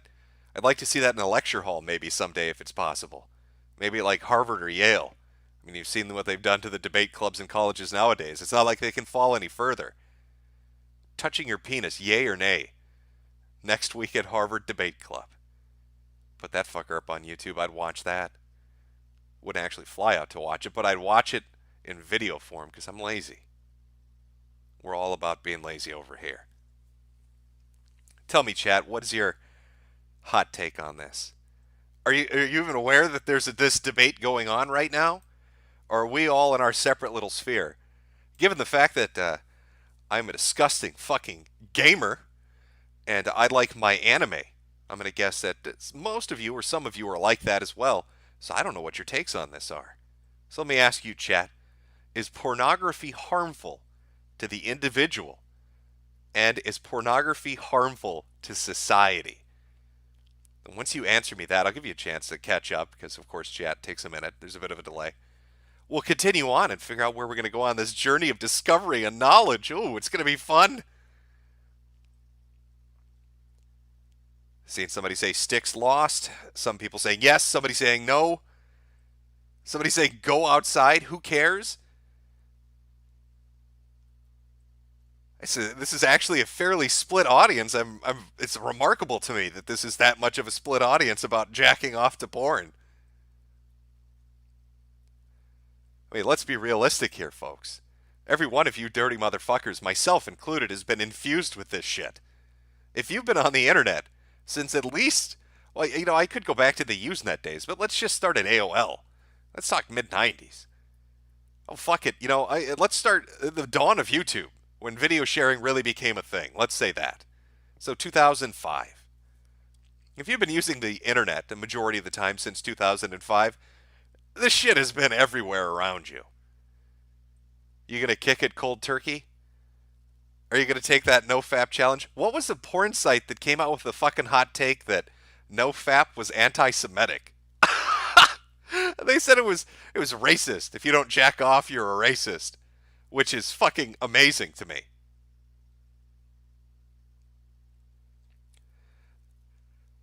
Somebody saying, I'm not addicted. First sign that you're a filthy fucking liar. Oh, I bet your room smells. I bet if somebody tried to use your keyboard, the L, the O, the P, the 9 key, fucking enter, all of them are stuck.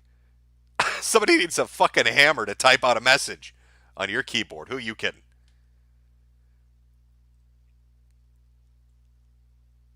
Was it X Hamster, chat? X Hamster was the one that said if you don't tug it, you're an anti-Semite. Was that the geniuses that came out with that one? What a dumb fucking message. Was it all part of the PSYOP?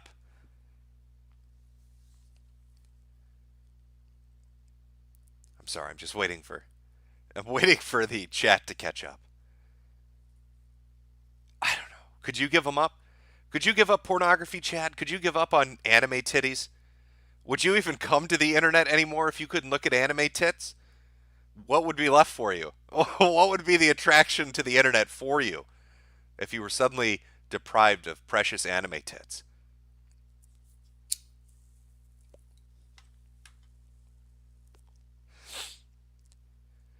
Oh, somebody in chat's Kuhlman. I know this is a sensitive topic. Gets everybody hot under the fucking collar. Don't want to give up those precious juices, those life essences. This is remarkable to me how split this chat is on this.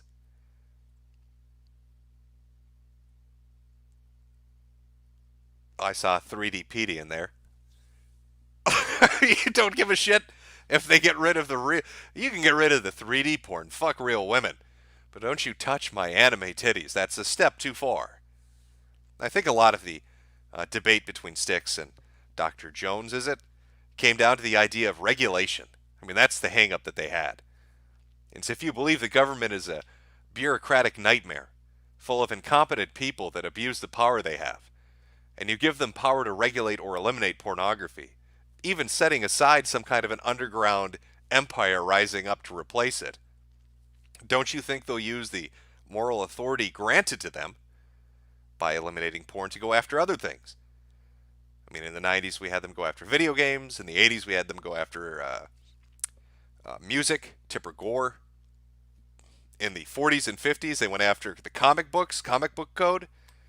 So that was the crux of a major part of their argument. Is who regulates it? You're going to have a porn czar? And if they regulate it, are they going to abuse it and try to push it into farther things? What are they going to define as pornography? They're going to start interfering with movies in the theater then? Saying that something is too pornographic, too sexual, needs to be removed. Fuck with the plot, maybe video games. It's going to wipe out a few video games, I guess. Steam's suddenly going to lose 80% of the shit on there. Because we all know it's nothing but fucking hentai titles at this point.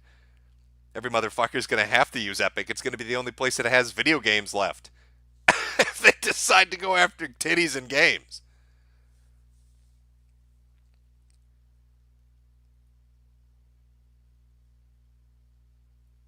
Oh, more people are Kuhlman. Somebody said, ban 3D, keep the 2D girls.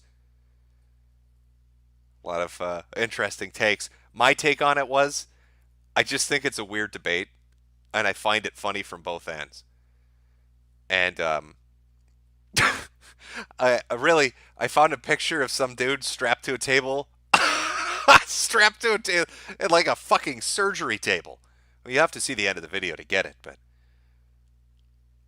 it's just the internet's a bizarre place. I don't know what to tell you. Look to more moral people to guide you, I suppose.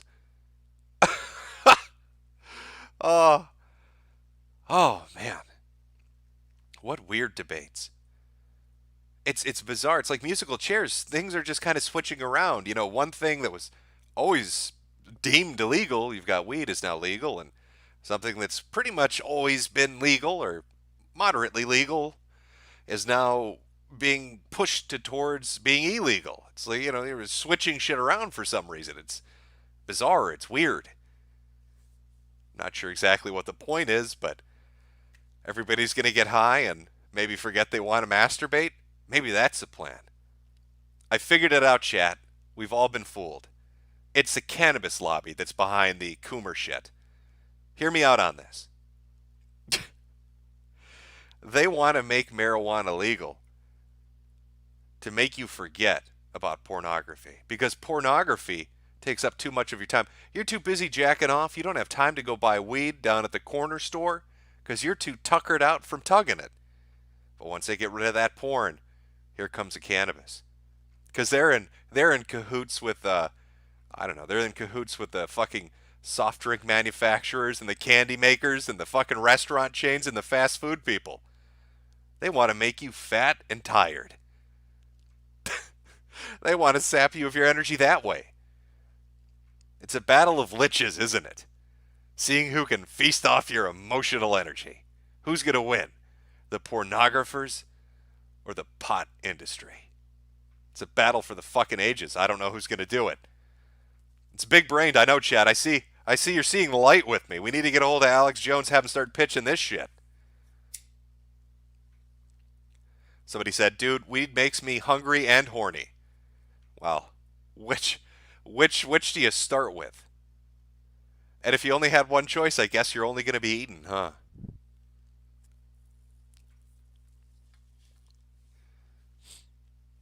Sounds legit. Thank you, Max15. I'm glad I've got a supporter out there that understands what these nefarious bastards are up to. Stoners love anime. Maybe the anime industry's in on it too. They're all a part of it. They're all out to get porn. They're all working in cahoots. They're trying to shinji us. I'm not going to be made into a maxi pad, goddammit. I refuse, Japan. All right. I know you're still angry about that 2-bomb thing. You need to get the fuck over it. It's like 10 years ago or something. Let it go. Just let it go, man.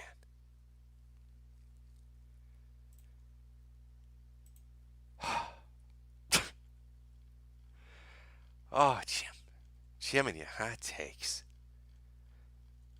Oh, what did somebody ask? I'm trying to scroll down here.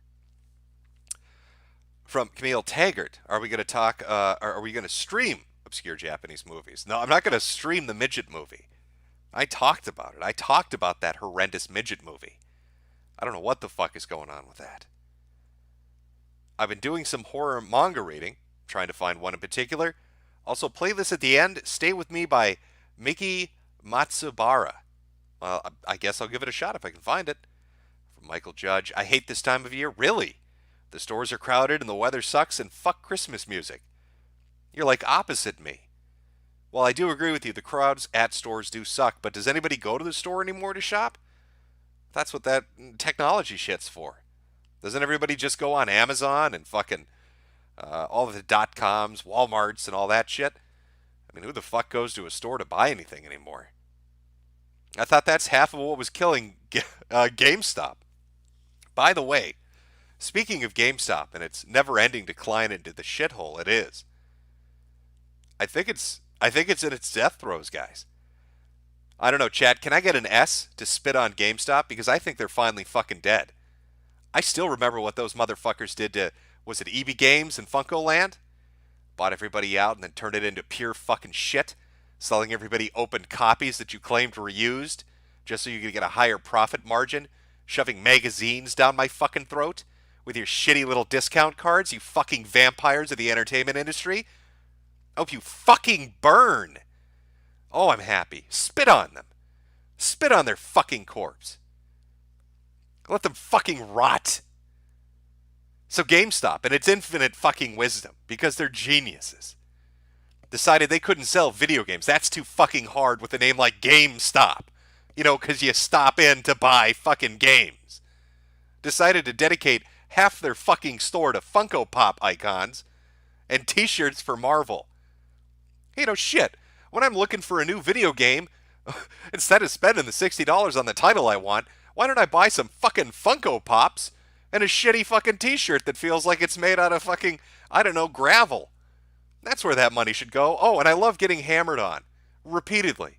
by people forced to ask me for details and credit card information and pre-orders and all the other bullshit that sales push down your throat. Oh, well, it's time for revenge now. You sick motherfuckers. They're shutting things down. Do you know what GameStop's newest fucking hustle is? This is being reported by YouTubers that cover GameStop. That's a thing, but it is a thing. Nonetheless, they're doing technology exchanges now. So, if I say GameStop to you, I would hope the first thing, well, okay, I would hope three things would pop into your mind. One, horrible. Two, fuck them. And then three, video games. I mean, that should be the order.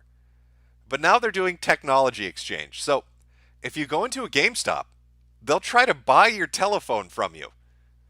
I'm not shitting you. Apparently, this is a corporate order from on high.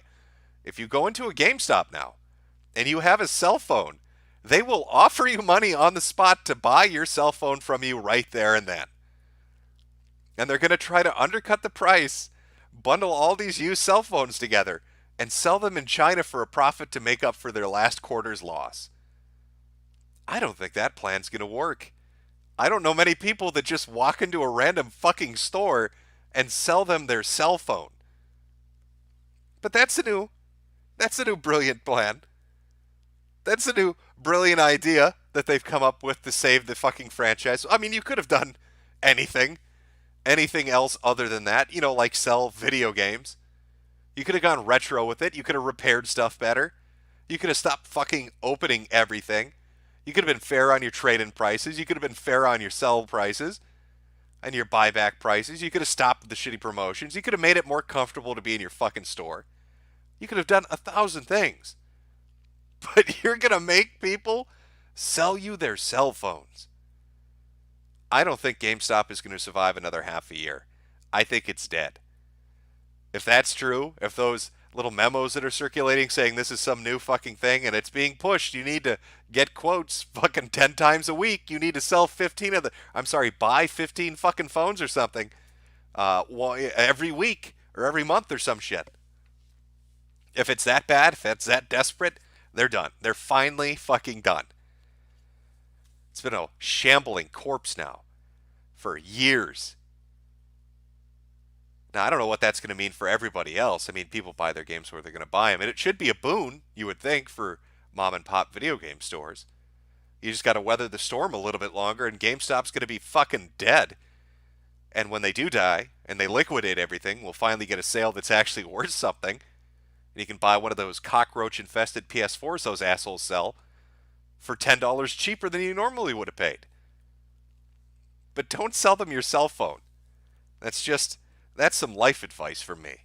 I wouldn't trust these people with my cell phone. I don't want Yang from Shanghai calling my contact numbers because GameStop forgot to fucking wipe the phone properly.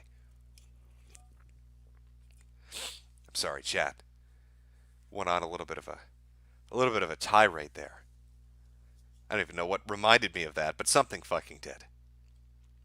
Somebody said they hated Christmas music, and all of a sudden I'm talking about GameStop being burnt to the ground. From Al Quint, Yushad Witch Kanasuba, and read Spy X Family. Good stuff. Mario Kart 13. Aren't dead eggers just cat ladies without cats? Well, I mean, no. No, I don't know. There is a difference. Again, I've got to feel my way around the definition. It'll make sense in the video, though. Ocean Redux, Merry Christmas, you fuckers, LOL. Oh, Merry Christmas to you. Victor Phantasm, boss, I don't know if it's really snow up there or mountains of cocaine, but when can we have a normal weather broadcast? Rip my sleeping money. Well, as I've explained, I mean, usually the way I do a stream is I'd have a normal fucking time to do it with an actual subject pre-prepared, and then I'd announce it like an hour or two ahead of time on the community tab or social media or whatever. This is more just because, again, it's like the opposite of sad. I don't know what it is about this time of season, but I'm up. Reminds me a bit of Stream Me. I used to do really early morning shit on Stream Me, which I sort of miss. That's gone now forever. JMF. Why do my SpaghettiOs make lightning when I put them in the microwave? Probably because you put them in the microwave while they're still in the can. T. Greg Duchette. I want to rape Jade respectfully, sir. Well, as long as it's respectfully, I won't get offended. From Scarecrow Z709. Jim, check out Von Helton, the real Punisher. Well, does it involve midgets? Does it involve midgets getting murdered and people buried in sand? I don't know now. I don't know if I should trust you guys after that last recommendation. Casper the Ghoul, you're lucky my sleep schedule's a mess, Jimbo. Welcome to the club. Club Insomniac. From Kate Arona. Another Swedish morning with my American weatherman. Much appreciated. A woo, me love. I'll read a few more here, and then I want to show you the future chat. I think you're going to like it. Hurry up and wait. Holy hell, it's late, man. Good thing I'm still drinking. Never a good time to stop. Just keep going for it. Tom the Pussycat, the Gundam enthusiast. Hi, Metokur. How's your day? Oh, it's going good. Are you going to make a video about H-Bomb or Contra? Maybe even BreadTube itself. I don't really do the SJW shit anymore. I had my fun with that. I did 2 or 3 years making fun of SJWs, and it was mostly confined to Tumblr. Then occasionally I'd branch out and do a few other things. It's not really my thing. There's a whole section of YouTube dedicated to the anti-SJW or, I guess, BreadTube portion of the internet. Not really my bag. I'm going to do my manga stuff and then stick to the Transtastic Tales and the furry pandemonium videos. And finally, Secularis. Hey Jimbo, have you seen The Witcher yet? Netflix expects me to believe the Yes, okay, listen. We talked about this yesterday. We talked about this yesterday. A chick fucks a black dude on elf skulls while an entire audience of white people clap. It's the only scene that I can remember in that whole fucking thing. I know people were like, oh, they didn't like the guy that played the Witcher, the actor, Cavill, or whatever his name is.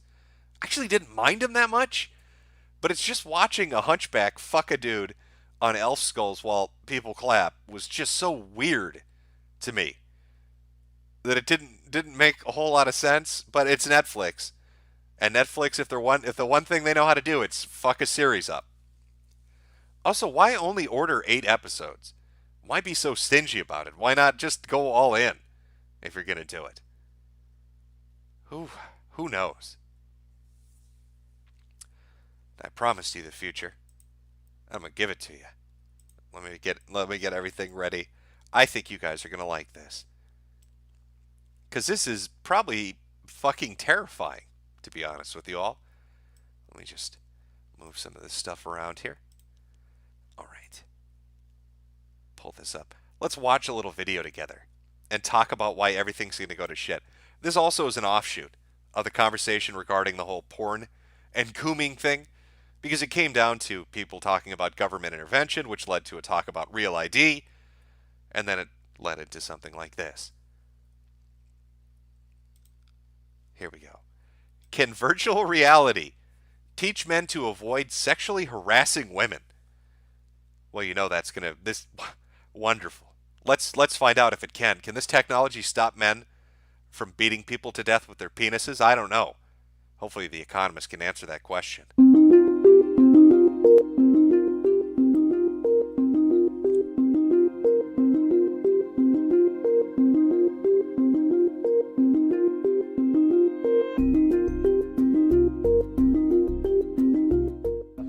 Rachel, one really important note. Remember, it's a party, so pack something fitting. And when I say fitting, Rachel, I mean the size of my penis. Something fitting like my penis into your vagina. I'm your boss, Rachel.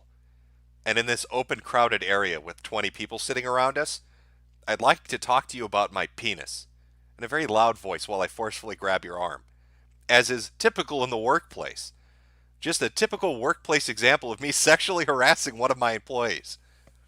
When I first saw this video, for a second, I thought it was going to have the men in the role as the women. Like they would experience the sexual harassment through a VR version of a woman, which would be really weird. Because then the dude with the VR goggles would be Rachel, as his boss talks about fitting his penis inside her.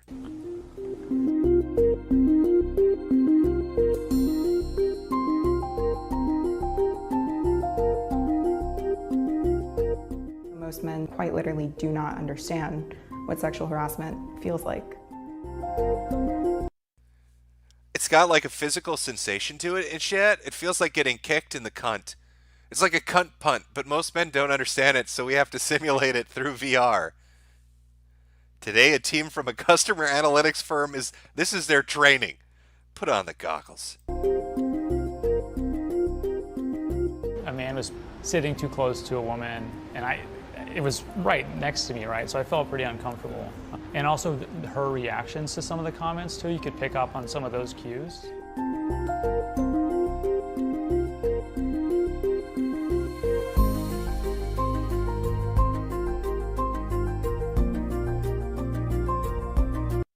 Oh, and of course, who jumps right on the bandwagon of this shit?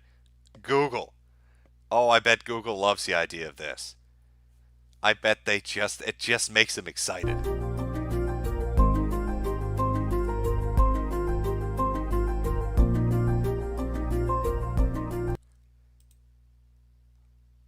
So that's your new fresh hell. So I just want to take a moment to talk about what your future workplace experience is going to be like, because I guarantee you, in 10 years, this is what's going to happen. We're going to do it from the perspective of a potential employee going in for an interview, and from a current employee being retrained using these new amazing methods. Here's what I imagine the technology will evolve into.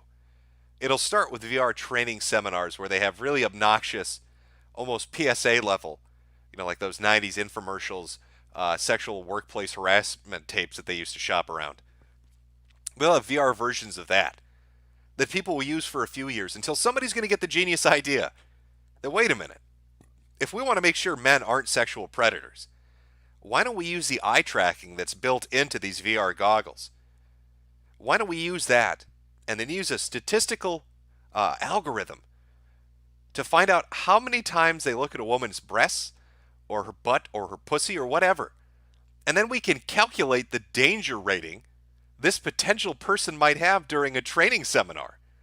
So you could walk in to interview for a job. You could have the world's best resume, impeccable recommendations, a work history that's just sterling.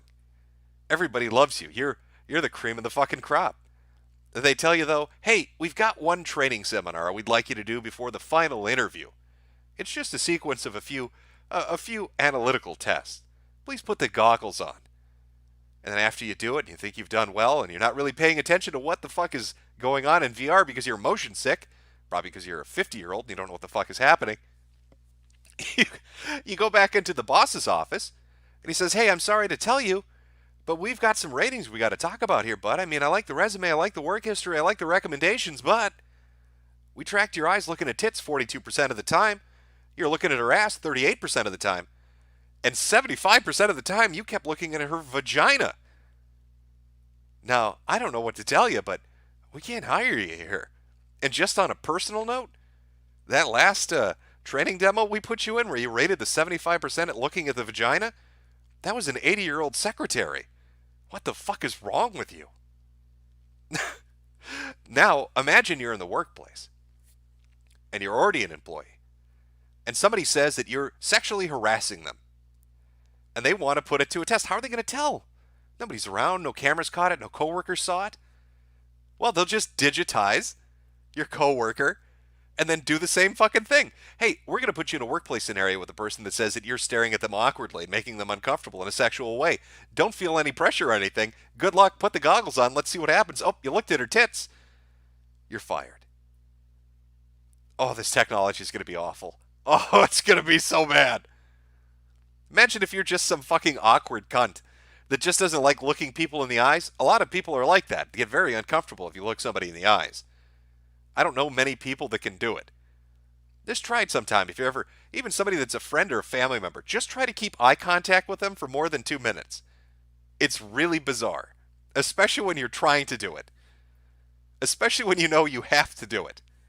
So you're looking down, but every time you look down, your eyes track and it counts tits, tits, pussy, ass.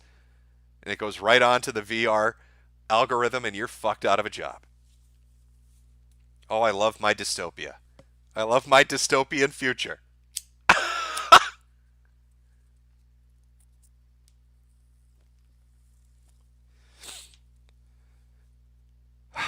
give it enough time, the only workplace that's going to be around are just women. It's just going to be all women. Every guy's going to get fired. They're going to be awkward fucks that can't look where they need to look, or they're going to get caught perving out for more than a percentage worth than they're allowed, and they're gone. Which reminds me of an article once about a woman that wanted to open a female-only company. I think she was British.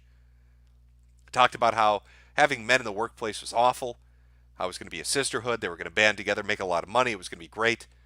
And then it devolved into nothing but cat fights and lying and backstabbing and power plays in the office. And she ended up bankrupted, lost like half a £1,000,000 or something like that. Just an absurd amount of money. And at the end of the interview, it's a very, very long article. At the end of the interview, when they ask her, well, what about the experience? Would you do it again? She's like, oh, fuck no. She's like, if I ever did this again, it would be an all-male workplace. This was a horrendous mistake. I should never have embarked upon this idea of only women in the workplace. But that's your future. VR training to make sure you're not a filthy fucking pervert.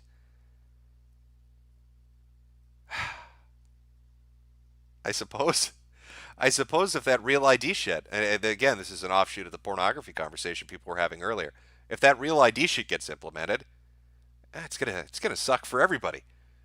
You know, people bringing up the point, well, what about Facebook? Facebook has your name. Facebook has your family members and your friends and phone numbers and addresses and workplaces and all that shit.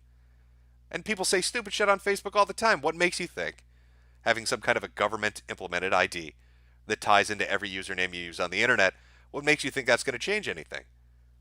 Oh, one, people lie on Facebook. Two, they have outlets outside of Facebook that allow them to cope with having to use Facebook.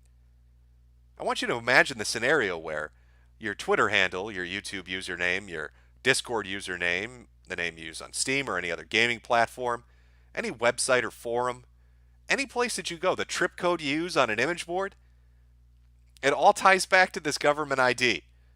It's that universal ID. It doesn't even have to be a front-end ID. It doesn't mean that somebody can look you up.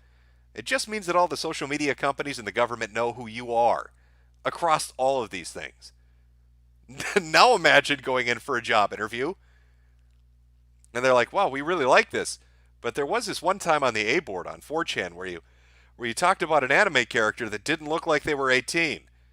We're going to have to report you to the police. Hey, we'd love to hire you, but you remember on Twitter when you called that guy a retarded cunt? We don't use the R word here. You're going to need to get the fuck out. What a terrifying thought. That's where I think it's going. Censorship is a given. I think we're already there. I think we're seeing it play itself out for all sorts of corporate reasons. And then you've got other useful idiots that are happy with it as well. But I think we're headed for a specific dystopia of real IDs and the death of anonymity on the internet. Rip and pepperoni. We hardly knew you. Oh, it's so sad.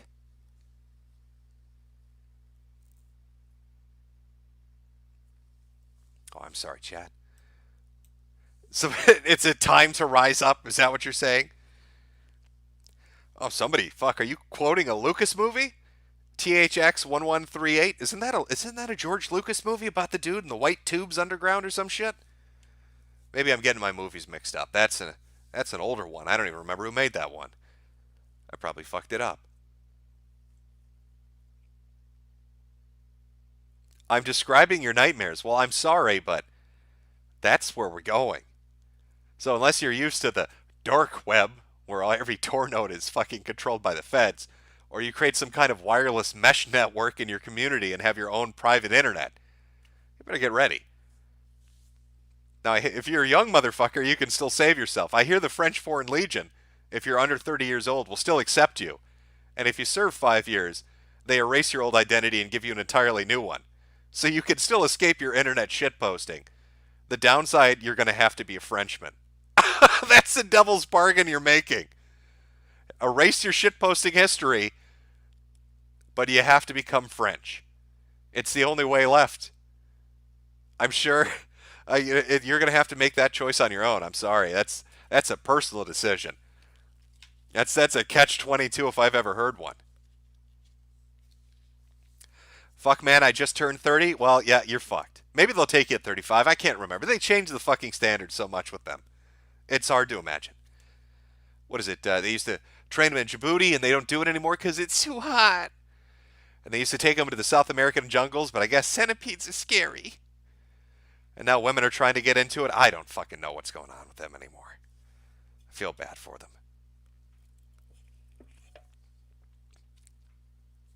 Fuck that. You don't want to do it? You don't want to go on the, what is it, the White Cap March in full gear for, what is it, 25 kilometers in a day?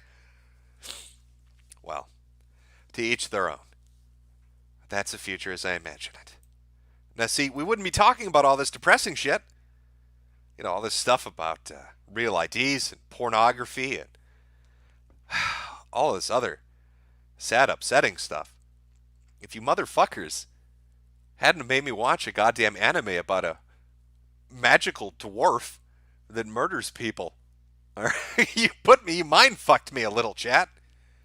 If I had to be honest with you. I was in a pretty good mood until I watched the world's weirdest fucking anime. Still trying to puzzle it. Still trying to puzzle it out. It's like watching Brazil for the first time.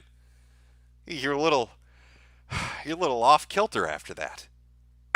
You gotta take a minute when a dude tells you a story in the movie about somebody whose ass starts to talk.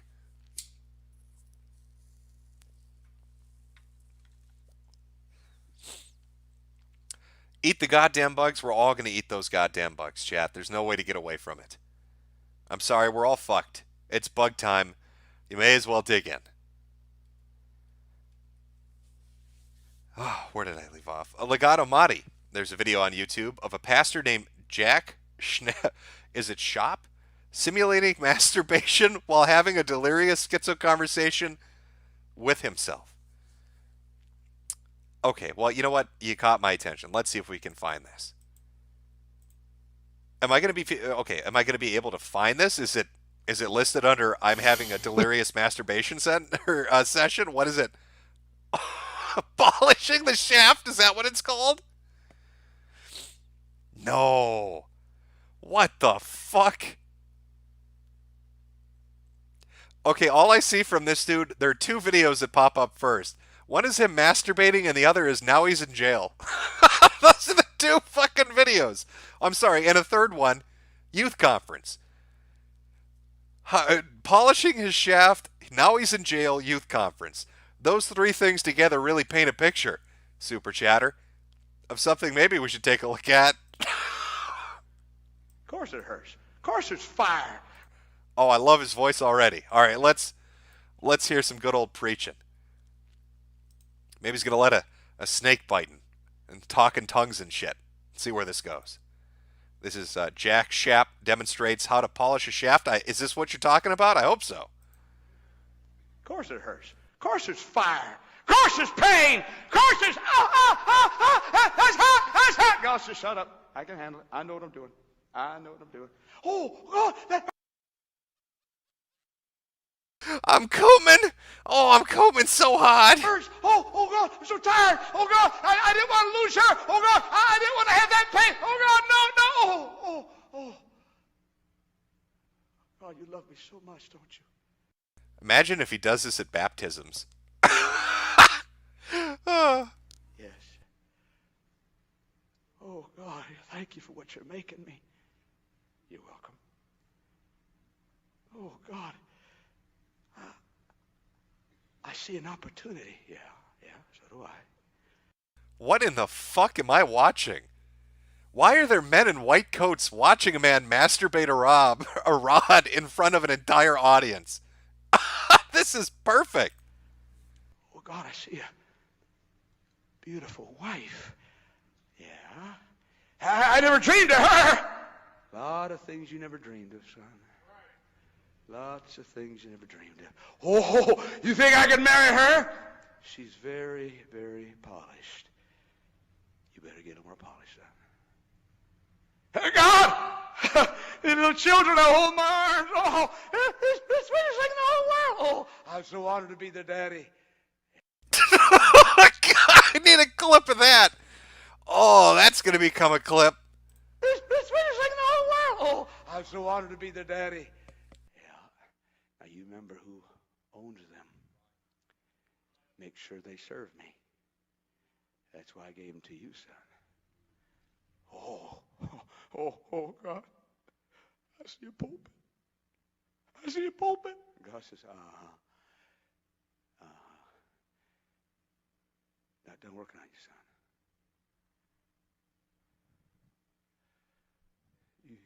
You think I stand here before you tonight sorry that I yielded to God?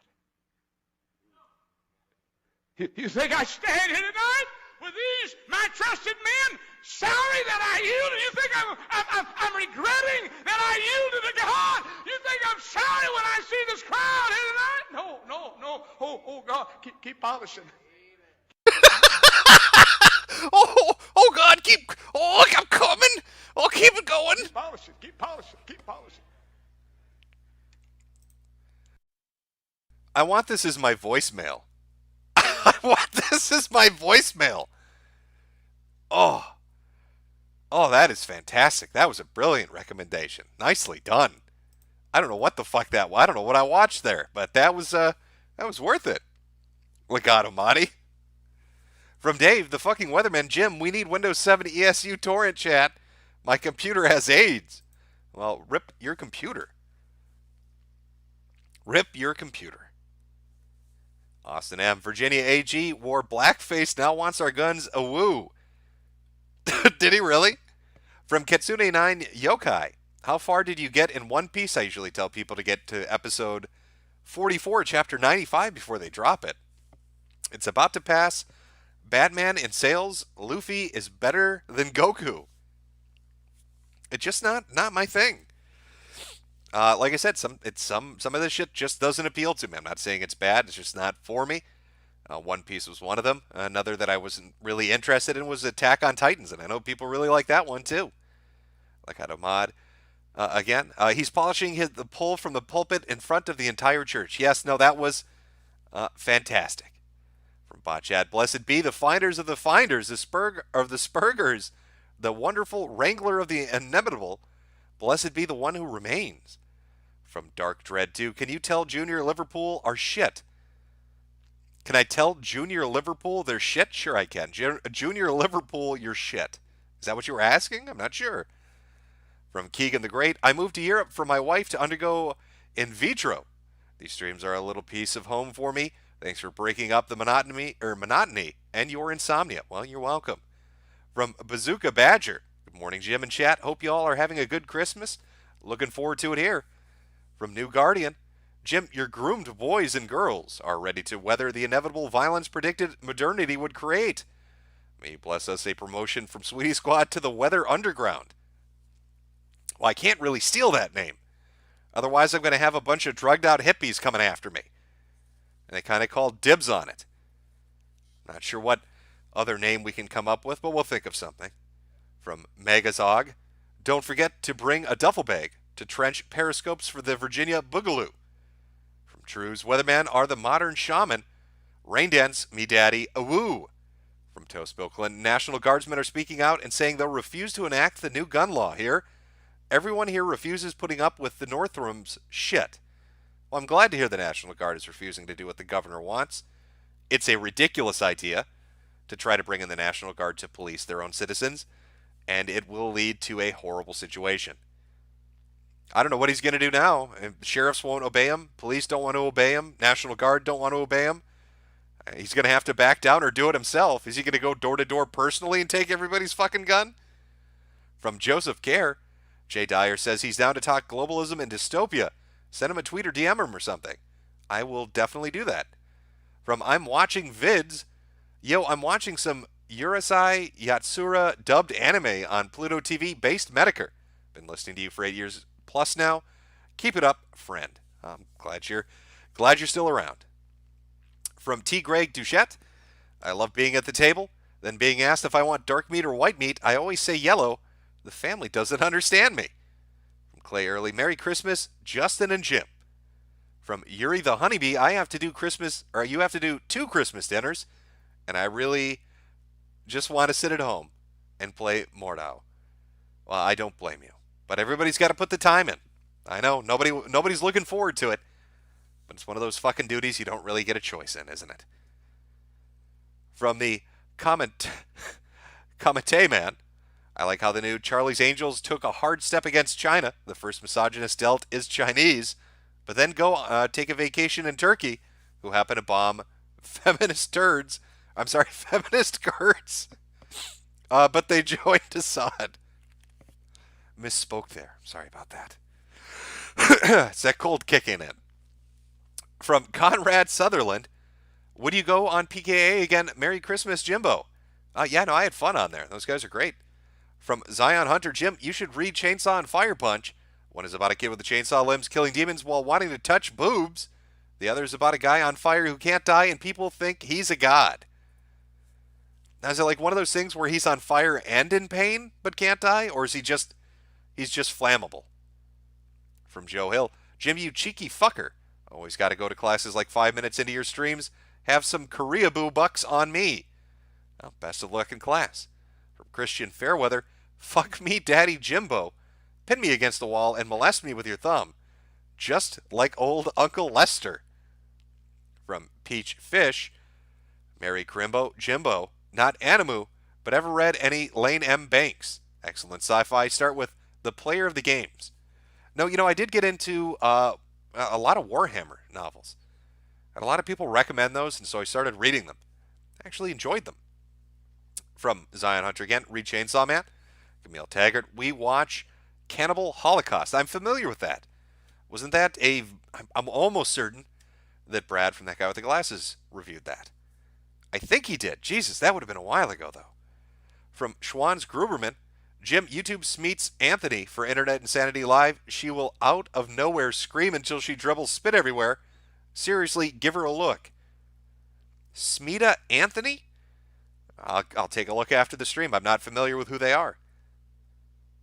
From Trues, Jim, there is a live-action Shoujo Tsubaki. I can't even imagine how fucked up that's going to be. Now I'm going to have to watch it, aren't I? Fuck. From Shibuya Ghoul, Jim, are you a Kiss fan? Best rock band ever, in my opinion. No, Kiss was a bit before my time. What kind of music am I into? I don't even fucking know. I basically listen to everything. I really don't hate any music in particular. There's one subgenre I do hate. I refer to it as whiny white people music. It's that fucking 18 to 19-year-old emo pussy band bullshit. I can't fucking stand that. And I'm not talking grunge rock, like Nirvana, that kind of shit. It's hard to find an example, but when you hear it, you know it. It's just this boo-hoo fucking music, and it's always like a boy band, and they're always white, and I fucking hate it. That's about the one thing I can't stand.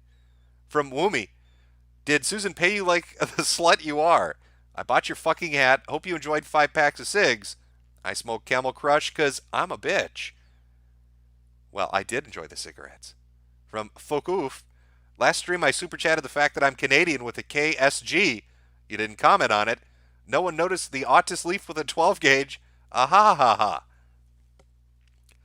Well, now you're on a list. Merry Christmas. The Mounties are coming.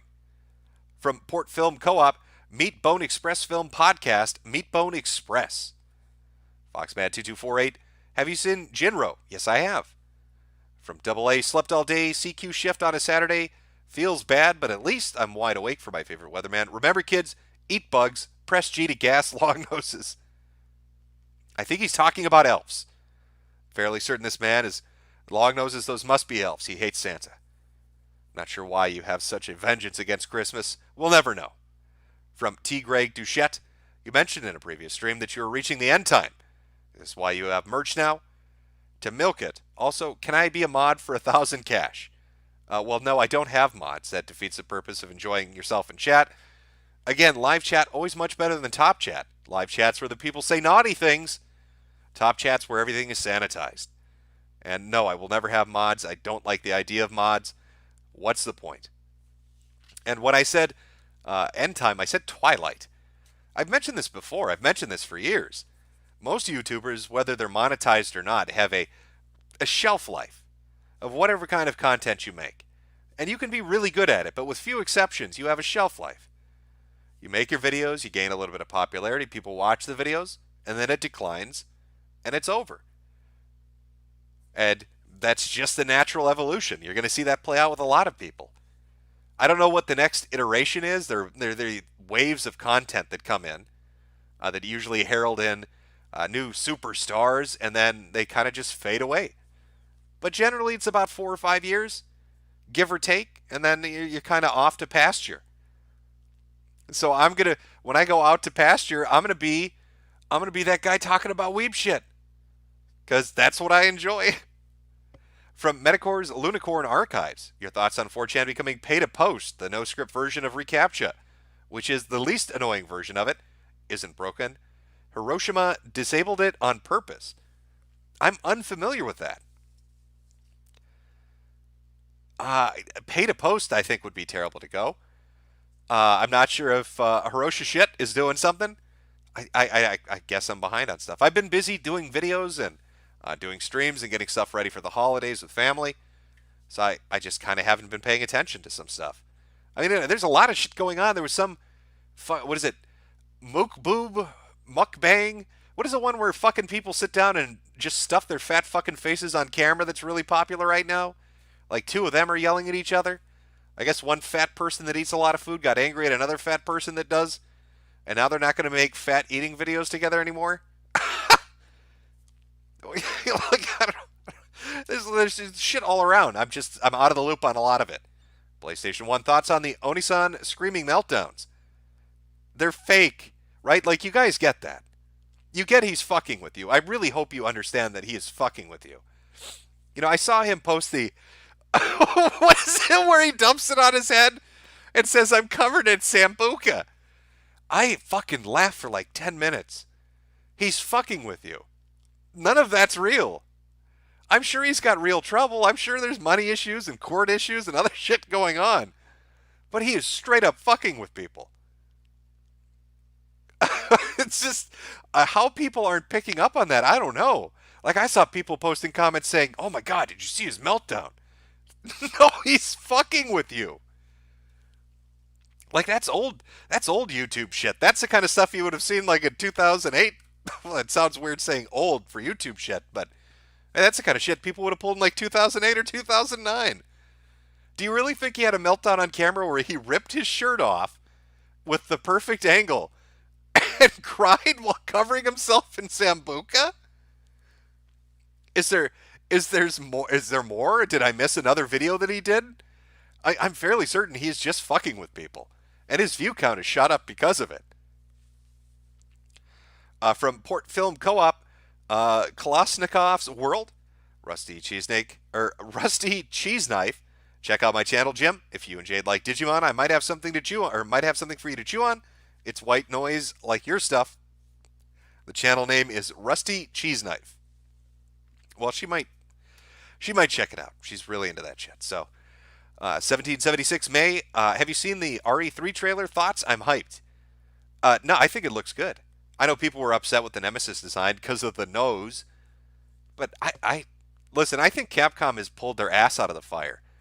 I don't know what it was. I'm sure it had to be set into motion 4 or 5 years ago, but somebody at that company said we need to fix our shit and start putting stuff out that's not dog crap. And so we started getting stuff that was good. And RE2 Remaster did well. And I think RE3 Remaster will be fine. I know it looks like a shorter development time, but they already have the engine and the assets. They just need to add shit in, really. I mean, it's the same as the first time around. Let's be honest. But I'm excited. I like Resident Evil. I'm a Resident Evil fanboy. From a Russian name that I have no hope of ever pronouncing, I'm 19. But I have 13 siblings and 21 nieces and nephews. In my family, it's not the adults, but the godless hordes of kids you have to worry about. Yes, when the adult table becomes a kid table, because the kids outnumber the adults, that is a situation to be fearful of. From Tubster, did anyone else catch Spoonie talking about the death of an acquaintance on Twitter, then finished with, "I'm going to kill myself, you prick"? Is he actually threatening that on Twitter? I did not actually catch that. From Rex Ellis, Can you tell me, or can you tell my boyfriend Alec that Star Wars is gay? Alec, Star Wars is gay. For Murgat, go old school. Golgo 13 professional assassin story. That sounds so familiar. I'm almost certain I've seen that. Let Me Die said, Harvard should have a debate whether it's more ethical to watch hentai or porn. Oh, that I would sit around to listen to that and hear them pontificate on this. The great distinction. From Bogzar Kral Levwisky, porn is bad, but banning it would be gay and cringe. Opiate Stilvan, hey Jim, you ever heard about Koyochu Redo? It's literally Eat the Fucking Bugs manga. And by the way, Boneworks just came out, and Merry Christmas. You mean Boneworks for VR? Or are we talking about something else? Because I know the Boneworks in VR was supposed to be. I remember them developing it, and they do dev videos about it, and it always looked cool to me. So I hope it does well. I mean, it looked like it would be good. From the Cockmaster, banning porn. Sorry, I thought this was in America. I read that. In my voice, I heard that as Randy from South Park. From Algamu 2, porn is eroding my soul, and I love it. More, please. From Lyric L, I made it 4 days on NoFap. Are you proud of me yet? Well, it's the effort that counts. From Solid Carrot, Jim streams this early to steal Carl's audience. Does he stream anymore? You talking about Sargon? I don't know. I don't actually know if he streams anymore. But this would be his time, wouldn't it? I mean, this is Britbong time at the moment. From Dwedden Ether, where is the Carl in your furry pandemonium? I've been trying to find the music video. I'll look it up and see if I can find it and have my good friend Mr. Antibully on Twitter post it. From Joseph Kerr, most of your fans are Coomers. Only question is, should we continue this way? We're addicts. Unless we quit, our addiction will destroy us. Well, you know, I don't know. Why do you ask me complicated questions? Your addiction will destroy you. Well, I smoke cigarettes. You know, I'm probably going to hack up black lungs in 10 years and die coughing. Now, that's my own stupid fucking fault. I mean, I made a choice and I have to live with the consequences of that choice. If your porn addiction is going to destroy you, then that is a consequence you will have to live with. You made your bed, you gotta lie in it. You can't blame anybody else for your own stupidity. From Sock Puppet 1, finally caught a stream. Keep up the good work, Daddy Jimbo. From Port Film Co-op, E.M. Jones 1, listen to him talk about Alien 1979. From Name, porn's infiltrated everything, burn it, all of it. From Jay, human potatoes on the internet are always fun. Totally not dark matter. Only good MILF tits can be found on the internet. Oh, that's expert opinion. I'm not going to disagree with the expert here. A certified MILF tit hunter. Totally not dark matter. From Musta Karkish, defend our porn and our titties. LSD25 Jim, you should check out the Toriko manga. It's a battle manga where the power-ups come from eating amazing food instead of screaming or friendship. Yeah, I read one that was like a Seki Meshi or something like that. Is some dude gets dropped in a forest and doesn't really have like superpowers, but he just cooks shit. He gains some abilities from cooking and eating stuff, but it's mostly just out in the wilderness eating stuff. I actually liked it. I thought it was good. I mean, sure, eventually they do kill a dragon. Everything always escalates in power levels for some reason, but it was good. Metacor's Lunicorn Archives. Remember when it wasn't popular to LARP online as the savior of humanity? Good times. From 10 Bond. They can ban porn, but they'll have to take it from my porn HDD from my cold dead hands. From Honk Honk. I never gave up hentai even when I was in a relationship. You can take my porn from my semen covered hands. This porn thing came out of nowhere. It glows in the dark. What does the weather look like? Well, I will admit it did kind of suddenly pop up, didn't it? This whole Coomer meme and the old porn debate kind of suddenly popped up. I don't really know where it's coming from, what the angle is. Maybe it's a flash in the pan, a fad of the month. Maybe in a month nobody will be talking about it anymore and we'll moved on to something else. I guess we're going to have to wait and see. Let Me Die says, did drug tests come up in the debate? I don't remember that. I was kind of in and out of the debate. I heard the crux of the thing about government. I know that I think the doctor asked Styx, did he use his real name? People were uncomfortable with that. I think he was trying to get him on the idea that, well, you avow, or these are the opinions you have because they're not attached to you and there are no consequences for them, but you would feel embarrassed if you had to attach your real name to defending this. To which Styx just held up a book and was like, no, this is my name. I'm an author. Everybody knows who I am. But I don't remember if drug tests came up. Bill the Butcher, they want you watching porn and smoking weed so you're all fucked up and forget about your anger. To forget how fucked up everything is. Got to demoralize that population. It's a effective tactic. I mean, you do have a point with that. Hold on, chat. I'm trying to catch up on super chats here to get everybody. And then I have, goddamn, I have a lot of Christmas planning to do. A lot of shit to do. I'm gonna go stare at some lights and go blind for a little while. From Name, porn is the only vice that's free. Almonds activated. Meximan and cheese.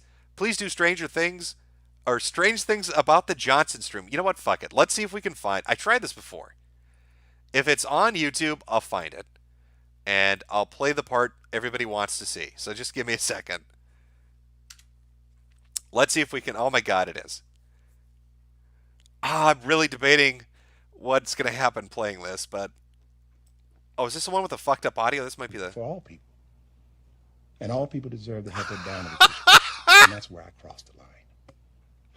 So, everybody does. Okay. I'll set this up for chat, because if you weren't around for Stream Me, you're not going to understand what this is. Oh, fuck. This is going to be weird. You know what? I'm not even going to set it up. Let's just say the dad walked in on his son doing what teenage boys do, and now he's having a heart-to-heart conversation with him, just explaining the natural facts of life and saying, hey, kiddo, you don't have to be embarrassed. That's just a normal part of growing up. And that's the moment we're walking into on the strange things about the Johnsons. Let's take a look.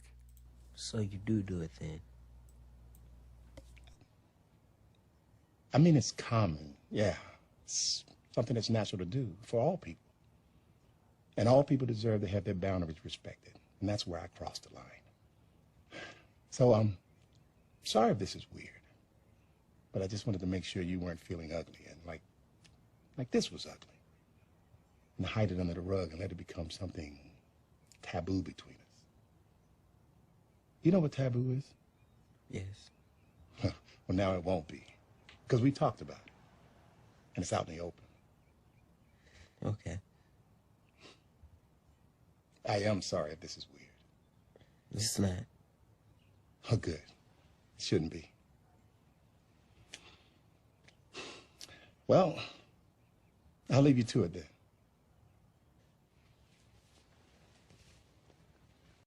See, just a heartfelt moment of father having a normal conversation, just like a PSA you'd see on television. What could possibly be weird about that? Dad walks in. It's okay, son. Don't be embarrassed. I'll respect your privacy. I'm going to leave now. You just go about your business. It's like a Cosby show. Dad. I love you. I love you back.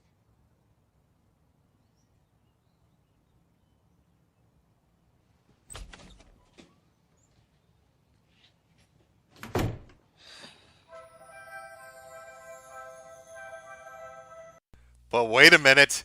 What is it that little Junior's been looking at while he was entertaining himself in the room? Why, is that a picture of his father? We'll have to do a stream about the Johnsons on another platform if we're ever going to go through the whole thing. But let's just say it's about a son that rapes his father repeatedly. It gets real weird. There's a twist you weren't waiting for, was it, Jet? I bet you didn't see that coming. Daddy, no. His son, no, is more like it. It's called A Strange Thing About the Johnsons. And it is the weirdest fucking movie you will ever see on YouTube. Could you imagine that poor father where he walks in the room, he's trying to be understanding and supportive. And, he brings up taboo, says, I love you, thinking it's a normal thing, like, oh, the kid's probably got a picture of a model or something. got a porno mag from somewhere, saw something on the computer. No, it's a picture of Dad. It's a picture of Dad.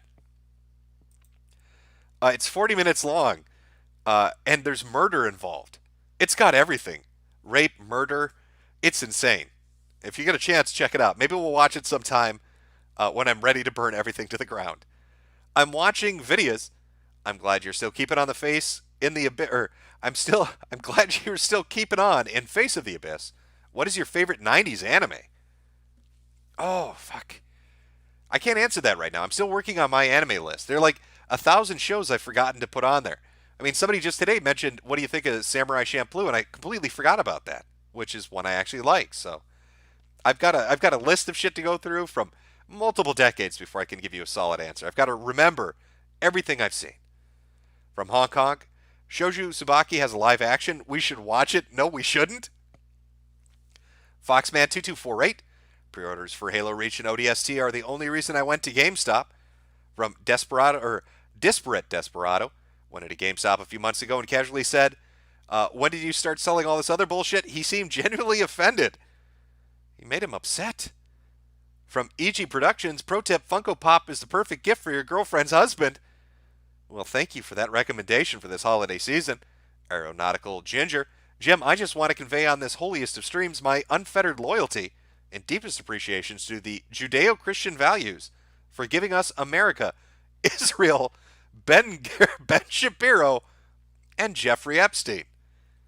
Well, how touching. From Trues, fast food is white supremacist. All those underlying commercials getting me not to touch my wiener and eat chat to fight ZOG. I think that's a coded message for everyone. Sweetest sadist. Cat ladies hide in their house. Dead eggers go out. That's very good. Thank you. Adding that to the distinctions. I'm watching videos. Watch Full Metal Alchemist Brotherhood. Very good. I have actually seen that.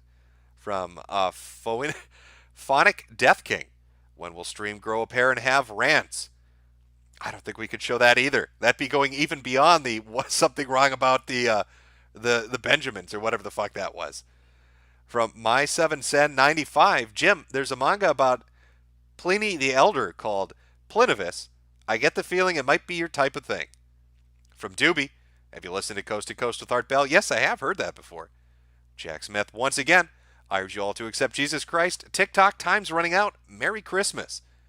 From Morden Loves Titties, 8-year XGS wage cuck, started cell phone buys 2013. People walk out with hundreds of dollars of games. Phones would never sell. Read Starving Anonymous. From Ocean Redux, read a manga called Shut Hell. You'd like it. It's a reverse isekai. Okay, you know what? I'm gonna mark that one down right now because that sounds interesting. From Pharaoh Owen, Shinji was trash and deserved no girlfriend. I absolutely agree. From Matthew Skidmore, what are you doing awake, you crazy spud? And when are you getting married and having kids? Don't make Jade a dead egger. I have children. Be happy. I don't know when we're going to raise a little Happa army, but we'll work on it. From ex-legendary hero, you boys don't understand. I had a guy stare at my cleavage. It was super uncomfortable. So now I won't wear my sexy low-cut crop top. Sex is pigs. From the Comite Man, Jennifer Lawrence. Fuck Trump. Harry, come on my face. Joker, hey boss. I had some fat furry chicks woo and sing to me earlier while I was on break having a smoke. I was stunned by the public display of autism. RRU. How did you pull that off? And did you film it is the important question. From Captain Astacular. Talk all the shit you want about Netflix adaptations, but Castlevania is fucking awesome. Komite Man. They literally made women taxis because of this. First woman in space, hack her girlfriend bank account because she slept elsewhere. Damn, the internet is OP as fuck. I'm watching videos. I like the orange background. Please keep the favorite color. From the Josh Sketch Show. Been enjoying the winter break, Jim. I had a radical feminist college professor last semester that was supposed to teach me world literature, but instead went on long rants about Jordan Peterson and his followers. You know, I'd like to bring this up.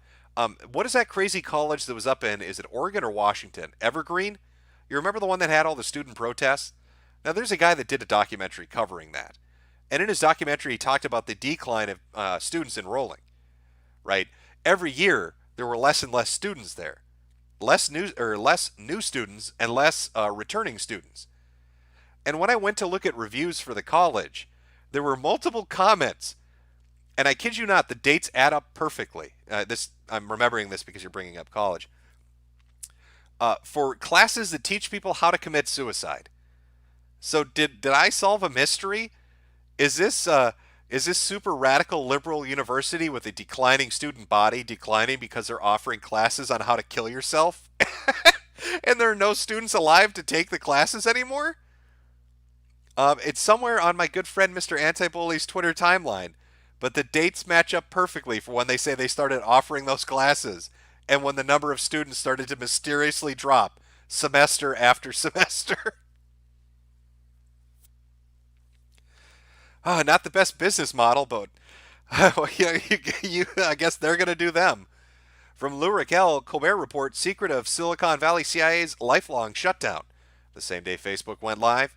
Siri, Alexa can't hear the keyword without listening all the time.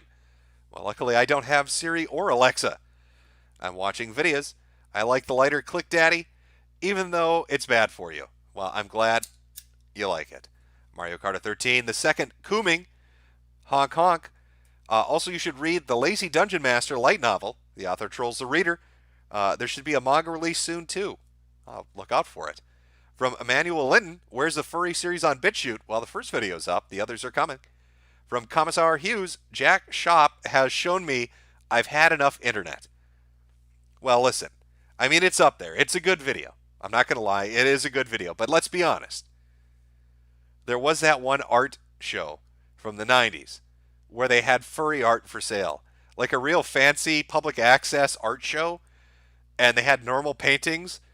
And then they had a bunch of furries sucking each other's dicks. And they were trying to sell those paintings for $100. And that video's on YouTube too. And I got to rate that one a little bit higher. From Lawrence V, I just woke up. Why is a German going, a-woo? Well, it's just what everybody does this early. Rocket Gurney. Rocket Gurney, thanks for streaming at such odd hours of the night, Jim. I'm on Thousands Mile Drive to Canada, and this is keeping me awake. Well, I'm glad it keeps you awake. From Lurkel, but you'd probably like S3 or Season 3 of Attack of Titan, trust me. From Keegan the Great, making explosives for personal use is federally legal. State and local laws may apply to setting them off. Do with this information as you will. Well, I can neither confirm nor deny what this person is super chatting. FBI, if you're listening, please take me off the watch list. I love America and Israel. In fact, I'm going to go donate some money right now to Ben Shapiro. From CJ, Kingdom is a great manga. Epic battles. From 113657, Happy Hanukkah, Shalom, brother. Shalom back at you. A Border Prince Warhammer lore. Before you go full weeb, did you finish Eisenhorn? No, I still have those books. I bought a lot of fucking Warhammer books. And these are like the, what do they call them? There's a term for it. Now I can't remember what the term is. It's the one where they take multiple novels and short stories and put them all together. So it's a lot of fucking reading. From I'm Watching Videos, did you ever find out what happened to Spax, bro? No, I haven't caught up with him. I haven't really paid attention to what he's been up to. From Zion Hunter, his immortal and can't die, could not move for 5 years. Oh, you're talking about the Fire manga. All right, well, yeah, I'll check it out. A Street Lamp, hey Jimbo, have you played Halo on PC yet? If so, what do you think? Yes, I played it, and I've enjoyed it, because I'm a dork and I like Halo. From Mouse Sporadnik, Kiwi Farms, Microsoft deletes Santa Hat from Windows software because a Jewish man claims it's racist. It will not let me post URLs. Well, they were talking about that on G like 2 days ago. Yeah, I know what you're talking about. It was somebody put in a report, and I think the guy's user profile, he's using a fake name. He changed his name. And I don't know if it's a troll or what the fuck's going on with that, but I remember there were links to a couple of G threads about it.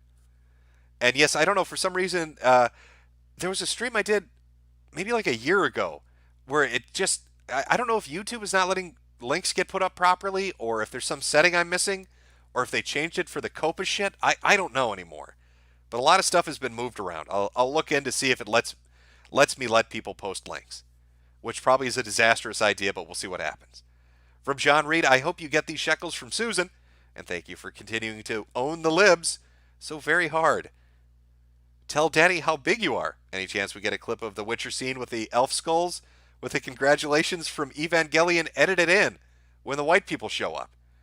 That's probably beyond my ability. I don't know if I can I don't know if I can do layering like that. Now somebody else might have an ability to do that, and that would be a fantastic edit if you can. And if you can do it, I will totally play it on stream. From Tamil Taggart, it's the sunset years, isn't it? Be joyful. Well, always be joyful. From Adentum, Jim, when are we getting more Spax content? Never. Never, I'm sorry. S. Cybertaz, watch that anime as karmic payback for the things you exposed us to, and maybe turning Montegraph onto Nick Rekieta. Well, actually, he was already on to Nick Rekieta. I can't remember what set him on. I don't know what initially started it. Maybe he's still editing meme pictures. I don't know about that. From Dusty Queef, the shaft of liberty must be continually polished by clenched fists of patriots. Oh God, thank you for letting me do this. You think I'm ashamed to polish? I'm watching videos. Onision is as real as a true capitalist radio ghost fam. You think people would pick up on this, but they don't. From Sean Haruki, highly recommend The Ravages of Time, Three Kingdoms era Chinese war and politics. It's awesome. Art starts out meh, but becomes amazing. God damn, cold's catching up to me. I will take a look. I like the ones that are longer. Like, I don't mind a short story if it's well done, but I want something that's got a lot of length to it. Now, I'm not talking like, if anybody's ever read or Hive, I think it's a Korean one. That's like 270 chapters. But, if you like Earth Defense Force, you'll read it. I read about 190 chapters before even I started getting to the point of being like, it's a bit much. From Lurik L, does Jade love Bakugo, or is she an incel? You know what? I'll ask her and answer the next time I get a chance. From Dread 2, have you seen the movie Four Lions? It's a terrorist comedy. No, I've not. Camille Taggart. Ha ha ha. Onion boy got fired from McDonald's. Onion boy got fired from McDonald's. And finally, no. I'm trying to sleep, you dirty Juice bastard. And I think I'm fairly caught up here. Am I fairly caught up here? Almost. Almost, chat, and then I will get some sleep and prepare for the holidays. Zion Hunter Reed, Dungeon Meshi, it's about cooking monsters. Yeah, I just talked about that earlier, actually. Is it called, or maybe I'm thinking a sec. There's so goddamn many, it's hard to keep track. I've got to keep updating my anime list so I can keep track of the shit I've read, because it bleeds together occasionally. From the UFO answer, Sargon streams all the time. Took personal credit for Britain becoming conservative this election, and he always streams with his yes man Louis Lavaux. Well, I don't know if you can take credit for Britain becoming conservative when you destroyed UKIP. But you know what? Let him. You know what, Sargon? You could take that one. That one's yours, buddy. From my username owns, Coomers say porn addiction isn't real, but can't do nofap for a week. Pop, Phaser Corn Pop, Jade, Digimon is terrible, watch a real show. What, you're just going to scream if I tell her that. From Joni Baloney, shout out to Rabbi Eldritch Steen. Y'all be gassed last. From ex-legendary hero, the dangerous side of physical punishment of kids. Oh, we're talking about the Johnson thing, okay. The Common Man, to be honest, hell probably abandoned him. From Shawazum, great teacher Onizuka. Best anime ever. I think I've seen some of that. I'll have to check that one too. I'm behind on a lot of this. I mean, I've watched a good amount of anime, and once my memory's jogged well enough, I'll have a decent list. But it's the manga stuff that I'm getting into. And I don't know, it's more enjoyable reading. I get more into it. I don't know. Have you ever read one where you read it and you zone out, and the next thing you know, it's been like 4 hours, and you've gone 50 chapters, and you're like, what the fuck just happened? Where did my time go? I got so sucked into it. I got so into it, not even paying attention to anything else. And a massive amount of time has just disappeared. That's how I know I like it. That's how I know it's a form of entertainment I'll enjoy. It used to be like that with video games. But then you get older. You get a little bit older, and the video games lose a little bit of the flavor. You got to find something new. So I'm going to go read my mangas. Buy some body pillows and some Shinji figurines. From Mr. Problematic, come on, Hollywood. Everyone knows black dads don't stick around to raise their kids. Unrealistic. I think this was an independent project. I don't think it was Hollywood funded. A Littlefinger, Gillian, the prequels are utter kino. From Rich, are you surprised your boys, the Black Hebrew Israelites, graduated to terrorism? Listen, I find the Black Israelites probably one of the most entertaining groups around. The same with the Kemet community. Watching those two have their debates is some of the funniest shit. Now, I don't know about this one bad apple, all right, but the Black Hebrew Israelites are charming, nice individuals. If you ever walk by them in the street, they're going to treat you like a gentleman or a lady. You trust me on that. From Schwann's Gruberman, Jim, if you want a brutal manga, look up Shimamawa. It's about Yakuza guys who torture people. It includes a guy getting raped by a black dude in a dress. Oh, well, you've sparked my interest. I don't know how that situation gets set up, but I have to find out now. From Kukbra, name your child Elliot Roger 2, Electric Boogaloo. From Bromance, just an FYI, the whole porn debate started with the GOP congressman wrote to the Attorney General telling him to prosecute porn producers and distributors. Oh, well, there you go. There's your origin story. I'm watching videos for real based orange background for life friendo. From Bo Terrico, any thoughts on the Western animation industry? Not really. I mean, it is what it is. I hate the, what is that shit? Okay, there's a particular style. Oh, it's going to bother me now that I can't think of it. Okay, you know what? Give me a second. I'm going to try to Google the name of it so I say the right thing. 1 second, chat.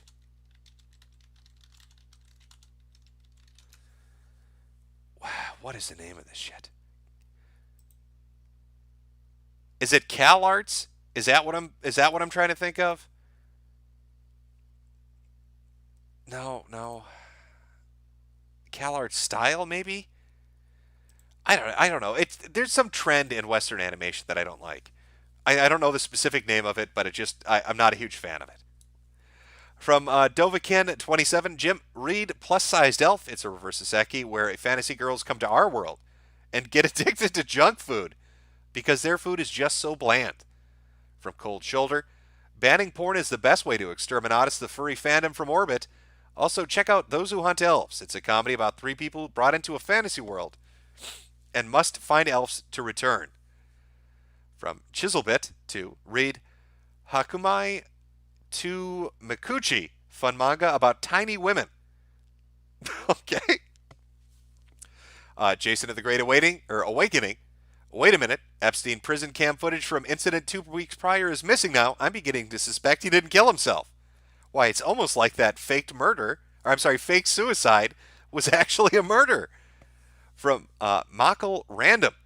What do you think about Nick Cannon's weird number 3 diss against M, where he talks about black Islam and other shit?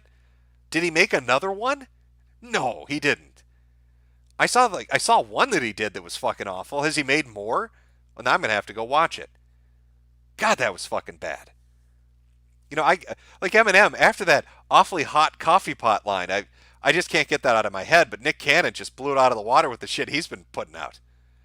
Mr. Hats of Memphis, up late on Escape from Tarkov. Been watching you since 2013. Love your shit and gave up political leaning just to laugh at everyone as I see fit now. It is good to enjoy a laugh. Farmaster Flex, if the black Hebrews are the real Hebrews, do they go in the back of the pan?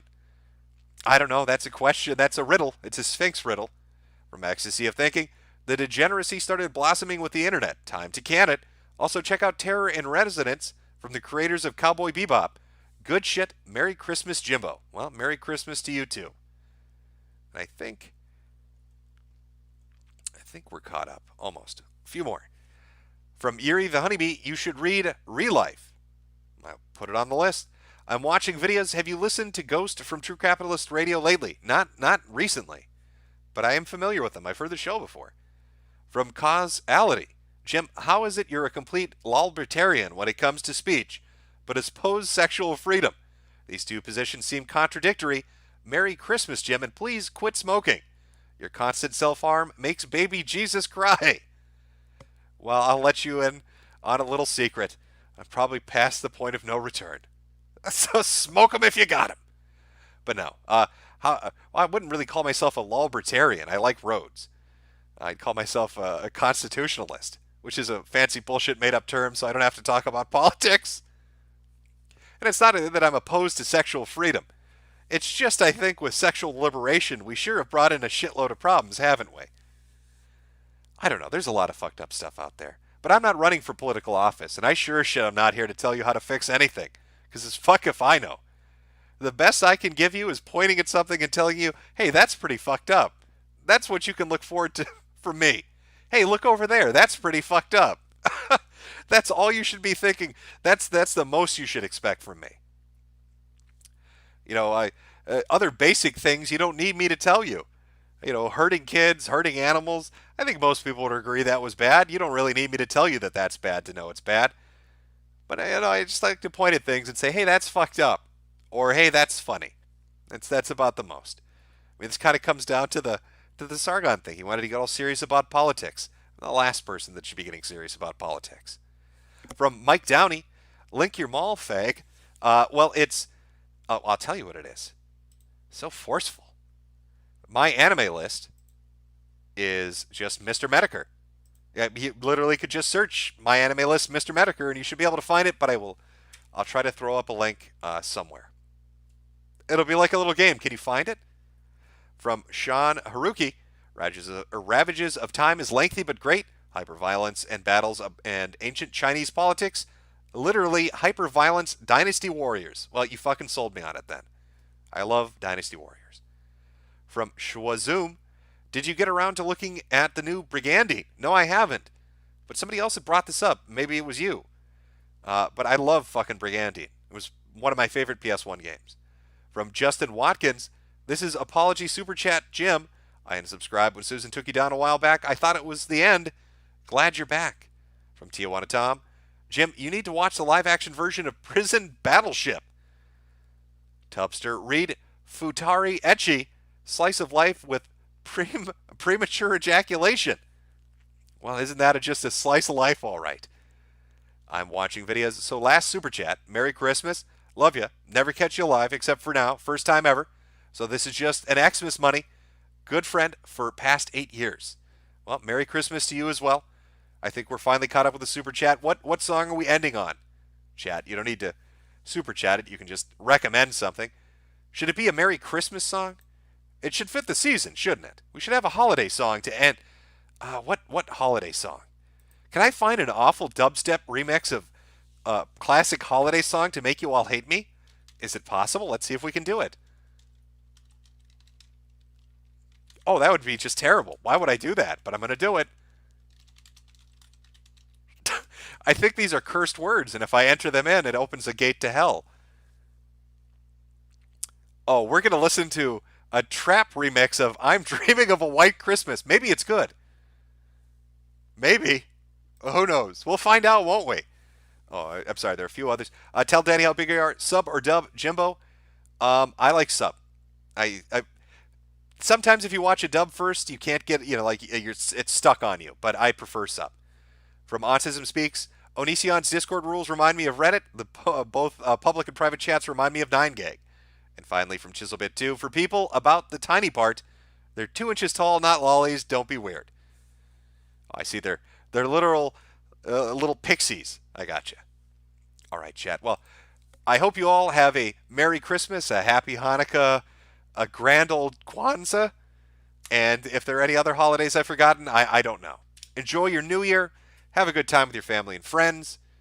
I hope the season treats you well. I hope the week treats you well. This is probably going to be the last early morning stream because I have holiday plans of my own to prepare for, except for the Lonely Fuck Christmas thing that I'm doing. I'll put up a link to that on Christmas Day itself. Aside from that, enjoy the holidays. What should we end on? Oh, that's right. We're going to end on a trap remix of I'm Dreaming of a White Christmas. Oh, I hope you all hate it. I hope it's terrible.